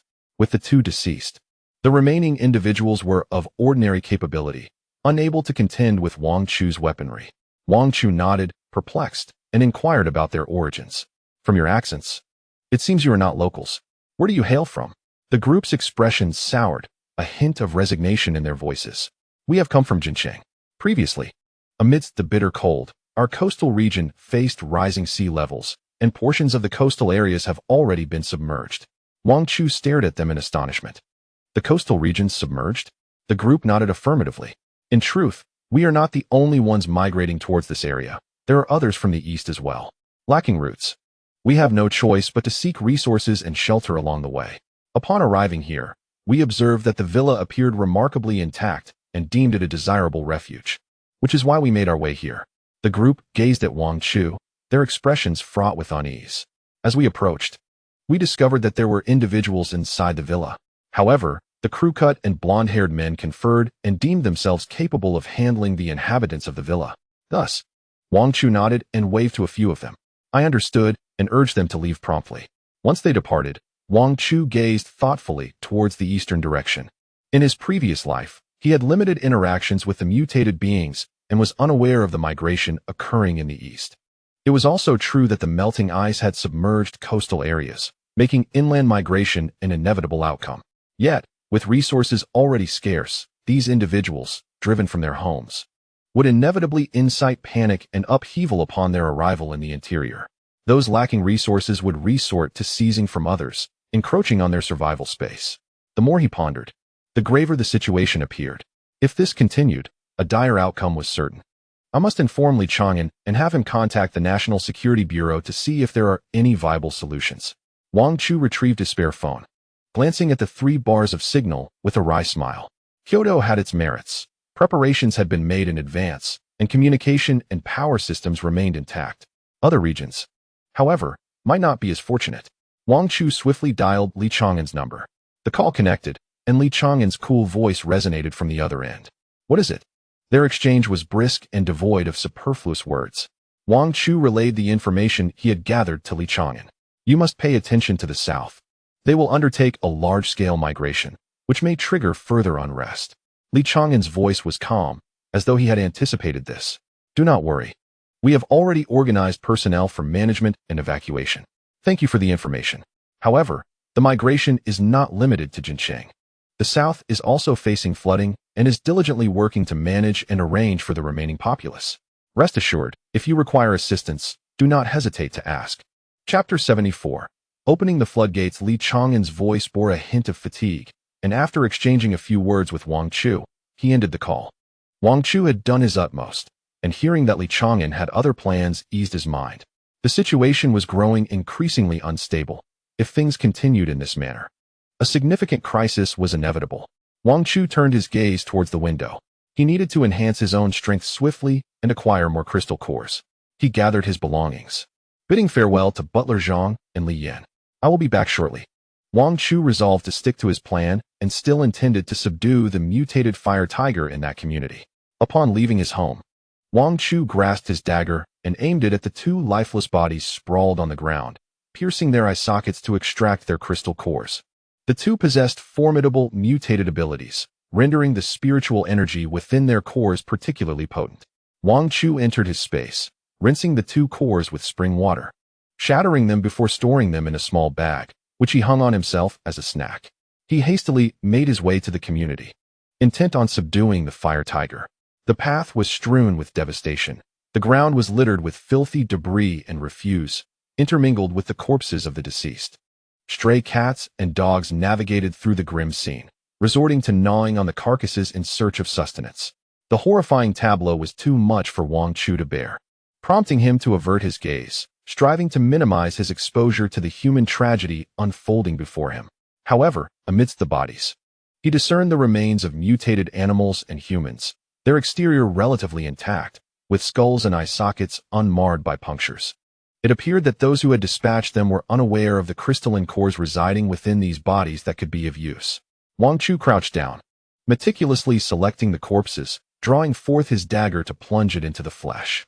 He continued this grim task as he traversed the area, leaving a trail of bloodshed in his wake. Upon reaching the entrance of the community, his attire was soaked with the sanguine residue, his body coated in an unknown viscous substance. Discomfort washed over him. Surveying his surroundings and ensuring he was alone, he turned to a nearby convenience store, swiftly securing the door behind him. The establishment was in disarray, glass doors and windows shattered, leaving only an iron door intact. The interior had been stripped bare, likely already plundered by others. Wang Chu had no intention of lingering. He quickly sought refuge within, scrutinizing every corner for any potential threat. Once assured of the absence of danger, he reached into his backpack and retrieved a change of clothes. Turning on the faucet, he intended to wash his face and clean himself, only to find that the water had long ceased to flow. Not a single drop emerged from the spout. Resigned, he surveyed the area once more. In a corner, he soon discovered a 20-liter barrel. Opening the lid, he found a basin within the room and filled it with water to cleanse himself. After painstakingly attending to his hygiene, he returned the water to the barrel, leaving behind a chaotic mess, and turned to leave, discarding his bloodied garments in the process. As he pivoted to exit and close the door, a shadow materialized behind the open window. The figure stepped into the center of the room, picking up the discarded clothing and inhaling its scent intently. His expression was dark as he scrutinized the puddle of water on the floor, his gaze inscrutable. Moments later, he squeezed back out through the window, vanishing entirely from the room. Meanwhile, Wang Chu had arrived at the entrance of the community. An eerie silence enveloped the area, suggesting that no living souls remained. Observing the residential buildings, Wang Chu understood that the chosen survivors were likely concealed within their homes, too fearful to show themselves. He strode confidently into the community, the silence so profound that the only sound was the echo of his footsteps upon the ground. He vigilantly surveyed his surroundings, wary of a sudden ambush from the fire tiger. The community sprawled across a considerable area, and Wang Chu spent half an hour meticulously searching the entire vicinity. However, he found nothing. Was it possible that the fire tiger had yet to make its appearance? A sense of doubt crept into Wang Chu's mind. After all, since his rebirth, many things had changed. He was uncertain whether the fire tiger he knew from his previous life would manifest this time. Unfazed by superstition, Wang Chu retrieved a loudspeaker and a Bluetooth speaker from his space, playing upbeat tracks as he walked, ensuring that most corners were filled with sound. The lively music resonated from the speakers, and he patiently awaited the tiger's emergence, deliberately creating such a cacophony to lure it out. Suddenly, the music ceased from the eastern side. Something was amiss. Wang Chu immediately dashed toward the eastern gate. Upon arrival, he was met with a scattering of mechanical fragments strewn across the ground. There were no other individuals or mutated creatures in sight. A heavy feeling settled in his heart. Had that creature escaped? He crouched before the fragments, scrutinizing the cracks and breaks. It was evident that these pieces had not merely fallen. The edges were jagged, and distinct bite marks were visible, suggesting they had been gnawed by some entity. Not far off, silence fell again. Damn it, the creature had shifted its target. Wang Chu swiftly pursued, but the loudspeakers he had left behind were already damaged. The foe was elusive, seemingly toying with him. His various instruments lay in ruins, and frustration simmered within him. He brandished a loudspeaker toward the community. Come out, come out. Wang Chu stationed himself before the last few speakers, repeatedly broadcasting his earlier call, awaiting the creature that had wreaked havoc. Suddenly, he sensed a low growl behind him, followed by a gust of wind as something lunged ferociously at his back. It had arrived. Wang Chu's pupils constricted as he rolled away just in time. A thunderous crash resounded as the fire tiger's massive paw struck the ground, creating a deep crater. Wang Chu turned to face it. The fire tiger, engulfed in flames, stood before him, its brown and orange stripes faintly glowing with embers. It was larger than an ordinary tiger, resembling an adult bull, exuding vitality as it roared at Wang Chu. I've been waiting for you. You finally decided to show up. Wang Chu steadied himself, raising his pistol to aim at the fire tiger. Simultaneously, he retrieved a tube from his space, gripping it firmly in his hand, its other end still within the confines of the space. At the other end of the pipe lay a pool of water within the confines of the space. He opened the sluice gate, directing the nozzle of the hose towards the roaring tiger. A jet of water surged forth, aimed squarely at the creature. The tiger, growling, recoiled and dodged, narrowly avoiding the spray, though a few droplets splashed onto its fur. It was indeed wise to fear the water. Wang Chu focused intently, releasing the sluice gate once more. The water splashed violently, continually drenching the tiger. Chapter 75. The mysterious recruiter Wang Chu gradually retreated until he reached a viewing pond in the center of the park. The water lay still, while the fiery tiger trailed closely behind him, halting a short distance from the pool, unwilling to advance further. Wang Chu discerned its aversion to water. The tiger widened the gap between them, suddenly letting out a fierce roar as it charged towards him. Wang Chu swiftly opened the sluice gate again, directing the hose towards the oncoming tiger, unleashing a torrent of water. The tiger dodged left and right, its speed allowing it to evade the water's onslaught each time. As the fiery beast approached within 5 meters of Wang Chu, it abruptly opened its massive jaws, roaring fiercely in Wang Chu's direction. A burst of flames erupting from its mouth. A long stream of fire shot forth, extending 7 or 8 meters, igniting the sleeve of Wang Chu's garment. Had he not reacted swiftly, he might have been engulfed in flames. He quickly redirected the hose towards his sleeve, extinguishing the fire. At that moment, emboldened, the tiger lunged again. It roared as it charged at Wang Chu, skillfully evading the water from the hose. Though the tiger moved with remarkable speed, its size remained a disadvantage. Despite dodging most of the water jets, some droplets still splattered against its fur. Each time water touched its coat, patches of the flames flickered out. After a fierce struggle, the flames engulfing the tiger's body had diminished significantly, and it began to exhibit signs of retreat. Wang Chu held a gun in one hand, while firmly gripping the hose's nozzle with the other. The tiger roared once more and suddenly lunged for his chest. Wang Chu aimed the water gun at the tiger and fired. The tiger let out a roar, swiftly pivoting to the right to evade the stream. Wang Chu had anticipated this move, knowing that to its left lay an imposing wall, leaving no room for escape.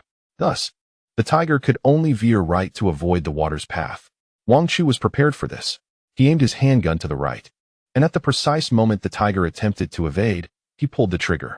A bullet flew forth, piercing through the tiger's left paw. The tiger let out a pained cry, instinctively raising its injured paw as it landed on all fours. Blood began to seep from its left paw, staining the ground a vivid crimson. Wang Chu raised his gun once more, intending to deliver a decisive blow to the incapacitated tiger. However, at that very instant, a surge of alarm coursed through him as he caught a glimpse of something hurtling toward him with alarming speed. Swiftly, he sidestepped to the left, narrowly evading the oncoming projectile. Turning his gaze to the right, he realized, due to his earlier negligence, that the tiger was now roaring and limping frantically into the community. One of its legs was entirely useless, leaving it to rely on the remaining 3 for support. Wang Chu momentarily set aside his concern for the tiger and quickly glanced in the direction from whence the object had been launched. There stood a tall man clad in black, leaning against a tree, wearing an enigmatic smile as he regarded him. The man's complexion was pale, and he casually tossed a stone in his hand. Wang Chu looked down and noticed a fist-sized rock lying where he had just been standing. Had he not dodged in time, the stone would have struck him squarely on the head. A water element manipulator, quite impressive, the man said, beckoning him with a finger. Would you be interested in following me? I can provide you with warm meals and fresh water. Wang Chu furrowed his brow, narrowing his eyes as he pointed his weapon at the man in black. Who are you, and what do you want? I was dealing with that tiger, and had it not been for your sudden interference, I would have succeeded. The man chuckled as he gazed at Wang Chu. I have been observing you for quite some time, even before you entered the community. I saw you visit the nearby supermarket and freshen up. I was merely intrigued. Why do you feel the need to excavate the heads of each corpse? Are you searching for something specific? A jolt of surprise coursed through Wang Chu, prompting him to increase the distance between them, cautiously retreating a few steps. What did you say? Noticing Wang Chu's tense demeanor, the man in black spread his palms, revealing a crystal core nestled within. I know this is what you seek. I am simply curious. How did you come across this? We refer to it as a crystal core. Given the incompatibility of different elements, you should be manipulating water elements, rendering these cores essentially useless to you. Yet, you have scoured the entire area. Do you possess a means to sell them? Wang Chu was taken aback. He had not anticipated that this man would possess knowledge of crystal cores, not only naming them, but also understanding the elemental repulsion among them. Who exactly are you? I stumbled upon these cores within the heads of the corpses. What is your true intention in seeking me? Wang Chu glared warily at the man in black, ever vigilant against a sudden attack. The man regarded Wang Chu with an intrigued expression. You are quite astute to discern that within the mind of the deceased lies such a thing. With so many in your possession, what are your intentions? Wang Chu responded coldly. It's none of your concern. I shall proceed as I see fit. If you are wise, keep your distance and refrain from interfering with my affairs. Wang Chu stepped back, his gaze firmly fixed on the man, cautiously retreating, wary of another potential assault. Observing Wang Chu's vigilant demeanor, the man in black smiled, remaining silent. I have witnessed your abilities. You merely possess the capacity to project some water. This is merely a rudimentary mutation. However, we can offer you unparalleled assistance. Should you choose to align with our organization, I assure you that after a period of training, your abilities will multiply exponentially.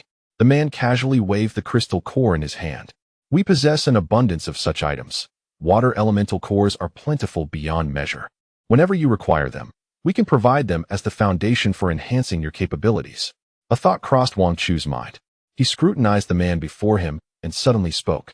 So, you can procure as many water elemental cores as you desire? Noticing Wang Chu's apparent interest, the man nodded eagerly. Indeed, as many as you wish. As long as you obey the commands of our organization and follow our directives, we will offer you ample support. We can aid you in becoming divine, transforming you into a more formidable mutant. Chapter 76. Turning the tables on the man in black. Wang Chu was taken aback to discover that merely a month into the apocalypse, numerous organizations had emerged like mushrooms after rain. He was curious to probe the depths of the man before him. Why did you interrupt my confrontation with that tiger? The man in black gazed contemplatively at a nearby residential building. Because it is our mission, my task is to capture that tiger alive. I merely observed your abilities and chose not to intervene. You had it under control, yet it remained unscathed. However, if you continued to strike, it might have perished at your hands. Thus, I had no choice but to intervene. Wang Chu regarded the man curiously. You intend to capture the tiger to extract the core from its mind, do you not? If that is the case, wouldn't it be more efficient to kill it? Why then did you stop me? The man in black scoffed coldly. It is not as simple as you believe. Our goal in capturing the tiger aligns with my earlier intention to recruit you. To strengthen our organization, we require a sufficient number of extraordinary mutants. Our philosophy is that whether human, animal, or other mutated beings, if they can be harnessed and tamed through special methods, they can serve our purpose. Wang Chu felt a sudden jolt of alarm within. He comprehended the man's intent. The man in black sought to exploit the fire tiger, compelling it to serve his will. It was no wonder he desired the creature alive. This was the underlying motive. No, I prefer solitude over collaboration, Wang Chu declared, turning towards the residential building. Let us compete fairly. Whoever possesses the capability to seize the fire tiger first shall claim it as their own. With that, Wang Chu pivoted and accelerated, aiming to gain the upper hand. However, just as he turned, a stone hurtled towards his head. Had he not deftly evaded, it would have struck him squarely at the back of his skull, potentially causing grave injury. Are you seeking death? Wang Chu retorted, aiming his firearm at the man in black and firing. The man dodged with a feigned maneuver, his gaze now devoid of earlier mockery, replaced instead by an air of arrogance and disdain. Do you truly believe you can contend with me? The man in black fixated on Wang Chu, his tone laced with a hint of menace. If you cooperate and come with me willingly, you may yet live. Otherwise, the man licked his lips. I shall claim the crystal core within your mind. Elevated and poised atop a flower bed, he scrutinized Wang Chu, awaiting his decision. Without hesitation, Wang Chu fired his weapon. The man instantly grasped his choice. Very well, remember my name. I am Hu Yong. You shall not perish in vain, even upon reaching the realm of the dead. In the next moment, Hu Yong retreated, launching several pebbles towards Wang Chu's face anew. Wang Chu narrowly avoided them, only to be met with a glimmering flash. Numerous ice shards lunged towards his limbs. He evaded once more, yet the man's onslaught continued unabated. Wang Chu fired again, only to find that the man's speed of attack was swifter, relentlessly forcing him to retreat. The barrage of ice shards fell like rain, densely piercing towards Wang Chu. The ability to control ice. This adversary wielded the power of frost. Wang Chu glanced at the ground behind him. During his recent battle with the fire tiger, he had sprayed copious amounts of water onto the ground, and with the sunlight not particularly intense, the ground's absorbency remained low. At the center of the ground, a pool of clear water had accumulated. Upon noticing the water, Wang Chu lifted his gaze to Hu Yong, recognizing a glimmer of cunning in his eyes. A smirk crept upon Wang Chu's lips. So that's why his aim is so poor. He was merely biding his time here. Silently, he retreated, edging closer to the pool. As Wang Chu approached, he could distinctly sense Hu Yong's excitement intensifying. He took a half step back, his foot plunging into the water. Hu Yong was invigorated. You are finished. He tightened his hands, and the pool of water instantly transformed into ice, encasing Wang Chu's ankles and pinning him to the ground. Are you not quite adept at running? Continue to flee. I am curious to see where you will hide. Hu Yong strode towards Wang Chu, his expression exceedingly frigid. Since you refuse to heed my authority, I am left with no choice but to allow your demise. Clenching his fists, Hu Yong cast aside a bottle of mineral water. The water splashed, and droplets were conjured into icy blades, all aimed squarely at Wang Chu. The barrage of ice shards left little room for evasion. Wang Chu let out a soft, cold chuckle, forcefully lifting his right foot and firing a bullet from his gun. With a resounding bang, a bullet pierced through Hu Yong's palm. Hu Yong stared in disbelief at his hand, where a gory hole now marred his flesh. Wang Chu swiftly dodged the icy daggers and fired 2 more shots at Hu Yong, the bullets tearing through his chest and creating 2 gaping wounds. Hu Yong looked down in disbelief at his chest, collapsing heavily to the ground. Struggling to lift his head, he desperately swung his hand, attempting one final assault. Wang Chu smirked and flung the water he held towards Hu Yong. Let me clarify your fate. Did you think I possessed only cold water? I also have warm water. And guess what this is? Wang Chu squeezed his palm, releasing a fine layer of white powder that blanketed the ground. Hu Yong reached out, dabbed a bit on his lips, and exclaimed, You carry salt? Wang Chu nodded, his smile radiant. Indeed. As I approached the water's surface, I anticipated your plan. I knew you would attempt to freeze me. Your agility is remarkable, and you can constantly summon ice pillars to deflect my bullets. I preferred not to linger in a prolonged engagement with you. Wang Chu shrugged. Thus, I devised a strategy to make you lower your guard, which turned out to be rather effective. Wang Chu stepped forward, placing his foot firmly on Hu Yong's chest. Tell me, what is the true nature of your organization? He dragged Hu Yong into the sunlight, ensuring that not a single drop of water remained, thus preventing any further attacks from this individual. Hu Yong, with his neck arched defiantly, fixed his gaze on Wang Chu. Kill me. I accept my fate, willing to die at your hands. Wang Chu grasped Hu Yong by the collar, lifting him up while rummaging through his pockets. He retrieved a wallet containing identification and several peculiar tokens. Upon seeing the symbols on the tokens, Wang Chu narrowed his eyes instinctively. How do you possess this? Where did you acquire such an item? Chapter 77. Disguising Hu Yong. Capturing the informant. Hu Yong regarded Wang Chu with a cold smile, shutting his eyes in resignation to his impending fate. Wang Chu tossed the tokens before him, pointing and demanding answers. What is your connection to the group in Kyoto that raises insects? I have seen that emblem with them. Hu Yong's eyes widened in surprise as he glanced at Wang Chu. You are aware of our organization? Wang Chu fixed his gaze intently on Hu Yong, forcefully pulling him up from the ground. Explain yourself. Are you planning to transport this tiger somewhere for it to be nurtured? Hu Yong turned his head away, avoiding Wang Chu's stare. With a cold smirk, he replied, Haven't you already deduced it? Why ask me further? Just kill me. I accept my fate. Wang Chu grasped Hu Yong's collar tightly and slammed him against the wall. Tell me, where exactly is this so-called organization located? Where do you intend to transport the tiger? Hu Yong closed his eyes, remaining silent and resigned to his impending doom. Wang Chu struck him with a few heavy punches, knocking him to the ground. Quickly, Wang Chu rummaged through Hu Yong's belongings and retrieved his mobile phone. He pressed Hu Yong's finger onto the screen to unlock it. Upon accessing the device, he immediately pulled up the chat and message history. The pinned conversation clearly documented Hu Yong's arranged meeting time and place. Tomorrow night at 10:10. Meet in front of Central Forest Plaza. Wang Chu seized Hu Yong and produced several thick ropes from his surroundings, binding his hands and feet. Once secured, Wang Chu dragged Hu Yong to meet Li Chang'an. Li Chang'an was quite taken aback by Wang Chu's unexpected arrival. What brings you here? Wang Chu threw Hu Yong down before him and displayed the phone, revealing the messages exchanged with the informant. Take a look. This guy is connected to the underground organization we dismantled before. I was capturing a mutated fire tiger in the neighborhood when I encountered him. Li Chang'an took the phone, and upon reviewing its contents, his expression darkened significantly. This man is affiliated with them? Wang Chu nodded affirmatively. Indeed, they are in league. He is planning to meet the informant in front of Central Forest Park. Should we confront them? These individuals secretly raised mutated creatures, likely harboring a more significant conspiracy. Li Chang'an immediately agreed. Let us go. We must act now. Wang Chu grasped Li Chang'an's arm.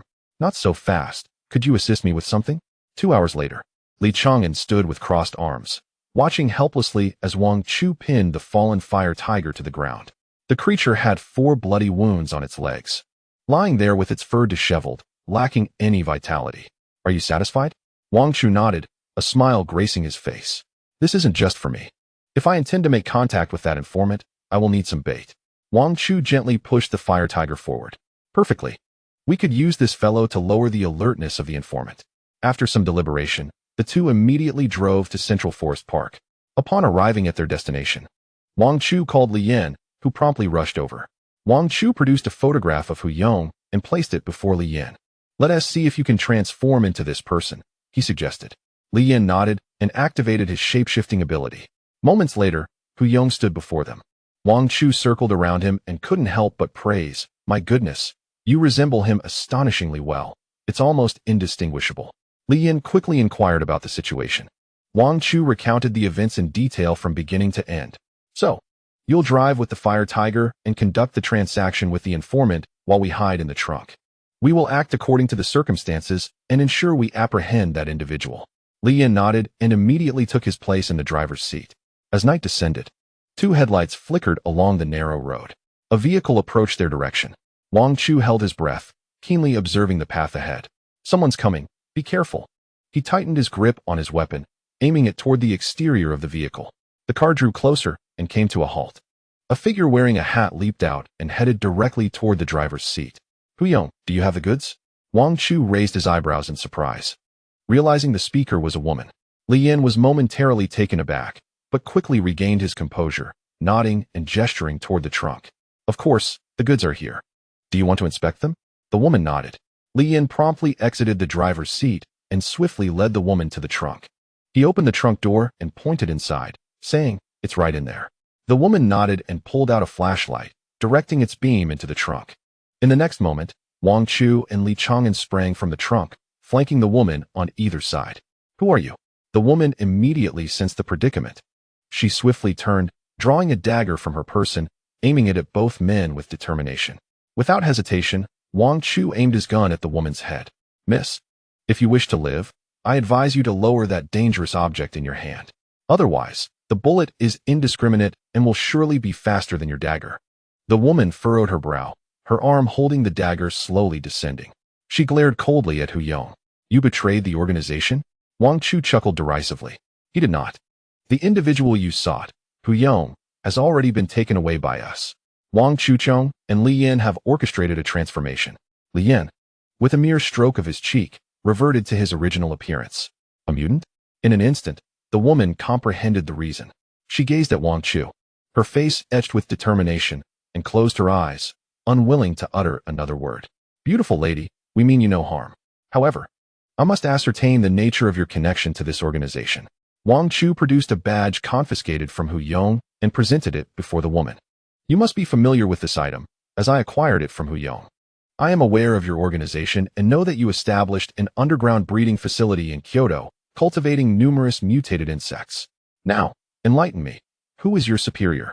And what sinister plot are they orchestrating? A flicker of surprise crossed the woman's eyes, clearly taken aback by Wang Chu's extensive knowledge. Yet, she remained resolute in her silence, tightly shutting her eyes and defiantly refusing to speak. Chapter 78. Pursuit of the mutant. Wang Chu, feeling exasperated, tightened his grip around the woman's neck. Very well. If you choose not to speak, we shall return and interrogate you at our leisure. We have myriad methods to extract the truth. As he spoke, he cast a glance at Li Chang'an.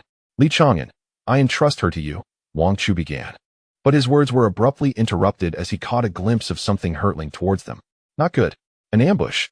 Instinctively, Wang Chu raised his weapon and fired at the glimmering object. The bullet discharged with a resounding bang, yet the figure skillfully evaded it. Moments later, Wang Chu felt a sharp pain in his wrist, as something clutched his arm fiercely and twisted it downwards. Without hesitation, he spun his other wrist and aimed at the side, pulling the trigger with ferocity. The gunshot echoed, followed by a cry of pain. However, when he regained his focus, the woman had vanished from his sight. In the distance, the woman, accompanied by a man clad in silver, was rapidly advancing towards a vehicle. Not good, they are escaping. Wang Chu winced while rubbing his aching wrist and swiftly turned to pursue them. It was then he noticed that the man beside the woman was bleeding profusely from his chest. The pair swiftly entered the vehicle, which roared to life, hurtling directly towards Wang Chu and Li Chang'an. Get in. Wang Chu quickly yanked Li Yan and tossed him into the trunk of the car. Li Chang'an darted towards the driver's seat, closely followed by Wang Chu, who dove into the rear compartment. A tremendous crash resounded as the vehicle collided with the jeep they had arrived in. Fortunately, the trio had reacted swiftly and were sheltered within the confines of the vehicle. Moreover, the military-modified jeep is inherently heavier than ordinary vehicles, thus sustaining minimal damage from the impact. At this moment, Li Chang'an firmly grasped the steering wheel, swiftly pressing the accelerator to evade the next collision. Li Yan, assist me in removing the rear canopy's windscreen. Wang Chu promptly joined Li Yan to dismantle the windscreen fabric from the rear canopy. Instantly, gaping holes appeared on either side of the vehicle, granting them a clear view of the outside situation. Realizing their previous attempt had failed, the adversaries understood they could no longer pose a threat. Consequently, their vehicle veered off, racing furiously down the narrow path. Li Chang'an, let us pursue them, Wang Chu declared with a steely gaze. Li Chang'an pressed the accelerator hard, closely tailing them as the engine roared and the vehicle surged forward at breakneck speed. In a matter of moments, they were hot on their heels. Suddenly, a series of explosive sounds erupted. The individual seated in the front passenger seat hurled several objects toward Wang Chu's vehicle. The sound of an explosion reverberated. Wang Chu quickly realized they had unleashed homemade explosives. Though less potent than actual bombs, they were still sufficiently dangerous.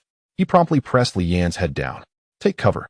Shifting direction, Wang Chu retreated to a corner, retrieving 2 bulletproof vests and a rocket launcher from their stash. He handed a vest to Li Yan, helping him don it. Noticing Li Yan's skeptical expression, Wang Chu gestured toward the corner of the vehicle. Li Chang'an and I stashed several bulletproof vests and weapons here, anticipating unforeseen circumstances. Li Yan nodded, harboring no further doubts. With the rocket launcher in hand and the vest secured, Wang Chu aimed at the vehicle ahead. He pulled the trigger, and a rocket surged forth with a resounding boom, striking the rear of the adversary's vehicle. In an instant, flames erupted, and the car began to spin uncontrollably. Wang Chu shouted toward the front, "Stop, or we shall obliterate you." Yet, the vehicle ahead continued its reckless advance, hurtling forward with unrestrained fervor. Gritting his teeth, Wang Chu had no choice but to recalibrate the rocket launcher for another shot. Uncertain whether to fire again, he weighed the consequences. A second strike would undoubtedly incapacitate the vehicle, potentially resulting in catastrophe and severing their lead. Just as Wang Chu hesitated, he caught a glimpse of a silver flash darting from the corner of his eye. Something was amiss. They were escaping. Realizing the urgency, he swiftly turned to inspect the nearby path. Indeed, at the center of the narrow road, a silver figure was sprinting forward, accompanied by the woman, fleeing with remarkable speed akin to a small motorcycle. This was a speed variant. Wang Chu, alert, fixated on the shimmering figure and promptly signaled Li Chang'an to change direction. Li Chang'an, turn right quickly. They ran from that direction. Upon hearing Wang Chu's words, Li Chang'an swiftly adjusted their course. However, the path to the right was exceedingly rugged and treacherous. The military jeep advanced halfway, only to be obstructed by a tree, rendering further progress impossible. Wang Chu and Li Chang'an had no choice but to leap from the vehicle and pursue rapidly. Yet, the figure ahead moved with such swiftness that they found themselves utterly incapable of keeping pace. Soon, that faint silver silhouette vanished from their sight. They had to continue the chase. It was imperative to catch up with them. Wang Chu was resolute in his determination not to yield. The speedster had already been shot. His velocity was evidently diminished compared to before, and he was slowing down further with each passing moment. This individual could not possibly endure for long. Moreover, as he shone his flashlight upon the ground, they could discern large droplets of blood staining the earth. Wang Chu was confident that he could trace the location of this individual through the trail of blood. The group quickened their pace, relentlessly following the crimson marks. Eventually, the blood trail ceased. They clearly saw the man lying motionless in the center of the ground, evidently abandoned. As for the woman, she had long since vanished. Wang Chu crouched down and pressed his hand against the speedster's pulse. There was still a heartbeat. He could be saved. Wang Chu immediately hoisted the man onto his shoulder and turned back towards the jeep. Once they were all in the vehicle, they hastily made their way to a designated hospital. After delivering the individual for medical treatment, Wang Chu entrusted the subsequent matters to Li Chang'an. This should fall under the jurisdiction of your National Security Bureau. I shall not involve myself further. However, should I encounter that woman again, or any related matters arise, I will reach out to you. This situation is of significant gravity. On his own, he could not possibly investigate this mysterious organization. It was best to leave it to the Golden Dragon National Security Bureau, to which Li Chang'an belonged. Just as Wang Chu was about to turn and leave, he was unexpectedly called back by Li Chang'an. Li Chang'an wiped the blood from his body, his expression revealing a hint of admiration.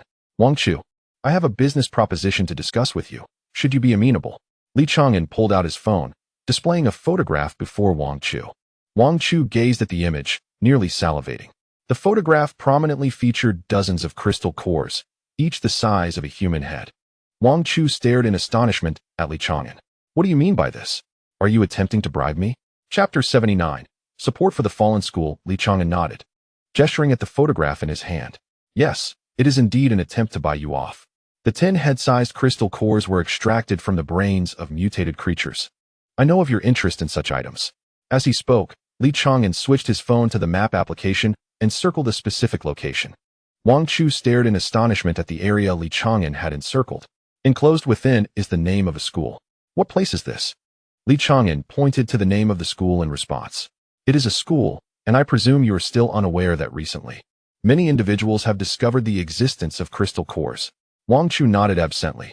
He meticulously calculated the days. It has now been over a month.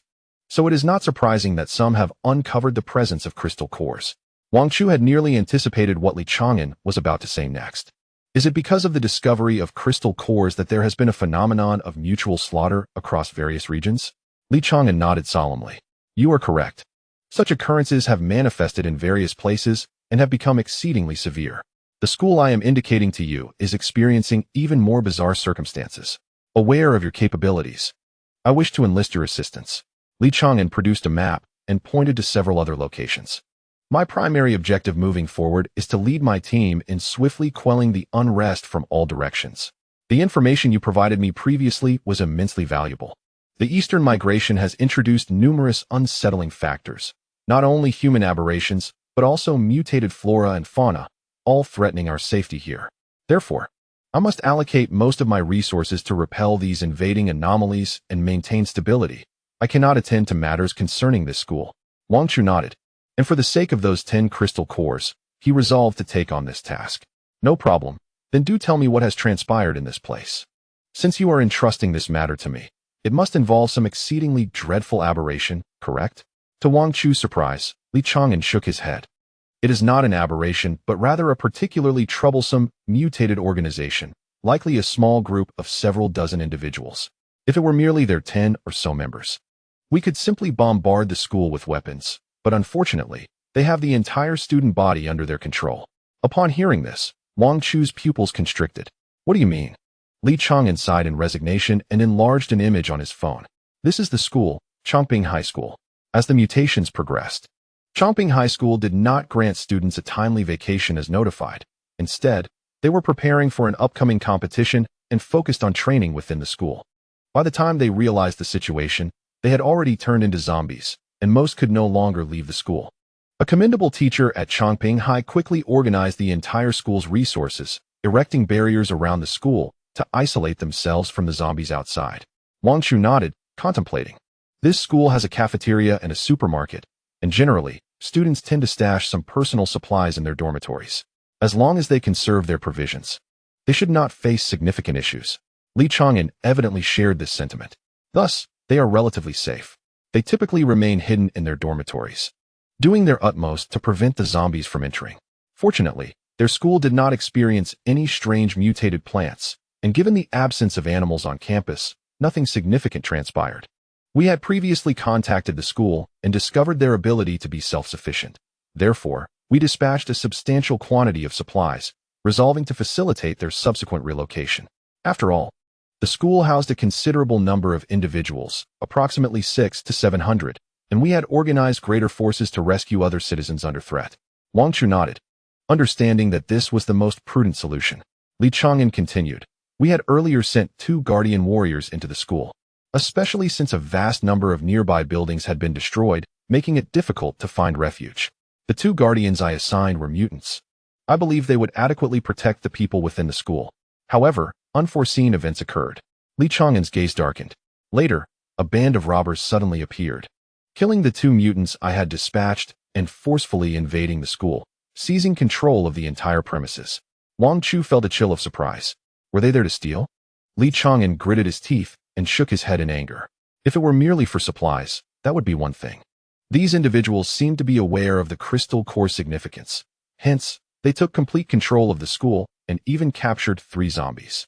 They unleashed these zombies upon the students, allowing them to maul the students until they transformed. Once these students mutated, they promptly executed them, extracting their cores. Li Chang'an then played a video clip. This footage appeared to be captured by the school's surveillance system. The scene was chaotic, with students being thrown to the ground by zombies, blood spilling profusely. In the instant a student transformed into a zombie, he was shot in the head. A man with a buzz cut approached the student triumphantly, forcefully stabbing his brain with a dagger. Bah, another empty one, he sneered, finding no core. In a fit of rage, he kicked the student's corpse repeatedly until it was unrecognizable, blood flowing freely. Eventually, the body was dragged away, and the footage fell into a haunting silence. Wang Chu was momentarily speechless, never having imagined he would witness such a tragic scene of human suffering. Li Chang'an sighed. Wang Chu, can I trust you? I can only temporarily seek your assistance. Most of my mutants have been dispatched to confront the eastern migrants, and the number of migrating mutants is overwhelming. I cannot leave my post. You are my only trustworthy option. If you are willing, I can provide you with an advance payment. As Li Chang'an spoke, he summoned his subordinates to bring forth a box. Upon opening it, Wang Chu was momentarily blinded by the sight of 5 crystal cores inside. Each of these cores was the size of a human head, undoubtedly a rare treasure. Wang Chu nodded immediately. No problem, leave it to me. I will certainly handle this matter. He reached out to take the box, but quickly hesitated and withdrew his hand. Li Chang'an, I cannot guarantee how many lives I can save. After all, my capabilities are limited. Before Wang Chu could finish his sentence, Li Chang'an understood his intention. I will dispatch a few subordinates to accompany you, but they will be few in number. They will follow your commands and directives. Should you require anything, do not hesitate to ask. I will accommodate your needs. Chapter 80. Capturing the Crystal Core. Wang Chu nodded. Given Li Chang'an's earnest demeanor and his evident sincerity, he naturally would not refuse further. He promptly rose and swiftly made his way to the school based on the address provided by Li Chang'an. Li Chang'an had dispatched 20 soldiers to follow him, available for his command. You need not accompany me closely, remain nearby. If I require assistance, I will notify you. Wang Chu donned a military communication headset, enabling real-time communication with them. Wang Chu concealed himself near the school entrance and soon spotted several individuals lurking on the rooftop. He understood that such blatant entry would surely lead to trouble. Circling around the school, he quickly identified his target. Moving forward, Wang Chu turned sharply and arrived at a corner of the school's back wall. He brushed aside the dense undergrowth, revealing a circular hole approximately half a meter in diameter. I knew it. These students must be concocting something mischievous. They undoubtedly cannot resist the temptation to scale walls or crawl through dog holes to access the internet. Indeed, there is a secret passage. Wang Chu immediately crouched down and silently ventured inside. The campus was eerily quiet. Faintly, he could discern sounds of scuffling and shouting emanating from the playground. Wang Chu surveyed his surroundings. There were no guards or watchers in sight. Silently, he pressed against the wall, utilizing the surrounding trees for cover, and proceeded towards the direction of the playground. As he drew nearer, the sounds of tearing and anguished cries grew increasingly pronounced. Frowning, Wang Chu quickened his pace. Finally, he reached the edge of the playground. He squeezed through a small side gate and entered. In the center of the playground stood a dozen bewildered students, huddled together and trembling in fear, their eyes darting around. Surrounding them were 3 zombies, their mouths stained with blood as they feasted on a corpse lying on the ground. Evidently, This body had just fallen victim to the zombies' assault. Witnessing this scene, Wang Chu felt a surge of alarm. At that moment, he suddenly heard applause coming from above the playground's raised platform, followed by a voice exclaiming, "What a bunch of useless fools! I knew these students were of no value. How many have we caught today?" Upon hearing these words, Wang Chu immediately lifted his gaze towards the edge of the playground. At the center lay a 100-meter track, flanked by elevated platforms and seating, designed for spectators during athletic events. Currently, 7 or 8 individuals sat atop the platform, their faces twisted in disdain as they scrutinized the terrified students huddled in the playground. One among them stood up, his garments stained with blood. He retrieved a bag from his seat, also smeared with crimson marks. The man extracted several crystal cores, holding them in his hand with a sigh. 10 had already perished. Yet only 3 cores had been procured. These individuals were indeed worthless. Upon hearing this, the expressions of the others shifted dramatically. A few suddenly pulled stones from their feet and hurled them towards the students in the center of the playground. "Useless. Move," they shouted. "Today, we must collect 10 crystal cores. Otherwise, you shall all perish." Wang Chu then noticed that the zombies were tethered by lengthy iron chains, bound to a steel post at the edge of the playground. Unless these restraints were released, it would be impossible to approach the students. At that moment, the man who had produced the bag of cores stepped forward, swiftly moving to the post. With a smirk, he fixed his gaze upon the students, preparing to commence the grim game. In the next instant, he abruptly loosened the iron chain. The zombies, previously hunched over and ravenously gnawing at corpses, suddenly turned their heads, their faces contorted with ferocity as they fixed their eyes on the students. A wave of terror swept through the students, who began to scream and flee in hysteria. As they scattered, the zombies lunged forward, quickly overpowering one of them. Wang Chu aimed his gun at the head of a zombie and fired without a moment's hesitation. The urgency of the situation left no room for doubt. With a resounding bang, the zombie collapsed to the ground. Thanks to Wang Chu's prior installation of the most advanced silencer and his position at a distance, those on the platform remained oblivious to the nearly soundless gunshot. However, as they beheld the fallen zombie, astonishment and confusion flickered in their eyes. "How did this creature fall?" one of them murmured, moving to the edge of the playground to examine the motionless zombie below. Yet, the zombie had long since become a mere corpse, its blood long dried up. Thus, the shot that had created a hole in its head yielded no blood. Additionally, the position of the fallen zombie obscured any signs of foul play from those above. Puzzled, they speculated, "Perhaps there is an issue with the zombies. We shall inspect further." They raised their heads, swiftly redirecting their focus to the other individuals on the playground. However, it soon became apparent that the situation was deteriorating. As the remaining 2 zombies fell to the ground, motionless, at the moment the students lowered their heads, the once panicked crowd halted, bewildered by the sight of the zombies standing still. Observing the students, the individuals on the platform appeared tense, their gazes fixed intently on the students. Suddenly, one of them extended his palm towards them and inquired, "Is there a mutant among you? Who was it that felled the zombies?" His eyes were vigilant, scrutinizing each student up and down. The students, paralyzed by fear, huddled together, trembling, incapable of uttering a coherent word. Wang Chu raised his gun, aiming at this individual. At the height of his bravado, Wang Chu pulled the trigger, and a bullet shot forth, instantly piercing the man's brain. With a loud bang, he collapsed, becoming immobile in an instant. Wang Chu nonchalantly blew on his firearm, muttering, "TSK, the villain perishes from excessive chatter." He quickly concealed himself in the shadows. The shot had undoubtedly alerted the others to the anomaly. After a brief moment of hiding, Wang Chu recognized the urgency of the situation.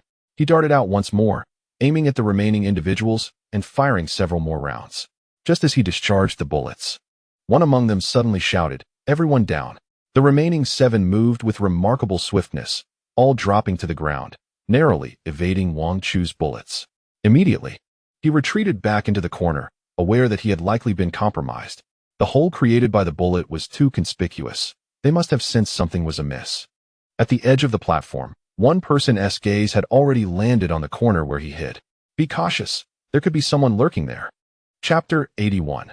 Calmly confronting the mutant, Wang Chu understood that his position had been discovered by these individuals. Continuing to hide would be futile. He needed to make an escape. On the elevated platform, the men had sensed something was wrong, each of them pointing towards the corner, shouting in his direction, Whoever is hiding there, come out. In response to their accusations and roars, Wang Chu remained concealed in the corner, coldly observing, silently awaiting their emergence. One of them, realizing the gravity of the situation, descended from the platform, cautiously gripping a metal rod, and stealthily approached the corner. Who is it? How did they get in? Upon hearing this, Wang Chu held his breath, preparing to deliver a lethal blow. At the very moment the man neared the corner, Wang Chu abruptly pivoted from his hiding place, swiftly raising his gun and firing. With a resounding bang, the bullet struck the man's calf, causing him to collapse to the ground, shrieking in agony. Someone was hiding there, armed and dangerous. Upon hearing this, those on the elevated platform realized the gravity of the situation. They held their breath, intently watching the corner, anticipating Wang Chu's emergence. Yet, Wang Chu retreated, turning away. Suddenly, a man on the platform raised his head and shouted towards Wang Chu, "Come out. For every minute you delay, I will take a life." A cold smile crossed his lips as he raised his hand, aiming at the students sprawled on the ground. "I do not wish to boast about my abilities, but if I desire it, they will all perish right now." Wang Chu remained silent, listening to the man's taunts. He extended his gun and fired at the man's hand. With a loud bang, the bullet was fired, yet the man's arm was unscathed, standing firm. A wall of earth materialized before him, shielding him from the bullet's assault. "Your gun cannot harm us," the man scoffed, suddenly aiming at Wang Chu's position. Another deafening shot rang out. Wang Chu felt the disturbance beside him and swiftly retreated. At the precise spot he had just vacated, a massive stone appeared, hurtling towards his face. Had he not evaded quickly, the stone would have surely struck his nose. Wang Chu darted backwards, narrowly escaping the boulder. The man chuckled darkly, fixating his gaze on Wang Chu's location. "You're quick on your feet, kid, but next time, you won't be so fortunate." He prepared to attack again. Wang Chu remained silent, quietly observing the man's movements. He noted that as the man's fingers moved, the surrounding stones swayed in tandem. A power to manipulate stones. If he could control boulders, his ability was indeed formidable. Wang Chu pondered as he cautiously retreated. He simultaneously scrutinized the others. He did not believe these individuals would associate with those lacking extraordinary abilities. Surely, the others nearby possessed unique powers as well. Regrettably, they had yet to reveal their capabilities, and Wang Chu dared not act impulsively. Quietly, he lingered in the corner, retrieving a loudspeaker from his space and shouted, "You are no better than beasts, breeding mutated zombies here, allowing them to bite the students for their crystal cores. Do you not fear retribution?" Upon hearing this, several individuals exchanged glances. Soon, the lecherous man raised both hands high, aiming fiercely at Wang Chu's direction, and pressed down with great force. "Enough of the idle chatter. I am well aware of your presence, lurking there like a cowardly turtle. If you have the courage, step forth now." With that, the man sprang to his feet and charged swiftly toward Wang Chu. Taking advantage of a clever angle, Wang Chu raised his firearm and fired. However, with each bullet that was unleashed, it was as if some unseen force repelled them from the man's body, rendering them utterly ineffective. "I have already stated that with your meager skills, you are no match for me. Come out and prepare to meet your demise." The man had now rounded the corner. Just a few more steps would bring him perilously close to Wang Chu. A sense of urgency gripped Wang Chu. There was no time to waste. He swiftly pivoted, evading the man's assault, and took refuge behind another wall. In the next moment, a massive boulder was hurled down from above, crashing to the ground and creating a deep crater. The man quickly approached the spot where Wang Chu had just stood, coldly gazing at the gaping hole. "You were quick to hide, but there is no need to remain concealed. You cannot withstand my onslaught," he declared, as fragments of stone erupted around him, scattering wildly in all directions. The debris ravaged the surrounding trees and underbrush, with many young saplings snapped in half. The ground was left in disarray. The man roared into the chaos, demanding, "What are you hiding for? Come out. Concealing yourself in the shadows is futile. I assure you, you will eventually be found." Wang Chu shifted his focus, his gaze honing in on the man's neck. In that fleeting moment when the man raised his hand, Wang Chu noticed something beneath his clothing, a layer that resembled a shell. Observing closely, he discerned that this layer was likely a hard shell made of stone. It appeared that the man's body was encased in a robust stone layer, enveloping his skin, which explained why he could deflect bullets with ease. Evidently, he wore a stone shell that functioned akin to body armor, allowing him to remain standing defiantly. Enlightenment washed over Wang Chu. He shouted at the man, "No problem. I will reveal myself now." Upon hearing Wang Chu's voice, the man immediately turned to face him. In that instant, Wang Chu raised his firearm and fired once more. A bullet struck with a resounding crack, piercing the man's throat. Instantly, he collapsed to the ground, his vitality extinguished. Wang Chu exhaled in relief and swiftly increased the distance between them. At this moment, those who were originally perched on the platform began to sense that something was amiss. They hastily leaped down and swiftly encircled Wang Chu with menacing intent. Chapter 82. A vengeance for the helpless students. Wang Chu recognized them as scoundrels. As they closed in, their weapons were all aimed directly at him, some exhaling flames while others crackled with electricity. They intended to obliterate Wang Chu, yet fortunately, their powers lacked sufficient strength. With a cold smirk, Wang Chu swiftly rose and retreated, evading their assault. In the next instant, he retrieved a rocket launcher from his spatial pocket and aimed it at the group, unleashing a deafening blast.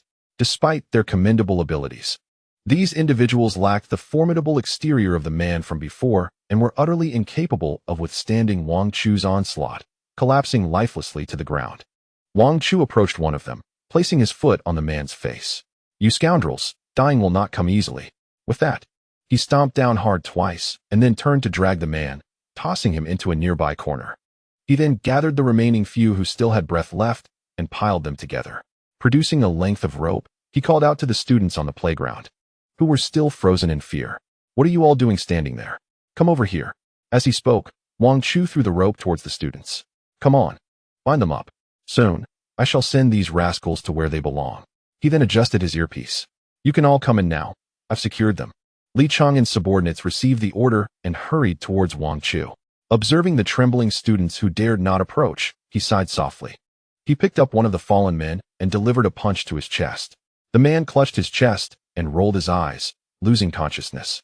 Wang Chu discarded him like trash, calling out to the students nearby once more. "What is the matter? Afraid to lay a hand on them? Look at what they have done to you. Do you not wish to exact some retribution?" As his words resonated, the expressions of the students shifted dramatically. After a considerable pause, one student stepped forward, visibly anxious, and inquired, "Can I?" Wang Chu nodded, kicking the fallen man towards the student. "Of course, go ahead." The student, filled with rage, swiftly pounced upon the man, delivering several fierce slaps to his face. Observing the student's fervor, Wang Chu finally felt a sense of relief. These students had been stifled in this place for far too long. If this situation continues, it is inevitable that these students will develop psychological issues.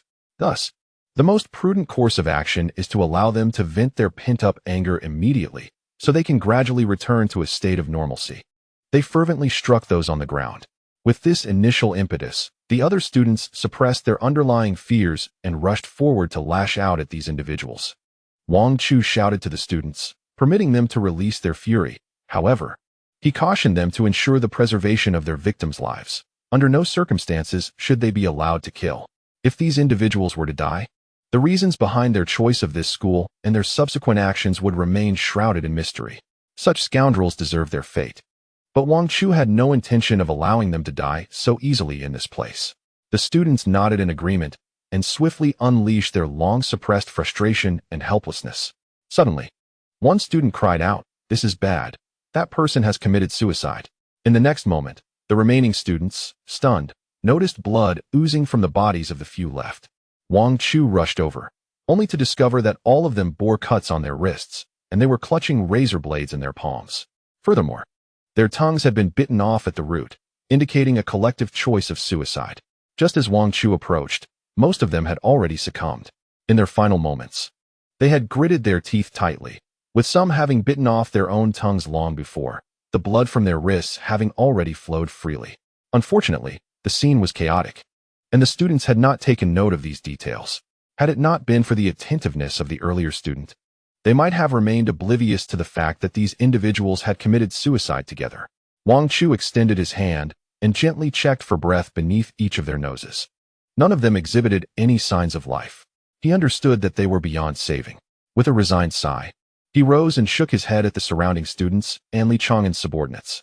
"It's no use. They have all passed away." Hearing this, Li Chong and subordinates looked grim. After all, They had come with the intent of capturing these individuals alive to uncover clues, only to face such an unforeseen tragedy. Nonetheless, despite the unfortunate turn of events, they had at least managed to rescue the students. Wang Chu entrusted the students to Li Chang'an's subordinates, who swiftly escorted them away to meet with Li Chang'an. Upon receiving the news, Li Chang'an fell into a moment of silence and subsequently refrained from saying much more. He simply conveyed his understanding to Wang Chu in silence. It matters not, since the students have been rescued, nothing else holds significance. Thank you, my brother. With that, Li Chang'an informed Wang Chu to instruct his soldiers to escort all these individuals back to the safety inspection area for a thorough examination of their physical condition. If they were found to be unharmed, subsequent procedures would include the identification of mutated genes and the testing for the zombie virus to ascertain if they had been tainted by the undead. Wang Chu nodded and swiftly relayed Li Chang'an's directives to his subordinates. They promptly adhered to Li Chang'an's instructions, transporting the students to the Safety Inspection Bureau. Following a comprehensive physical assessment, it was confirmed that the students were indeed unharmed. Although some exhibited signs of mutation, they had not yet fully transformed. Upon inquiring about their experiences, the students expressed their righteous indignation and helpless fury. Indeed, there had been mutants among them, but they had been forcefully suppressed by those individuals, with some even being killed outright. They claimed that their brains had been targeted for extraction of certain crystalline entities. Hearing this, Wang Chu sighed. Chapter 83. The hidden manipulator. Wang Chu understood that these individuals had long since lost their sanity, driven solely by their desire for the mutated cores. Consequently, their approach towards the existing mutants within the schools was one of total annihilation. As for the remaining ordinary students, lacking any means to obtain the coveted cores, they resorted to contaminating these students with the zombie virus, hoping to extract the mutated cores from their bodies. A question arose within Wang Chu. Were they aware of the necessity for these mutated cores? It is essential to note that due to the differing types of cores, each element is inherently repulsive to others. Individuals of different types cannot utilize cores of another variety, as it would adversely affect their own bodies, potentially leading to rejection and even fatal bodily rupture. The students appeared utterly bewildered, evidently ignorant of these matters. Wang Chu recognized that these students had been kept in isolation, likely unaware of any news.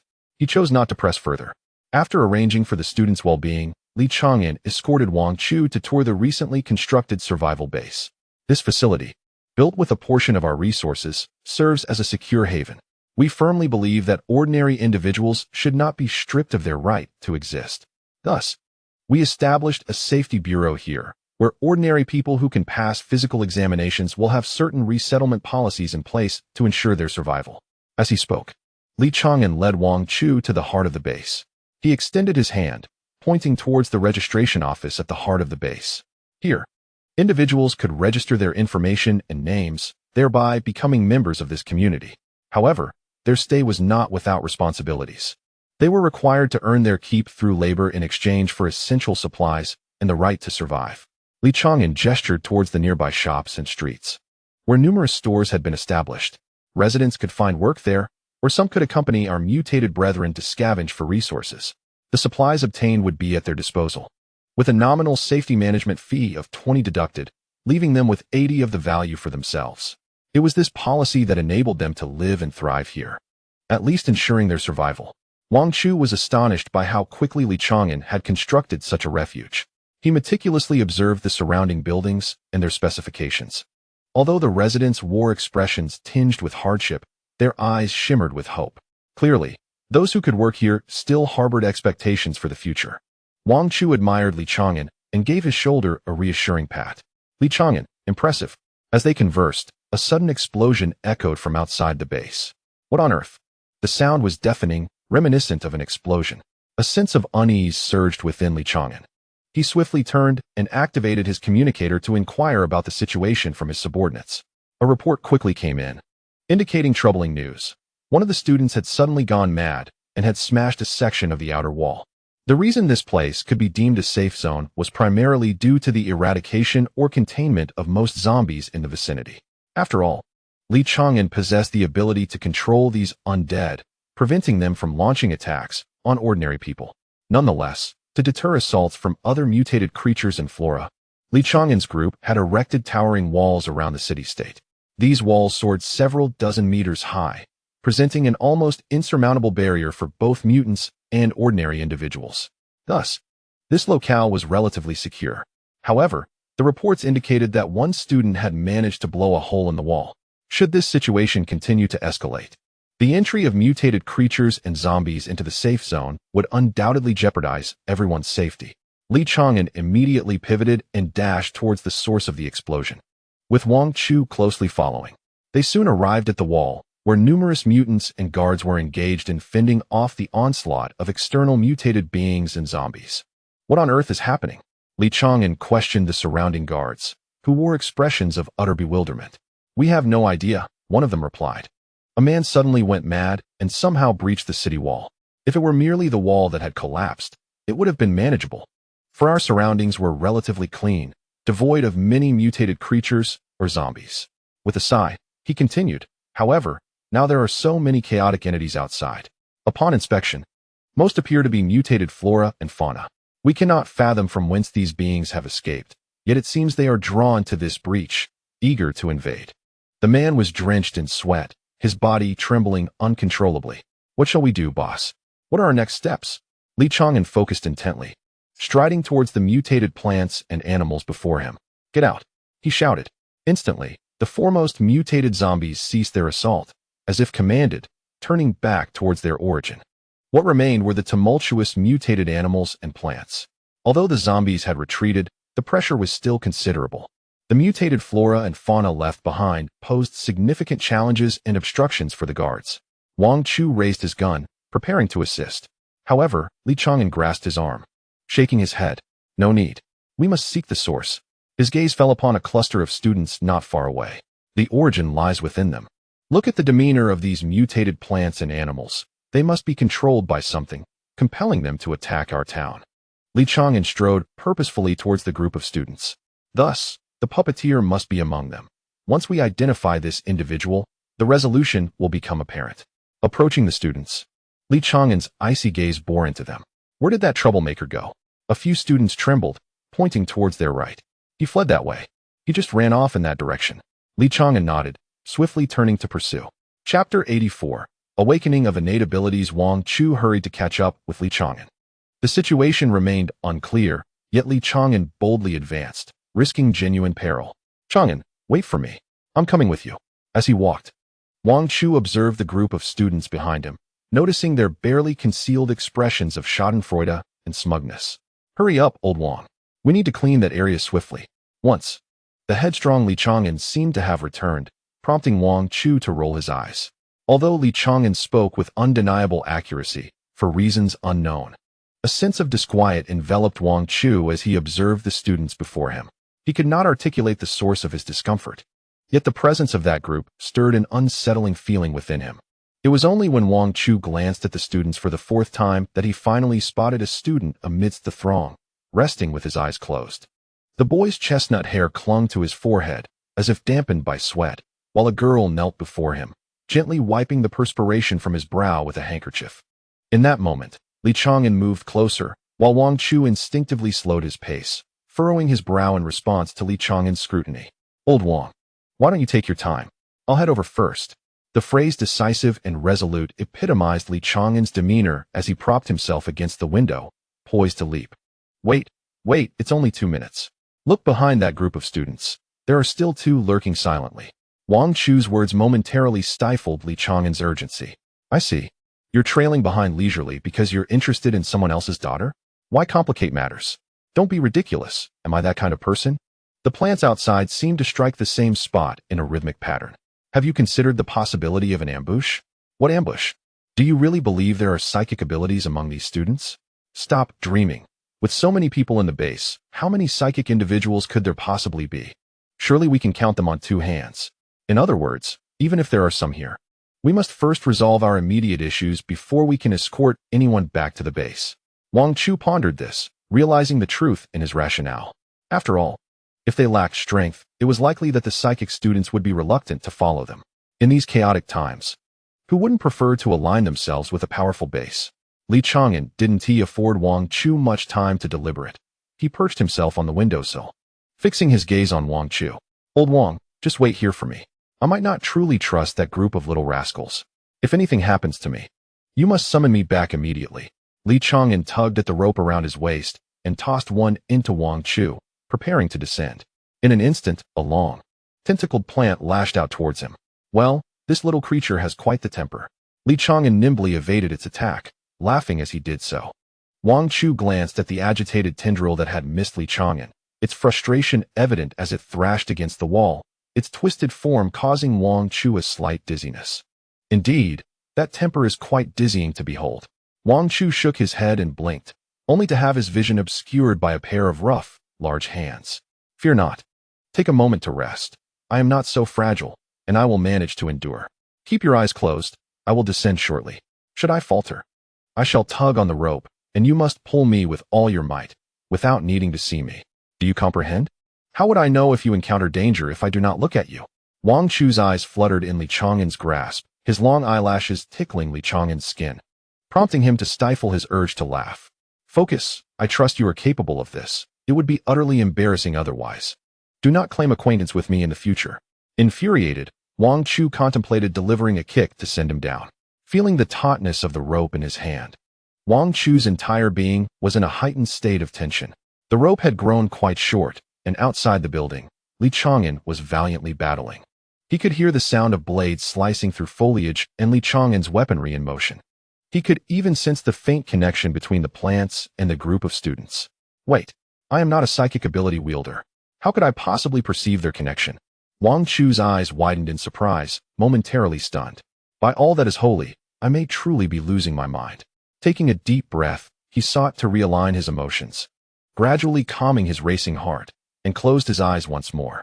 He felt the delicate threads of connection, slowly harnessing his power to gently sway the slender strands. Once, twice, he sensed the sudden diminishment of pressure from Li Chang'an and the plant's abrupt frustration at being unable to reach him, as if bewildered by their own loss of control. The force with which they struck the wall intensified. I am indeed losing my sanity. Wang Chu widened his eyes, patting his heart that threatened to leap from his chest. Inhaling deeply and exhaling forcefully. After several cycles, he finally regained his composure. After some contemplation, he resolved to inform Li Chang'an first. Chang'an, come up. I have something to discuss with you. Wang Chu's voice was not soft, and the students caught wind of it, halting their activities and feigning terror as they glanced towards Wang Chu and Li Chang'an. Wang Chu offered a feigned comforting smile, pulling Li Chang'an upwards with increasing strength. What on earth are you doing? I have no idea what has come over this bunch. I was just considering wiping them out completely. And now you are howling for me to come up. If you do not present something of great importance to clarify your earlier actions, I shall make you regret it. Li Chang'an rolled his eyes in irritation, perched on the windowsill, casting a rather defiant glance at Wang Chu. Wang Chu scrutinized him closely, noting that his brother's demeanor was growing increasingly youthful, speculating that it must relate to his psychic abilities concerning the undead. Lowering his voice, Wang Chu leaned closer to his ear, only to be unceremoniously shoved aside by Li Chang'an. Speak properly. Being so close, I might suspect you have ulterior motives. Wang Chu thought bitterly, cursing internally. He merely intended to discreetly inform him of his newfound extraordinary abilities. Yet Li Chang'an's demeanor provoked a mischievous inclination within him. Oh, perhaps I misjudged. Wang Chu raised an eyebrow at Li Chang'an. Li Chang'an clenched his fists, suppressing his fiery emotions, then leaped down once more. Chapter 85. The peculiar transformation of students. Wang Chu exhaled deeply, calming his slightly agitated heart before focusing his mind and utilizing his extraordinary power to observe. Li Chang'an raised his hand, ready to poke at the tentacle, only to be redirected by Wang Chu, missing his target entirely. Watching Li Chang'an's perplexed expression, Wang Chu couldn't help but chuckle inwardly. Serves you right for showing off. I won't let you off easily. Wang Chu covered his mouth, stifling his laughter, occasionally letting out a few snickers. Both Li Chang'an and the other students sensed something amiss. Li Chang'an tugged at the rope around his waist, signaling Wang Chu to pull him up. Wang Chu promptly assisted him, and Li Chang'an settled on the windowsill, spitting vehemently towards the ground below. Wang Chu swiftly turned to observe the gathering of students. What on earth is wrong with this crowd? Why do I always miss my mark? Perhaps you're just too fatigued. Without elaborating further, Wang Chu noticed the student gradually opening his eyes, his gaze piercingly fixed on them. Soon, another student approached the two. Seemingly apprehensive, gripping the handrail along the wall as he trembled. How did it go downstairs? You two have been up and down twice in such a short span. Is it proving to be a challenge? Despite feigning fear, the smugness in the student's eyes was unmistakable. Wang Chu regarded the student without responding, instead inquiring. The student you were surrounding earlier, he was seated the whole time. Is there a medical issue? Why is he standing now? If it's a heart condition, please inform me beforehand so I can arrange for him to stay near a doctor. It would be more convenient. This response was evasive, effectively redirecting the student's attention. Oh, yes. Thank you. The student replied hastily before darting back into the crowd. Once the individual rejoined the throng, Wang Chu leaned closer to Li Chang'an, whispering, "The group downstairs is being manipulated by that boy who just stood up." Upon hearing this, Li Chang'an's expression darkened. Damn it, this ungrateful brat. While I'm down there fighting, he resorts to such underhanded tactics. I nearly ended up ensnared by those tentacles several times. Though disfigurement in this apocalyptic world wasn't terrifying, who would willingly contemplate becoming disfigured? Moreover, I have discovered that I possess the ability to perceive the spiritual energies of others.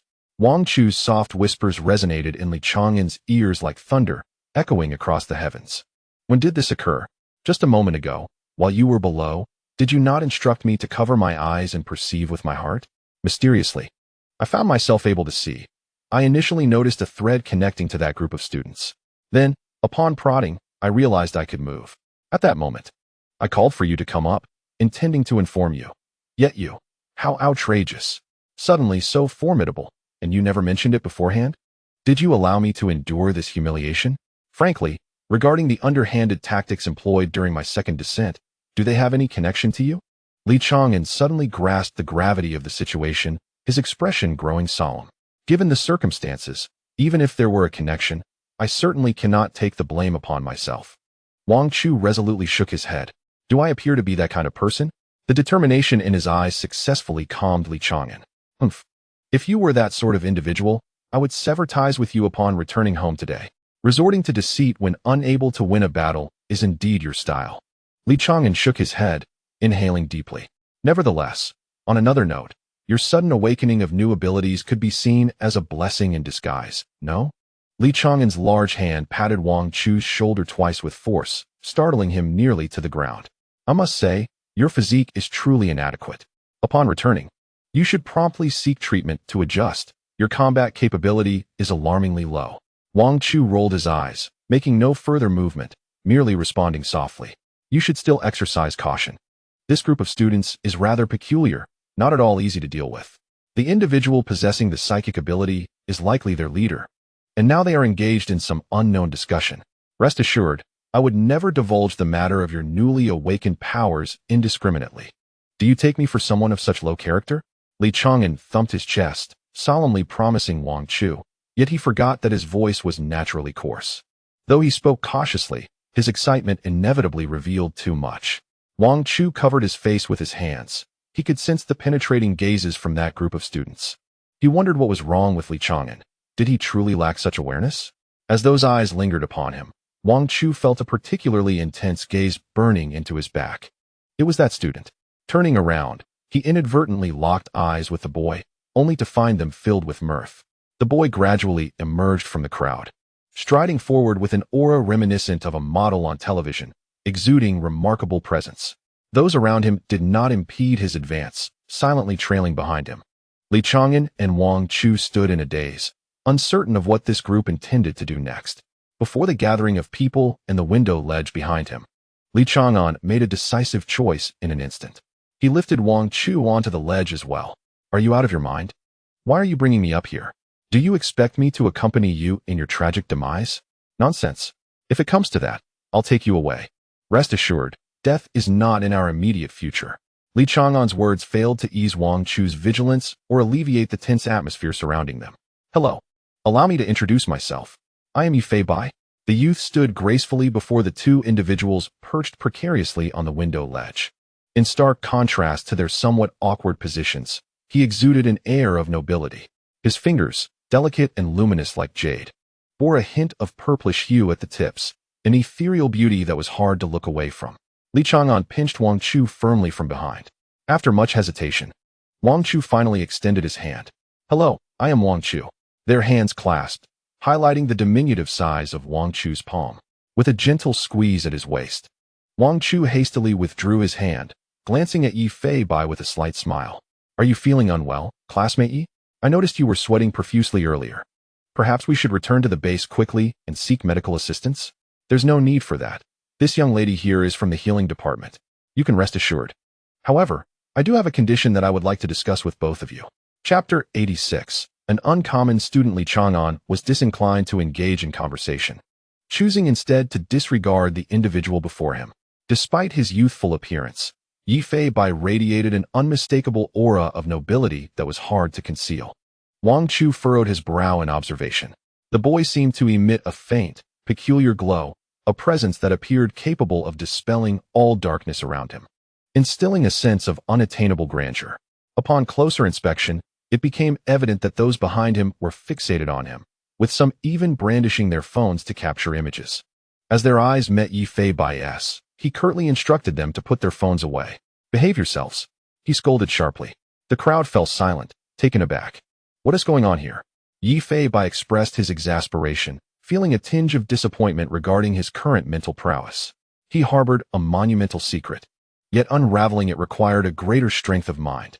Presently, his mental faculties allowed him to control plants flawlessly, but his influence over people was akin to gradually boiling a frog, unstable and unpredictable.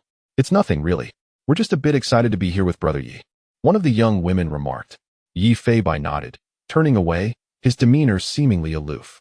The crowd gazed at him with beaming smiles. Li Chang'an and Wang Chu furrowed their brows, sensing that the students surrounding Yi Fei Bai were behaving strangely. As a psychic, Li Chang'an began to form some suspicions and felt a distinct aversion towards Yi Fei Bai. Yi Fei Bai turned back with a smile, saying, "You may continue to watch me. Perhaps at any moment, I shall transform into a terrifying mutant." After uttering these words, he cast a glance at Li Chang'an and Wang Chu, shrugging nonchalantly. His voice possessed an unusually peculiar frequency, as if it could penetrate deep into the minds of those who heard it. His tone was remarkably soft, yet carried an inexplicable authority, as if issuing a command that instilled a sense of reverence, making one feel naturally inclined to obey him. Wang Chu eavesdropped on his conversation with the students. Realizing that this individual had likely held some degree of prestige at his former school, perhaps even being a well-known figure. However, now that they had arrived at this base, his past stature meant little. In the face of an apocalypse, the ability to preserve one's life was paramount. Moreover, they were currently at a base overseen by Li Chang'an. Regardless of his past prowess, here he would have to abide by the rules, for even those with abilities could not expect to benefit without contributing, no matter one's demands.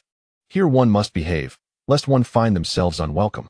The other party seemed poised to present some conditions, but Wang Chu, feeling somewhat exasperated, did not indulge him. He understood that most individuals now were driven by the instinct for survival, yet he perceived that this person's strength was not particularly formidable. It seemed he was merely a troublemaker. Li Chang'an remained silent, leaving the matter entirely to Wang Chu, whose face gradually revealed a mischievous grin. Suddenly, noticing Li Chang'an's disregard, Yi Fei Bai erupted with an inexplicable aura that enveloped the surroundings, causing the onlookers to feel as though they had plunged into an icy abyss. The students were taken aback, retreating a step in fright. Yi Fei Bai unleashed a scathing reprimand towards the students beside him. "I have made it clear that I detest being ignored. You shall remain quiet and compliant. Should you dare disobey, I shall not hesitate to teach you a lesson." In that moment, his entire presence was displayed, resembling something beyond human, akin to a legendary deity. What sort of aura was this? A girl who had been near him could not help but tremble. She distinctly felt an invisible, irresistible force emanating from Yi Fei Bai. This energy enveloped her, instilling an overwhelming fear. Yi Fei Bai snorted disdainfully. "Now all of you get out." With that, the unseen force abruptly overturned tables, sending them crashing to the ground in pieces. Both Wang Chu and Li Chang'an were taken aback by the sudden display. What an unusual ability is this? It hardly resembles a mental type at all. Yet, this is undeniably my territory. How should we seek compensation for the damage he has carelessly inflicted upon our tables and chairs? Ever since this group of rescued students arrived, they have turned this vast sanctuary into a chaotic scene. Particularly, those students, especially the few female ones, seem to have lost their senses, constantly circling around Yi Fei Bai. He cast a cold glance at them, a fleeting, imperceptible glint of something peculiar flashing in his eyes. Leave. The surrounding students, as if granted a reprieve, hastily fled. Wang Chu felt a surge of anger. This was the domain of his close friend, and he could not believe this individual dared to issue commands here. No, he must not be allowed to act so arrogantly and recklessly in this place. A way to expel him must be devised. At that moment, Yi Fei Bai addressed the remaining girl. Did you not hear what I just said? I do not wish to repeat myself. If any of you dare to utter another word, I shall permit you to fend for yourselves. He fixed a cold stare upon the healing-type girl and reiterated sternly, leave at once, or do not blame me for my ruthlessness. The girl, who had been crouched down, wiping the sweat from his forehead, trembled under his icy gaze. Her expression one of grievance. Brother Yi, please don't abandon me. I am obedient. I will leave immediately. Chapter 87. Meditation or sleep. After her hurried words, she dashed outside. Wang Chu shook his head, realizing that this girl was too weak, clearly cast aside by the mysteriously powerful Yi Fei Bai. Yi Fei Bai expressionlessly watched her depart. Finding companions was no easy task, and he needed those of considerable strength to intimidate any ill-intentioned individuals. Moreover, he did not permit companions. Losing interest in conversing with Wang Chu and the others, Yi Fei Bai found a secluded spot to sit, closed his eyes, and began to meditate. His meditation was not some peculiar practice. Rather, it was an attempt to exert maximum effect with minimal mental energy. His awakening of the mental type ability was progressing slowly, but fortunately, he possessed his own method of meditation, which involved the greatest secret of his heart. Yet, he remained unaware that he required a more formidable mental strength to awaken all his memories. Wang Chu and Li Chang'an exchanged glances. He sensed that this boy was far from ordinary, shrouded in layers of mystery. Moreover, many of the students they had brought back recently appeared to support him. Wang Chu, be cautious. Keep your distance from him, Li Chang'an cautioned, squinting at Wang Chu. Wang Chu smiled helplessly. Understood. Just a little brat. He cannot stir up much trouble. Though he maintained a calm exterior, his mind was preoccupied with the urgency of establishing his own reputation within this national refuge base. The distance between his residence at Guanshanyu and this place is not particularly far, and he will surely traverse both sides frequently in the future. Thus, it is prudent to consider the implications ahead.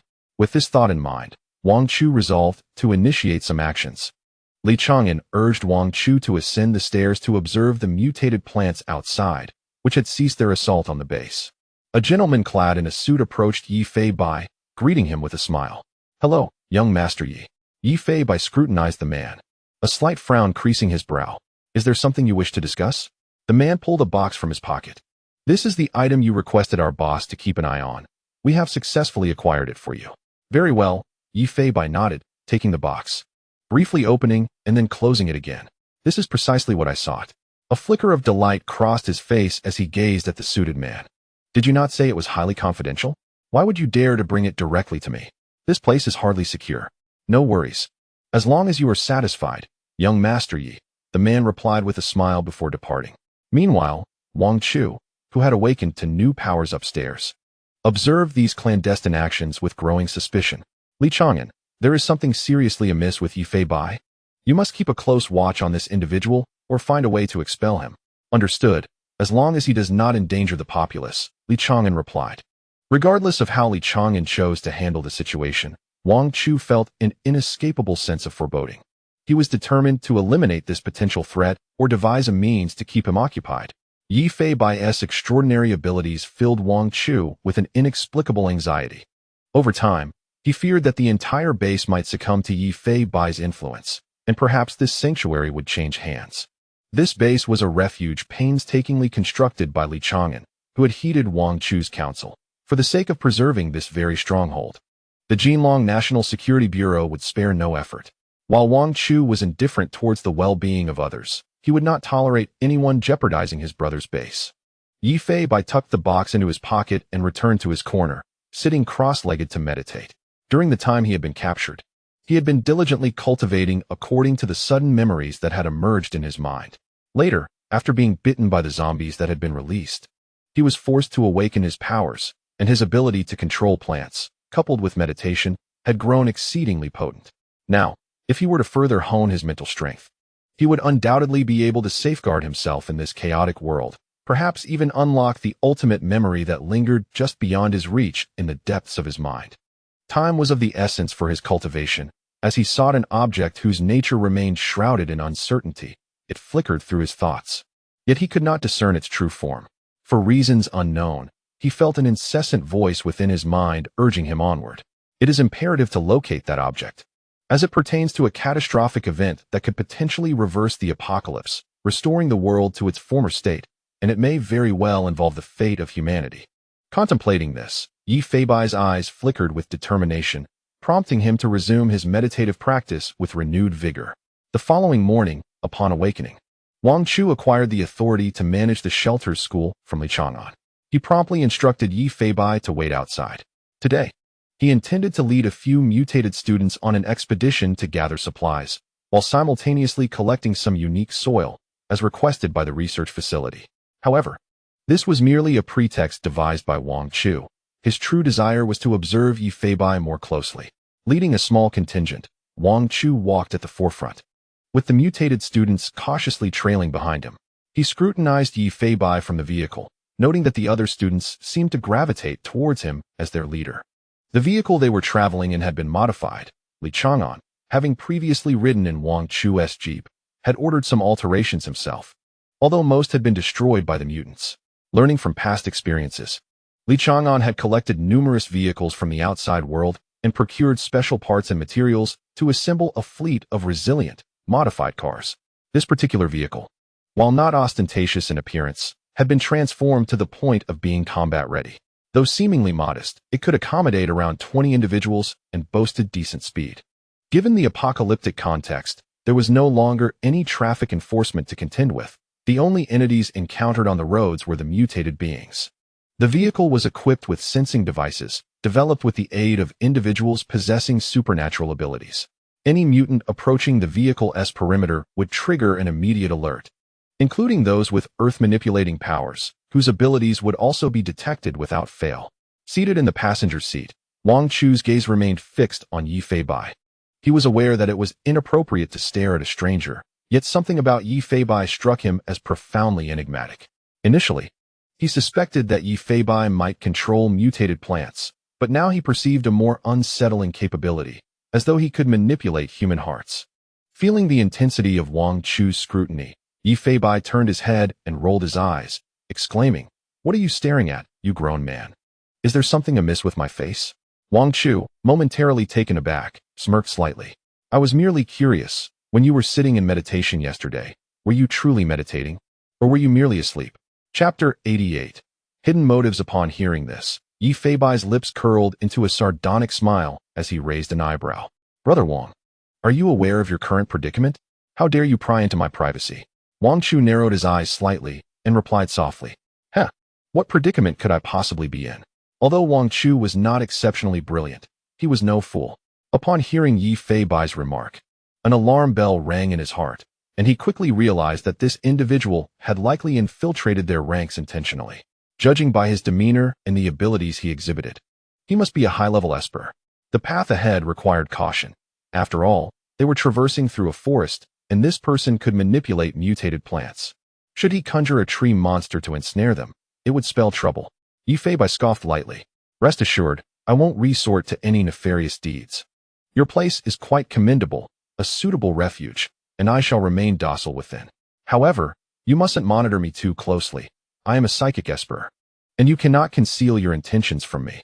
Noticing Wang Chu's silence and indifference, Yi Feibai shook his head and continued, "However, I must clarify that my words are not intended as a provocation. I would never dare challenge you. After all, you are Li Chang and sworn brother. The fact that he could construct such a vast sanctuary speaks to his prowess, and I wouldn't dream of crossing you." Wang Chu let out a cold snort before responding. "Regardless of your strength or hidden cards, remember this. The base belongs to the military of the Golden Dragon Nation. If you wish to reside here, I hope you will keep that in mind. Before undertaking any actions, weigh your options carefully. Do not invite trouble upon yourself." Wang Chu's tone was blunt, yet Yi Feibai showed no sign of anger. Instead, he wore an expression of carefree amusement. "I've taken note of your advice. Thank you, Brother Wang." Yi Feibai replied with a nonchalant smile. Wang Chu's brow furrowed slightly. I am reminding you, not warning you. If you continue to act recklessly, do not blame me for being ungracious. Wang Chu felt that there was no need for warnings. He sensed that this boy's infiltration of the base was part of some grand scheme, undoubtedly more complex than it appeared. Yi Fei Bai grinned wider, his smile almost splitting his face. Brother Wang, there is no need for such alarm. After all, I have not committed any heinous acts. I assure you, I would never harm anyone within the base. Besides, I am merely a student. What could I possibly do? I simply wish to live here for a while. He spoke with slitted eyes and a charming smile, feigning innocence, yet the dangerous energy exuding from him betrayed his true nature. I hope it remains that way. Wang Chu could not afford to lower his guard. No matter the circumstances, this individual was far too perilous. He resolved to keep a close watch on him, denying him any opportunity. Wang Chu felt an unsettling intuition around Yi Fei Bai, a sense of foreboding he could not quite articulate. Yi Fei Bai shrugged, unwilling to dwell on the matter any longer. His current objective was to amplify his mental fortitude, preparing himself for the ultimate revelation that persistently called to him from within his consciousness. He still required Wang Chu's guidance, as Wang Chu held a unique significance in his eyes, akin to a beacon in the darkness. Were it not for the unresponsive memories, he might have believed that Wang Chu was indeed the pivotal element he sought. Thus, he resolved to endure for the time being. They drove to a modest building, where Wang Chu directed them to a spacious clearing. Yi Fei Bai surveyed the surroundings and noted the desolation. Wild grasses overran the area, and the environment was dim and damp, indicative of a place long deprived of sunlight. The coldness was palpable, a stark reminder of the harshness of this post-apocalyptic world, where such desolate locales were commonplace. Wang Chu exited the vehicle first, slamming the door shut. The two students followed suit, accompanying Wang Chu and Yi Fei Bai to the exterior of the building. It was a two-story independent courtyard, seemingly expansive yet not out of place, surrounded by overgrown weeds and remnants of dilapidated foundations. Yi Fei Bai closed his eyes to absorb the atmosphere. Upon reopening them, elation was barely concealed in his gaze. Wang Chu was indeed his guide. Who would have anticipated that the elusive object of his quest would be found in such a forsaken location? However, this realization made him all the more cautious, as he understood that this could be his most formidable test yet. Unbeknownst to Wang Chu, he had merely brought them to this site for training, oblivious to Yi Fei Bai's palpable excitement. Wang Chu nodded, speaking earnestly before they entered. Before we proceed, let me clarify that only 2 individuals may enter at a time. The remaining 2, including myself, will stay outside to observe. Yi Fei Bai, you will take him inside. My intention in bringing you here is solely to hone your skills in resource collection. Upon hearing this, Yi Fei Bai waved his hands vigorously. Brother Wang, I'll enter. I find this place quite appealing. You needn't worry about our exit. Wang Chu merely offered a cold smile. I have faith in your abilities, but I must impose a time limit. Retrieve the resources within 1 hour. Should you exceed this time frame, we will leave without you. Do not mistake my warning. Such isolated structures are likely zombie dens, and once you enter, escaping unscathed may prove challenging. Proceed with caution. Though Wang Chu's intentions were not entirely clear, Yi Fei Bai had surmised that he was being deliberately tested. Nonetheless, this was of little consequence. He was resolute that the object of his search lay within. Rest assured, Brother Wang, I will not disappoint you. We will certainly emerge alive. Yi Fei Bai cast a meaningful glance at Wang Chu, his eyes seemingly capable of stripping away one's very essence, leaving Wang Chu feeling unnerved. Well then, I await your good news. Should you find yourself unable to fulfill the task, do not blame me for my lack of compassion. With that, Wang Chu retreated outside with 1 student, leaving Yi Fei Bai and another student to venture inside. Hey, my fellow student, have you made up your mind? Will you accompany me in? You must understand, it is quite terrifying in there. Upon reaching the threshold, Yi Fei Bai regarded the student beside him with a shadowy expression, then broke into a peculiar grin. The student, trembling, nodded in fear. I want to go in with you. This declaration took Yi Fei Bai by surprise. He had anticipated that the student would flee in terror.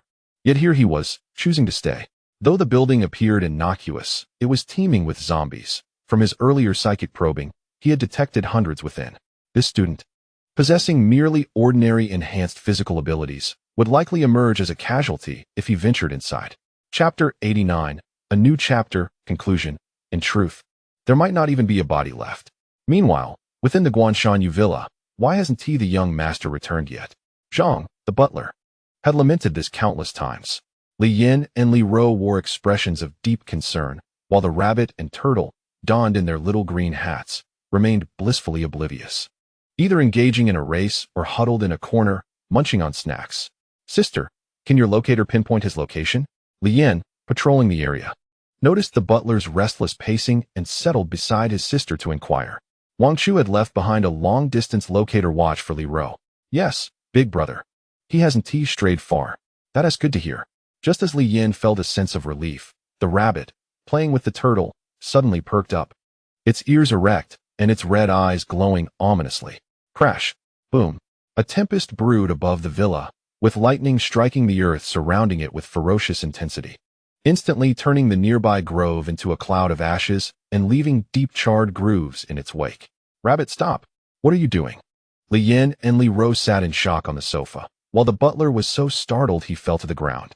The trees on the hill where the villa stood were obliterated by the merciless bolts of lightning. That brief minute was utterly terrifying. Rabbit, what's wrong? Have you lost your mind? You're about to destroy the master's villa. Prepare to be roasted. Stupid turtle, hurry, hurry. Your despicable master is in peril, extreme danger. If we delay, he could perish.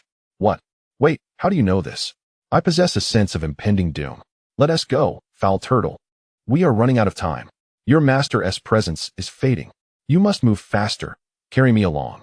Is the master truly in danger? That is your master. Whether to save him is your choice. Please, save him. Quickly get on. Before the turtle could finish its words, the rabbit leapt onto its back. A sudden gust of wind swirled within the villa.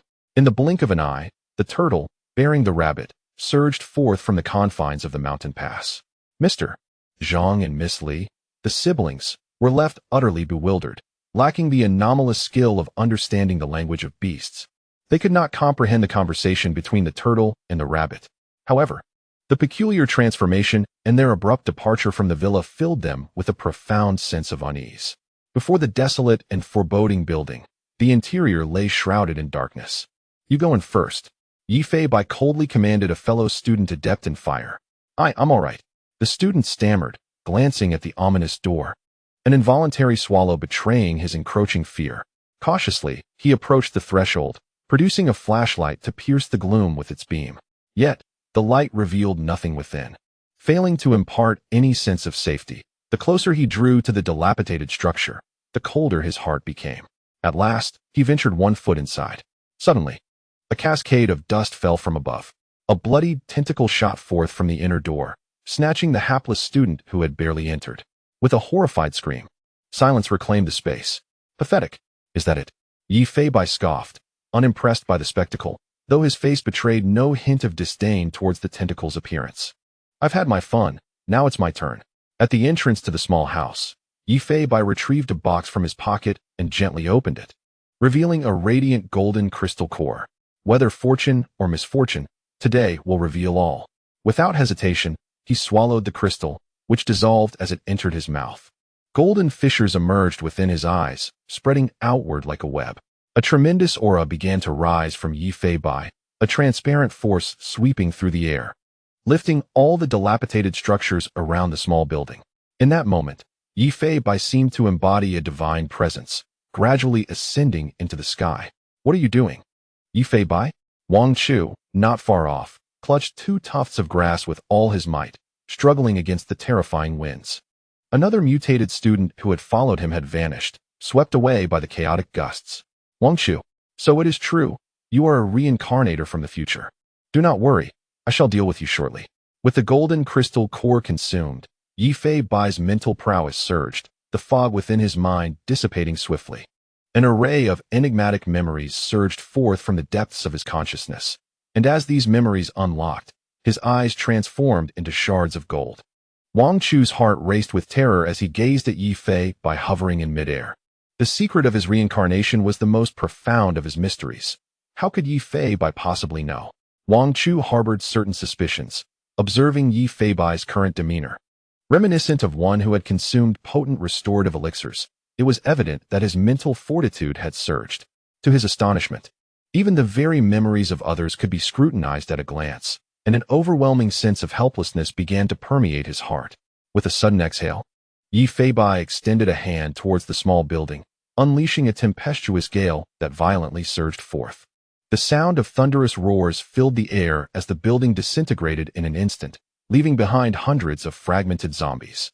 A chilling hiss echoed as a terrifying mutated python emerged, its girth comparable to a water tank, boasting 3 grotesque heads, each riddled with decay and oozing repulsive mucus.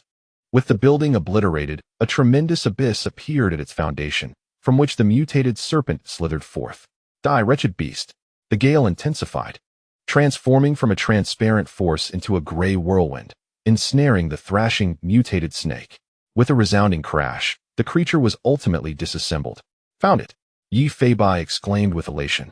Beckoning with his finger, from the serpent's belly burst forth a dark orb, reminiscent of a black hole, which instantly captivated Wang Chu, rendering him unable to divert his gaze.